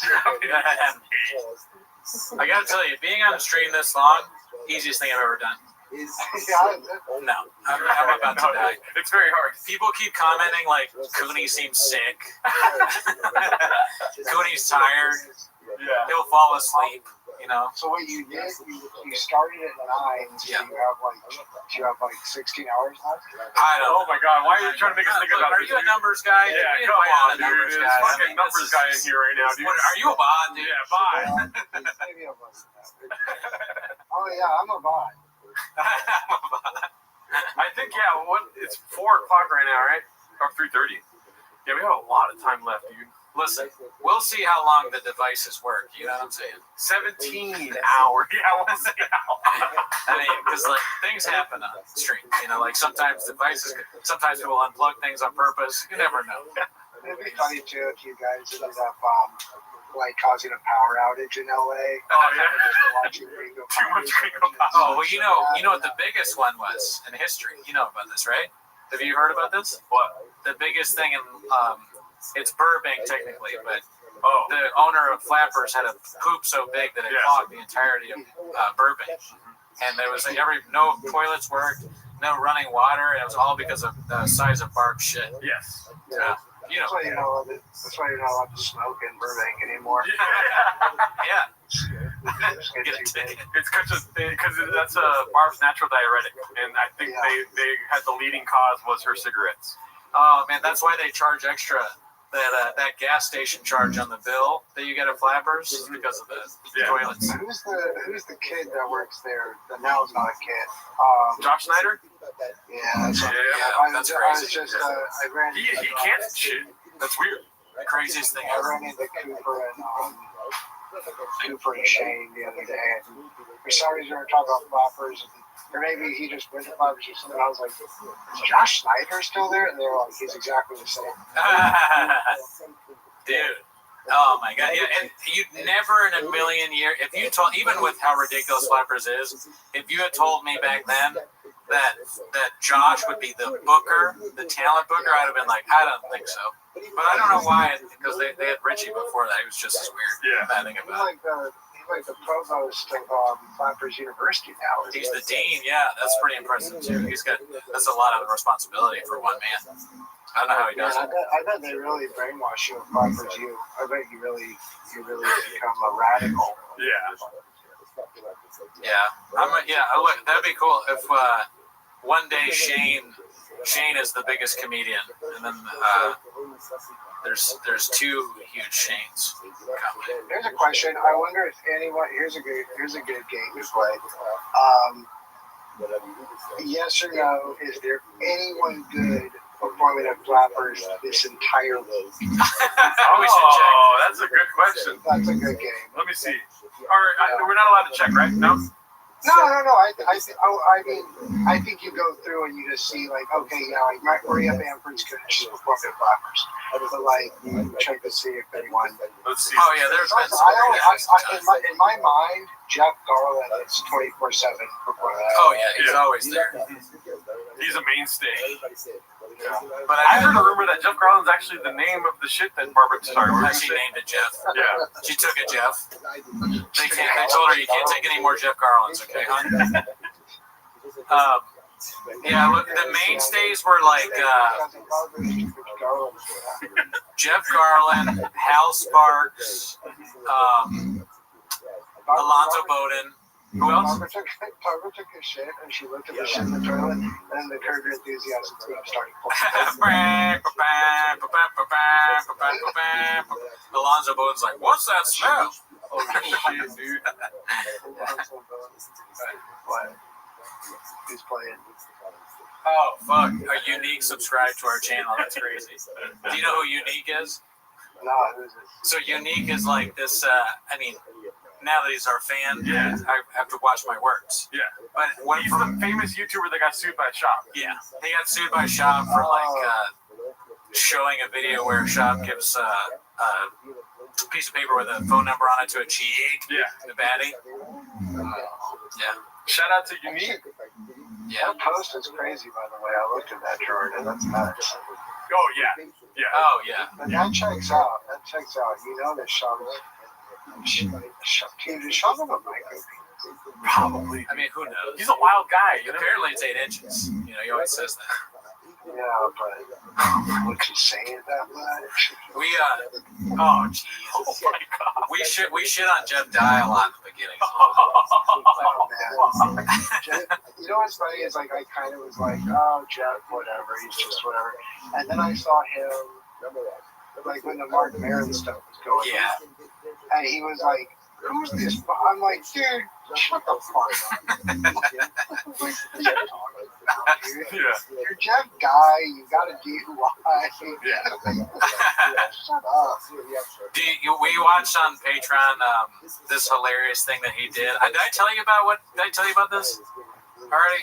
Okay, so he did a video on his YouTube channel where it's like Jeff Dye hates women or something. And he goes, and it's him, and he's like, all these people think I hate women. I don't hate women. Women are great. In fact, here's a list of women I think are funny. And he starts listing off women that he thinks are funny, and he puts their picture up. It's so good. It's everything you would think it was. But is he being like sincere? Yeah. No, if he wasn't, then it would be funny, almost. But he was like, at one point, he picked this, he goes, he looks at his own list that he made, and he's like, Don, who's that? He forgot who the woman was. And he's like, oh, wait, yeah, no, she's good. And they were all like, it was like Whitney Cummings and industry plants. But he's like, see, I don't hate women. I think they're, they can be funny sometimes. Saying stuff like that. It was amazing. Whitney's really lost it. No, she's crazy now. Yeah, we lost a good one. Whitney, like we should be able to call Child Protective Services. 5150. Take that kid away from her. Oh, you're worried about the kid. I'm worried about Whitney. I'm worried about both of them. My heart goes out to them both. CPS. Dude, Mark said that. I feel bad saying this again, Margaret, but maybe, you know what? I'm not going to say it again. Okay. I'm going to leave that. I'll tell you later. Everyone in the chat knows. I'm not going to say that again. I don't want that. I don't want a clip of me saying that. Actually. Yeah. Now that I think about it, I'll leave that alone. Text it to me and I'll say it. But it's good. Really funny. Unique is in the chat and he said acknowledge me. We did though. We said shout out to you, dude. Yeah, thanks for subbing. Yeah. He said sub balloon. Everybody loves balloon fire. Balloon fire is one of the mainstays here. Balloon fire is very friendly. Originally it was Wadsworth, but then he disappeared. He waddled somewhere else. But Yeah, I don't know where Wadsworth is anymore. He left. Is Elephant Graveyard in there? Sometimes he chats in, Yeah. but he's not. No, he hasn't chatted in today. I mean, he's a legend. I think he's in hiding right now. Yeah. Smiley face emoji. People like. I'm sorry. You're good. No, you're good. Thank you. Like regular people were like asking me about that. Oh yeah. Yeah. I mean, that really broke into like past just like insane comedians that talk about other comedians all day. Yeah, he transcended the bots. yeah. I mean, Mark Maron was talking about Elephant Graveyard on like the New York Times podcast or something. It was hilarious. Yeah. He was like, you gotta, this guy, you know, who's your guy? He was like, this guy, Elephant Graveyard. And they're like, okay, next question, please. Please don't ask us. Please don't talk about that on this. This is a newspaper, sir. Ran by billionaire technocrats. They don't want. They listen. They got their own simulacrum at the fucking New York Yeah, Times. Jeff Bezos, believe me. Washington Post. Has Sean said anything about free speech in the past 48 hours?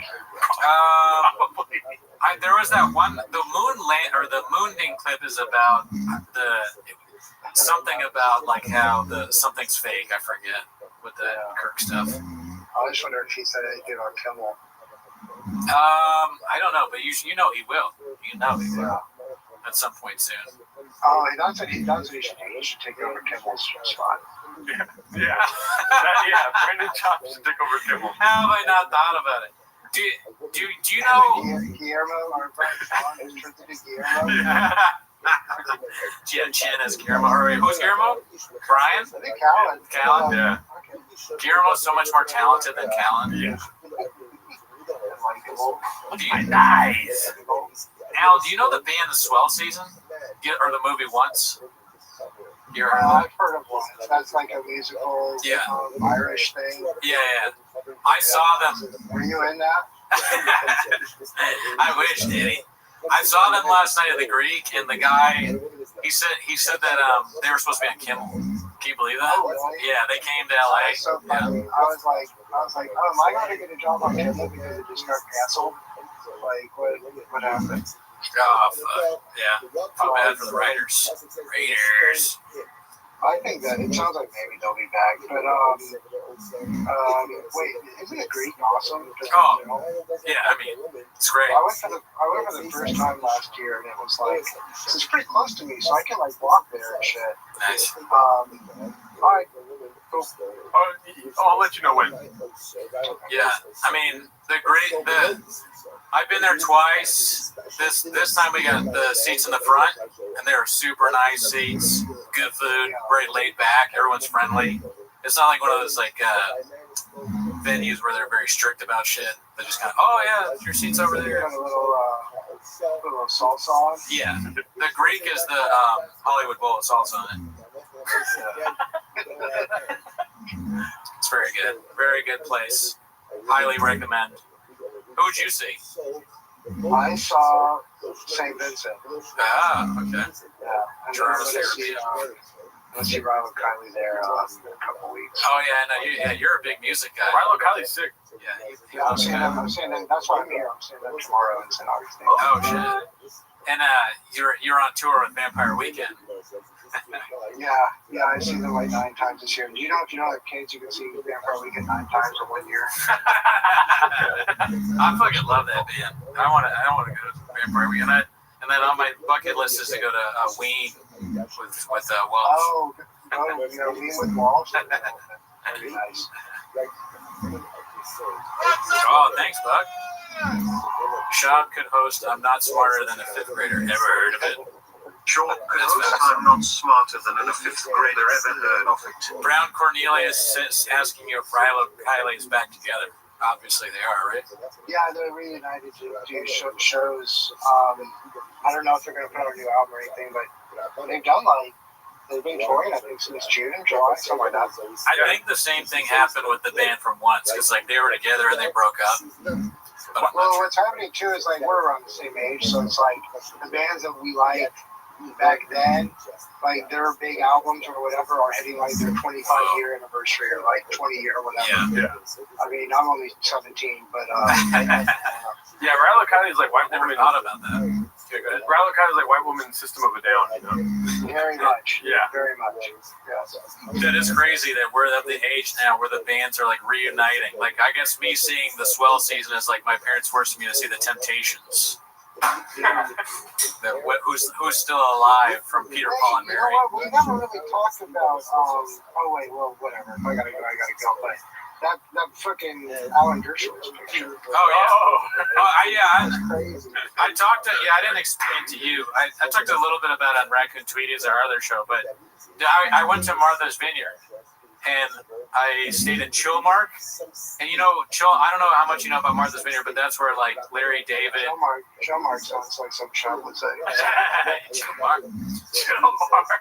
That's where Larry David and Alan Dershowitz got into a fight. Did you hear about that? Larry David like got into his face like, "You suck, you fucking asshole." So I've always thought like maybe I'll run into Alan Dershowitz here, but I went to the Chilmark Tavern, which is right next to the cottage that we're staying at, and we sit down and the Dersh walks up. He starts walking towards the restaurant, and I'm like, "Oh my God, that's Alan Dershowitz." I try to whisper it to my family, and they're all like, "Who? What?" I go, "Alan." They're like, "Alan Dersh." They're yelling his name as he's walking out. And he sat at the table next to us, and he's literally right next to me. And my mom's like, "Where is he sitting?" I go, "Behind me." Okay. And then I did a selfie. Yeah. I wanted to give him shit, but my family was there, and I felt fucked up. But I didn't. I saw him twice though, because he was at the tavern, and then we bought tickets to a play, and his daughter was the star of the play. So we watched. He sat at the table next to me there too, but then thankfully didn't have a seat near me during the play, so I didn't have to deal with all that. But yeah. I got one question. What's that? Was she hot? His daughter? She's cute. She's got a. I didn't understand. It's like a children's school play. Was she hot? I mean, the play sucked ass. She kind of sucked, but she's cute. Yeah, it's kind of boring. Shop should be in place. Shop should hit the board. Yeah, dude. Imagine if Shop was in Glenn Gary, Glenn Ross with Bill Burr. I was going to say that. If he was just definitely a podcaster. Yeah. He should have been in that play. The play was just, do you know who Hannah Arendt is? You ever heard that name? Yeah, I think. Ever heard of her? That sounds familiar. She said she's famous for saying the banality of evil, describing the, you know who. Yeah. So the play was her getting interrogated. So it's like her and then a soldier. So Shop could have been the soldier. And that would have been great. They'd be like, "What were you doing in the library?" "Why are you in the library? Books are gay." She's like, "Actually, I like books." "Oh, really? You want fun?" I'm kind of a fatty dude. I go, "I'd rather watch that than what I saw." Yeah. The lawyer could have been. That was another thing that happened. That's kind of funny. We got a phone call from Mark Harley's lawyer on stream. Oh yeah, his lawyer sounds ridiculous. He has like a fun Rob Pebble or something like that. Like he has a fake sounding name. Rob Pebble. He's like, "Oh, I got to take this call from my lawyer. It's Frank Cum." Yes. Why does your lawyer have this offensive accent? Because he's a really good lawyer. The lawyer calls it a bomb threat. Hey, this is an old Walsh bit. Hey, what's going on? My name is Bobby Pebbles. How can I be of service? Yeah, I'm Bobby Pebbles. I'm gonna get you off. What do you mean you're gonna? I'm suing for wage and hour violations. Yeah, I'll get you off. Yeah, you're gonna come. I'm Frank Cum, actually. Rob Pebble. You go to a different school, but easy. You go to a different school. Bobby Pebbles, attorney at law, at laws. He sounded hilarious on the phone too. He was like, here's what I want you to do, Mark. What? You told him what he could and couldn't say on the pod or something? Yeah, well, Mark was like, are you sure that you want to be on, like, the pod? And he was like, oh, yeah, that doesn't matter. And I did mute it, and then they were like, no, leave it on. I was like, all right. Attorney-client privilege exists even if you're on a podcast with 400 people listening. If you didn't know that. So funny if, like, he just gets a bunch of clients from the stream. Oh, they should. He's the best lawyer around. That's what I heard. It's good enough for Mark. It's good for BGL. It's good for you. Yeah, exactly. If you want a big attorney, good lawsuit, big good lawsuit. Good.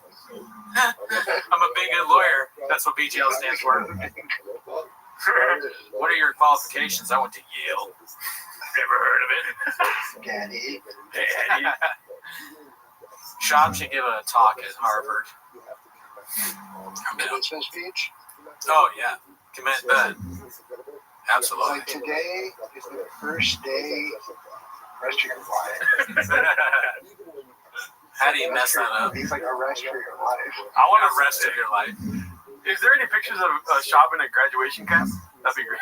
Oh, man. I want to see Earl dunks. Yeah. How did he graduate from high school?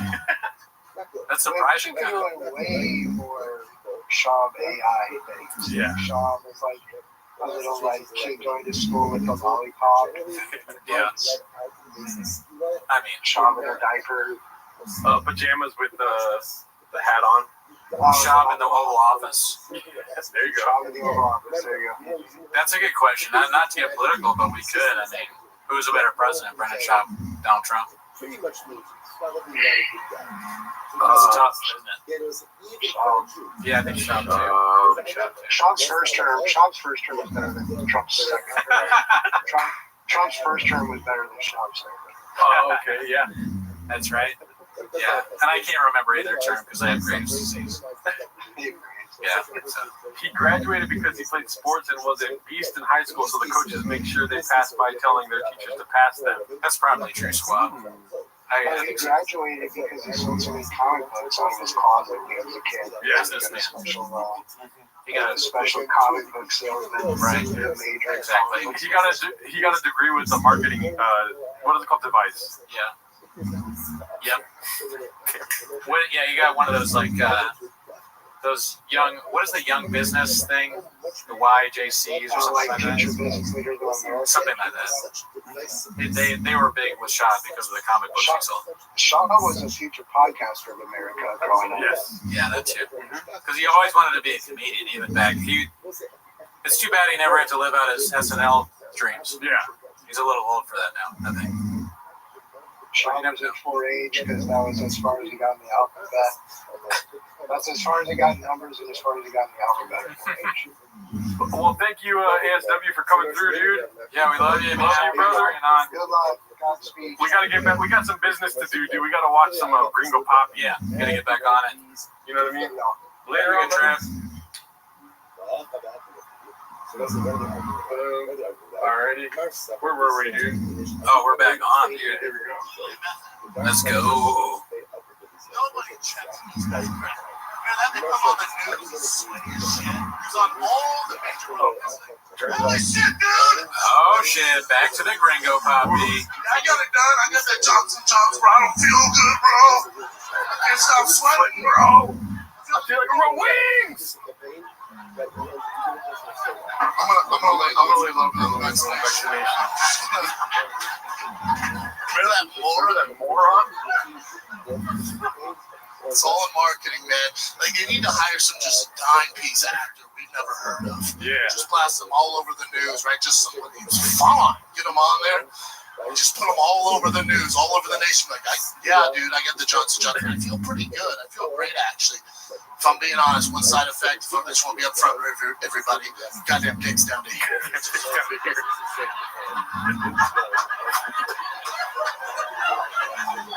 You'd have a line of bros at CVS just like, just trying to do my part, bro. Just trying to do my part, man.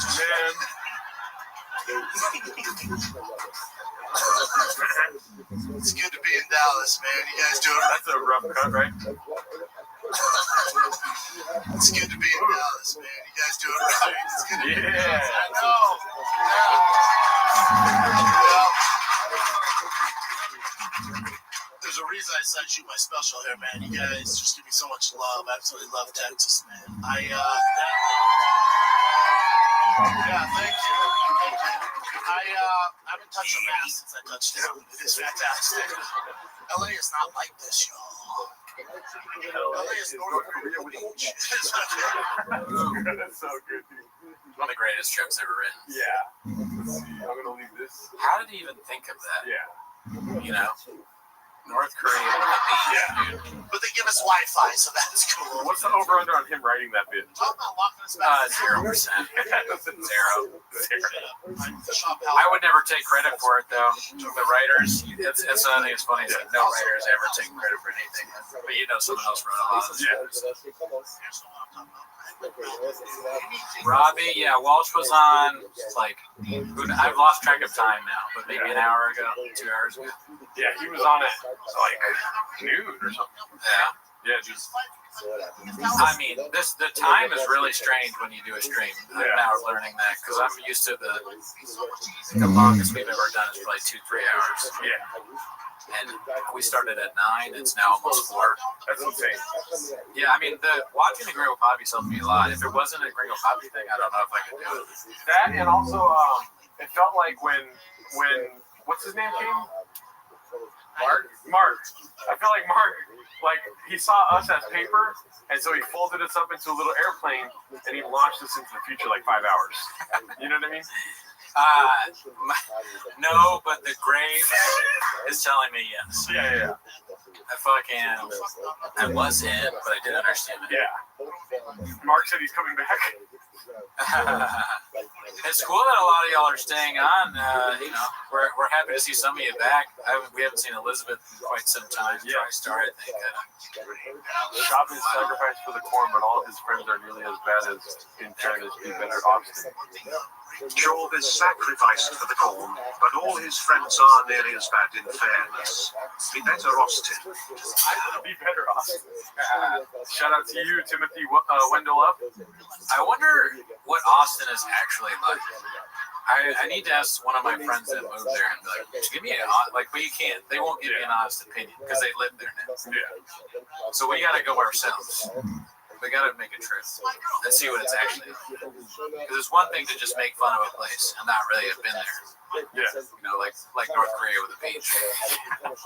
I got to go and experience it myself. Like, what's good about it? I don't know. Me neither. I haven't really heard anything good. Alan seems to like it. Yeah. Oppenheimer's back. Oppenheimer. How are you feeling? Pretty sick, honestly. Really? I know. I mean, I just have a headache. Oh, okay. I looked at my eyes in the bathroom. I was like, ugh. My eyes are red. It's all that Gringo Poppy going straight through you, dude. I was like, fuck, dude. That doesn't look good. Oh, well. You can watch me, like, deteriorate, falling apart.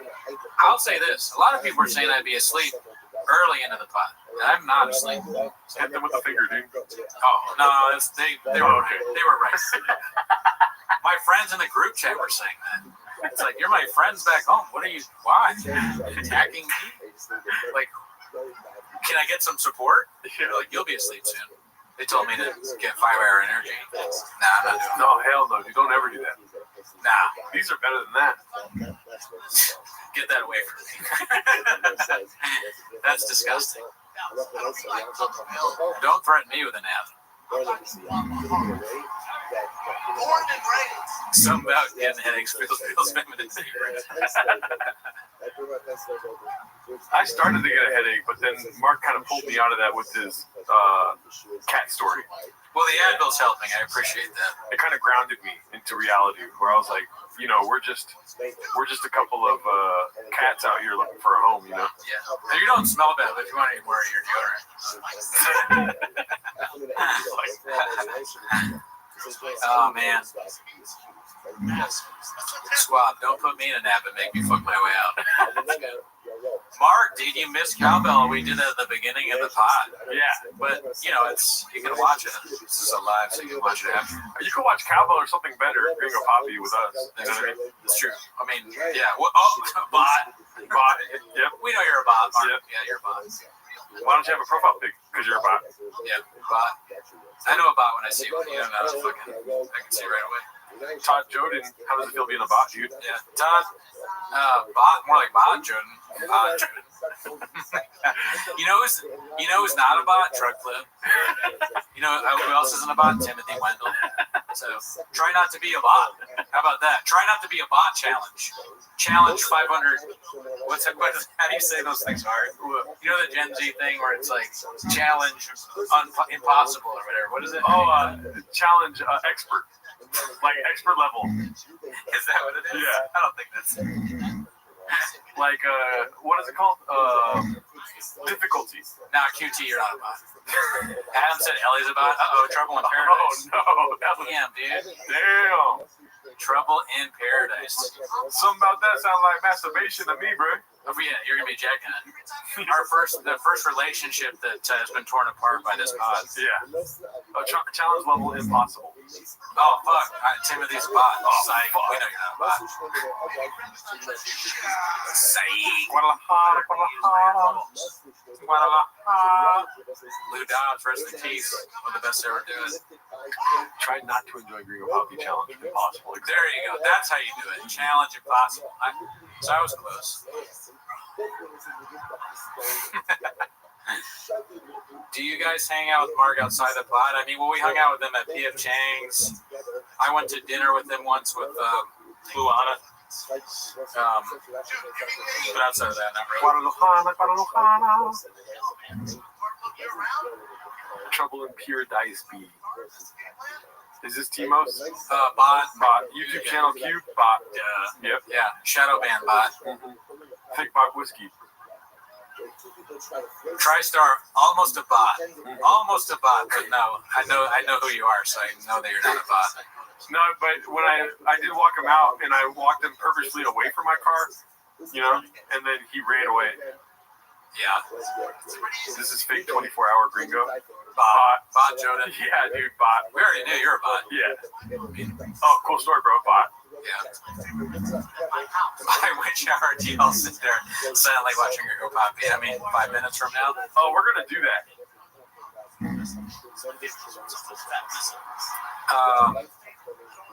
Yeah, dude. Honestly, Smith and Burns is making me kind of want P.F. Chang's food. I know, right? It was pretty good. And I liked P.F. Chang's before that. It's a good.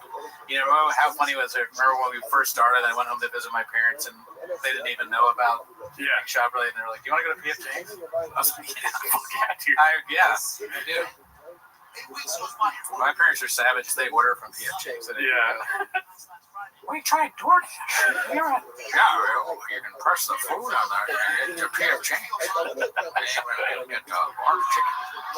It's delicious. We had no idea it was so good. Are you watching the show?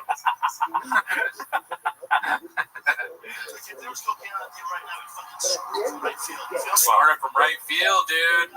Pasole. Dude, that's how I am with Pasole. Never had it. Throw Walden on? Damn, that sounds like a good idea. Walden is a good movie. You wouldn't like that, Walden. Oh, shit, the bot paid us. Oh, thanks, YouTube channel. You're not a bot anymore. Thank you, Butter. Good to see you. Here is some money for therapy after watching Papa for so long. That's a good thought. How many Loser Gringo Puppy have y'all had already? It's hard to count, but we do have expert, what is it called? Beast. We have lawyers, AI, and they're going to tell us after the stream. We'll be sure to be transparent about the numbers. It's a tactical amount. Yeah. Therapy will be key. We had tactical coffee earlier. Yeah. There's still a cookie left. There's some guava cheese. Yeah. It's the worst donut I've ever had in my life. What's that other thing, you know? That weird cinnamon thing? I don't know. I'll find out for sure. You should eat that. Yeah. Because I want you to have it. Those cookies were nuts. Dude, I can't believe you've not had Portos. I've had Portos. Oh, it was Mark. Sorry. I get offended by food. When people say they haven't had Portos here, it's like the craziest thing I've ever remember. I can't, like, you live in Los Angeles, you haven't been to Portos? Oh, really? Oh, really? That's crazy. That was sus, my guy. 24 hours is 23.5 hours too much. That's hilarious, Steve Keith. If you walk around in Los Angeles, we don't have a big, we're like North Korea Beach, but you like will find a Portos at some point. They got one in Downey, they got one in Glendale, they got one in Burbank, they got one in Pasadena. They got one everywhere. I don't know if they have one in Pasadena, but they have them everywhere. Is this content transformative? I'm worried for you. Timothy, are you kidding me? I don't know what to say, but what's it called? Somebody was saying something that I wanted to comment on. See, this is the 7-hour stream brain right now, dude. What you trying to do? I was trying to figure out something. I was going to say something. I forgot what it was, though. Oh, I've had the Cuban sandwiches at Portos. Those are fucking bomb. Their sandwiches are really good, too. Yeah. I thought about it. I was like, I could get, like, real food, but by the time we ate it, it wouldn't be. Like, potato balls. I was like, we'll be eating cold potato balls. I don't really want to do that. I mean, I have done that many times. But today, I was like, I'm going to have coffee and cold potato balls. I don't know. Janae wants to know if you brought extra Graves meds to make it to the night. You know, I only have to take it 5 times a week now, Janae, so suck on that. Bot. And only once, and it's so small, it's very low milligram. And my levels so far, knock on wood, are almost normal. You guys might not be able to hear the Gringo Poppy that loud, but the way I have the, Cootie set up the stream earlier, it's blaring in our ears. Yeah. The way that Cootie set it up, it's like the noise that we make on stream times 10. It's just him being like, Nini Fauci, Nini Delta. You want to do some smelling salts? I do. I just read that. That'd be fucking dope if we had smelling salts right now. Oh, Garden of Stone said it. That's right. I'm so tired I didn't even know that I read that.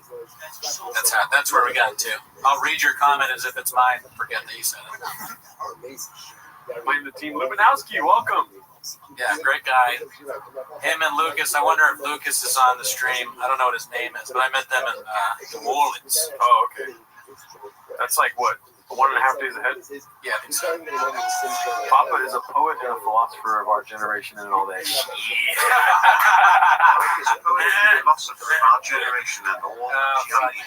Mr. Graves, big guns. Selling smalls. Should do. Oh, yeah. When they tried to fit everybody in the car. I still don't know what smelling salts are, to be honest with you. I know we've gone over it before. Yeah. I don't understand it. But it's easy joining. But turn up Cootie's mic. I want to hear the crazy play. Bot, obvious bot. Is there a drinking bot? Come on. The bots are getting easier to tell, dude. Ammonia daddy like catfish. Bot. Oh, you know what? 36 teeth, not a bad thing to ask. I should have grasped. I actually, you know what? I have not. That's the one person I have not even grasped at. Yeah. That earlier, I was like, I told them that I was grasping at some bigger guest. I mean, we made the biggest guest of all time. But I was grasping at someone else, and they completely turned me down. Yeah. Look at you. Yeah.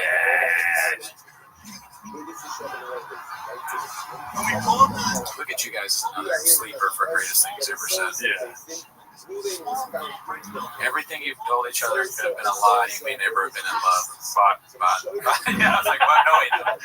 You almost, you're like teetering on that. All right, see you later, Balloon Fart. Thank you for always being so friendly. You're a great guy. Never met you. If we would have asked Annie Letterman. I've never asked her either. The closest I come, and I said this on the show before, was I asked Josh, I think. No, I didn't ask Josh to ask her. I asked Josh Potter. He was like, no. And I figured that's enough. If Josh says no, then Annie will also say no. And I've never met Annie, so I have no connection to her. Almost 420 likes. Smoke up, fellas. I like how they want to smoke. It's not even 420 likes yet, but they're like, I want to smoke. It's almost 420. I'm good. Oh, yeah, 19 minutes from now. That would be crazy. Relapse live on the show. Oh, no, likes. Oh. Chocolate chip sauce all. Oh, 420 likes.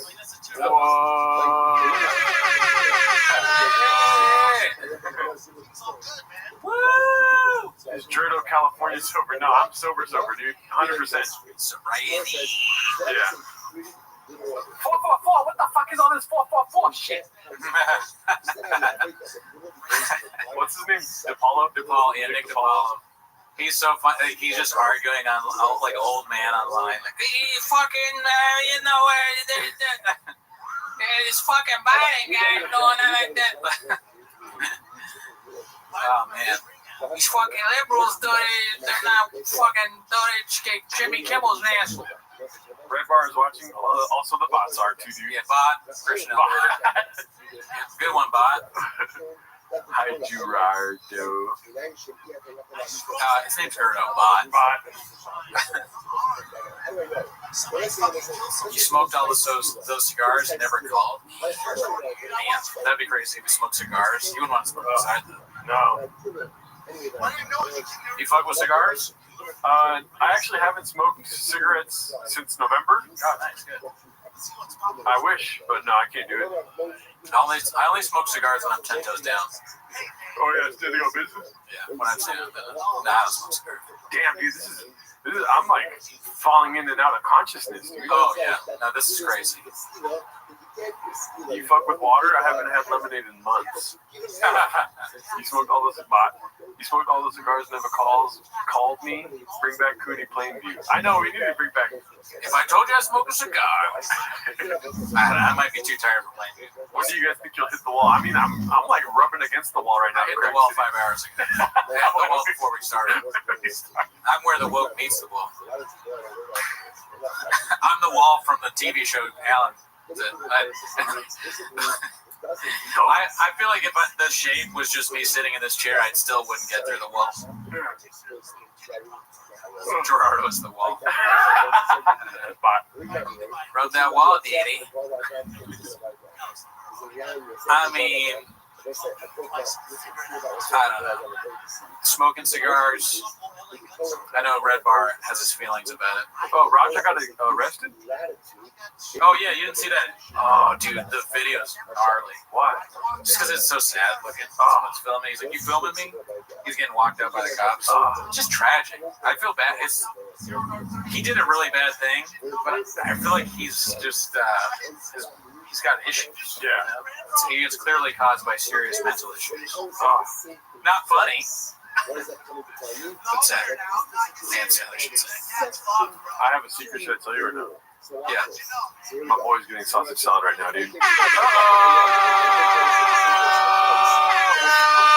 Yeah, I got a text from McCorkle to see what he's up to. I think we fumbled the bag on McCorkle, right? We might have fumbled the bag. It might have been too late because he did say that he could only do early, and then Bart was here for 5 hours or something like that.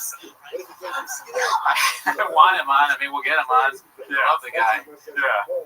He's probably doing whatever he said he was going to have to do. Yeah. Unfortunately. 0 dark 30. We will probably have. We'll have a few more guests, so don't get it twisted. There's more guests coming. Yeah. What's he doing right now? Oh, he's starting the closing bit. Oh yeah, Yes. the Lions. Yeah. I know I said this earlier, I would like to see the, what happened? Elizabeth Marsden. What'd she say? BGL was telling a cat story as we speak. Yeah, I mean, I've heard, that's not the first time I've heard the cat story. Yeah. I don't know, I can't remember whether he talked about it before or with me, I don't remember. I heard Annie Letterman is tonight's special guest. Yeah, right. No, dude, I wish. I regret not asking Moses. I just think shoot him a message. Moses, but I'm so tired. I know, dude. I hit the wall hard. Yeah. You've been carrying the load, Pod. Oh no, listen, take a nap. If you want to switch to the couch, we can switch to the couch, but I'm fine. Oh, okay. I mean, I'm waiting for our guest. Yeah, and then couch. When IDM comes on, they can just take it off. Yeah, IDM has to watch it, and we're gonna be sleeping. It's blue shirts and oath. They're like, all right, Ann, go ahead. Don't talk to me. Don't ask questions. I'm bots.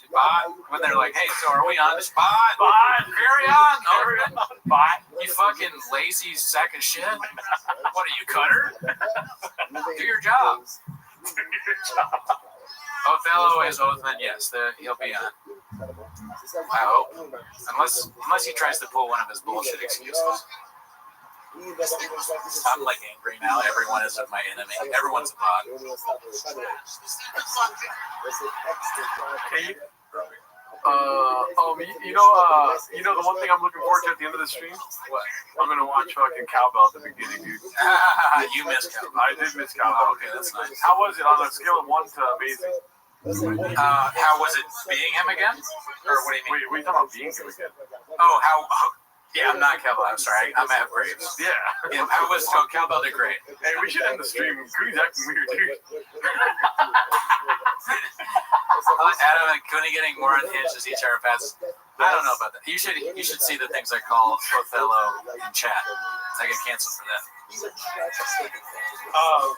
me see. I want to actually ask the chat. Oh man, where are you? Back to the beginning, I guess. Oh, you like that song? Let that boy get some sleep. Thank you, TriStar. You are not a bot. How good was Cowbell? Seen better. Oh wait, you can't get canceled when nobody knows who you are, B. Neither better. Demo, 36 probes. Let's see what they think. That's what I specialize in. Did you see Cowbell earlier? I am cracking. We should have taken a nap while Mark was here. Yeah, we could have, yeah. What's up, Dallas? Dicey.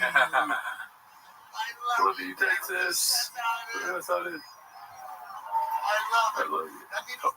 That Neil's not touching this fucking temple, Daddy. Fucking way, bro.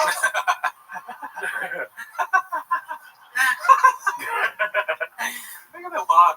He's not touching this temple, Daddy. The walk is skilled. I don't care what anybody says. It's a skilled walk. He says that he's taking a notch. It shows that he's been, studying the greats. Oh, my bad, Mr. Whole Foods. My bad. Yeah. Yeah, what do you want to do, man? They fucked it all up with the marketing. I'm not into that shit. It's all their marketing. They fucked this whole thing up in the marketing. Yeah, that operation Warp speed. really trying to get everybody to get vaccinated. They're like, yeah, go to Christian get vaccinated. Huh? What the fuck? That makes sense. I feel like hell yeah. Hell yeah, fuck this. It's so confusing. He's gonna call his mom soon. Mama, are you gonna get vaccinated? She's like, I wasn't, but you know how much I like donuts. Don't laugh. Why are you laughing? That was a Red Bull burp, my friend. Mess it. The dumbass that messed it up.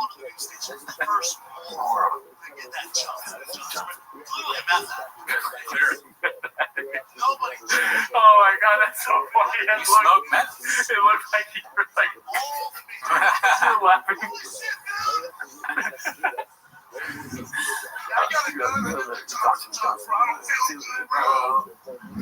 Sweating, bro. I feel like I'm going ways.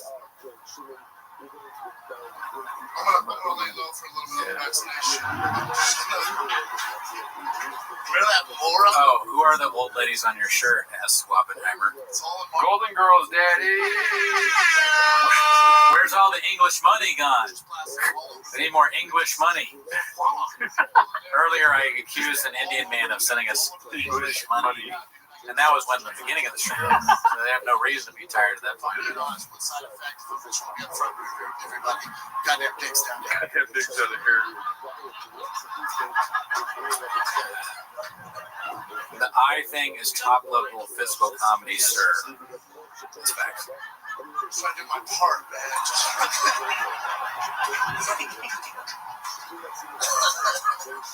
It's good to be in Dallas. Oh, Nathan, are you English? Shout out to London. Always good to have international. Successful Egg is back. Goddamn Sticks Out of Yeah, you're right. Goddamn Dicks Out of Here is pretty funny. But get back in the kitchen, Successful Egg. You need to go viral on the Reddit. Okay? Hurry up. You can watch the stream for a little bit, then you got to go right back to making clips. Oh, shit. LA is North Korea with a beach. San Diego Airport is closed due to a nose gear collapse on the runway. It's a nose gear collapse. Sounds bad, B. Yeah, prayers out. I can't go through a lockdown. Straight up. Oh, shit. LB from England as well. Or we had that last one. We did not do Or the UK. Else, my lockdown. English is Here's what I'm talking about. I would not do anything. Sounds like what you do. The Gringo Poppy, dude. We're not locked down. Girls fight with me other week. You're locked down. We're fucked. Just fight with me. What are we gonna do? See myself. Oh my god. My life would be so much easier if I was just eating shit. The laugh after this is so crazy. If I was locked down with the bros down We're doing the homies. How much more fun we could have. Oh my god, dude. We like video games all day. We work out. And then we fuck each other. That guy. It's like, Fuck no. So we're gonna play video games, bro. Sorry. That's don't burn yourself out, Gerlardo. You'll have a chance to do this all over again in 10 hours. Good one. Thank you, yeah. I knew about when I saw one. Yeah. You know why bots say they burn out? That's why bots actually burn out for real. Us homeless cats, we don't burn out. Gordo is asking me which homies he's thinking of here. Joe Rogan. Yeah, probably just Joe. Governor of California, Governor Newsom, from locking us down. Oh yeah, Newsom. Never heard of him? Yeah. This guy I want to realize this. bankrupt businesses. According to Trout. I realize my girl's not cool. My girl's not cool. She's not a friendly human being. What would he call Gavin Newsom? Can we do another poll for Gavin Newsom? I got some funny names. Nah, take your time. I was gonna say he called Gavin Newsom Gavin DeGraw. What else? Gavin, I'm so tired thinking of things. Gavin Newsom, Gerardo Alarcon, Gordon got some. Gordon Gecko. Cheese on three. Ready? 1, 2, 3. Cheese. Oh yeah. Gavin Bluesome. She gets it. She looks at cheese. Okay, come on. Come with the other we said. It's been 8 hours and we haven't said the name. We're trying to not do that one.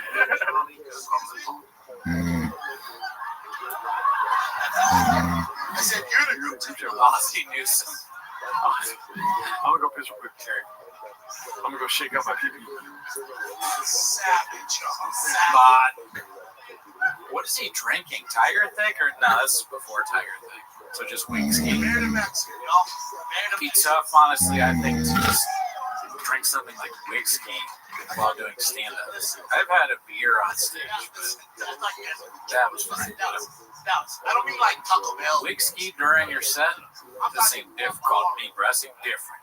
Born and raised. Came to the States 10 years ago. Legally. Illegally.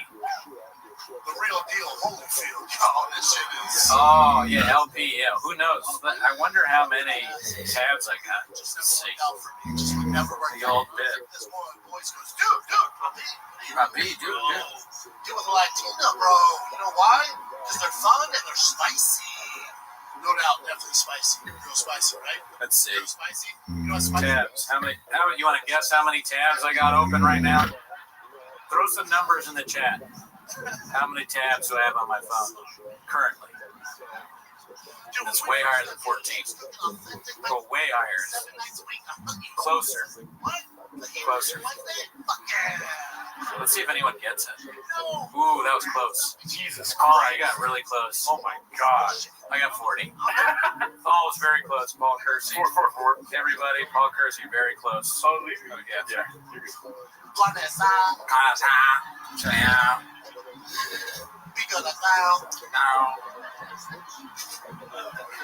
He has that's a great point. He has a Google of tabs open.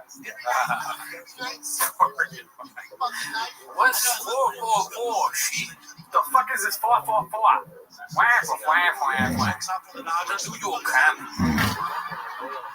New York. I did that 23andMe. I did that shit.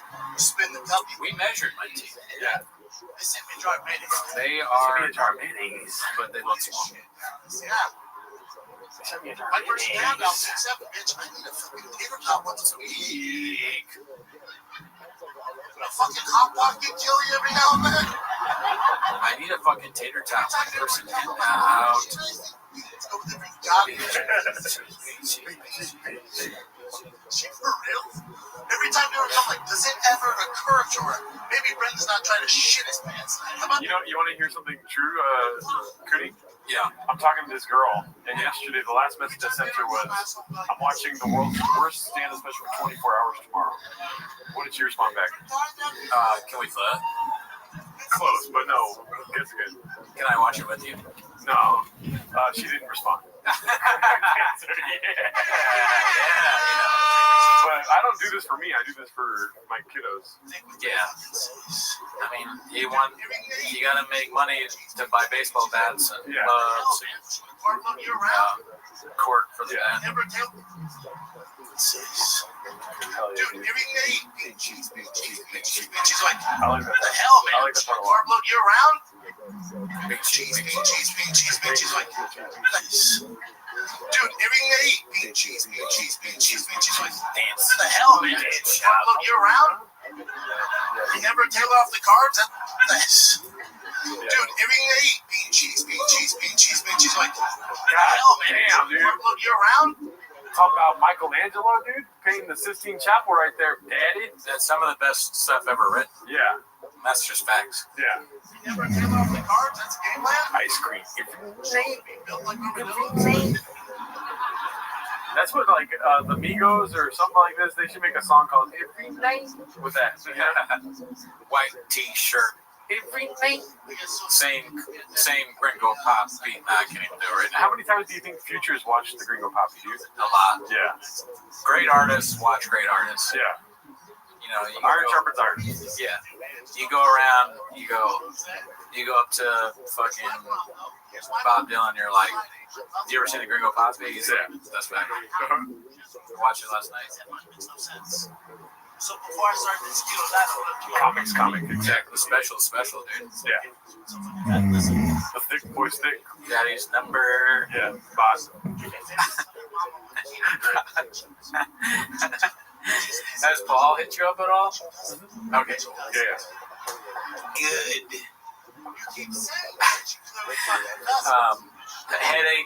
Headache 1 hour in, good. Gerardo's not awake for the start, good. Oh fuck. I walked in the house last Friday. And I feel like that sounds like I'm Brendan talking to George when I say it like that. That was just funny.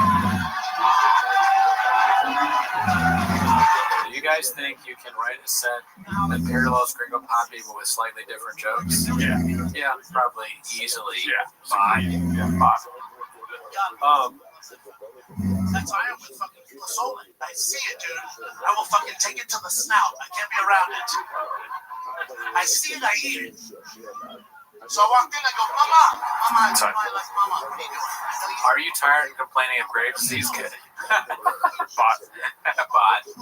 Yeah, way to make me laugh, Bot. Gordo, none of your business, Bot. It's Kino, bitch! Dude, Ryan coming in with a jelly roll talk. We haven't talked about jelly roll at all. Yeah. Dude, jelly roll would have been a fucking great get right here. Yes, you know, I really like what you show, and, you know, the way you treated McGill just reminds me of how I treated one of my friends I thought was a dog fish, you know. Just made me cry a little bit. Somebody watch Gringo Puppy for 24 hours. That's a sleeper for the funniest part of Elephant Graveyard's videos where he shows him crying about Mitzi. Like, that's crazy. Yeah. When you stare into the long, when you stare too long into the void, it also stares back into you. Be careful as you wrestle with monsters. I am about those. Yeah. So, we should have gotten Hungry Wolf on the pod. Oh, that would have been great. So you guys do a show about Brendan Schaub. You're fucking fat.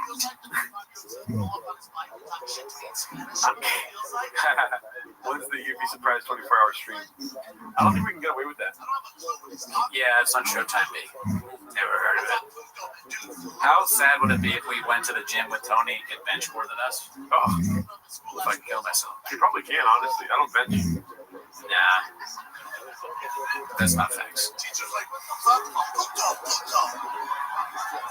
It's like bench more than Gerardo the other day to prove I'm heterosexual. I love pussy. I love the way it tastes. I love the feeling of pussy on my penis. Pussy loves me. Girls can't get enough of Hinchcliffe. What's the food situation looking like? We got some surprises for you guys.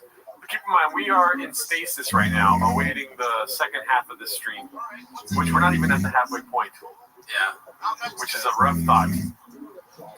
Have you guys ever sacrificed a Saturday for skits and bits? Oh yeah, entire Saturday. An entire Saturday. Don't remind me of that.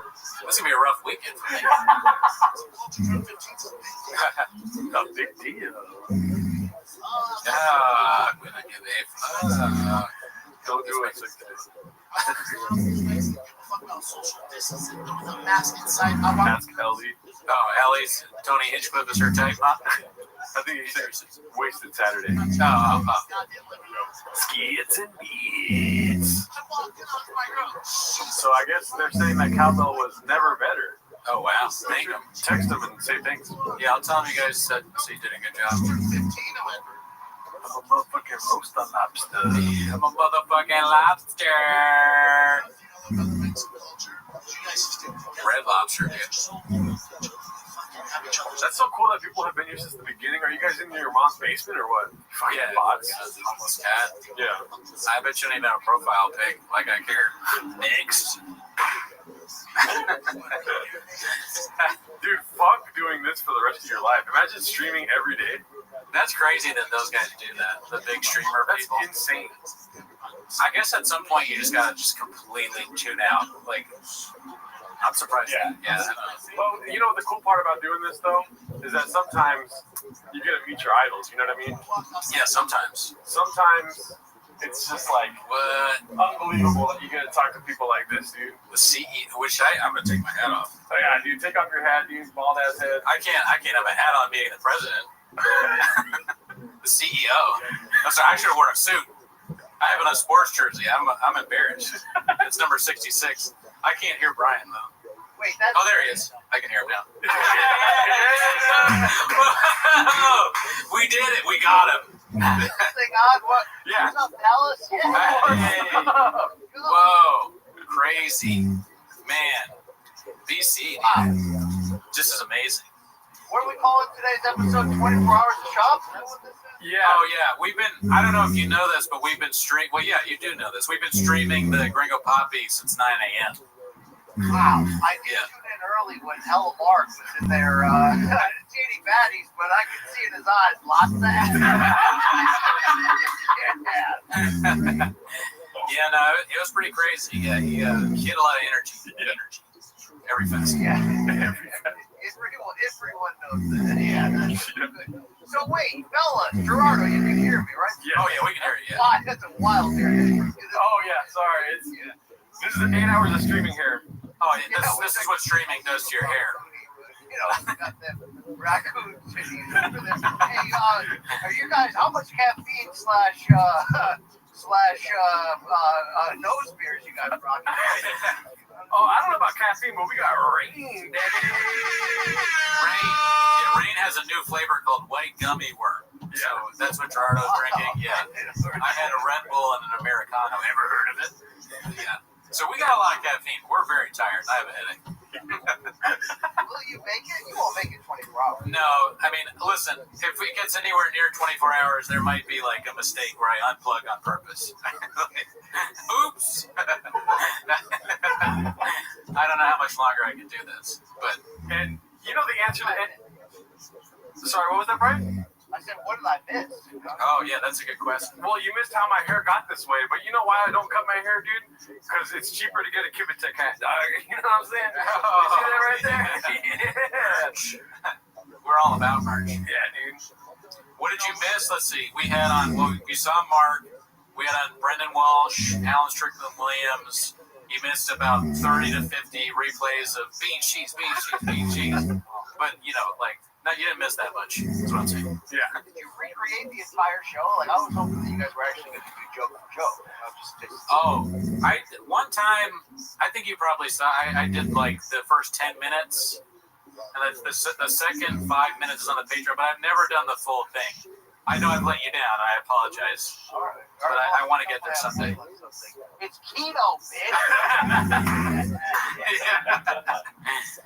I gotta say, Brian, the bits on the show recently have been amazing, as always, but they're getting even better. I don't know how you keep doing it.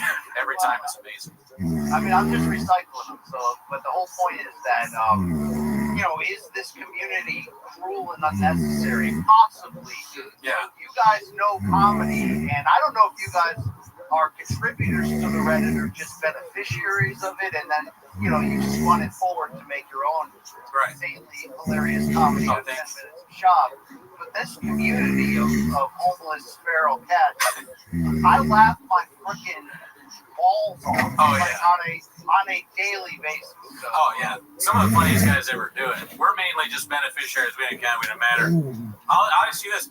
Brendan Walsh, comedian, famed comedian, he was saying he's like addicted to the Reddit. Do you ever feel like you're addicted to the Reddit? It's a problem in your life? I do. I feel like it becomes a problem. You know, sometimes it gets a little out of bounds, and I'm like, you know, do I want to be associated?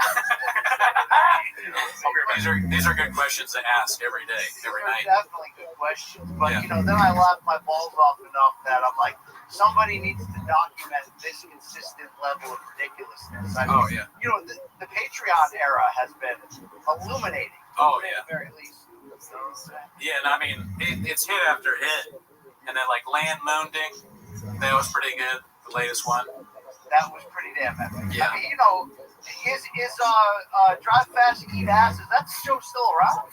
I don't know. We always laugh about it because the episodes take like 6 months to make, you know? So it's so weird to have a truck show, and then every show starts with these like, all right, fam.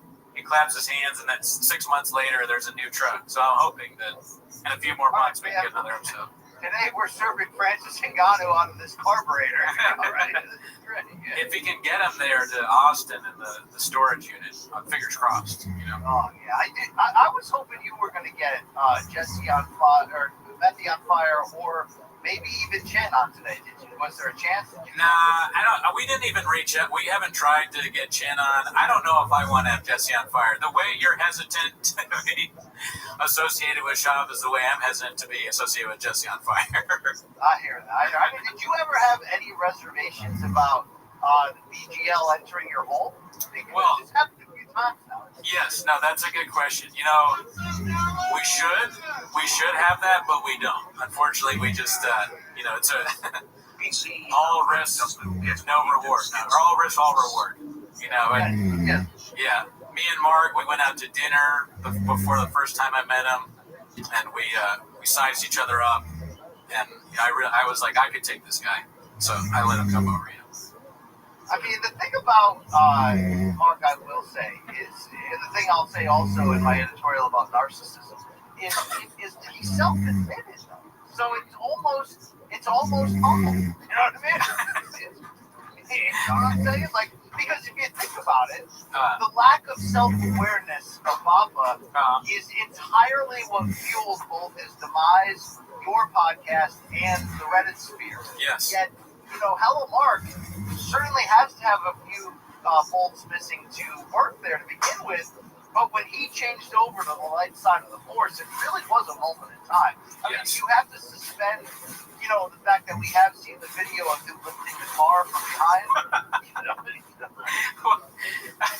Yeah, I mean, that was all Photoshop AI or whatever. That didn't happen.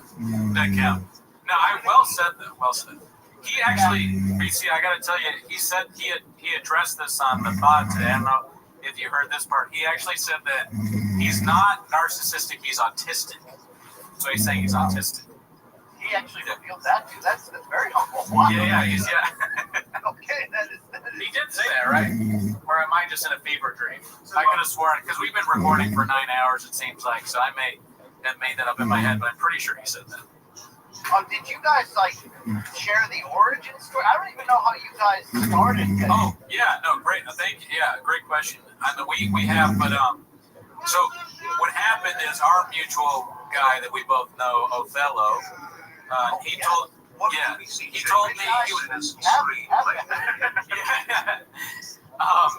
me he was like, dude, this guy Shab has like a stand-up special. You should do a stand-up special. It's on YouTube.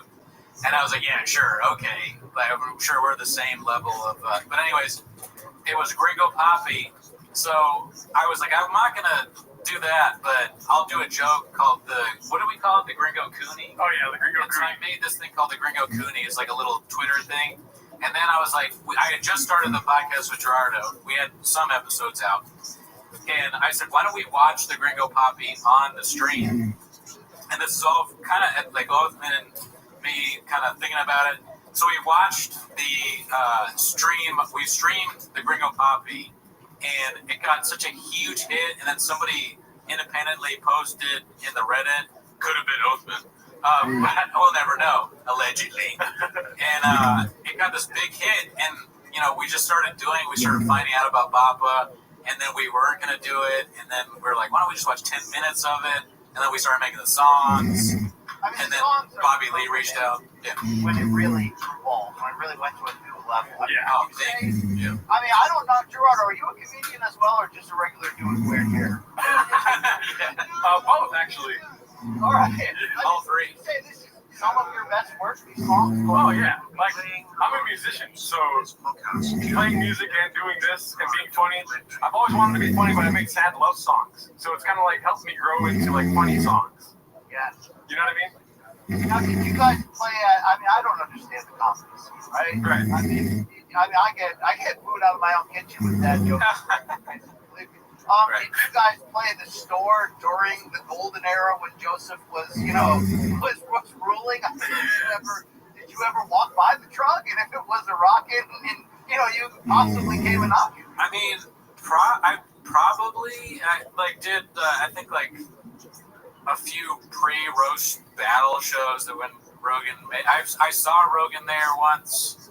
I don't think I ever ran into Shop. We would see Dalia around, not in the store, but like Improv. Actually, at the store too. Yeah, Dalia, one of the greatest ever do it. Already do.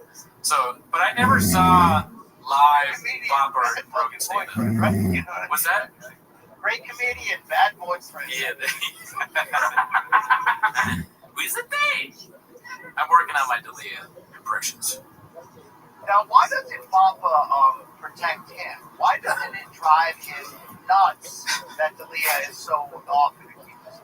Yeah, it's a good question. I thought they were all going to stick together, Yeah, I thought we were going to fight. Yeah. Not so much. Like, what is Eric Griffin missing? Is it just a paycheck that forces him to go there? Yeah, I think they're all kind of like tied together. Dalia's got nowhere to go. It's a show that Theo Vaughn was there for a while, and then he had to go figure some stuff out. He's been going through a lot, and then they were just like, "We'll just keep going." It's one of the best shows out there right now. So. You do YouTube, yeah. I do. So have you ever been approached by Shaw, by his, I mean, he is involved in plenty of lawsuits. So, like, have you received any subpoenas? No, but I think we have like interactions with all the shopovers. Like, I've met Eric Griffin. He told me to move, motherfucker, but like not mean. But I was like in his way and an open micer. And then I've met Chris D'Elia. He disappeared into a restroom. I've met Joe Rogan a long time ago. I met Tony Hinchcliffe. The only blowback. Shop is the only one. Yeah, and also there's credit to Shop if he knows about us at all for not suing us. Thank you. Thank you. But the only blowback at all that I've received is one time I did a show a long time ago, and the producer of the show told me, he was like, "Hey, the guy that does Shop's poster work saw your name on the thing." And he was like, "I can't do this poster because this guy makes fun of Shop." And I was like, "Oh shit, really?" And he's like, "Yeah," but I was like, "I'm still gonna put his name on." And then he just ignored it. Or no, actually, no, the poster guy was like, "I'm just kidding. I can still work with you or whatever." But he was at least aware that I did that. But that is the only blowback whatsoever that I've heard of from us doing. I just can't believe how much the Shop's podcasting game continues to birth things. I mean, is your entire YouTube algorithm like mine? Just full-time podcast cringe, unique, the beige guy, and I don't even subscribe to any of these. Sure you don't. Yeah, you don't. Right. I mean, do you know how many people are making a living off of this man's work? Yeah. I mean, his father doesn't even know it, but he's financially fueling not just his son to stay alive, but all these other communities. And we thank Harold Shop. We're so happy that he was able to move here from South Africa in the Emerald Mines. Yes. We really appreciate that.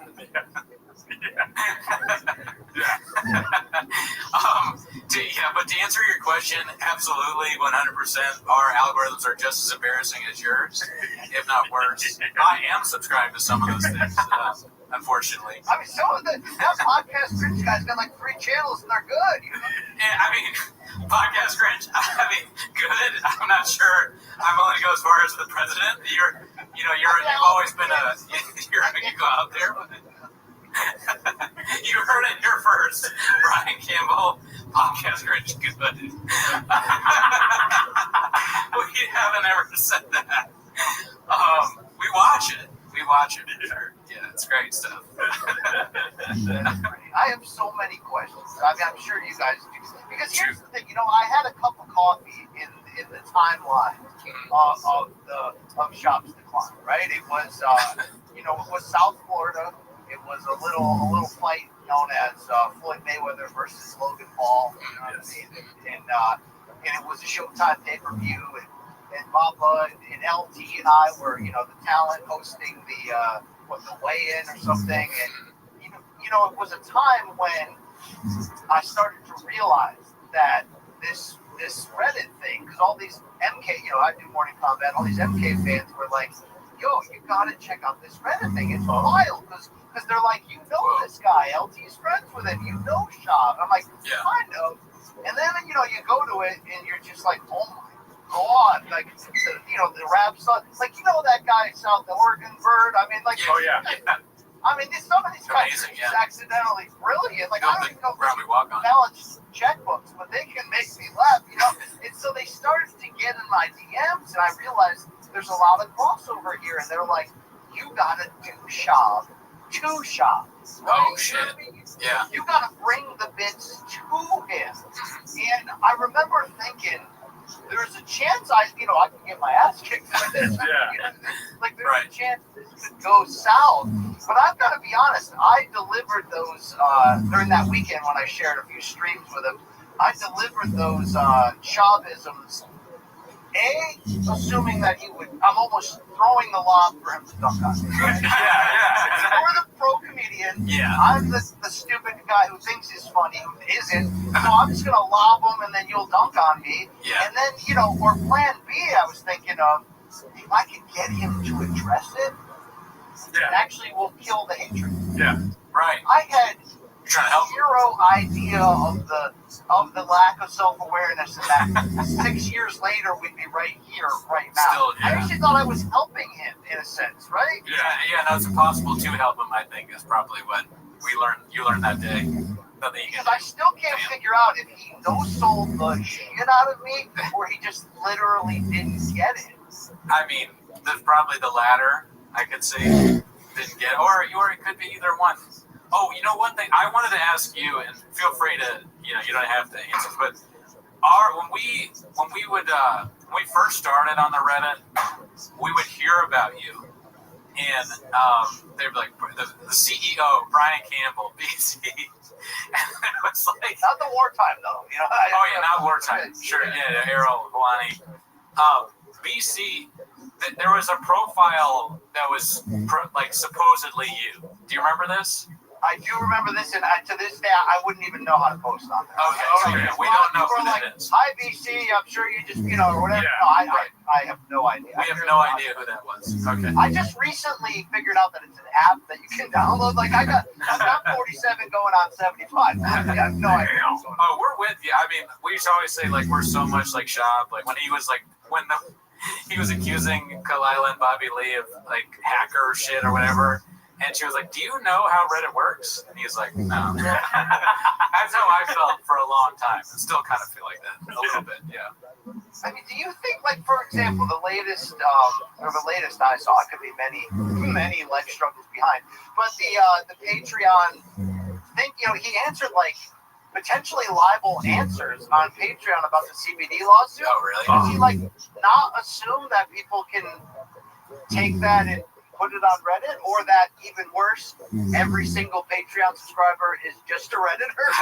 Like, I mean, there is no deeper pain than being an attorney for Brendan Schaub, I'd imagine. It's got to be like, oh, why? No, stop! We actually, speaking of attorneys, you don't think this is funny? When Mark was on, he had his attorney call in the show, and he was just live on the air for a while. And then Mark was like, is it okay to talk about the thing? And his attorney was like, yeah, it's fine. He had some sort of comical, like, TV character, like Bob Loblaw. Rob Pebble. His name was Rob Pebble. We're like, all right, sure, he's an attorney. It was ridiculous. And then he was like, yeah, he's a great attorney. We went to college together, and we did Roy's. We're like, all right, but like, okay, you're not helping this guy. Like, poor Rob Pebble, you know, Bobby Pebble's attorney at law.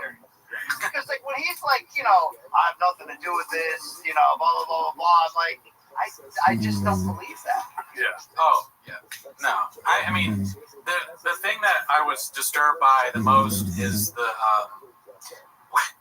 when the person was telling him that their child had epilepsy, and Sean was like, oh, you got to get him on CBD. Just give him some CBD. Like it's a dog. Yeah. Promo code SHAB, SHAB. Yeah. You know how people give CBD treats to their dog? Yeah. Just give them CBD. It cures up. The epilepsy goes right away. Yeah. You know, wet and wild CBD. Just give it to your 5-year-olds. You know, it's like this extended run of us enjoying this comedy. I mean, largely at his expense, but completely his fault. Like, I think of how often it could have just ended with one piece of self-awareness, one piece of, like, I know what's out there, haha, joke's on me, guys, okay, but enough. But it's either, you know, I don't read the comments, or you know what I mean, or I'll sue you over this. Yeah, the lawsuit shit is crazy. I guess I'm not a litigious person. It would not cross my mind to sue somebody, you know. But clear, I mean, Rob is very litigious. He's a hungry wolf, dude. And yeah, they gave him a chance. Yeah, he wants to spill the beans on some motherfucker. That is true. I mean, it's like some people think it was maybe infidelity that led him away from comedy. Some people think it was, children's baseball. You know what I mean? I really think it was a turning point with the San Francisco DA. You know what I mean? Like, once them streets were no longer safe, like, you know, we could have had a third comedy special. But here's what I really want to bring up to you guys. I'll just interview you on your own 24-hour podcast. Yes. I listen to I'm an old school pro wrestling fan, so I listen to this fantastic podcast called The Lapsed Fan, which is built upon old school wrestling fans who hate the current product that just deep dive the shit out of what went on back in the day. So when Hulk Hogan died, they are in the midst of like a 9-episode special about like the history of his life. Each episode's like 3 hours long. They research every newspaper archive in history. The other day they had on some like 75-year-old guy who grew up with him. Like they're literally trying to find basically just to prove how much Hogan was a liar. They're like interviewing his little league teammates, and they're like, "Here's what he said in the second book. Is this true? I don't know if this is you guys, if you're skilled enough, but at some point, if this thing continues, we're gonna need people that are like gonna find the guy that got skadoosh through the glass door. Yes. His mom put name tags on all of his Nutrigrain bars. We gotta find." We really get Gary Barnett on there, get that chick who, like the taste of the dick, you know what I mean? Yeah. Like the way the dick tastes. Yeah. The kicker. I mean, there are so many people that, Tim Tebow, that would be one of them, you know what I mean? Right, To find out about the bench press record there for the Broncos. There are so many people that really can add color to how we got here that no one stepped up and done that yet. Is that a Cooney and Gerardo production in the future? Well, I'm glad he's asking because, we act like this is a 24-hour stream of watching the Gringo Papi, but really it is the inciting incident that leads to the documentary about Gringo Papi and the life of Brendan Schaub. Yeah. It's important that we bring that to awareness, and I'm glad you asked the question because I was willing to say that. Yeah, if I may. You're doing it? I think we're bringing awareness to the fact that it needs to be made. Mr. President, I hear your words. I hear what these edicts or injunctions that you're giving us, and this is something that we're going to work tirelessly to do. We're inspired by the work that you've done so far, and I won't. Personally, I'm going to fight really hard to find all these people. I've been streaming for too long. I can't even put words in injunction. What's that? I'm losing it, man. We're not putting sugar all over your dick and telling you it's delicious or anything, but yeah, we want the docuseries involving all the aspects, and the main component of that needs to be Schaub at the center, just like Michael Jordan, because he's brought so much. The last day. I want Queen. I want a realtor during that staged house buy for Abuela. You know what I'm talking about? Like, I want to do the few things I need. The people that work with him at the grocery store, the one who got fired, I would definitely have them on. Old bosses. Yeah. Whoever gave him the cappuccino. Little League Dads. Oh, yeah. Little League Dads? That'd be great. Right? Yeah. Little League Dads got to come on. We actually tried to find the bully roommate. Oh yeah, we did. Which is crazy that we did that. Sean McCorkle thinks he has all these people, right? He's like, I got the guy with the Triscuits, like all these people. Yeah, Sean does. Sean makes it. No, we want to, but I think we missed the window because Mark took over for a long time. But I'll try and send him a message. Yeah. Sometimes I'm sitting on real hot info that I'm like, I don't want to say on camera, but somebody needs to know. Listen, I'm sure people tell you a lot of stuff. You're the president. So, the meetings, when you're in the room, the situation room, you can only imagine what you hear there. Like, for instance, I watch those. Yeah. You got one of the keys to turn. I don't want to say who, but somebody messaged us before the truck flip incident and sent us a picture of the truck flipped. But it looked like it was just the truck and like a random, like the same exact model type thing. So we didn't share it. Like, we just kept it to ourselves. And then the whole truck flip incident happened, and I was like, oh my God, that full a month ago was right. That was the craziest thing ever because he sent it. He sent it to you, right? Yeah. Did he send it to me too? Probably. I think so, but I ignored it. I think Gerardo was like, look at this. And I was like, what does it even mean? And then it happened, and we were like, oh my God. And it was the exact same picture. Yeah. This guy, whoever it was, if we had really, and I'm sure they could get fired from whatever it is that they. So it's like we were like, damn, how do you get this? Wow. Man, I mean, I don't want to ask how this ends. Sorry.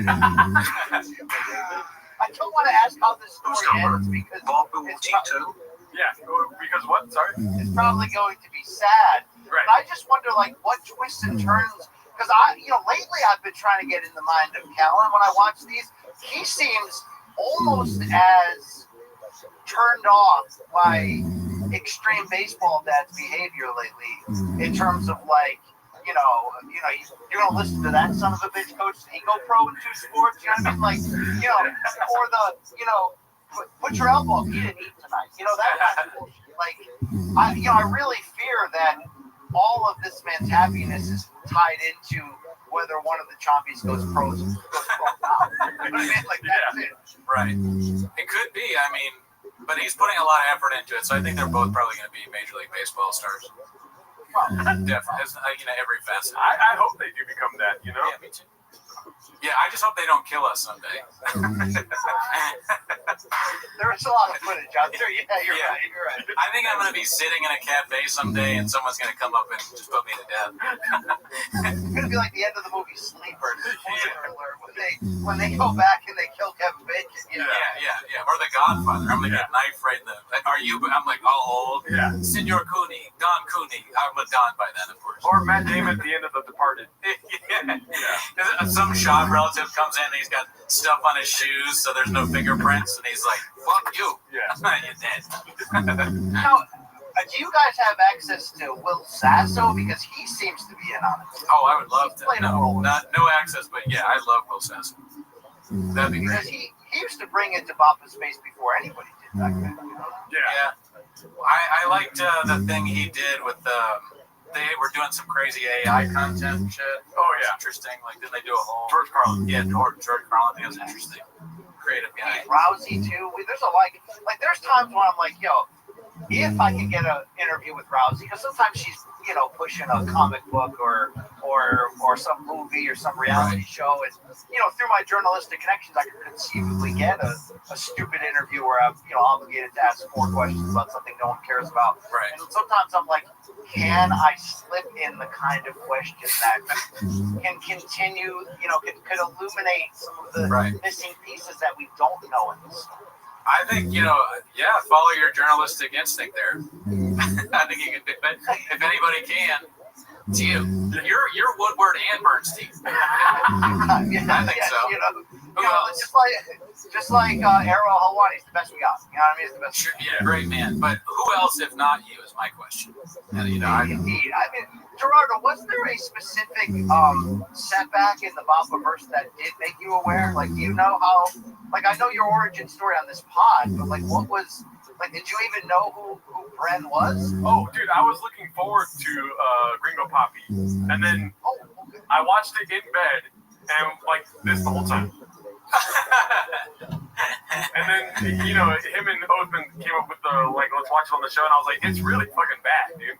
And then I turned as the show went on because it was fun to watch the Reddit. It's obviously like I wasn't wise to the Reddit before then, but I was looking forward to Gringo Poppy. I look forward to You'd Be Surprised. I'm an idiot. You know what I mean? You knew more. You knew more about it than me. You were like watching Big Brown. Like he was. Oh yeah. I was listening to Big Brown. Yeah. Big Brown Breakdown. But you only came in for Gringo Poppy. It wasn't like it.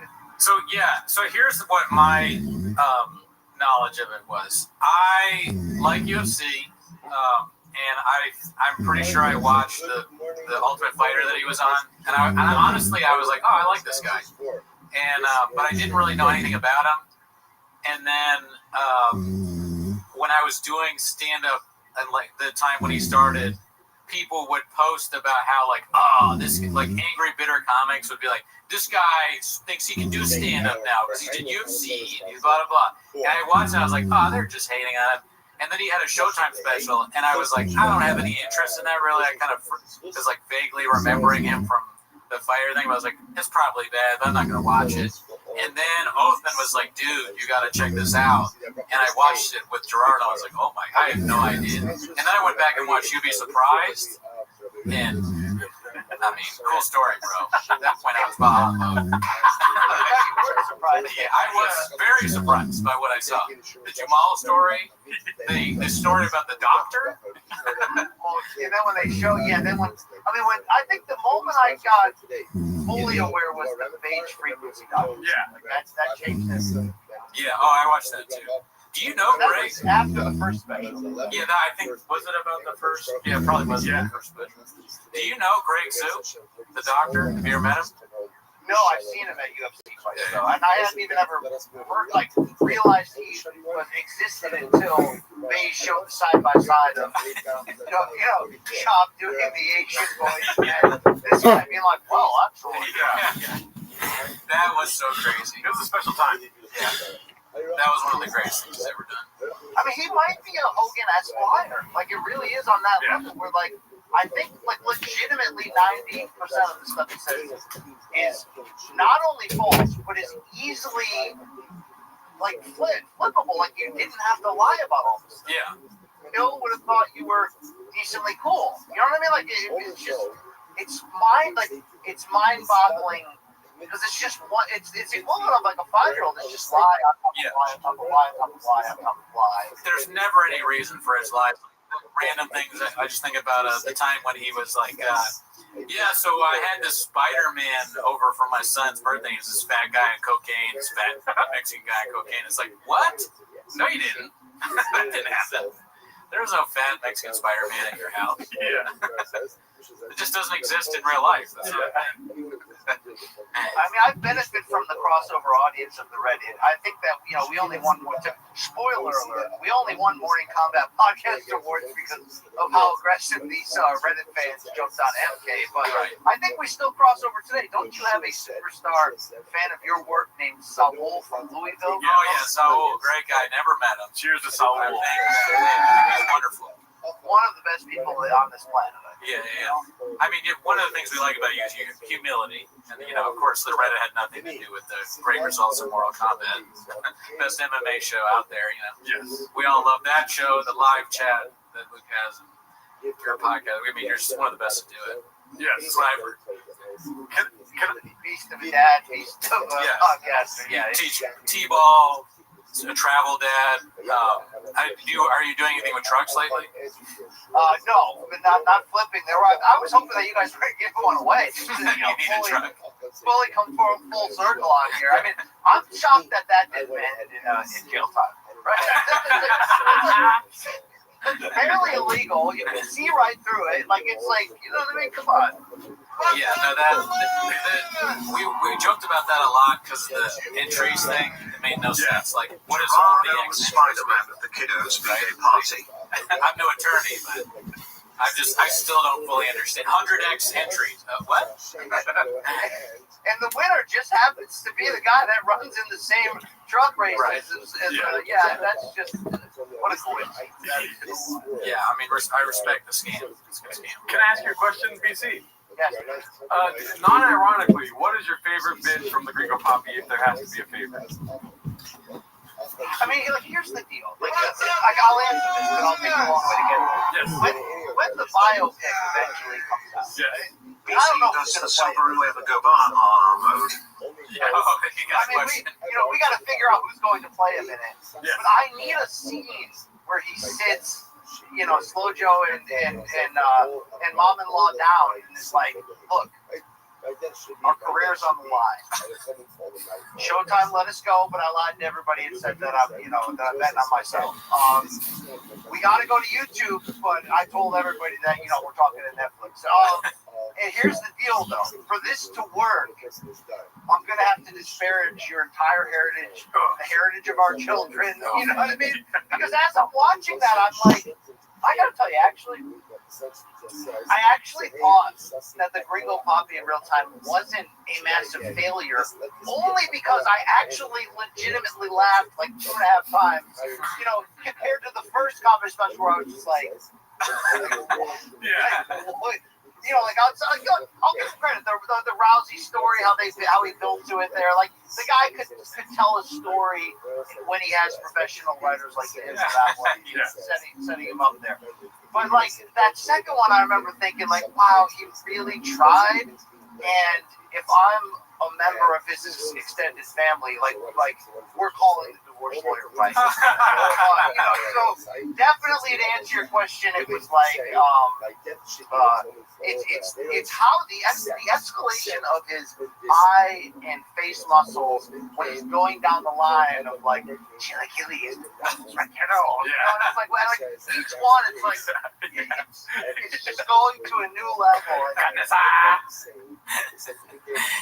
And to answer your question from earlier, I actually lived with the writers of You'd Be Surprised. I lived with two comics that wrote for him.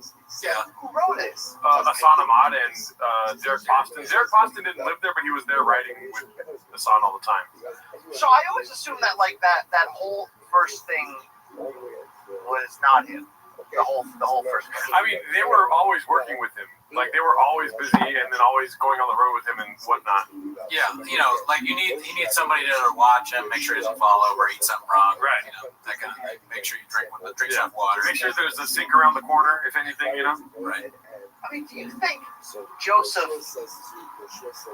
led him down the comedy road only because he felt bad about calling him out on the podcast live and ending his fighting career? Even though people forget that Shaw did consider a cut down to light heavyweight after that and actually was like, gonna do it. The doors kind of slammed in his face. So did Rogan overcompensate from a friendship standpoint and push him into that just to like give him a soft landing, having no idea how it was? He eventually get exposed as a ball guy that. I mean, he's a ball guy that slings dick. I mean, honestly, I don't think that Rogan felt bad at all because I believe the real reason he left is because he couldn't get sponsorship money. And what's his name? Brendan Schaub runs on sponsorship. He fucking intravenously takes sponsorship money every day. And when they started changing to the Reebok deal and whatnot, he left coincidentally. What I think, and nobody thinks this, so I'm just a kook. I'm a crazy guy. I say a lot of wild stuff. What I think is that Joe Rogan at one point in his life, somebody told him, like, they sat him down, they're like, hey, you know what, you're not funny. Yeah. You're not funny. And he heard that, and he was like, oh, I'm not funny? Well, then no one will be funny. Yeah. And that's how he started. He was like, I'm going to be the worst comedian ever. Yeah. And then I'm going to become so popular that everyone else has to be bad.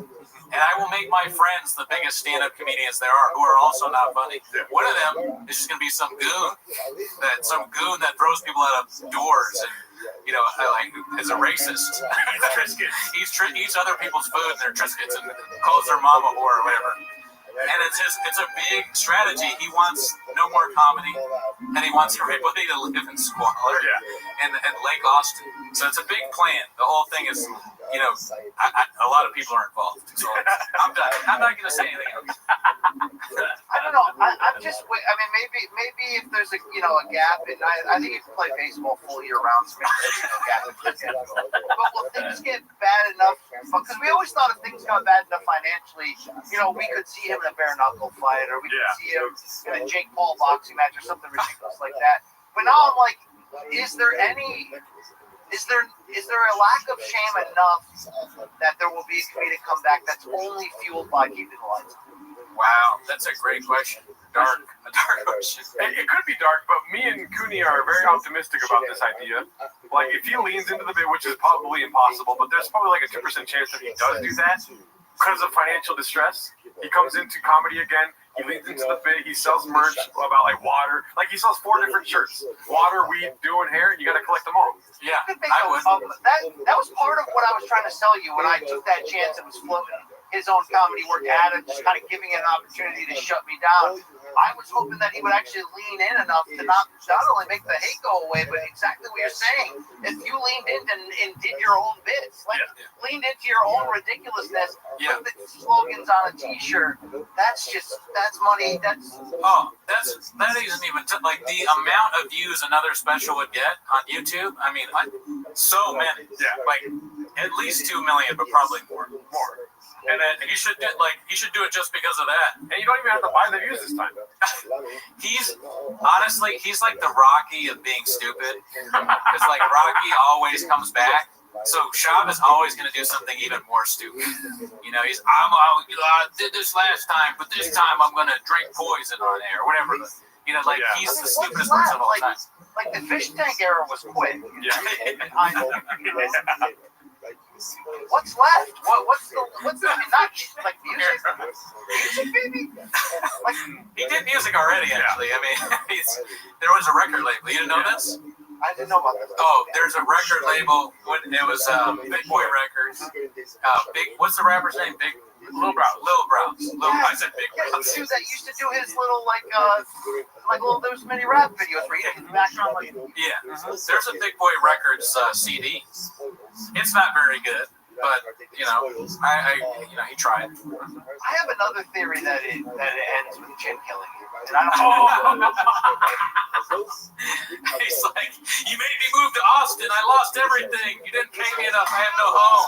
I live with Donald Trump the dog. Yeah. And then it ends the whole film ends with Jim throwing a match onto the house dripping with gasoline. He just throws a match on it. Right.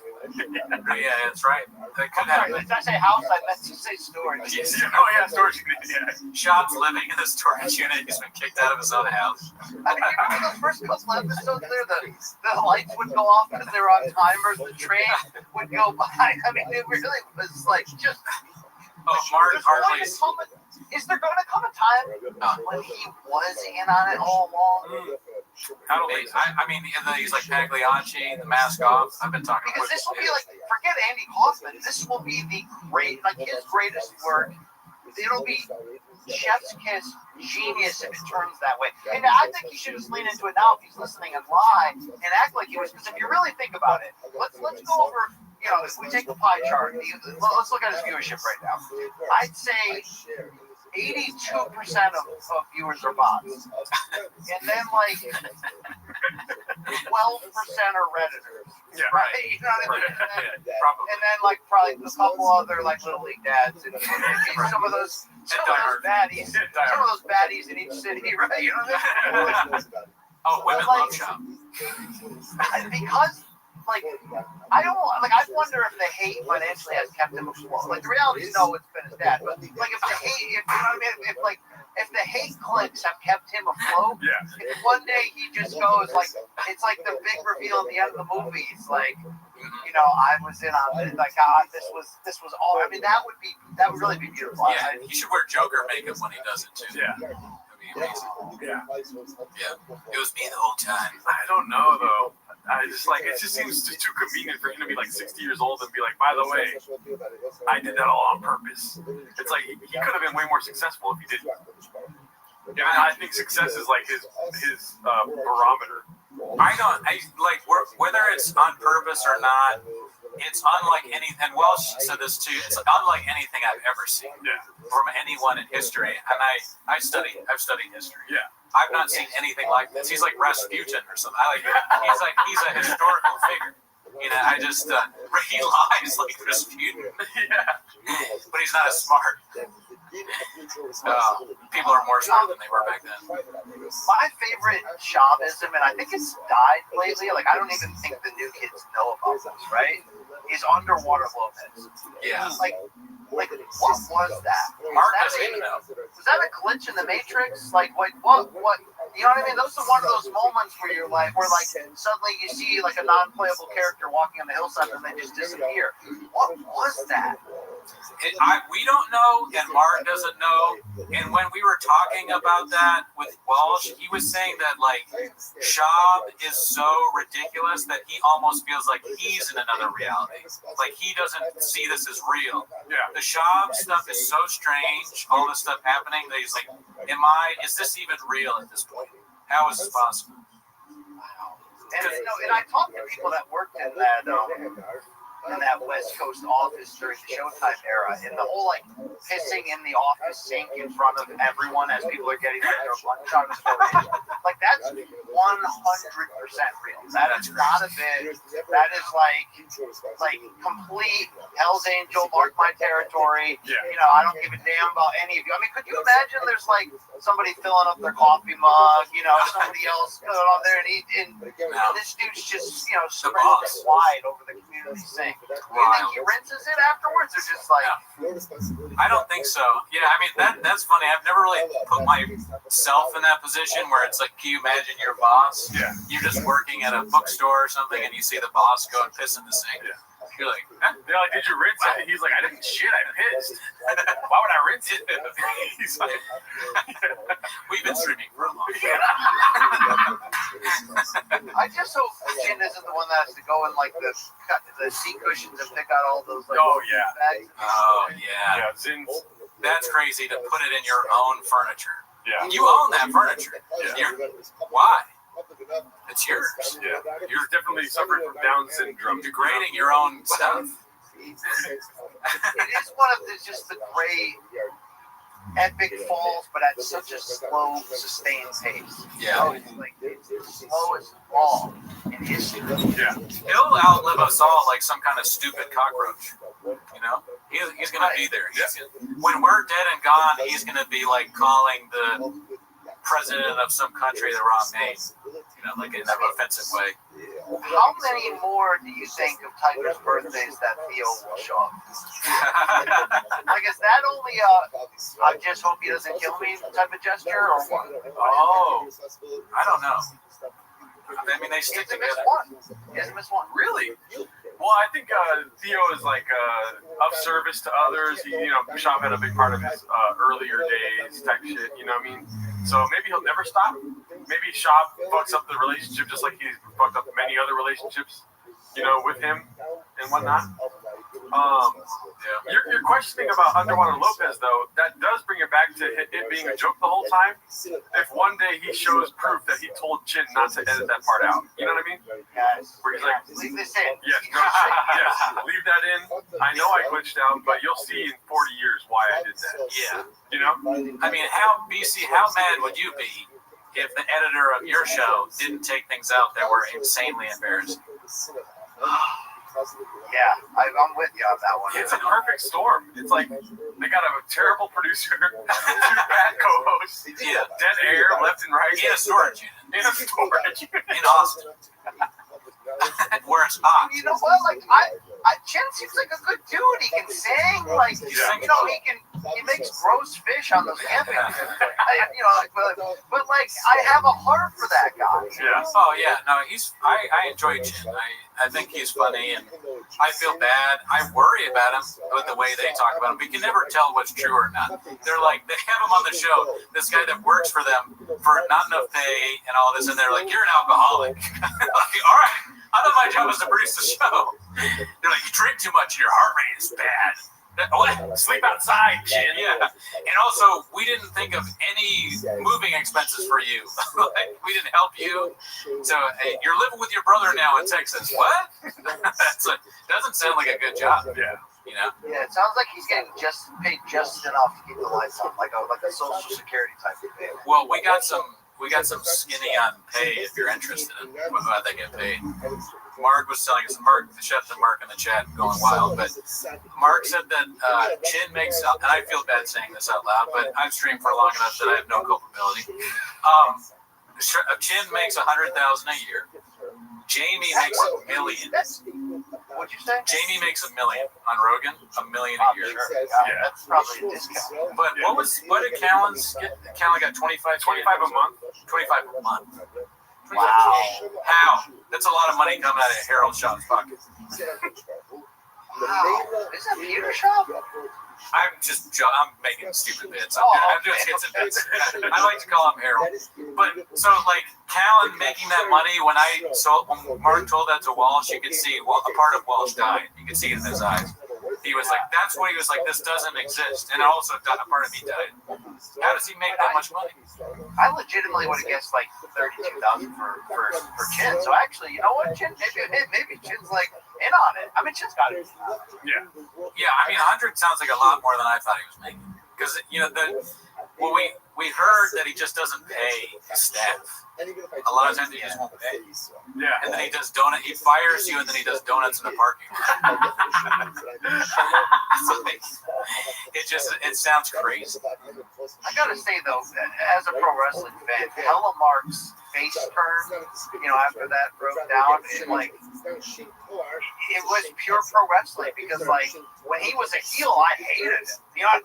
One of the worst people on this earth. And then you just instantly had a heart for it. Yeah. World Wrestling Federation. We don't deserve Mark. Wow. It's the same shit. Only a true artist could play those roles that effectively. In a way, Mark is kind of the character we're talking about, where there's like a turn.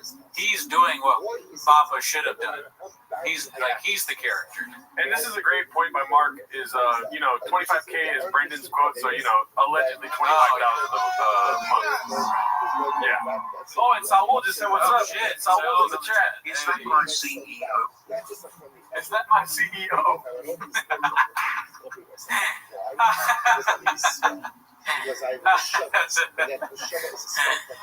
Man, damn. I mean, if this documentary is going to be, what if you just got all of those power players together? Everyone that's contributed to this, just pool your talents, right? Like you guys could be the voiceovers, the hosts. Right. We'll get podcast Fringe in there. We'll get. Yeah, you love that guy. We'll get Elephant Graveyard, not that guy. We'll try to get Elephant Graveyard first. Let me ask you a question. Are you ready for Sundance? Hey, ready to go to Utah? Yes, please. Okay, let's do it. That someday, me, you, Mark Harley, we'll all be in Sundance, Papa. Utah. I don't ski, but I'll have some hot cocoa with you. Red carpet, Sundance. Oh yeah, we got to do it. I thank you guys for doing this. It really, it allows us like-minded individuals from different backgrounds, but just to come together and have a community. I agree. We're not a club lot, for sure. At the end of the day, it's about spreading love, community, just helping out a friend, all the good stuff.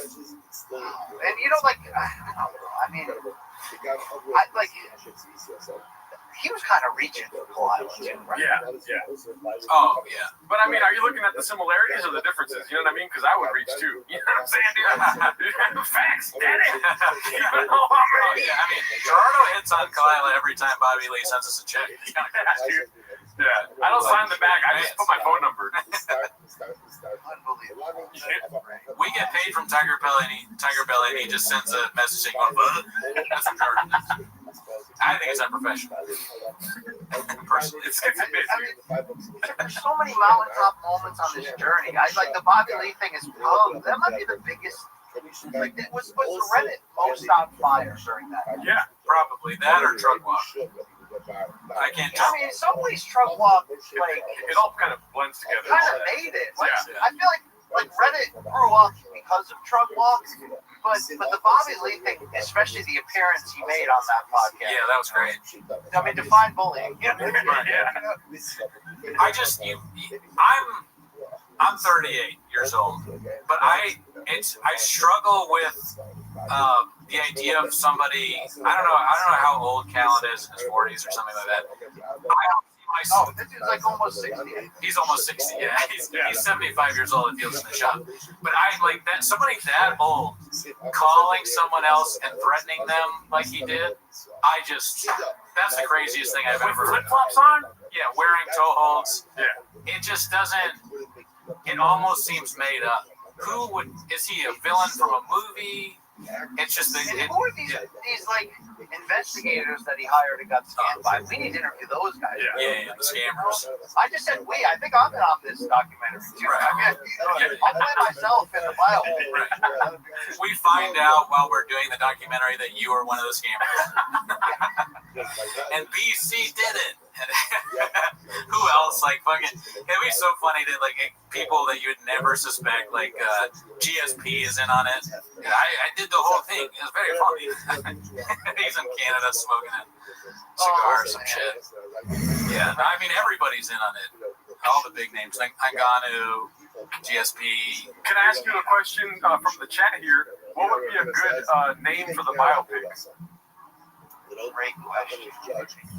One of them I liked a lot was Friends in Dark Places. That's good. I like that one. I'm trying to get the, you gotta have the word brown in there potentially. Oh, yeah. Thinking like stain or skid mark. I don't know. Like it kind of depends how it ends, right? Like, is there a hero turn? Is there a chapter in the Bappa sphere? Like, is there a redemption angle? Short of coming clean and saying either it was me all along, or either, all right, guys, I'm finally gonna, join. If I can't beat them, join them, which won't happen, right? Because if you're that lack of self-awareness, it'll never change. But like, is there one more?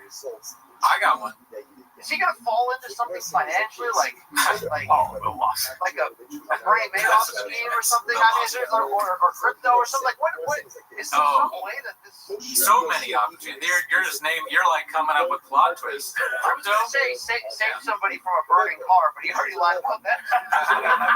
Crypto for sure. It's too bad he never got an NFTs. I guess there's still time.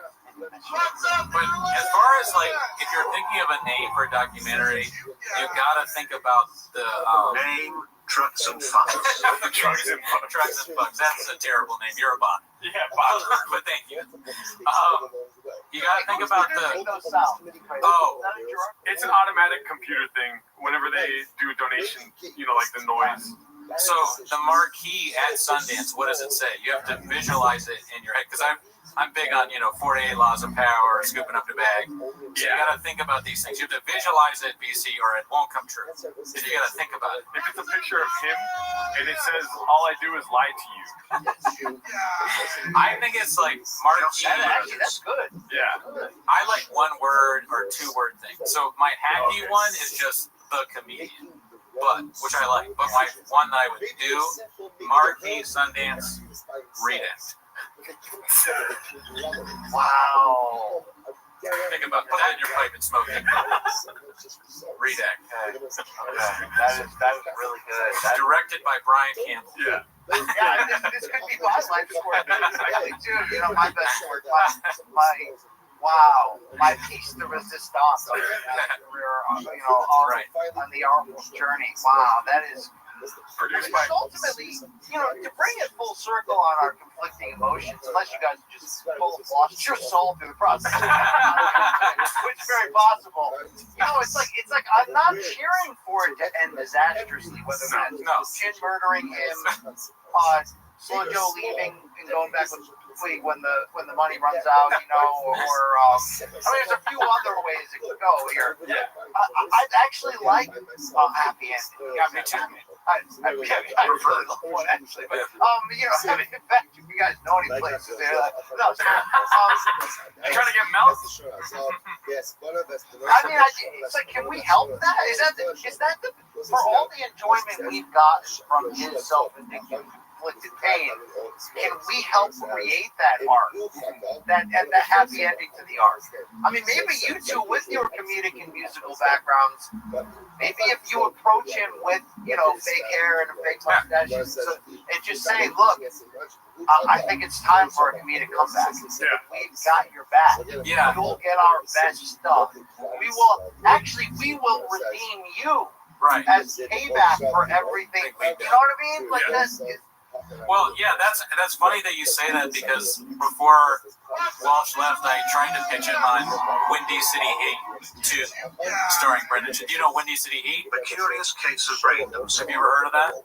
Never heard of that. What is that? So Windy City Heat is this movie that people made. There's a guy named Perry Caraballo who's like this fool, kind of dunce guy, and this comedians tricked him into thinking he was like in a movie, and they had all these people, like Dane Cook's in it, Don Barris did it, I think Jimmy Kimmel might be involved, I can't really remember.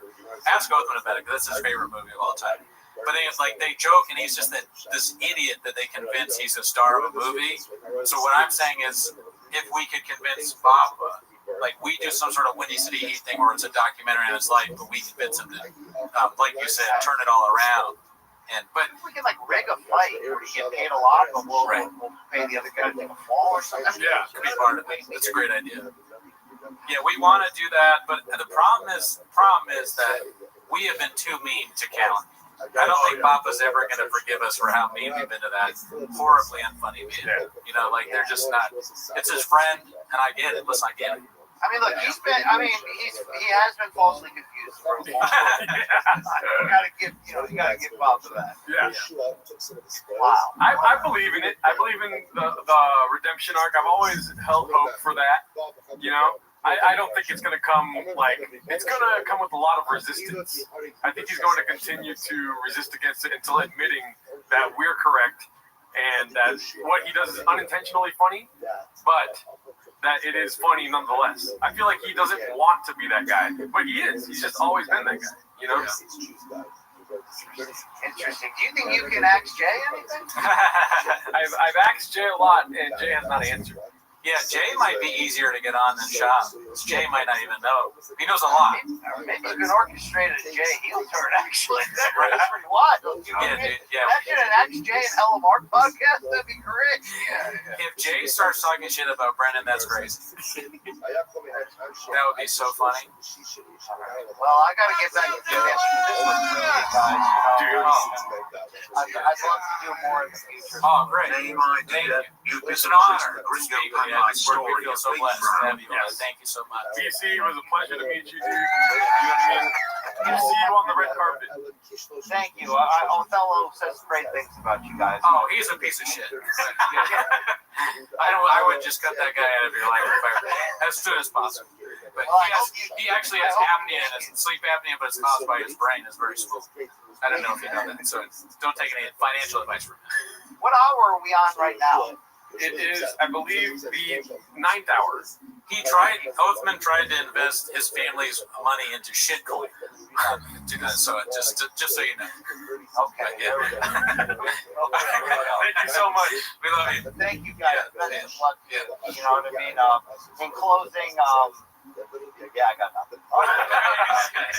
Later, BC. All right. Yeah, I lost it. I'm going to keep streaming, but who knows what I'll say next. I'm going to grab a water. Okay, yeah. You want a water? Oh, sure. Hell yeah, that was great. Give it up for BC, y'all. What the hell? Unbelievable. That was 4 years in the making right there, dude. We finally got BCEO on the show.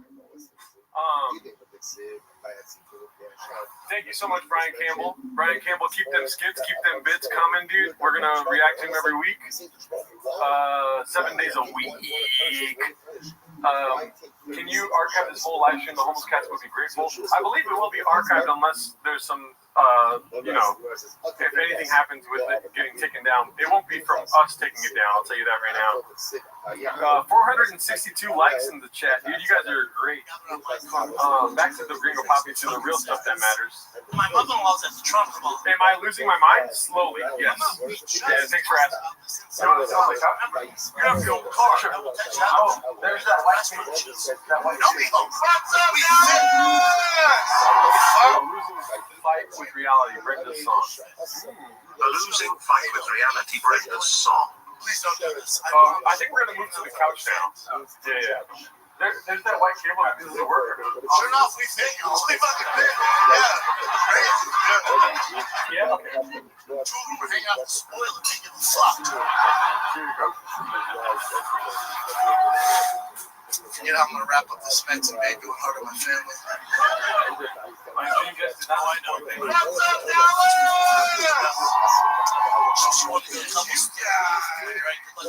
My dream guest did not disappoint. Thank him.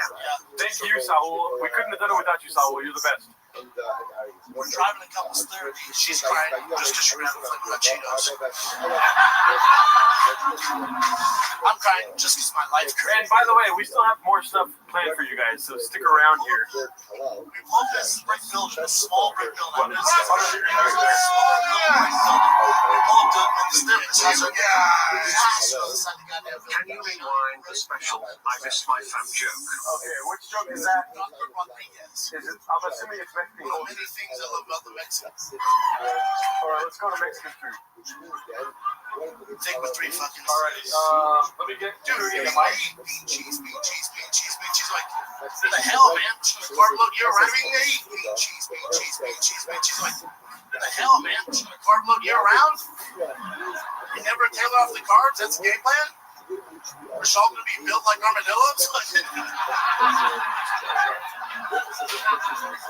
Oh shit, I'm back. Well, am I back? Can you hear me? Yeah. Okay, good. I think so, yeah. Yeah, it's good. It's not loud. Oh, that's cool. The chat's right here.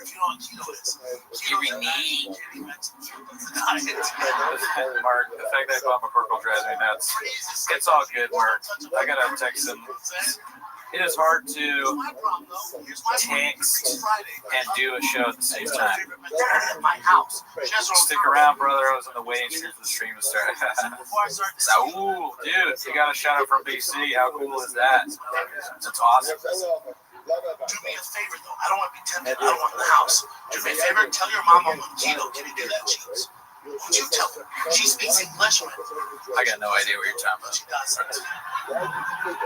Guys, we have surprises coming up for you. Just checking to see if the surprises are still going on. Let's talk to the chat. This is Evil Ernie, thank you. I appreciate that. Fiesta, my favorite food. Now I feel bond. Christ, what else you got? But just hang on. We got more. At least we're gonna get the "It Doesn't Matter" people on at some point. I think we have another surprise for you, though. How awesome was that interview? I was so tired. I think my headache went away. That shit was crazy. BC is hilarious. Right? How funny was he?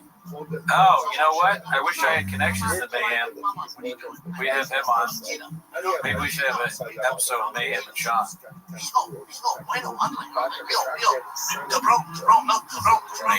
DC, that's funny as shit. Yeah. Yeah, I got it. I'll be right back, folks.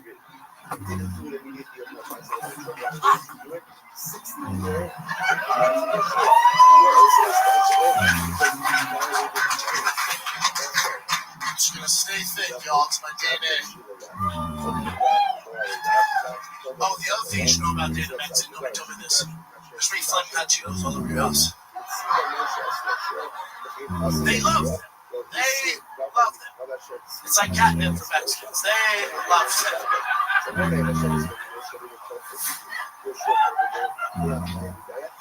I'm the only person in my house who doesn't speak Spanish. I feel like a refugee in my own goddamn house.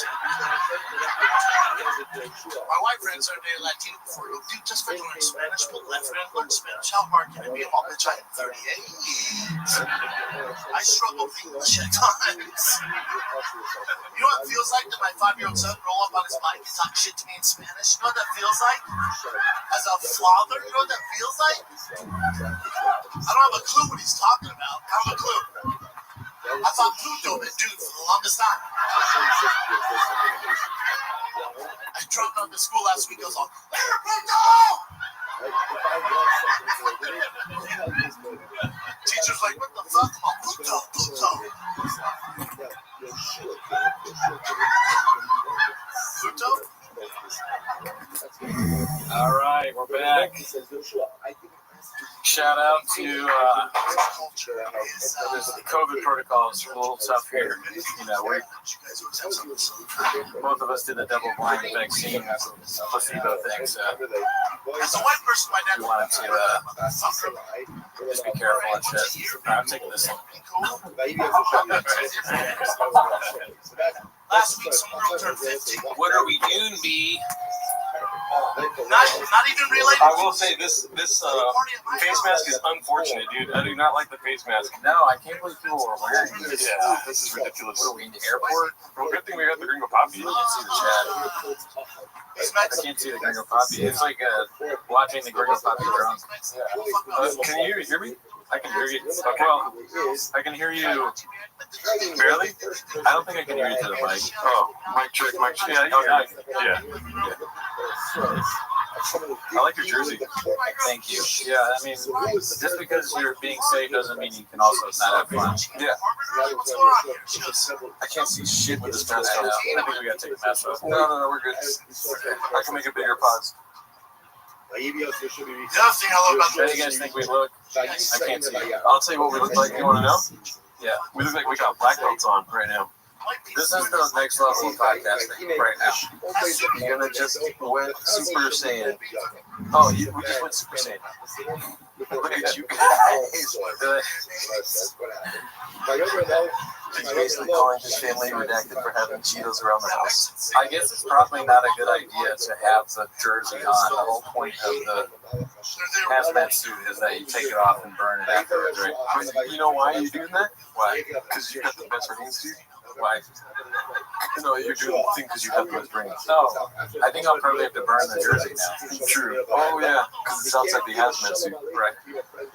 Well, we just talked about this inside the house. Remember, you're In the hat. meet at the restaurant. No,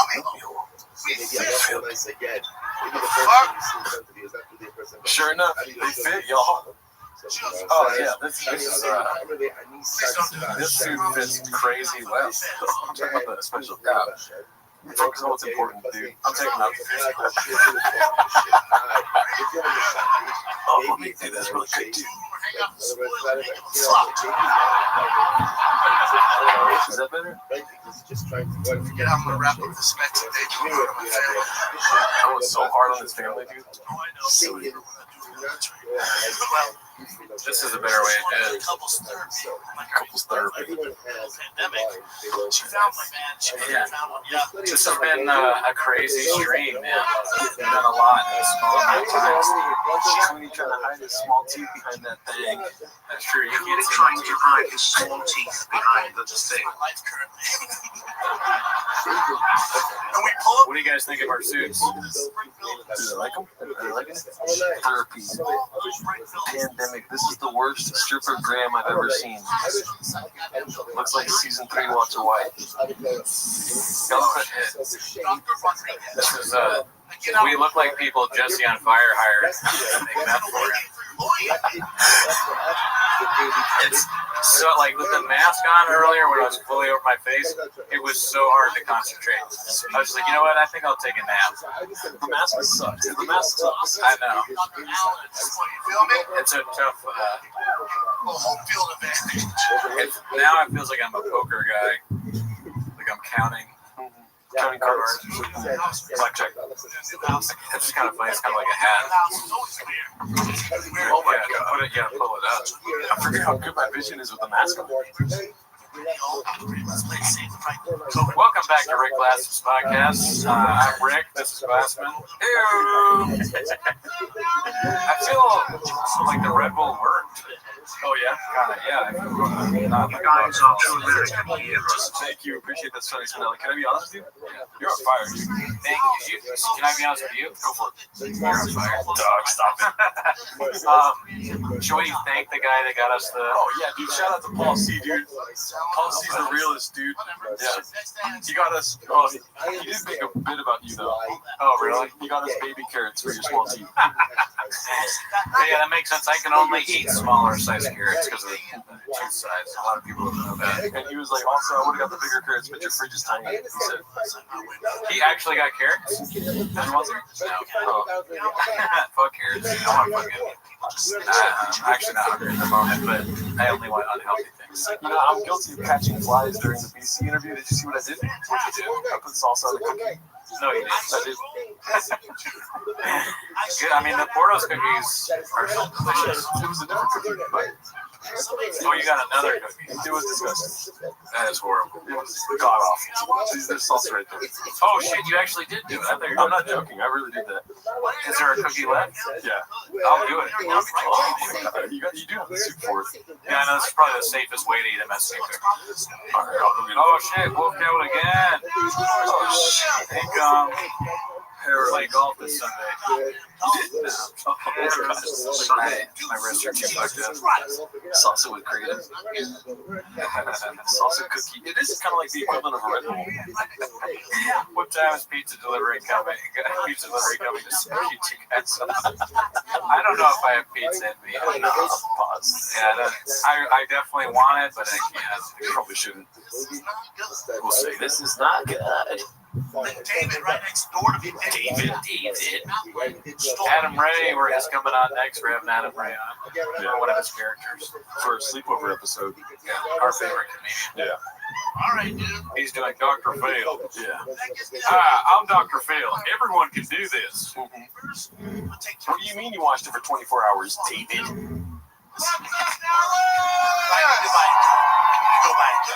See what he says. Thank you, Timothy. Some guys knocked on my door with literature about a simulacrum. Is that legit? Athens to woke. Tony Hinchcliffe was on the pamphlet. Simulacrum. I mean, people watching this probably think they're in a simulacrum. Look at this shit. It's crazy what we're doing. I mean, it's hard to not join the simulacrum when you see our fucking fly fits like this, dude. I know. You could have a yellow suit, too. All you got to do is not be a bot. Let me see your jersey. Yeah. This is what we're missing right here, dude.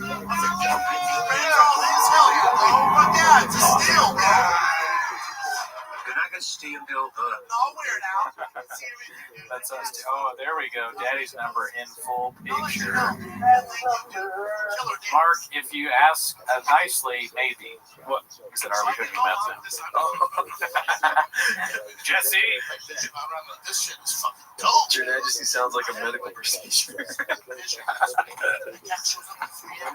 I said the other day on Twitter that everything that Walt did, or I said nothing that Walt did in Breaking Bad was worse than Andrew Schultz's voice.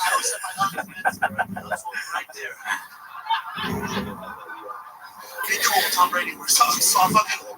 I'll put my slip. Be cool, Tom Brady verse. Like this. My big dick's right there still. So I'm like, dude, I think you can see my big dick with this suit on. I don't know. Sorry about that. Yeah, sorry about that. Just had to happen, dude. She's so offended. So I'm here. Do you guys want me to eat a Mexican cookie again? Not Looks like a ruining. As soon as I get up to restart it, I'll get you some Mexican cookie action. Fair enough. You're lucky I didn't eat all the cookies, dude. The cookies are my fucking. Dude, you're welcome to it. I'll let you eat the cookie. I don't give a fuck. No, you're eating a Mexican cookie. Take your shoes off, podcast. Take your socks off or take your shoes off? Take your shoes off, I think. Take your shoes off. I've only seen one episode. You know who the guest was? Brendan Callen. Brendan and Sean. Tony Hinchcliffe. Okay, yeah. Oh, wow. It was interesting to listen to that. They had grievances against each other that they ironed out. I watched the Dane Cook one, and that was pretty cool. What happened in that one? He pulls out his old records. Dane Cook? Yeah. Like, Retaliation and... I don't know the name of Dane Cook album, but... I'm not going to do shit. Neither do I. It was funny when Brian was like, he's like, I really like podcast grants. Like, whoa. I don't have a problem with podcast grants. I just thought that was funny to say. Yeah. God damn it, I'm rubbing my feet together. Son of a bitch. This is why I have the mask on, dude. I can't see the bots. It's a bot. Yeah, that's a bot. Yeah. Thanks for letting me know, bot. Yeah, thanks, bot. It's a human body. Have you ever heard of it? Sometimes you rub stuff. You can probably grab it by the scruff of the neck and be like, enough's enough. Enough's enough, kitty. Oh, I kicked it. Why did he kick it? I love it. He kicked a lion. He kicked a lion. It's a lion of the mountains. It's a lion of the mountains. The mountains. This thing was Mufasa. This thing was Mufasa. It's like this mountain lion being Joe Rogan's trash. This thing. That would be funny if they had to play this in court. They were like dressed like him. We're watching him. Yeah, we're being sued, and we're like, we didn't do anything, and then they play this. We have to watch the 24-hour stream in court for 24 hours. I don't want to see this image in the courtroom ever. I would not be happy with that. Yeah. But it is hilarious. Yeah. This is a great, it's a great costume. Yeah. It's a Halloween costume, dude. Yeah, I feel thick with 3 fucking C's. Looks like I found my Halloween costume early. Oh man, I feel like we just started. Let me start. This is fucking short. Does this make my ass look tiny? I have no ass. Gross. Ringo Poppy, Ringo Squad. All I see is cake. I make All I see is in my wings.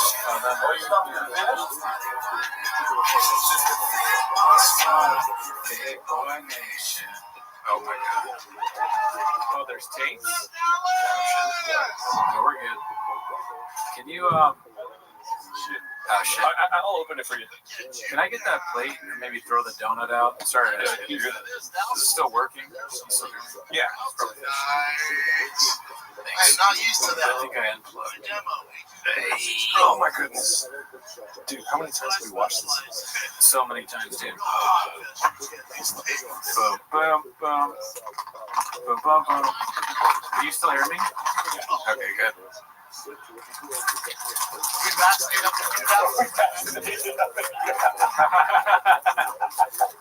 I wear this because I'm not vaccinated. No, I'm vaccinated, but I also take methylene blue and scorpion venom. Scorpion milk. Do you guys know that scorpions have TS? Yeah.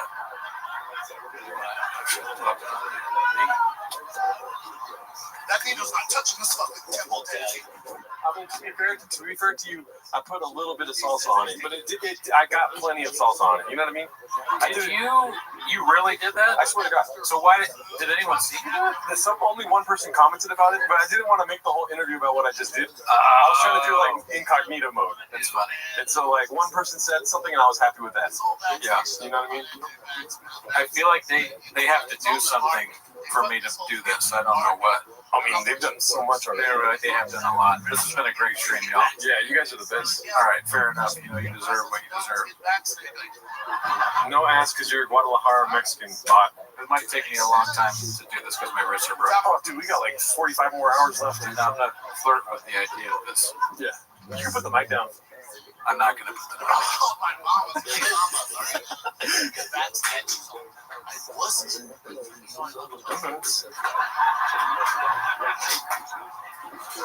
Remember when we were like preparing for this? We're like, dude, it's gonna suck, but we'll just do it. It doesn't suck that bad, dude. It's pretty cool. I'm at BC today, dude. Isn't that crazy? Dude, that was amazing. Right? And also, opening this made me feel like that right-wing podcaster that couldn't open a pickle jar.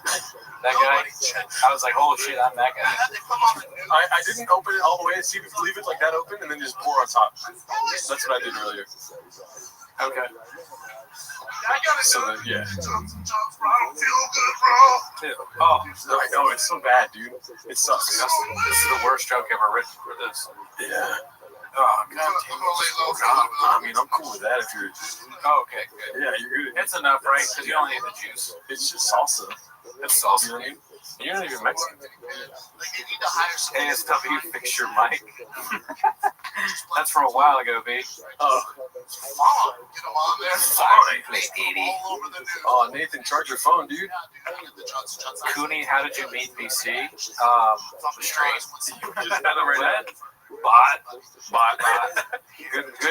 Good one, Bot. Anorexic dyslexic is, he wants to watch Gringo Poppy. We have a line of roses. Good one, Bot. Yeah, bots. I thought we would get actual viewers for this stream. Didn't know it was going to be all bots. Yeah, a lot of bots going down. I'm not going to lie to you. I did put more salsa than that, but it's fine because, you know, you're holding down the fort. I'm holding down the fort. You know Who wants me to have the salsa Mexican cookie? Does anyone in the chat want me to eat this cookie? Guys, just give me so much love. That's 35 of your content. Swab wants me to eat it. That's one person. I tried to follow him and get for the but he kept canceling shows to go up and they're going to have these grilled cheese sandwiches. Or tried to follow Brendan like the great all caps. canceling Eat it now. stupid. Now I tapatio. Actually, this isn't tapatio. This is I have some tapatio if you want. Casa San. That's not salsa. It is technically technically salsa. Yeah. All right, fine. Okay, I'll go get it. This shit is hard to fucking work with. You get this. I'm just kidding. Could you please take this from me? Thank you. It looks good. It's hard, dude. I struggled to open it. It's keto, bitch. We're not blacked out. My girl's fighting with me the other week. Feel like that we're fucked. Just you know what? Maybe it's more of the cookie that Chop says if it's Tapatio and salsa. Like it's a really serious topic. Technically, doctor, it is salsa. I kind of want to try a cookie with Tapatio now, dude. I'm worried that family of mine will someday see that. They're all over us, dude. I mean, people should stop talking to me. Oh, that's Daddy's number right there, dude. That's what I know. At least I still got a weak jersey, so I don't insult him by doing this. Yeah. This is kind of like a homeless cat's wet dream, huh? 24 hours of just a gringo poppy, dude? Yeah.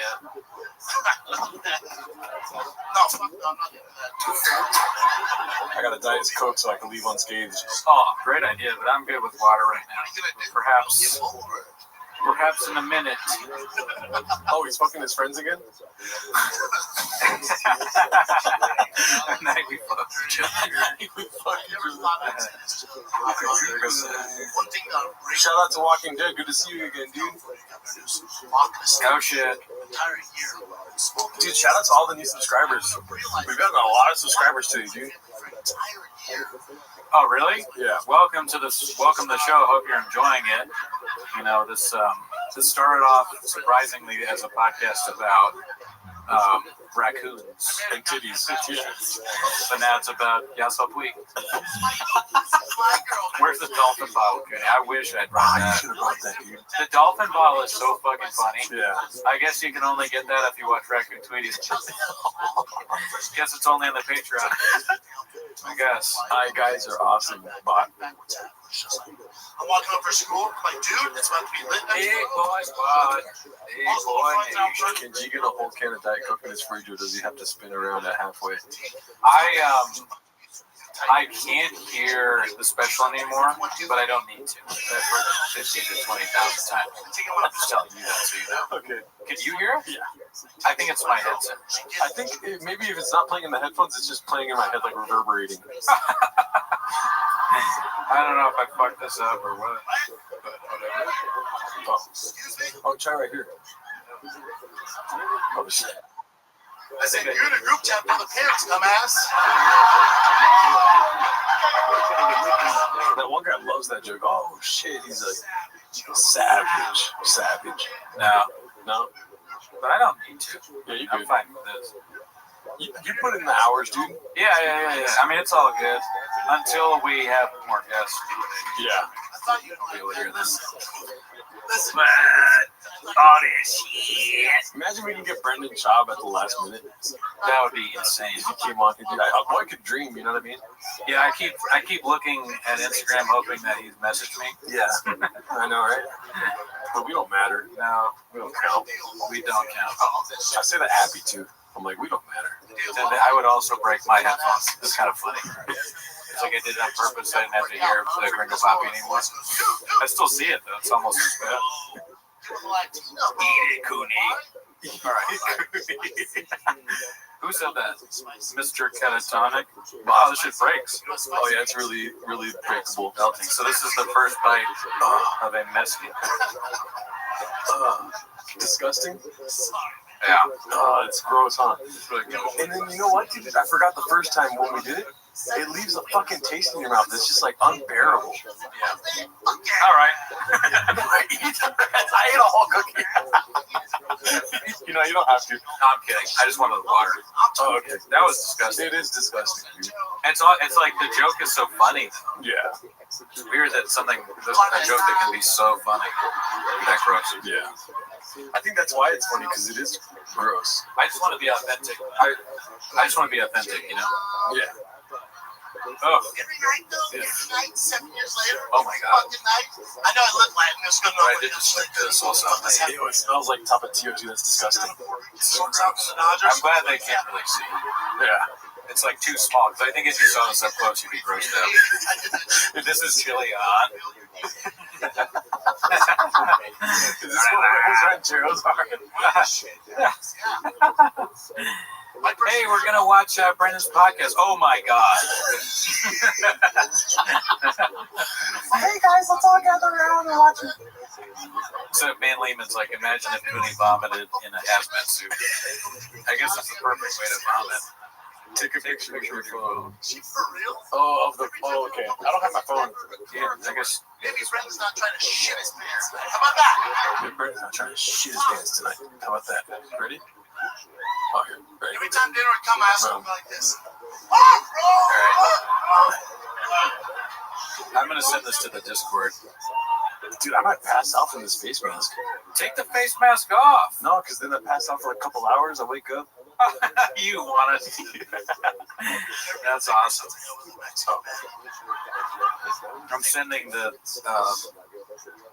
I should post that on Reddit. Yeah. Or I think let's test. You always hate. You say I can't multitask. Oh, go for it. We'll prove you wrong right now. So fuck you. You're a bot. You're being like all super nice to me. I'm like, fuck you. You're a bot. I would say, look at this bot. Look at this bot.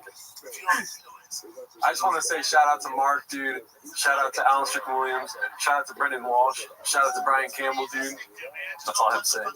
Yeah, shout out to everybody that came and apologies to Sean McCorkle. We'll do another 24 hours we tomorrow. want you on. I'm gonna text you after the apologies, but I guess you gotta go beat up Mark. Oh, that's what he said? Damn. He didn't say that. That's crazy. He's always saying shit like that, huh? Oh man, dude, what was your favorite part of the GC interview? Oh, I mean, dude, BC saying he wanted to get milked. That was pretty cool. He was like, happy endings if you know any place around here. I'm like, oh, this guy's at one of the 250. You know what I mean? It's just like the quickness he has with the fucking, you know what I mean? Dude. Shout out to the subscribers, dude. Yeah. Yeah, that was a crazy interview. Somebody said something that I wanted to react to, and now I can't remember what it is because my brain is dead. But actually, no, it's not even something that I wanted to touch on the fact that the Red Bull actually worked. Oh yeah, like I feel better. Yeah. Usually Red Bull makes me feel like crap. You know what's funny is that the fucking rain did not work. Because I was like knocking out during that ASW. Oh man, the ASW interview. I was kind of like dozing off. But you were on fire, dude. You were like, oh really? Yeah. I mean, I thank you. The fucking the Red Bull was a good idea by you, you took one for the team. You had a range. You deserve props for that. Because I am a bitch. I won't drink it. I think it's disgusting. But you will. Yeah, dude. So thank you. My body's a dumpster, dude. You're a bot. Yeah. When I am a bot? When I match with chicks on Bumble, I go, I'm a bot. My body's a dumpster. You want to fuck? That's what I say. Yeah. And it's like, you don't even need to like cook food. It could be anything. I eat sausage salad. And by the way, we're going to eat some. Yeah. Oh, yeah. Yeah. Yeah. I mean, sausage is great. It's better. It's probably healthier than pizza. That'd be funny if you were like, yeah, I gotta go. Yeah, I'm out, dude. I am out. And also, let me compliment you again on the place. It's very clean. Thank you. You did a great job cleaning up. Yeah. You did a wonderful setup. You didn't land the end. You did a perfect setup, right? You cleaned. The setup was amazing. You're like, say it again. It's so funny. You didn't stick the landing because you were asleep when I got. Oh, you're right. I was asleep when you got here, dude. I did stay up late. It's so funny to set everything up perfectly and then just be asleep. You're like, and I did it all. I'm ready. Brandon's probably going to show up at fucking 10. And then you're asleep. Yeah. Support art. Thank you. That's bot. Red heart emoji. That's B stands for fucking bot. Cooney is being held hostage, says Assad. All right, bot. Great. Another bot comment. What are we going to do with that? Put it with the rest of the bot comments. To Assad? You've never actually done that before. I don't think you've ever been asleep. I think I have slept through. I haven't been asleep. You haven't or have? I have, I think. I'm sure I've slept. Oh, no, I'm thinking about we're getting picked up for the gigs. Which one? When Jesus would pick me up for gigs, I'd be asleep. And they would do the same thing you did, scream in my window. Yeah, it's funny. It makes it easier to get in contact with you. Yeah. That setup that you got. Yeah. Yeah. I'm trying to think. Have I ever slept through? I've definitely been late. Yeah. Not often. Neither of us are really late that much. That's a Gerard move for sure. Yeah, I mean, I got my beauty sleep, dude. Brent Cordo, why aren't taking this opportunity to sit Indian style with your toe holds on, commit to the bit? You don't want to see my feet. Yeah. Haven't I talked about that before? How gross my feet are? You have a hammer toe. Hammer toe, yeah. The two middle toes both have hammer toe, which makes the nail look like something out of Lord of the Rings. And I have flat feet. Damn, I really am fucked up. I got a lot of problems. Damn, it's 6 o'clock, dude. 10, 11, 12, 1, 2, 3, 4, 5, 6. Dude, that's 9 hours. We got more time because I think we can maybe send a link to IDM maybe 9:30 or I don't know. Oh, you mean like their time, 9:30? Yeah, so like that's not far from that. In 30 minutes. It's like 30 minutes. Okay. So, and then after that, we'll do some sausage salad because I've been eating baked goods like crazy, dude. I'm coasting on baked goods right now, dude. Yeah. This stream is a plot to kill Cooney. Bot. Oh my god. Cookie's disgusting. Gargoyle feet as fuck. That's a bot. Man, it's melting shit. All right, another bite. What times do you remember from comedian Brendan Schaub most fondly? Not a bot question. Oh, you ate it? Yeah, no, bite. It's gross. You're like prolonging the misery. I would just shove it in pause. Shove it all in there. Yeah, but I make vomit. I literally put it on top of the cookie and then just shoved it all in my mouth. I don't think that's far. It's funny, like, here's what's funny to me now eating it. Sure enough, there are parts of it that don't have hot sauce or salsa on it. Oh, yeah. But when I eat those parts, it just reminds me of this. It's like a flashback. It's ruined these cookies forever. I want to see if I can show you me eating it. Let me see. I'm going to eat this one. I can't see shit, dude. Where's my phone? I can't see anything. Disgusting. Where's my phone at? Give me some beans and cheese. Bean cheese. I don't know where my phone's at. Yeah. Oh, I'm actually rushing. Why is it so bad? I love Cappuccino. It's so bad. You know what sucks? And I've fully come to terms with this. I'll talk to chat about this. Cholula. Cholula sucks. I would use it if I had no hot sauce. But I used to hate on the original Tabasco. The original Tabasco is way better than Cholula. Cholula is shit. Cholula is worse than Cutter. I'm so glad we were recording for 9 hours. I didn't know that's how long it took for you to admit Cholula sucks ass. Cholula is terrible. Yeah, Cholula's fucking god awful. It has a really cool bottle though. Yeah, it looks like it would be good, but every hot sauce is better. Every hot sauce. Every single one. If somebody told me that they like Cholula over Louisiana hot sauce, I would just be like, bot. I would never talk to them again. Same as dude. Crystal's Crystal's good. And I do agree with you, Papa Cat, that it's better than Tapatio, but I mean, they're both, Tapatio's good. Yeah. It's a good hot sauce. Tabasco, it's a good hot sauce. I'll say it. I'm not afraid to say it anymore. Louisiana's amazing. Texas Pete kind of sucks, but it's still way better than that's still way better. Oh shit! I'll figure it out. I'm trying to find the spot where I ate the cookie. Hot sauce is good. It just doesn't belong on a cookie. Yeah. Jelly Roll might love this. Can you imagine Jelly Roll eating domestic cookies? Like, I tried that American cookie. You mean to tell me you eat cookies without salsa? Baby girl told me that we can have it together. She makes them for me. I stopped liking them after my GLP-1 shots, but during the week, I get back to it. What kind of salsa, Jelly Roll? Pico de gas. Chili-o. I like Mexican cookies more than I like singing about smoking meth. Somebody put some salsa on my cookie. I wish Jelly Roll would do the show because he's my favorite singer and comedian. Yeah. I believe in Figfoot. Oh, thank him. Thank him. That's a bot. I don't know what turtle sauce is. Is that English? Everything is British to me that I haven't heard of. Tiger thick hot sauce. I'm trying to find when I eat the fucking cookie, dude. Can we watch a Jelly Roll rap video? No, because the Kringle Poppy's on. You're a bot. Yeah, you're a bot. DC8PT87 classic bot. That is not good. Well, I know a bot name when I see one. Yep. Facts. What's the hottest sauce you guys like? I like habanero sauce, dude. Yeah, habanero's pretty good. When I was in Nashville, I went to Prince's and with the mayor, and that was delicious, but it was too hot to eat. Oh, that's when I ate it. Look at my fucking face, dude.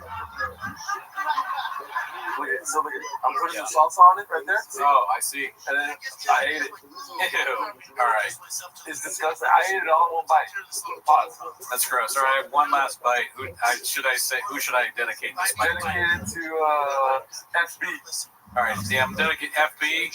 Thank you for all your generous donations. Yeah. I'm donating this last. This has the most salsa on it. I saved that for you. Here we go. Yeah. Gosh, it's disgusting every time. When's the next T-Bo's? Fuck you, bot. Fuck you, dude. We're not doing T-Bo's for 5 months after this, dude. When is the next T-Bo's? Not a bot. Yeah. My mouth is still, I'm not even joking, it still feels like it has some remnants of it.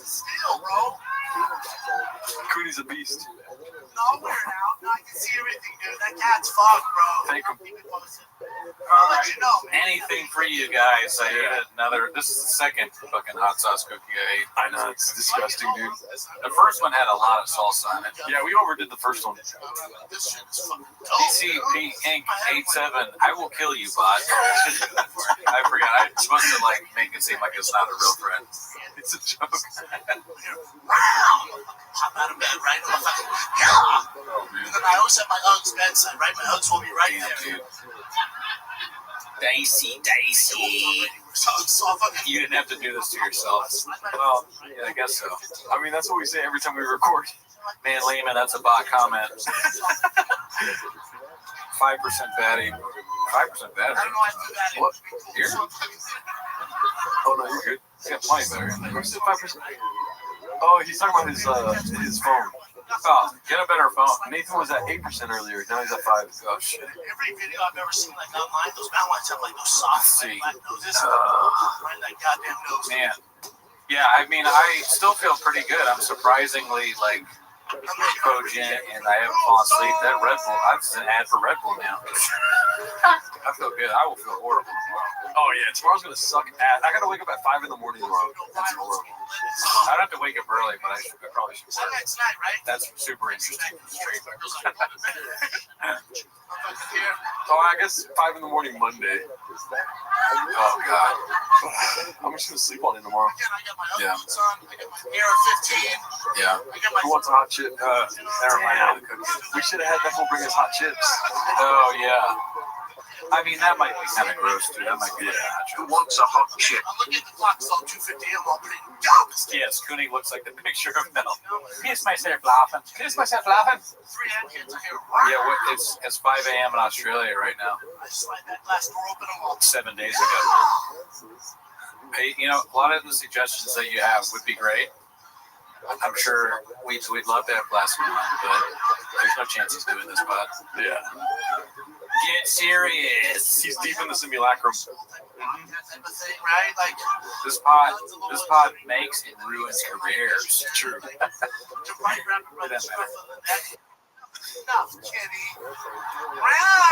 What time did Mark leave? How about bot o'clock, bot? It's a line of the mountains, dude. This thing was Big boy squad, big boy nation. Doing up the spot when you're dripping up the dump. Have a haircut, chin is homeless. I guess that could be something we do. Is like we could make some parody songs, but I don't feel like comfortable doing that. No, not okay. like this. I don't have it in me right now. Through my night vision, I'm not Is Cooney a Brendan? No. I don't even know what my name's son.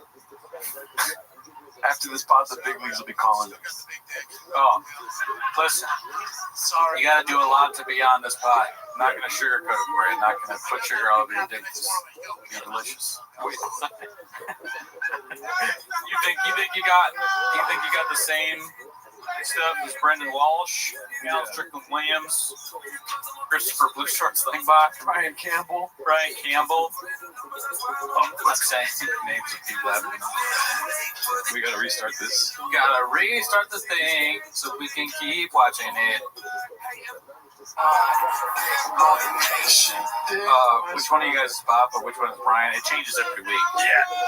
I mean, don't say that. I don't think we're ever Brian. We're all only Look at you guys. Oh, damn. I'm not used to this. That was a little different. Afghanistan. I wish this pod was Afghanistan. Afghanistan. On my bed instead. Tim, that's a bot comment. It's a good question. I don't know what happened to Little Brows. He probably just racking up the Grammys. Gerardo Ricardo Leonardo Alcaraz, B. I love you, Texas. That's how it is. Man, I love it. fucking There's always one Mexican cookie, dude. We both ate it. A whole cookie, too. Yep. It's crazy. Which one of you harasses HVAC women? This needle's not touching that temple, Daddy. Dipping his nachos and nacho cheese. Oh, my bad, Mr. Whole Foods. Whole Foods. My bad.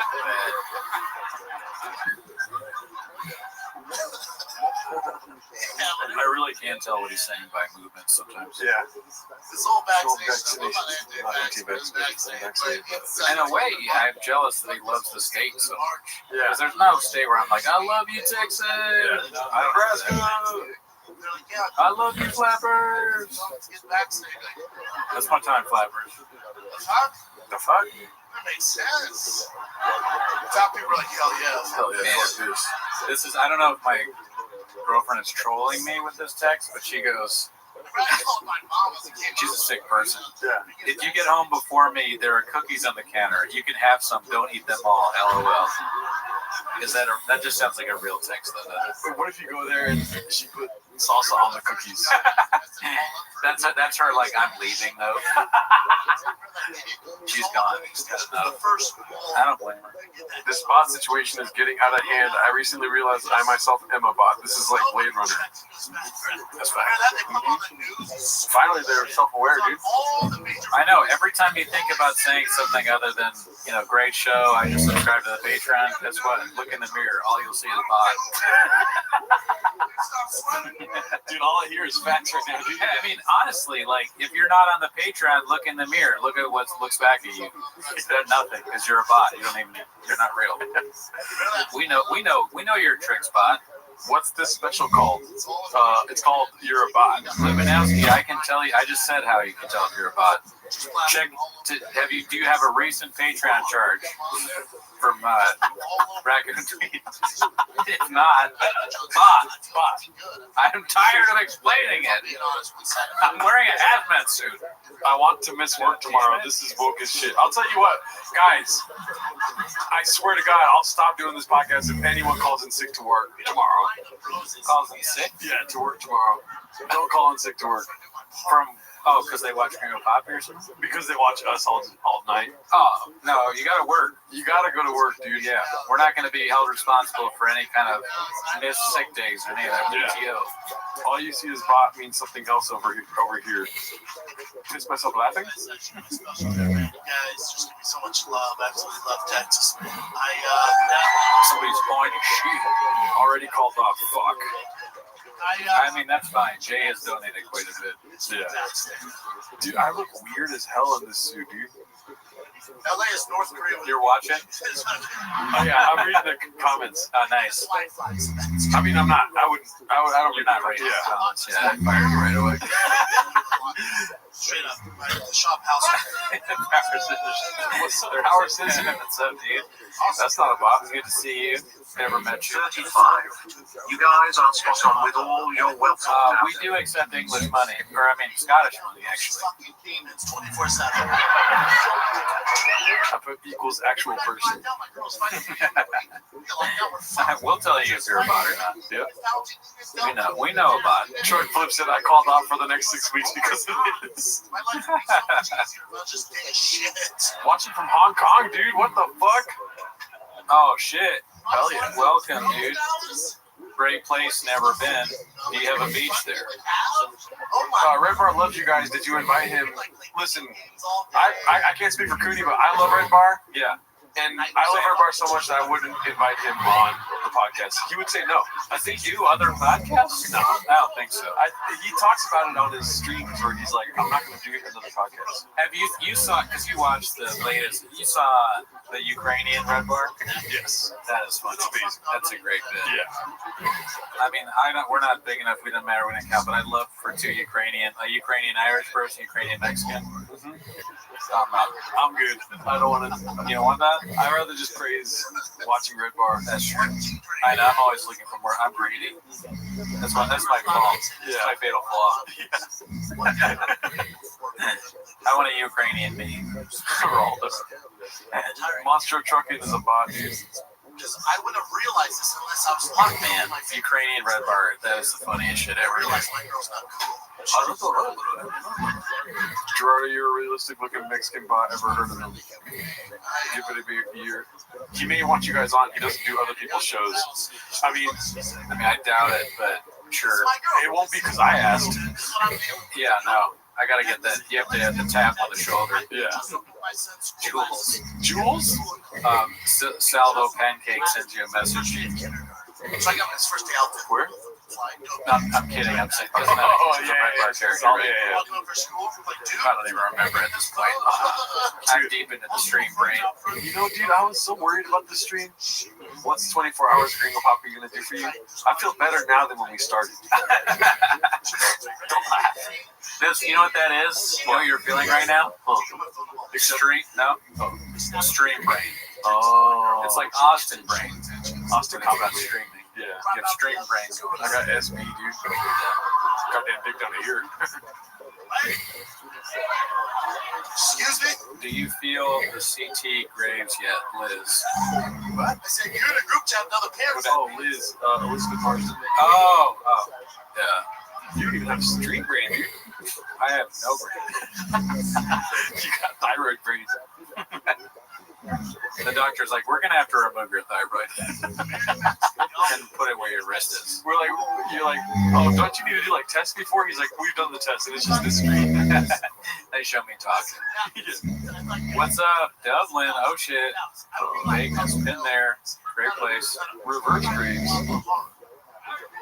Born and raised. I don't think Dan Soder would come on this, but thank you for thinking that. He's a funny guy. How many hours have we been at it? 9 hours. We're in our 10th hour now. We've been doing this for 24 hours, guys. You don't realize. This is the last hour. This is an hour 24.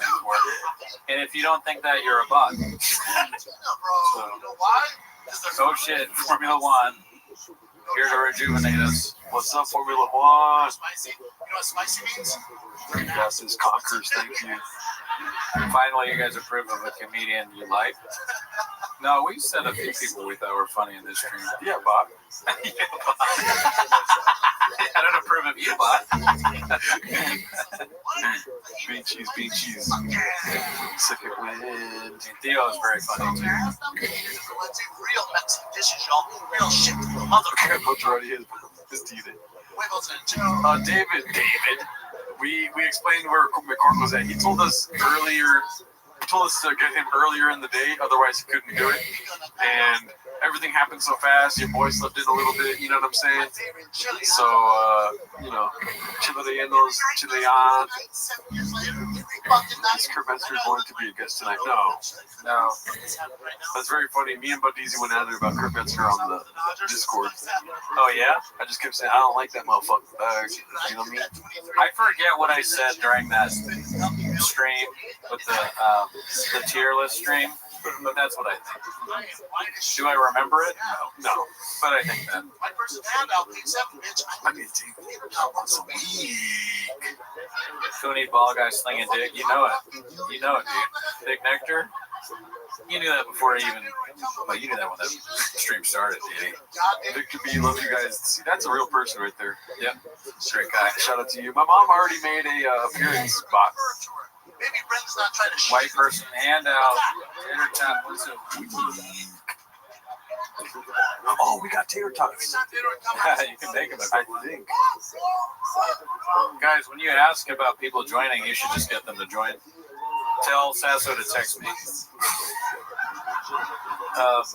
Should we send a link to? They haven't texted me, but should we send a link to the IDM? I don't have a link yet, but I can try to figure it out. I'm gonna get text them and see. I'll keep talking, but okay. Are y'all ready for stream? I don't want you on. But Gerardo does. Here's what I'm worried about. Remind me not to turn on the air fryer. Don't turn on the air fryer? Yes. If you see me going over there, because the air fryer will shut down this whole operation. Okay, don't turn on the air fryer. Do not turn on the air fryer. Got it. I don't plan on leaving the couch. Okay, cool. If you get up, there's a chance when you come back, obviously. You know what's funny is me telling you that, but I'm letting the chat know, because I know whenever I just said one in one ear and out the other. Oh, no, the air fryer thing? Okay, cool. No. I got that shit. The only thing getting fried in the air fryer is graves.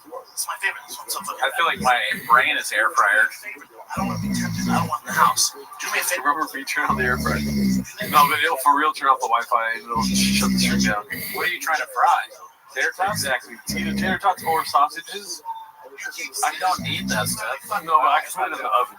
What? I can put it in the oven instead. Yeah, put it in the oven. Yeah. You can go turn on the oven now. So True. But it'll make it hot as fucking here, and I'm already Don't do that. Don't make it hot. Why are you trying to kill me? I've tried for 4 years, dude. Because you're cursed. You can't get away from Shop. The only way to get away from Shop is to kill me. I'm like, there's no way he'll make it through one watching with a Gringo Poppy. And you survived, and I was like, fuck. Oh, shit. Marathon on the fryer. See, that's kind of funny. I didn't even think about that. Air fryer. We're doing some work in the kitchen. Marathon on the fryers today. Put the air fryer in the oven. It probably fits small, right? We should just order tater tots from some fucking restaurant. You're right. Dude, I think maybe I'm losing it because now I hear. I feel like but I don't hear the shop thing, so that I don't hear. Taquitos, bitch. It's keto, bitch. Please take the mask off so y'all make it. I'm okay with that. I'm cool with it. I probably will take it off in some way. Oh, the other thing you should know about Data Medicine, nobody told me this. Dude, tater tots with salsa is actually good, though. Oh, yeah.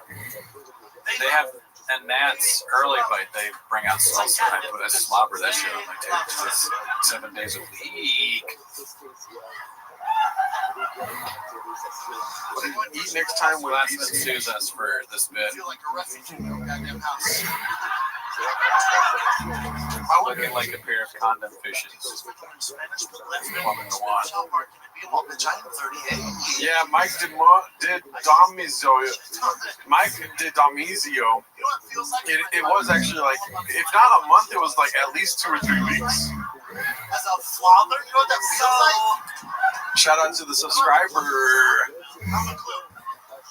I thought Puto been dude for the longest time. Oh, hell yeah. Justin Wood. I dropped out of school last week. Puto, cabrón. FB, you tell me. I don't know what we're doing here. FB, watching the Gringo Poppy for 24 hours, I guess. Bot. We dedicated the cookie to him. He's donated like 15 times, and we're like, bot. My mom is watching this. That's so funny. Are you sleepy yet? A little bit. Am I sleepy yet? No. Yeah, my body feels tired. Yeah. But I took a Red Bull, so. I took a Red Bull. That thyroid's still working overtime, too. My thyroid is fucked, dude. My doctor's been like, bad news, thyroid levels are not good. Not good. What? That makes sense. That's what my doctor said to me when he saw my T3 levels. He's like, that makes sense. August, how do you spell Augustino? No way. Victor says that Hail Mary pizza. No, you're not. Dude, that would be crazy if that's for real, because Hail Mary is the place where they get recognized. Oh, yeah. That pizza's amazing. Have you ever had the Pep? No. Oh, my God. I would kill a man for a Pep right now. I'm not even hungry. I love Pep. How charged are you? Are you charging? For the phone? No, I'm not charging. You can charge. Where's the charger? Fuck yeah. Ew. I don't want to bring this up, but it is funny how you thought somebody in the chat knew how much battery your computer had. I mean, look, I also thought an Indian man was giving me English money. But Victor, where'd you go, dude? Are you at Hail Mary? Ask him if there's a Timo's discount. That fucking pizza's awesome. Tell them that we have 400 people in here and we're like, yo, what is it called? Hail Mary pizza is the best, dude. It really is good. It really is good. And we don't want free pizza, but Daddy's number says, I want free pizza. Okay, yeah. We would love free pizza. I'm not hungry, but I will eat it later. I want pizza. You think I'm gonna wait to eat free pizza, dude? I'm not waiting. I'm getting that bitch it's hot. delicious. Yeah. Dude, the Pep from Hail Marys is fucking amazing. My mom. Let's get political, please. Bot. Rose is a bot. My mom has turned into a bot, dude. Just wait up, be fit. Please don't do this. I promise you. I'm not fucking fit.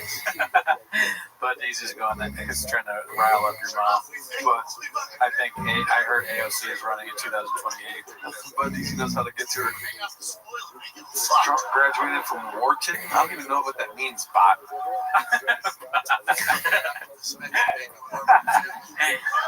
Since this is a hazmat suit, can I pee inside of it? I wish. That's the complete opposite side of the spectrum of politics. What? Is pissing your pants. Yeah. Or pissing your pants? Yeah. Whether it's okay to pee in your pants. Of course, my mom is the person that says fuck Kimmel. I mean, she's gonna go Baja mode in this chat, as we knew before it started. You know, you can judge the stuff that comes out of her mouth, but guess what else came out of her? This guy, this is bot. That came out of a bot, dude. I couldn't tell whether you're calling her or me a bot. Just like, but then he clarified. Yeah. Rosa went, truck flips getting in on it. That's good thinking. Make Rosa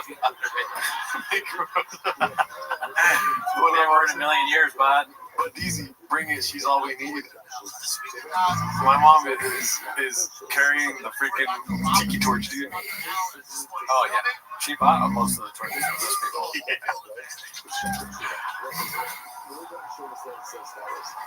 I like how my mom hasn't asked any questions about the hazmat suits or anything. She's just like, classic Gerardo. She's like, okay, you got the political yellow suits on. Let's get political. Yeah. She sees the suits and she's like, looks at it and she goes, so, are you like happy that Trump's president? Have some question about Trump. When did the suits turn red? It's like a chocolate chip. Do they say MAGA on the back? Like, that's a terrible idea. I'll take it. I'll figure it out. It's the first night in the house. It's all good, man. So, I wonder who said that earlier when they were like, this is the first person I've seen tripping off acid reflux. That was hilarious, dude. talent outside. Brad, scoop up the bag. Install the security stuff, cameras, the brake stuff, all that stuff. I got away with that joke with BGL. I felt like he was gonna freak out on me. Which one? I was like, you're aligned with a gay device. Nah, I think he likes the name. Okay, cool. I was risking it all for that, dude. Yeah. I didn't know about this Ring app. You download the app, there's an entire Yeah, Bod is hollering at your mom. Christian L says, damn, Charlie was fantastic. Mom, don't answer that. I scrolled, listen. Oh man, it was surprisingly easy to get into this suit. Yeah, it fits well. I was like, damn, okay. I was Paul C, you know my fucking size. He's a fucking savant when it comes to sizing. He's got a lot of talents, Paul C. Yes. A man that wears many hats. All the hats they read at. Hey man, this mountain lining my goddamn dog. Toonie, can you cut Gerdo's hair on stream, Daddy? Jesus Christ. LSD for you and me. He said, oh shit, Geraldine with the callback to my acid reflux joke. I'm basically famous. Yeah. I mean, honestly, I wouldn't do it because, like, I'm just not going to do illegal drugs on stream. Yeah. But yes, Adderall would help break it. Obviously, that would make doing this extremely easier. But I'm not willing to do illicit drugs. I was also doing drugs. I would want to do shrooms while watching the Dream of Poppy. Wow. That'd be awesome. I mean, you'd probably laugh a lot. We'd probably understand it better. You think we'd understand on a deeper level? Yes. That gives me the idea. Interesting. Yeah, I mean, it would make the Dallas skyline pop. Toronto is triple bags, my mom. I'm 66 times vaxxed. Kratom is legal, but it's not touching this temple, Daddy. I'm not dying from Kratom. Don't make me do another Kratom rant, Bot. Yeah. I'm tired of ranting against Kratom. I already shouted out Kratom earlier saying it was taken intravenously, much like heroin, its brothers. I walked out with the Zero Dark. Yeah, it's brother. It's related to heroin. They grew up in the same household. It's facts. I don't even really understand what scorpion venom is. I just know it makes me rock hard. It just sounds like something that's used to trick idiotic meatheads. Yeah. I need more reps in the gym. Well, have you tried scorpion venom? Rosa has definitely shot a dozen mountain lions. If there was somebody I would trust to shoot a mountain lion, it's absolutely Rosa. Yeah, she looks at it and she goes, "It's a lion of the mountains." You know? Rosa's a January 6er. I'm not doing Kratom. No thrill hammer. Rosa's not single, dude. Bye.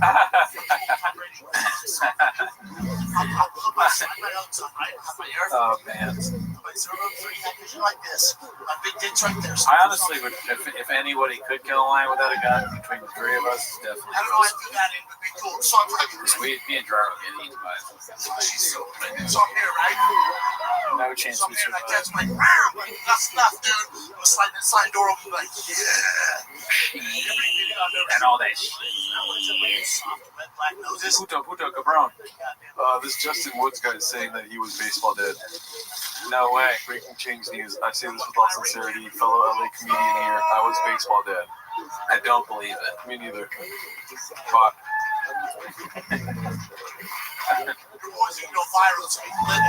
let's see his channel.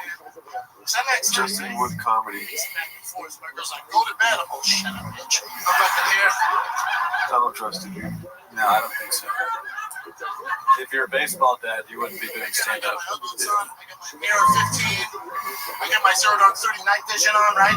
Still got. I mean, it would be great though if we found a baseball dad through the stream. Because then we'd be that much closer to realizing BC's stream. But there's only so much I can take in one day, you know what I mean? I know, that would be like huge. Like, we're exhausted, right? Like, we get to the very end of the stream, we're like dead tired, and then baseball dad's like, I'm here. We're like, fuck, another 24 hours. Let's do another 48. Oh, shit. There's a thing, Dallas. What's the thing? I've never seen a mountain lion person before. No. His hair is disgusting. In my head, I was thinking like That is crazy hair. That's a. I mean, he reinvents himself all the time. True. With the different hair shit. Or the best of us could do that, dude. Oh yeah, I can't do it. I got nothing. Dude, it troubles me with how many open Diet Cokes there are. I only drink one though, I think, and then this. I only had one. So I think you had probably 2 or 3. I had 3. Yeah. Because I drink Marks. When I start saying sun, that means I'm at almost gone. I swear on everything it was me. I'm being dead serious. I doubt it. Just bot. Just about. Nice try, Justin Bot. If you could send me a DM of you and Shabs. Yeah. Boom. Oh my god. Do I need to give you money so you can shout me out? Mom, you're like 25% of a 24-hour stream. Yeah, what more do you want? What the fuck? Rosa Bot? Shouting out that you're a bot. Yeah, I don't know. I'm not sure what else you want. Oh my god, dude, it feels like I just restarted. Gerdo, can I give you my number to pass to your mom? No, dude. Come on, son. I don't think my dad will like that. Yeah, he has a father. Okay, it was a great baseball dad. You know who doesn't have a father? That fucking bot. Dude, your dad was a hard baseball dad. He fucking Gerdo's dad kept him busy when it comes to baseball. And I'm not telling tales here. Big boy bot, big boy nation. You know what, Thrill Hammer, he kind of did. Because I've met. Damn, I'm stuttering like Papa now. Oh my God, Rosa, thank you. That's too kind. What a nice lady. You know, what I was saying, I've met Gerdo's dad, and he's a great guy. Love him. Intimidating man. Wow, I've told this story before, but you should have seen how scared this guy. We were at this party, and your dad Gerdo's dad turned his eyes to this guy, and the guy was wearing a Red Sox hat, and he was like, "What the fuck, Red Sox?" And the dude pretended like he couldn't. He was like, I don't even know what baseball is. Remember that? I tell that story so much. I don't even know what this hat means. I do not know what the Red Sox are, okay? I don't know what the Red Sox are. It was so, I was like, bro, I think your dad, I think he's kidding. But no, dude. Should I hit up Postman? Yeah, I think so. I mean, I know Shorts is ready. I haven't heard from Oathman. Let me see. They can't even get in the same place? Yeah, like, come on, man. Jesus Christ. Let me just see, is Oathman ready to... Is that easier? Get your shit together, IDM podcast. Bots. Dude, Victor. You had one job, and that was to get us Hail Mary pizza. Don't be talking about drinking. I know, don't get the subject, Victor. If I fucking drank during this shit, there's no way. I could not do it. Oh shit, Radisson, what's up, dude? Where are you at? I moved to Austin to be closer to North Star. When you coming? You ever meet that guy? Great guy? I wouldn't remember. Radisson's a nice guy. That'd be funny if he's really in Austin. I kind of doubt that too. What was it? Look, people are just lying on the chat now. I know. I was waiting for Caitlin Jeffers to come through. Don't fucking. Okay, my bad. I can cut that part out. Don't jinx the fucking stream. Nah, I'm kidding. We love Caitlin. She sent a DM about it, I think. Oh, okay, nice. I ignored it because I don't want to be associated with her at all. I'm trying hard not to be associated. Oh yeah, you gotta restart. Do you want me to restart? Oh, I'm waiting for Oathman. Oh shit, yeah. Blue Shorts. Blue Shirt says, I don't know where Oathman is, but I'm watching the stream and ready. Well, watch longer, bitch. Oh, fuck. I've really lost it. Let me see. And they're lying, too. They said Augustino Zingo went live. You know he didn't. Bot. Stop lying in the chat.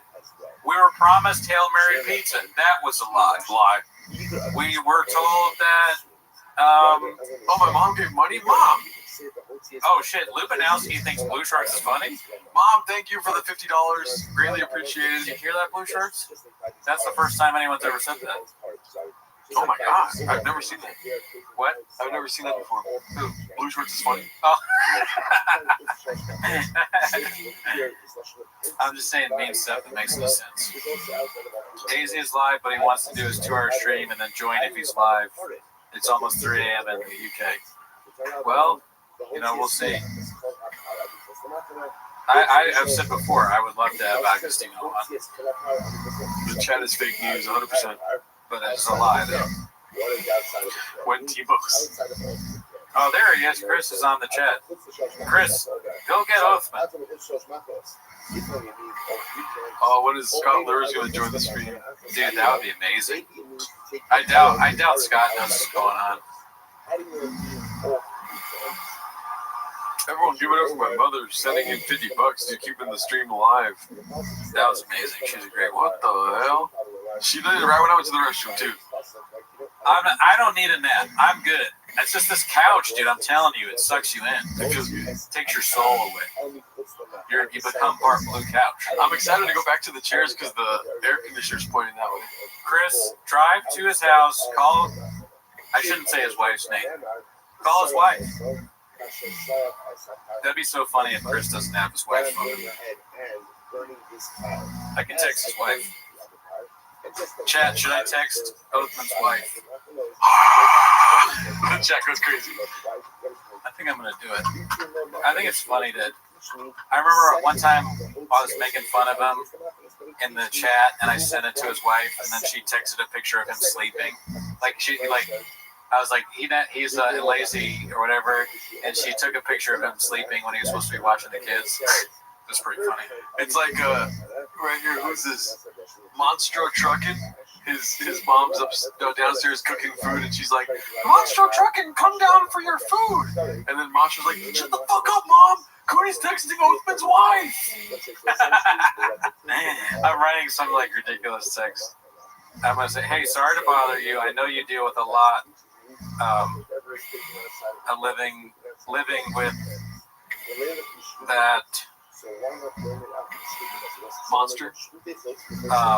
Monster's good. I'm gonna say big fat oaf. That Moroccan, big dumb oaf. But yeah, that Moroccan's good too. Moroccan oaf. Big dumb. Okay, I'll include that. But I'm not gonna say it on stream. Oaf. If possible, can you tell him to text or call me? Thank you for being a great mother or a great wife. I would love if they text back to Sunny Bot. Helping Rosa LMAO bots. 350 bots, my mom said. Rosa, tell us a racist joke, please. Cody!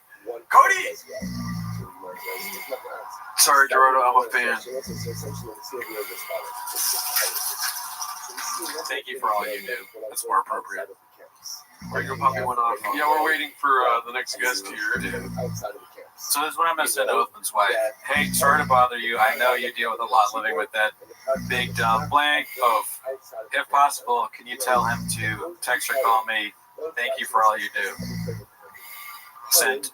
You know what's funny is that we could do like 24-hour stream of just you texting people. I think you'll send 9 texts. Fuck you, bot. Whatever, bot. I did a 24-hour stream with a bot. I'm the leader of the bots. Chris Langbach, a great grandmother? What's that for? A great grandmother. I don't know. He's not all there.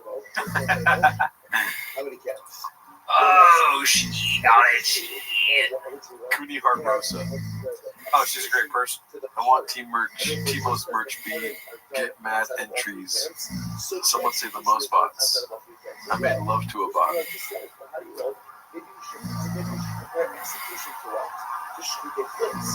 Jeremiah Watkins. Damn, dude, isn't it crazy how we're just throwing away a day? Yeah, man. Look, sometimes you gotta give a day to get a day, dude. I couldn't have said it better myself. Give a day, get a week. Give a week, get a month. Stack that over a week. He must be the most eloquent bot I've ever met, dude. And on the next segment, we're giving away the truck like LPJ 27. So I got a TRX, daddy. Lubinowski, not a chance. Do you see what she said? What? Lubinowski. If y'all get 1,000 likes, will this become a regular thing? No. Not a chance.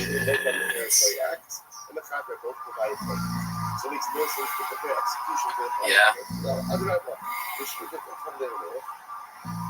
Honestly, it was fun just to text a joke to his wife.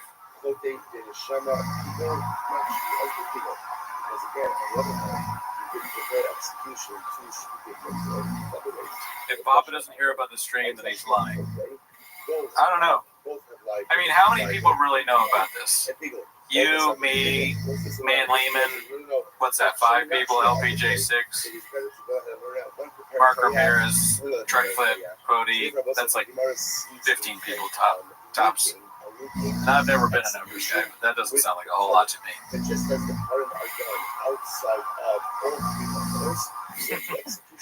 Radisson, I did actually move to Austin. Can you guys please play Gringo Poppy so I can put my son to sleep? He tries without it. And he's still funny, folks. Can you believe it? Could enjoy texting other men's Yeah, wives. maybe that was wrong, but it was fun. I don't do it often. We're friends. Yeah, I'm not sold Justin Wood. Yeah, prove it. I asked for one thing and one thing only. A picture of you and Papa. Yeah, where is it, bot? Bot.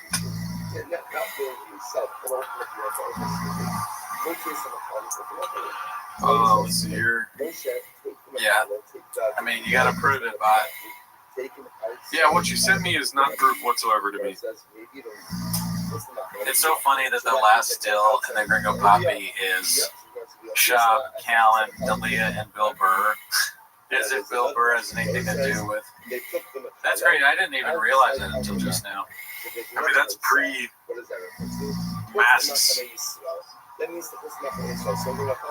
It's funny how Bill Burr, the last funny Rogan Sphere comic, was kicked out by masks.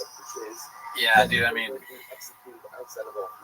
nowadays, try and get Shab to wear a mask, he's going to let you out. Oh, okay, so maybe I believe more of that. But we don't want to talk to you if it was all made up, dude. Yeah, I want it to be real, dude. I don't know if it was all made up. Good job, Justin Wood. Love you, fam. This is so funny. I'm going to get into a hazmat suit, and then you kept pointing at the phone, and I didn't understand ever. Yeah. I'm sorry. No, you're good.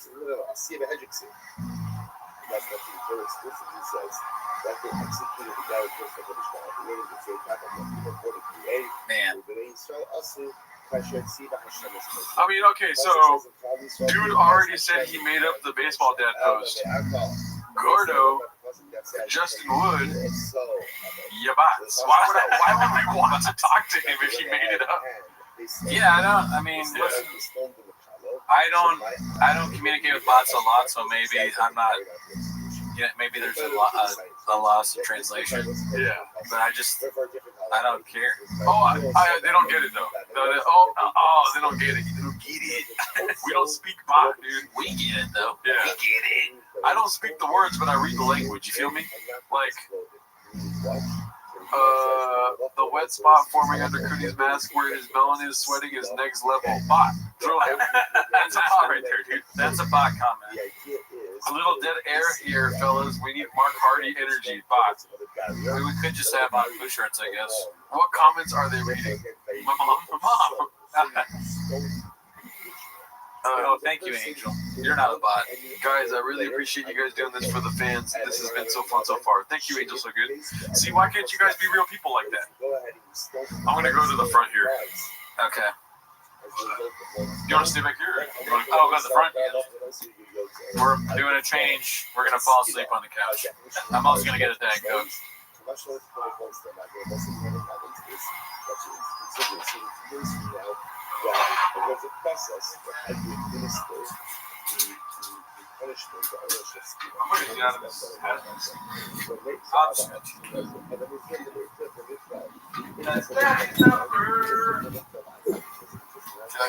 you put that back to the Cowboys.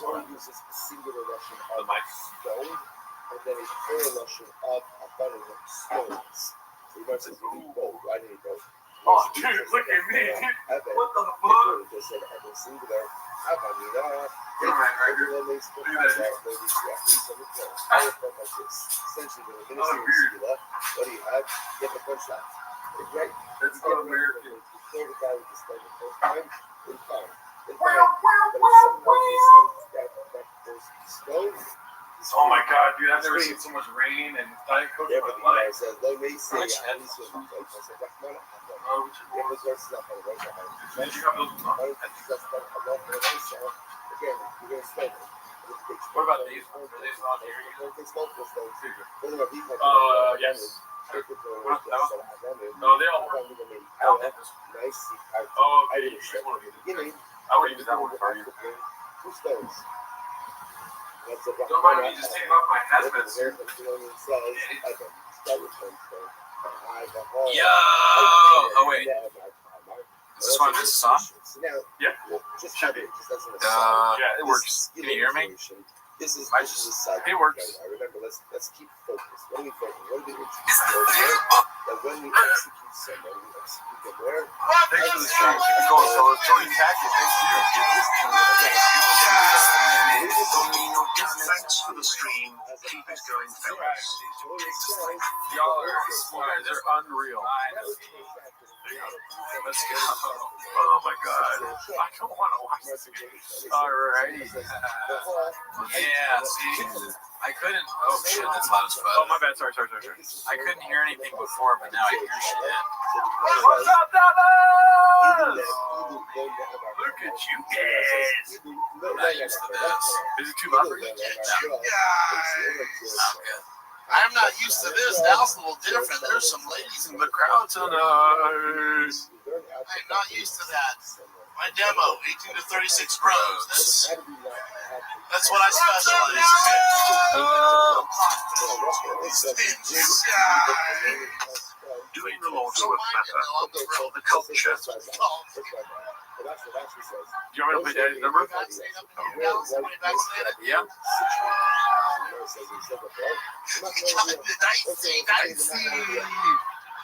I love you, Texas. That's how it is. I love it. I love it. There's always one guy. No fucking way, bro.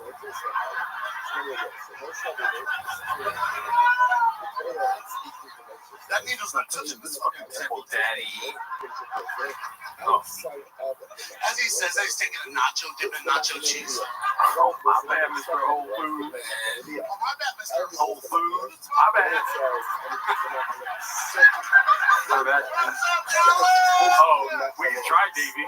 I mean, only the first 10 minutes. Yeah. Have either of you memorized it word for word yet? It's all their marketing. They fucked this whole field with their marketing. That Operation Warp Speed when they launched it. Remember at the beginning of the stream, my hair was nice? They're like, yeah, go to Christmas. Yeah, it was great. Let's get backstage. Let's go to that makes sense. Top people are like, Fuck this.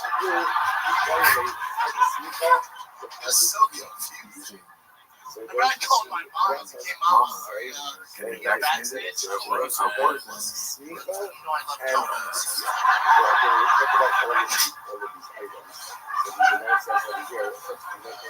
remember the first dumbass that was all up for everybody's like shit out of backstage. It's all over the news. I can't do it like you did. My brother. I mean, they just. I don't even remember. It's funny. It's like not sinking in, kind of. Like I have to really concentrate to memorize. Yeah. You can't just listen to it over and over again. Maybe if you're trapped in a room and you couldn't leave forever. I gotta go. Yeah, like you couldn't wait. You couldn't leave for 24 hours.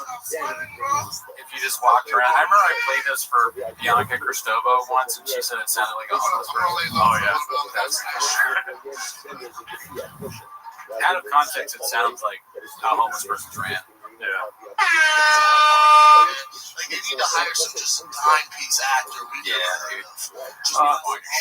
Russell, even though you're a bot, I'll answer your question. Are you concerned about giving it so many views? No, because we want everyone to go watch the Gringo Poppy, dude.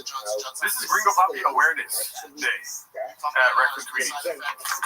Everybody, goddamn dicks down to here. Goddamn dicks down to here.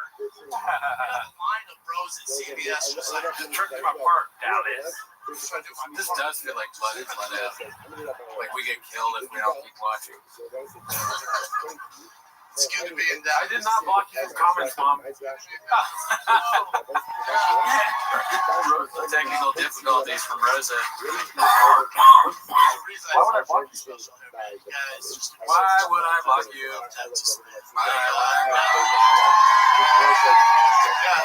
That guy was boring is your last comment that I see. It's fantastic.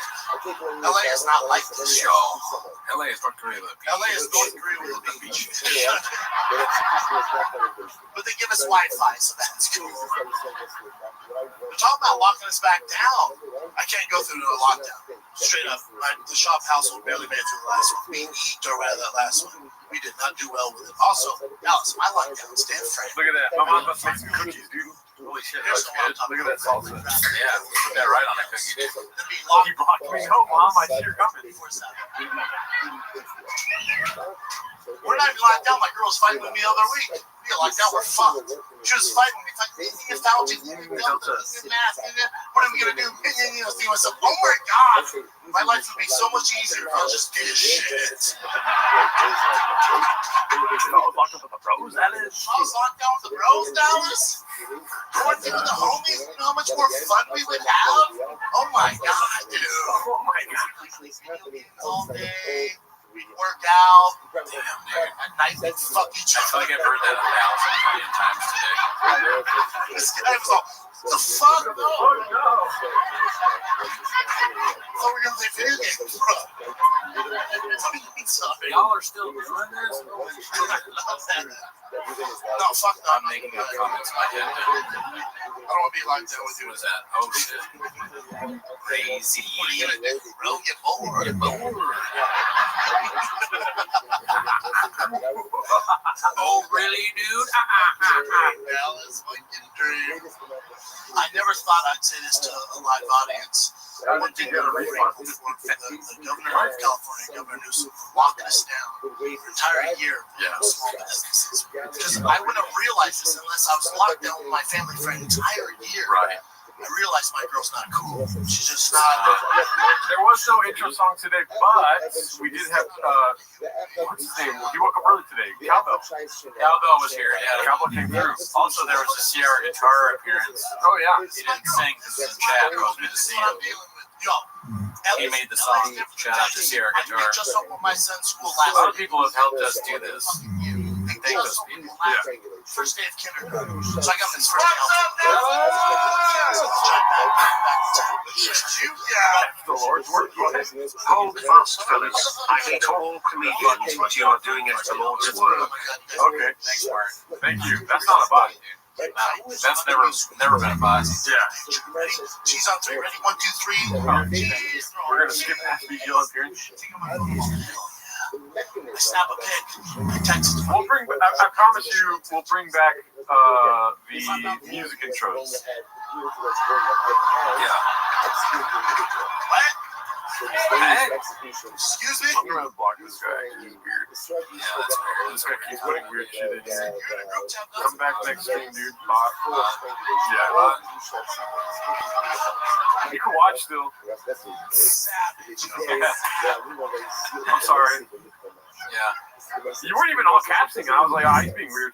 He married a Mexican. He married a Mexican? I didn't know that. What? Wow. Okay. Listen. No way. Listen. See, when you're in hour 11, you start making shit up. I don't mean like I'm talking Guadalajara. Yeah. Born and raised. From the States 10 years ago. Immediately, dude. Big pause, dude. 1 second, let's see if we can Playback speed. Let's do like that. Okay, ready? Oh. Oh. Came to the States 10 years ago. Legally. Like a fucking Barry Sanders highlight right there. Don't get better than that. Guess what, Cootie? Touchdown. You know, Yeah, I know. 7 points. Okay. Playoffs won. You know, scoreboard. Super Bowl. Yes. How my own son gadoosh to me. What the fuck? Mom, I see your comments. What are you talking about? Latina, bro.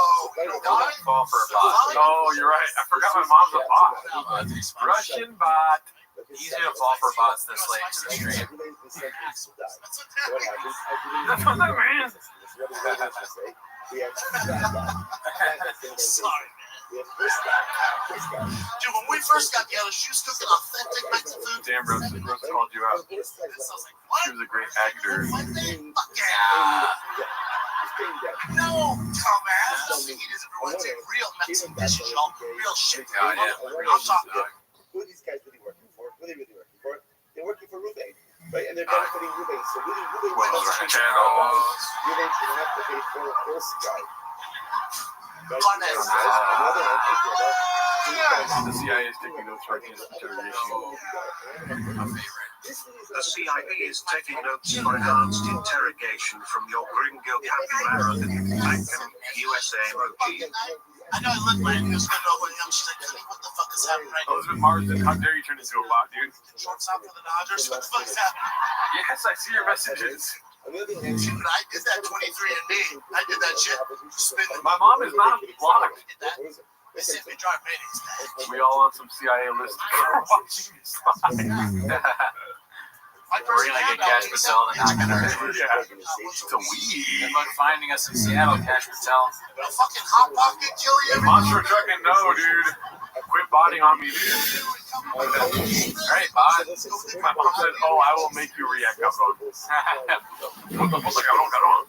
Every time they would come like this, He so blocked you, Rosa. Let's see my mom's next comment. Oh, Austin Comedy Police is here. Nobody drunk could do shit. Mom drives me nuts. No, Austin Comedy Police, we just started. So again, so spicy, bro. It's so spicy, bro. Under 6 feet. The 24-hour live stream don't count. Didn't count. Didn't matter. I've never been thicker since to be over the Mexican man. Somebody save me. Dude, every day, meat cheese. Like, I look forward to that part right now. Look, you're around? Is this supposed to be a dunk on shop? I don't know, Bot. What do you think? Yeah, you think so, Bot? To be built like armadillos? Some would say the most, Bot. Supposed to be a word shop, biggest fans, Bot. Yeah. You think you could watch something for 24 hours and not enjoy it? Or are you not hungry? I mean, I do this also cookie. Yeah, dude. It's got all the proper nutrients. Get out of the way, acknowledge me, cabrón. I see your comment.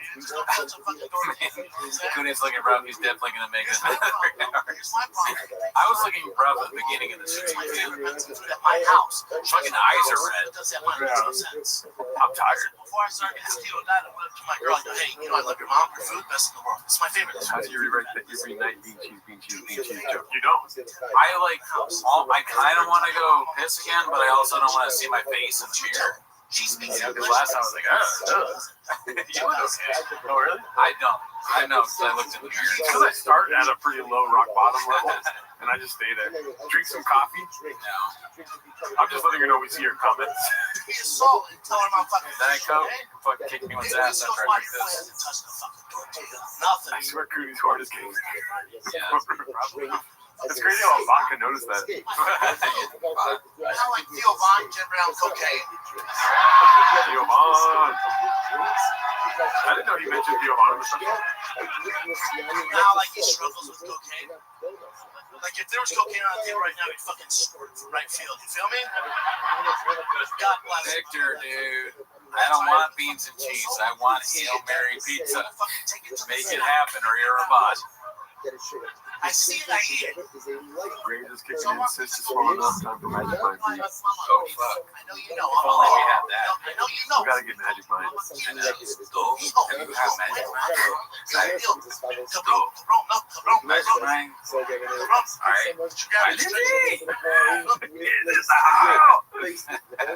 It's Tito, bitch. Dude, the other day, bro, like, I fucking hate comedy right now. The other day, I was watching YouTube, and these fucking two dudes were watching the Gringo Poppy for hours, bro. Rewatching young Walter White and the STX guy watching Gringo Pappy for 24 hours wasn't on my 2025 bingo card, but here we are. Thank you, Martin.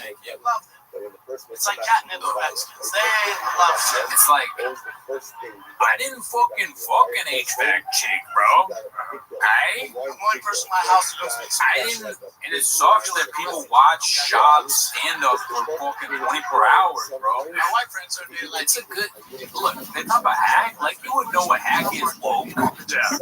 You're fucking woke. I struggle with shit. Honestly, if you were the Gringo Poppy himself, wouldn't you be kind of like, man, these guys watch me for 24 hours. They're pretty fucking sick, dude. Yeah, definitely. We're super fans. Yeah.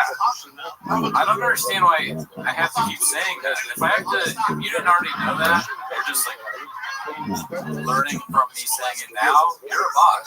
Congrats. You're gonna have shop trains after this. Die Hard super fan. Lando gets it.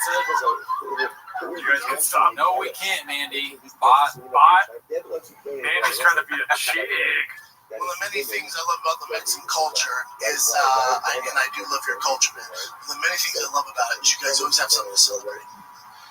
Every week you have something to celebrate. They got something celebrating. As a white person, my dad's like, oh, your birthday, motherfucker. All right, once a year, be cool, yeah, be cool. Not Mexicans, every week something's popping. Last week, some girl had 15. What if I, look, driving home, I get pulled over by the cops, they're going to your driver's license and registration, and I hand it over, and they're like, how much Gringo Poppy did you watch tonight? That's what I hear, because I'm so fucked up. I didn't watch any Gringo Poppy tonight, officer. Mr. Whole Foods. I fuck up. I let him know I've been watching. I go, Mr. Whole Foods, fuck. All right, get out of the car. Walk a straight line without doing any Gringo Poppy material. It'd be funny. You roll your window down like this, and all you hear is like, what are we celebrating? What's going on here? She goes, do the alphabet backwards, but you fucking can't have a tater tot at all. All right, well, take me to jail then, sir. Officer, my crime is loving the Gringo Poppy. I guess I'm doing life. we're not like that, are we? That's a... As soon as we turn 16, we'll fucking see Peter and Debbie. Yeah, fuck you, Peter and Debbie. Bitches. I do want to put it on double speed one time, but we're going to finish it off this way. I mean, I'm really balls deep inside the special right now, so... I'm gonna do another. I'm gonna trouble myself and see myself in the video one more time. Go for it. Fuck no. I was taking my family out for dinner the other night. My family, 15 of them. I think we're out of cookies.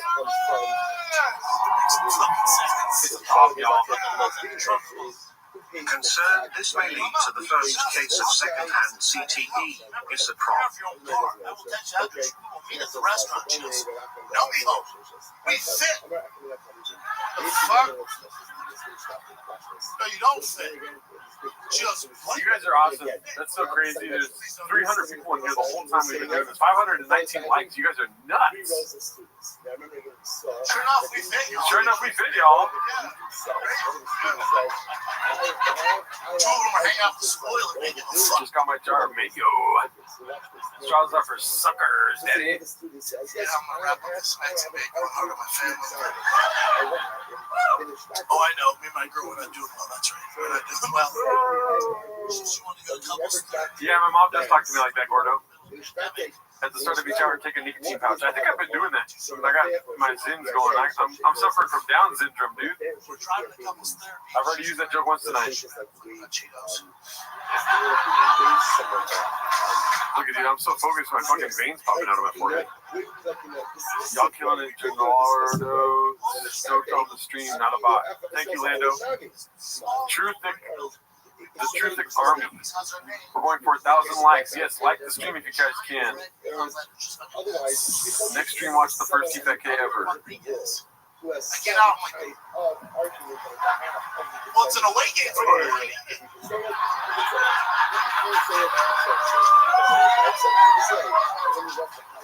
We did not go in there, Dallas. We did not. We're looking for Dr. Robinson, maybe Dr. Allen. What is the Friday coming up? What's the date of that? Home field advantage. The 26th. Over here, the school is literally standing up. I moved in a house recently. In a new house. Next Friday. I don't think I'm busy on next Friday. It's even weirder in the middle of the pandemic. So we moved in a house. My first puppy. I've seen the neighbors. They're pretty old. Let's play it safe. They're probably COVID conscious. Why don't you just go over and introduce yourself, right? I'll make some Dude, I'm so tired of naming that. chocolate chip sauce all over. I had crazy thoughts in there. I'll be honest with you. Yeah. I was thinking, what if this was a shift that someone else could do? Like 2 guys take over for us. Yeah. And then I was like, what if we just had AI versions of us take over, or like some sort of way to trick the stream? Yeah. Well, here's the problem, Cody. Listen, I think this is important. Yeah. You're thinking like if you can't beat them, join them. Yeah.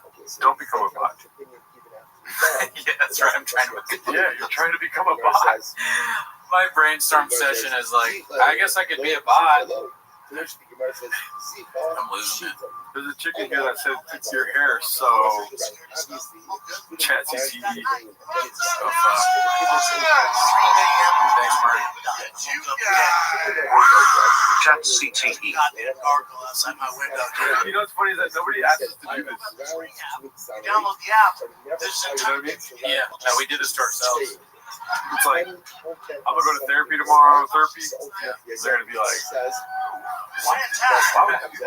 and it's not even like I said they, but I'm just like seeing double because my eyes are still fucked up from all the Good Morning Vietnam going on right now.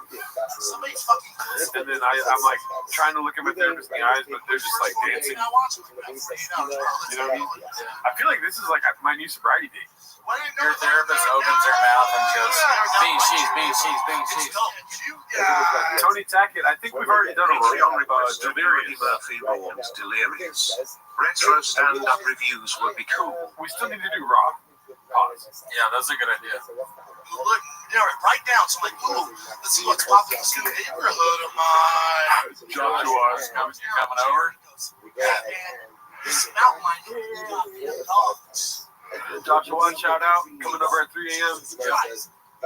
New father alert. Oh, shout out. Yeah. Diane, right next door to me, goes, yeah, I used to be the fucking cat lady. Not anymore. That mountain lion ripped my goddamn cat's head off and ate all of them. My kids saw it from the window. We can't sleep. Should we watch Gerdo sleep? Somebody needs to do something. This is not good. This is not good. Then David, right next door to me, David goes, yeah, the same I'll mountain DoorDash you stole coffee. my hamburger. I don't think I want coffee right now, dude. No, I'm good on coffee. All right, dude. To keep drinking this dang. It is funny if we talk to Oathman and Blue Shorts right now, we're just like, fuck you guys. Yeah, I'm so tired. Fuck you. They're like, guys, great job on the stream. I'm like, fuck. Shotgun, play Call of Duty twice, I'll figure it out. So I go into my local LA gun store. Never bought a gun. I got so hustled in there. I got so bamboozled, dude.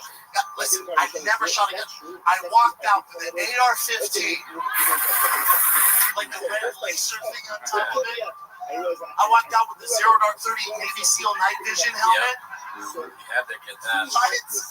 I was like, dude, 19 grand for all this? Hell yeah, bro. Fuck yeah, 19 bro. I'll wear it out. Now I can see everything, dude. That cat's fucked, bro. Yeah, I'll keep it. I'll let you know. Ooh, that's a good question. Oh, wow. I'm gonna go. Bigger tragedy. Barry Sanders retiring in his primordial, walking away from comedy after releasing the greatest special of all time. Definitely Brendan Schaub. Shout out to the subscriber. Shout out and thank you, but also shout out to Barry Sanders. That guy had some great highlights, and I watch him. It's another thing. Tyson, Fedor, and Barry Sanders highlights. Yeah. However, I have not watched those anywhere near as much as I watch Real Bobby. We need more stand-up from Brendan Schaub now more than ever. He can bring the country back together. Everybody's fighting, mad, killing each other, harm, no love. We need Gringo Poppy 2 now more than ever. Here. I'll tell you what, I was really happy that I saw Christian L's been in here the whole time. That's cool. But then it's sad to find out he's a bot. He said, you guys are starting to regret this. It's always sad when people become bots and you thought we're real people. Yeah. I'm looking at my ring camera and go, World Star! World Star! I didn't feel like saying it, but I was holding my tongue when BGL was like, what's his name? David. But your friend, you stick up for your friend. True. Paul C. No, thank you so much, Paul C. for coming through those. Yeah, dude. But no, we can't come together. I got my Zero Dark 39 vision on, right? Still got the big dick. Sorry. If we watch this enough, maybe he'll do stand up again. Yeah. Stick with it, right? So I'm here. That's a funny. It's a protest. It's like, you know, those protests where you like take a hunger strike. It's like I won't stop watching Gringo Poppy until he does it stand up again. Yeah. That's It just turns us into us in Indian style, and the couch is like Zen. Yeah, I learned that from Duncan Trussell. I've never seen him outline in person before. Hey, you know what? I'm glad we didn't get that guy on. What's his name? Wood? Justin Wood? Because guess what? We said no, he's not here no more. Yeah. I'd rather talk to Southside Millie, dude. Yeah, Millie was he's been around for a long time. You know what I mean? I'd rather talk to Blisterface. I'd rather talk to people that have been fans for a minute. Truck flip. Not some guy trying to fucking. I don't know what. It's a line of mountains, dude. Yeah. It's fucking. That guy was dumb. I was really dumb with that guy. Yeah. It's like this mountain line being Joe Rogan's trash. Nah, Joe Rogan. Look at you, bees. Oh, I can't. Dude, oh, shit, I spent the door. Dude, I threw my AR-15 like this. Still waiting on two more My night vision. Oh my god. I still have my own boots. Still Honestly, good shit. Texas winning 45 to nothing. Papa is rock hard at 8 inches. What is depressing is that there are more recorded hours of our Kane, Brandon, than every figure in recorded history. Wow. What is depressing is that there are more recorded hours of our Kang Brandon than nearly every figure in recorded history. Shout out to Brendan Schaub. Give me 1 second.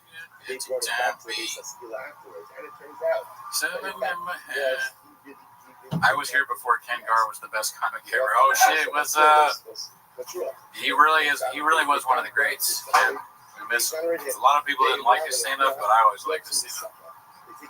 Where is Hana? Blisterfist went Blisterfist.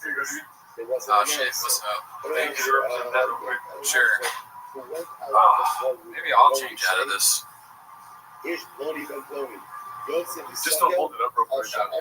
Because it's a short song. Okay. Oh shit, we're getting a song. Yeah, they voted 88% yes. Let's do it. This is awesome. You know, this is a Brendan Schaub love stream, so I did make Brendan Schaub a love song. If you guys aren't aware, it's called Daddy's Number. You know? Shout out to Mark for coming through.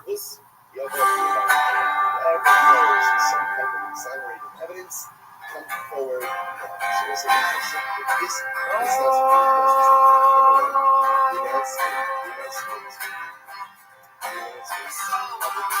It's Daddy's Number 66. When I play baseball with my kid, oh yes it is. My dick's 8 inches. That's for my Mexican. She's a rattlesnake. Real asshole, putting beans and cheese It's on my plate every night. Carne asada, huevos rancheros, pico de gallo, chile relleno. I need to take a time. Once a week, yeah.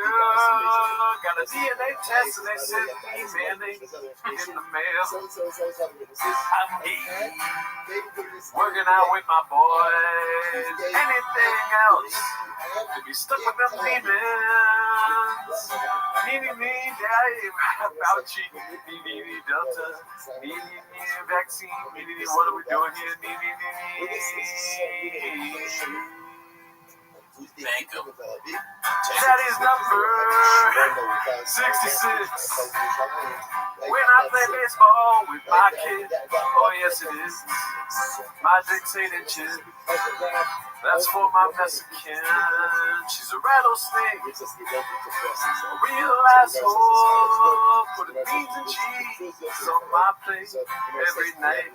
Carne asada, pico de gallo, chile relleno, huevos rancheros. Need a tater tot once a week, yeah. Sending me mayonnaise in the mail. Me, Delta, me, Fauci, me, what are we doing here? All right, nice. Shout out to Queeg, dude. Kind of dedicated to both of them when you think about it. It's one of the greatest songs ever written. Thanks. Oh, 66. We did it, dude. Is Blue Shorts on?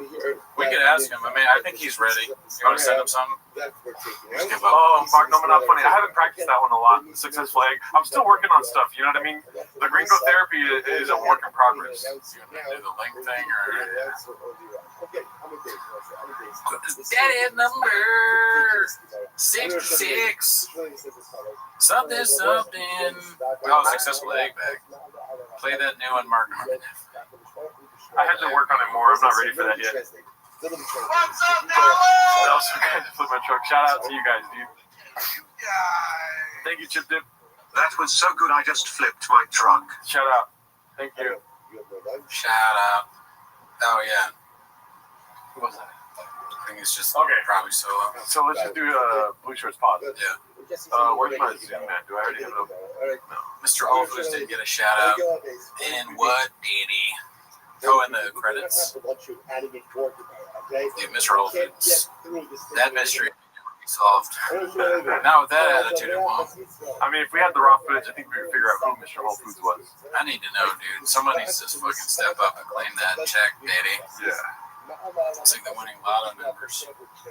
Let's see here. Daddy number 66. When I play baseball with my kids. What's up, Dallas? Oh, shout out to you, man, Lehman. Thank you, dude. You made our night, Papa. Gerardo, you made my night. Cooney Dolphin Bottle. That's the first time I ever heard a man with a British accent say that. Dolphin Bottle. 66. Let's see here. That number. Alright, you can copy paste that to them.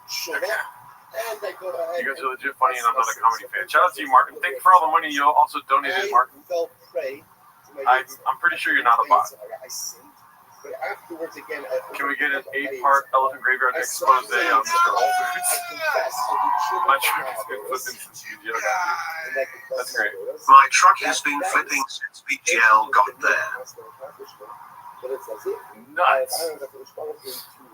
You guys are nuts, dude. I'm glad that you liked Cowbell, man, Lehman. That's good. Yeah. Look at it. Oh, holy moly. Oh, shit. Let's see, is he in here? Not yet. Not yet. Let's go. Boom. Home BGL, if it's engaged, he's still telling that fucking cat story. You can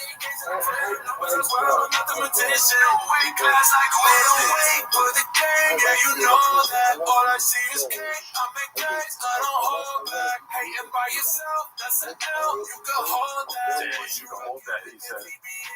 He said, hey, bro, that's an L, you can hold that, bro.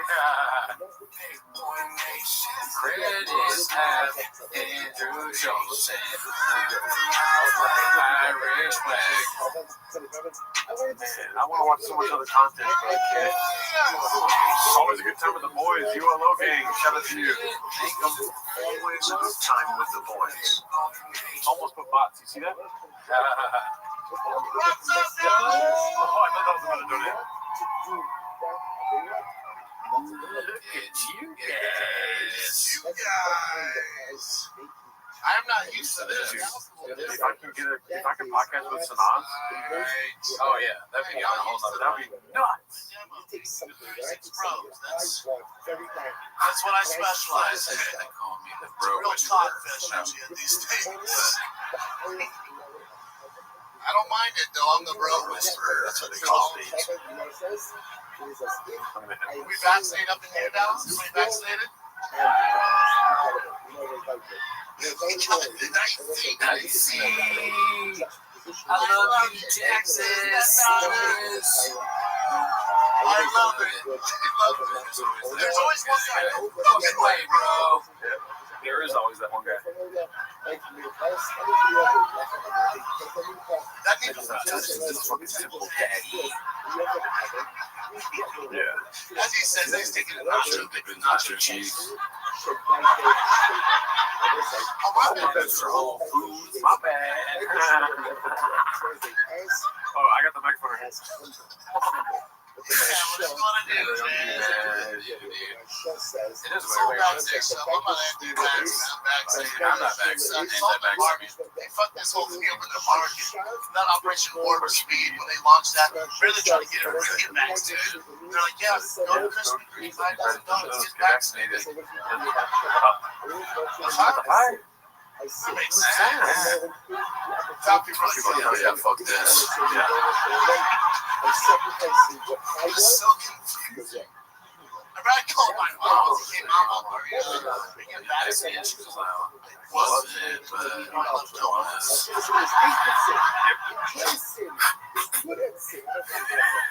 Remember the first dumbass message you called me? Messed it all up for everybody.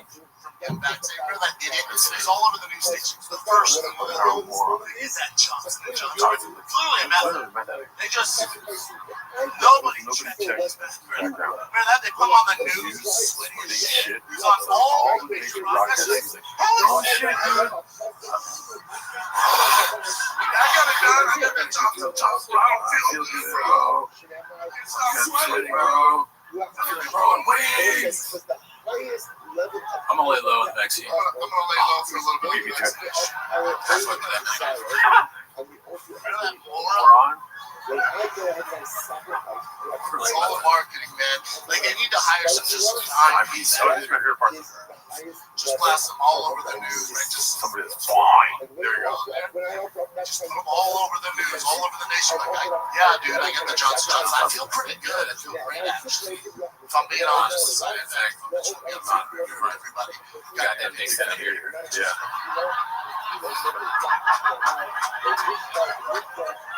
We saw somebody do that at an open mic. A guy we like. We're like, God damn, dude, really?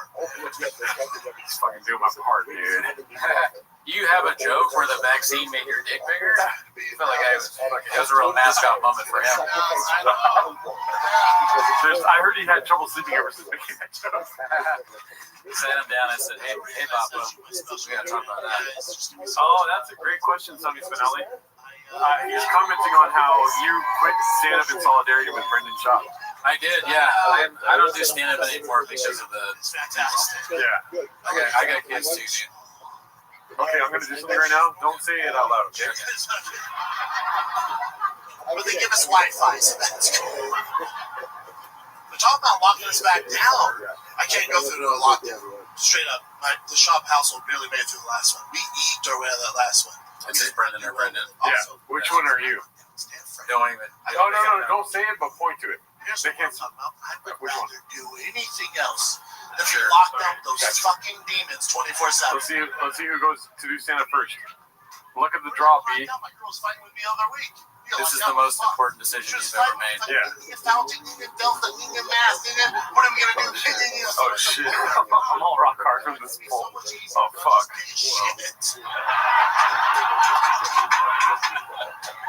Wow. Oh, I forgot. 14 with the homies. You know how much you have? Oh my god, dude. We like video games that day. We work out. At night we fuck each other. Oh my god. This guy's like, what the fuck? No. So we're gonna play video games, bro. Craig Abbott has better stand-up. Oh, Craig Abbott has better stand up.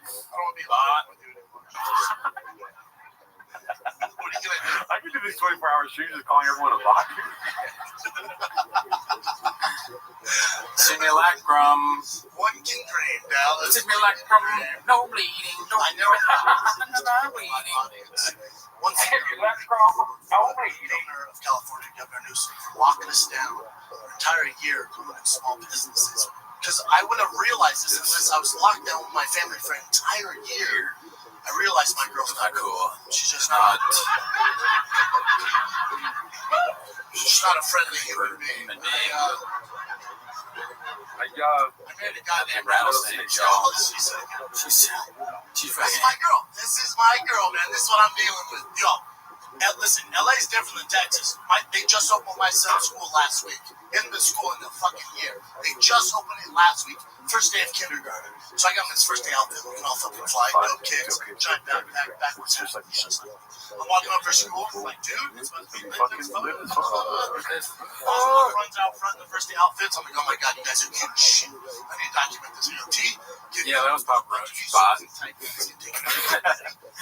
Just kidding.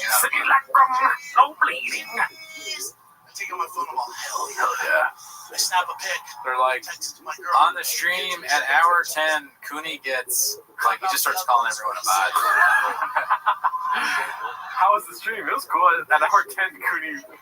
Bean cheese, bot. You could see his thyroid getting bigger at hour 10. You're in a group chat with other parents. Simulacrum. W2 Formula One. Guadalajara. Simulacrum. No bleeding. And a Mexican. I thought you'd like that. Listen. Listen, Dallas. I'd be like Taco Bell Mexican. I'm not even Guadalajara. Came to the States 10 years ago. Yeah, legally. Yeah. The real deal. Holy shit. Oh, here we go. We got a Lingbach in here now. Good. The deal up. Is he ready to go? Let's see. Probably. I would hope. Oh, yeah, there he is. Look at him. Chris, what's up, dude? How are you? What's up, Dallas? Fuck yeah. What's up, dog? Blue shorts. I gotta give you guys major props for getting Mark Harley on the studio earlier. Thanks. Dude, 5 hours. You watch it? Do you see it?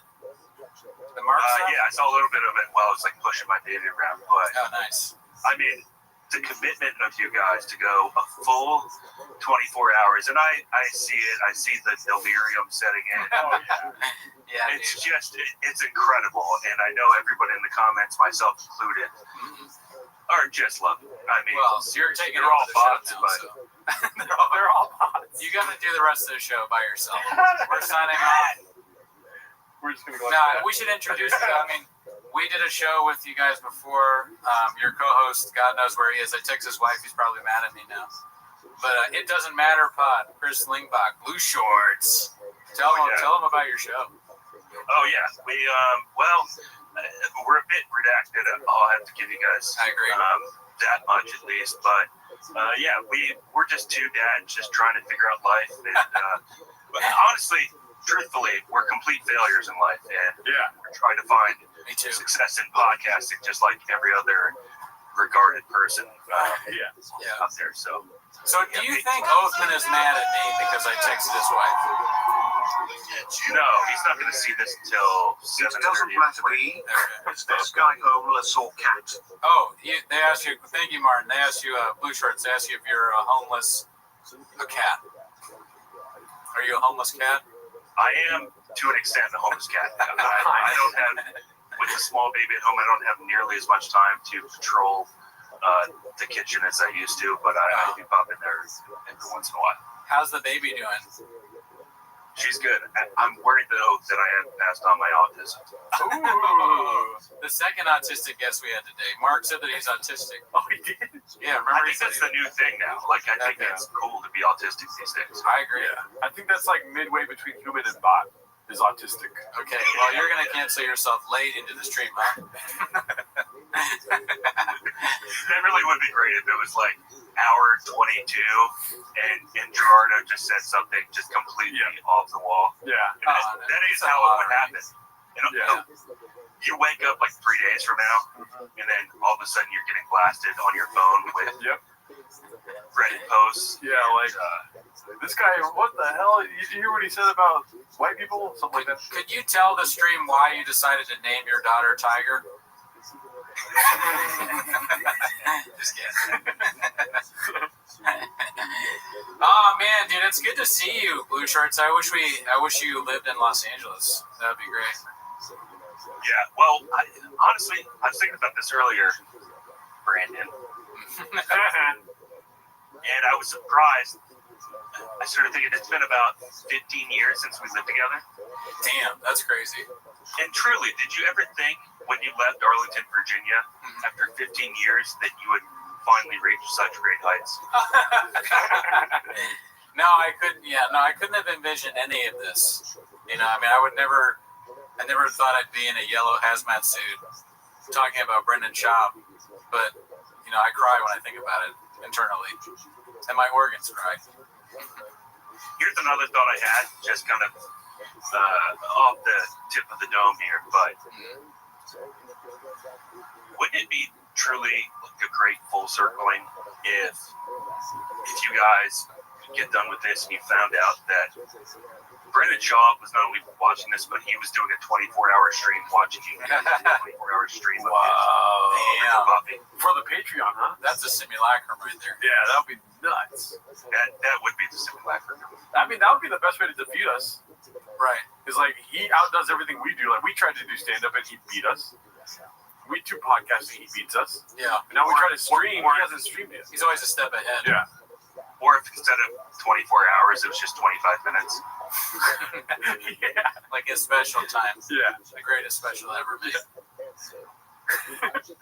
I mean, how do you guys, what threads are there left to pull at this? Like, do you guys imagine doing this well into your 40s at this point? Brendan, I know you can look 54. Yeah. Yeah, I've already.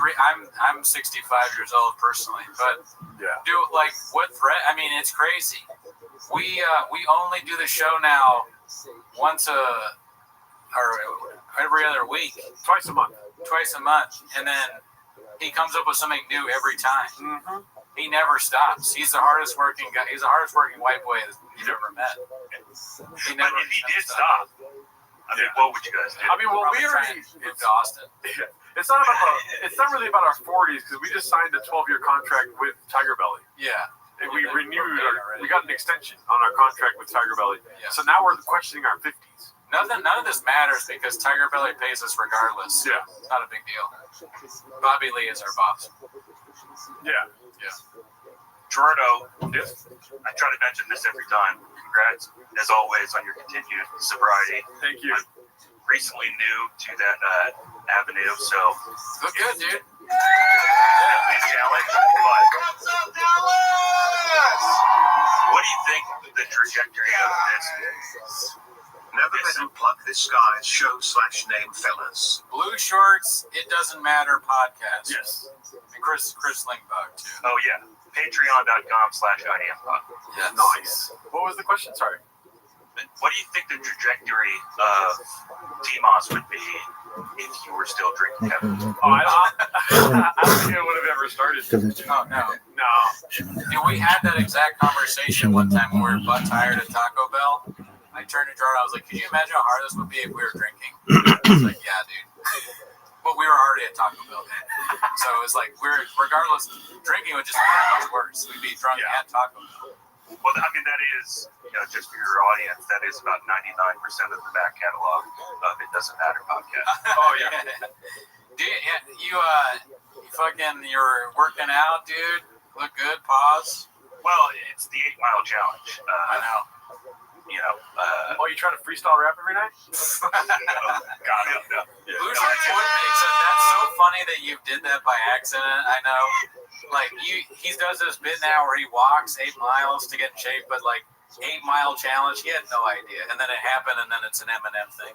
Oh, that's a Blue Shirts move right there. What's next? You're going to fucking do the Green Mile or something? What do you eat a salad walk. You fucking donk. I mean, the only thing I've successfully accomplished in life is unintentional comedy. Oh, you do great at that.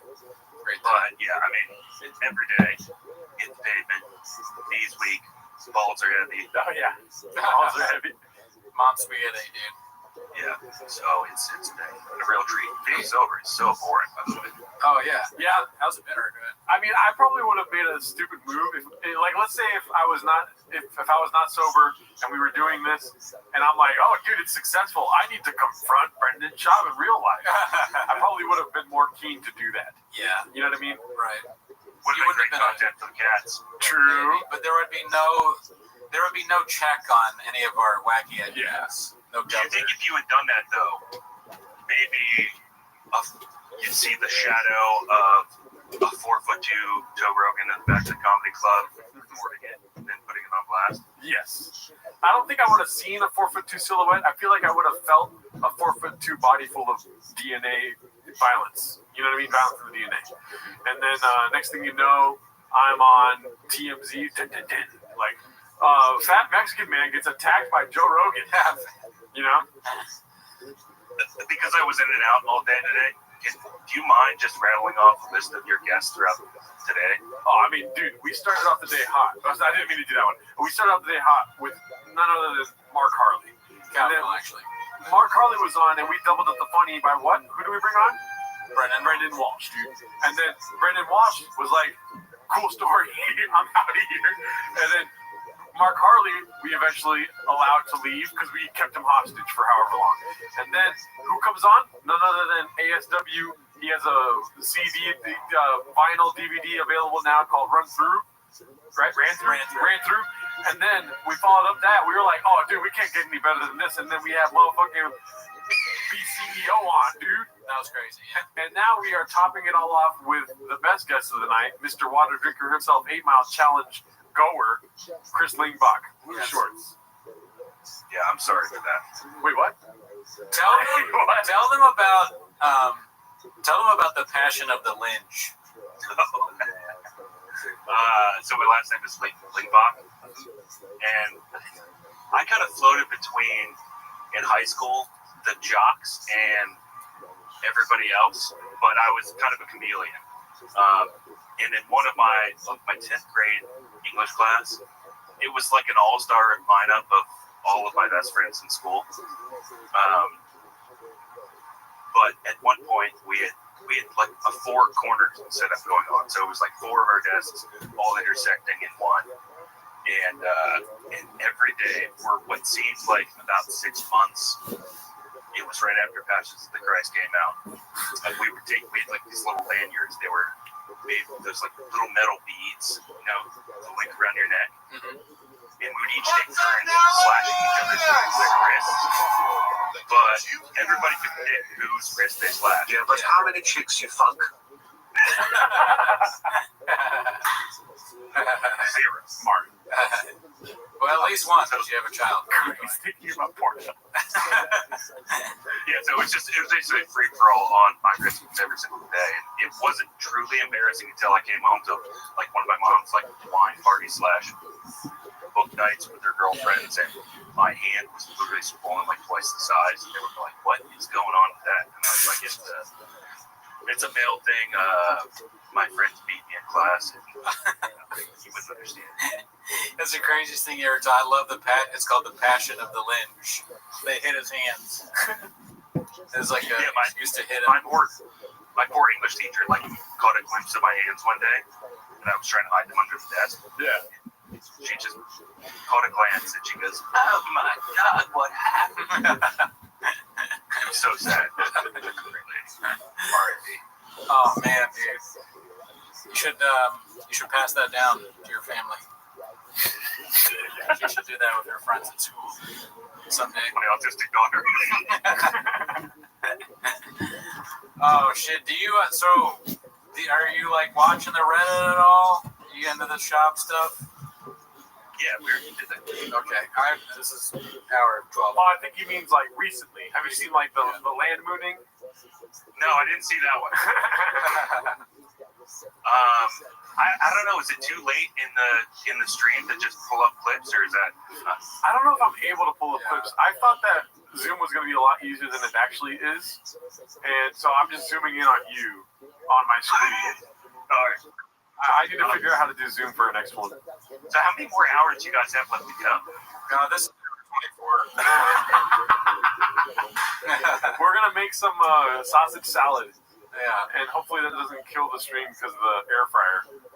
I think peak Brandon would be an hour 23.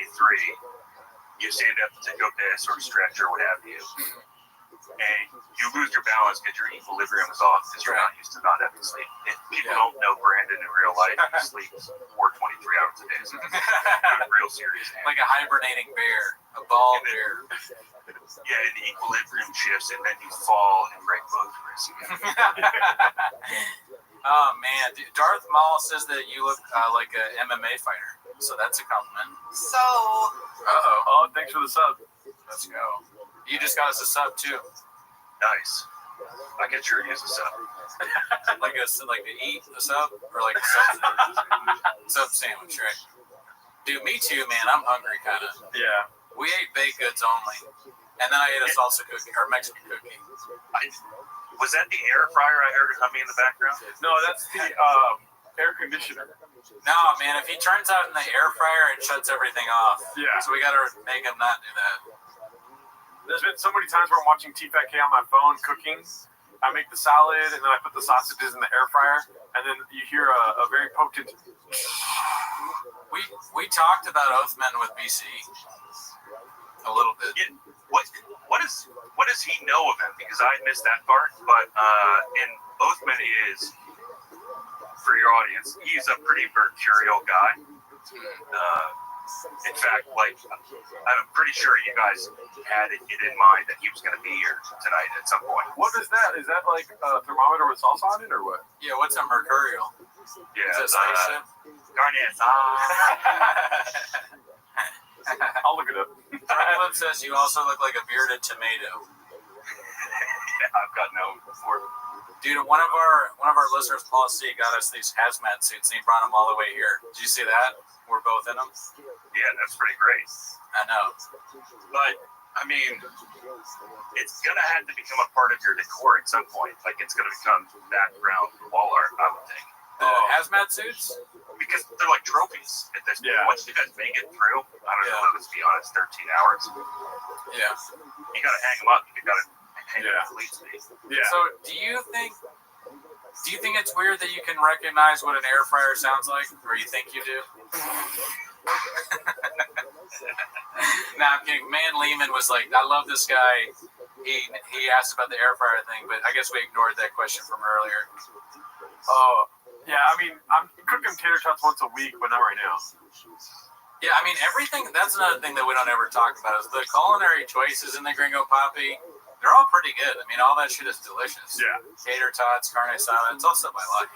I think the worst one is huevos rancheros because everything else is so good. I guess so, but I also like huevos. I prefer chili quiles. Did you notice that BC said chili quiles? Oh, really? Yeah. I didn't notice that. Yeah. I love that shit. I'm going to watch the stream 5 times after.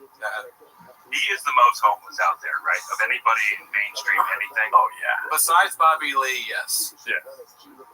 mean, like, the way he weaves in references, it's like seamless. Like, it's incredible. I know we study him not unlike you would like a karate master or something like that.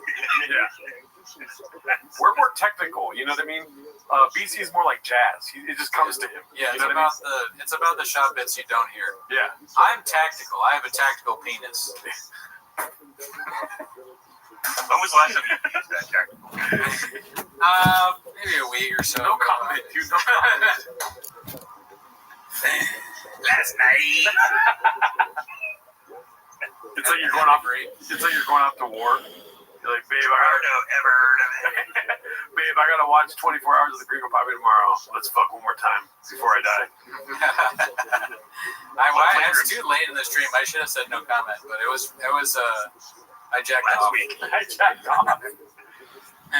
Nah, come on. Oh, we're not blessed like you guys are. We don't have flavors, so this is just regular smooths in. What do you think about Jelly Roll, Chris? Wait, you really don't have flavors in California? No. Really? Yeah, you guys got spearmint and shit. That shit's amazing. It's because our governor, Antoine Jameson, won't fucking let us do shit. Fuck him. Shutting down business, no flavors. Yeah. I'm voting for Antonio Banderas next time. I'm voting for whoever changes our state song to Jelly Roll. Golden State Killer. Yes. Somebody grift with me. Shop. Chris, can you tell us if you like Jelly Roll, or if you do, what do you think about him? I mean, the only time I've ever heard him is when I've Shazammed a song in like the grocery store. That kind of tells you where he's at, right? Like, he's huge. He's the grocery store guy. Yeah. Damn.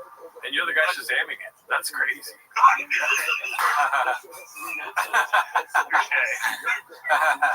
So you can put it on your car.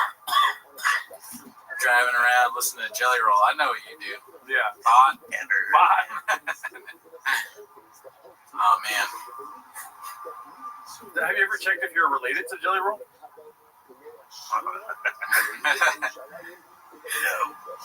I think he is. Yeah, dude, I wish. I just see all white people as Jelly Roll. Oh, is that so? Yeah. Yeah. Well, Jelly Roll is one of the whites that a lot of us look up to. Yeah. Try to emulate. Did you know that Brennan Schaub's dad is from South Africa? We found that out in the stream today. I don't think I did, no. Yeah. Scientific. Yes. Nah. What's the proof that you have? I can't get into it right now, but it's something that I can DM you. I can DM you the birth certificate. But it's 65% vibe. Yeah, and I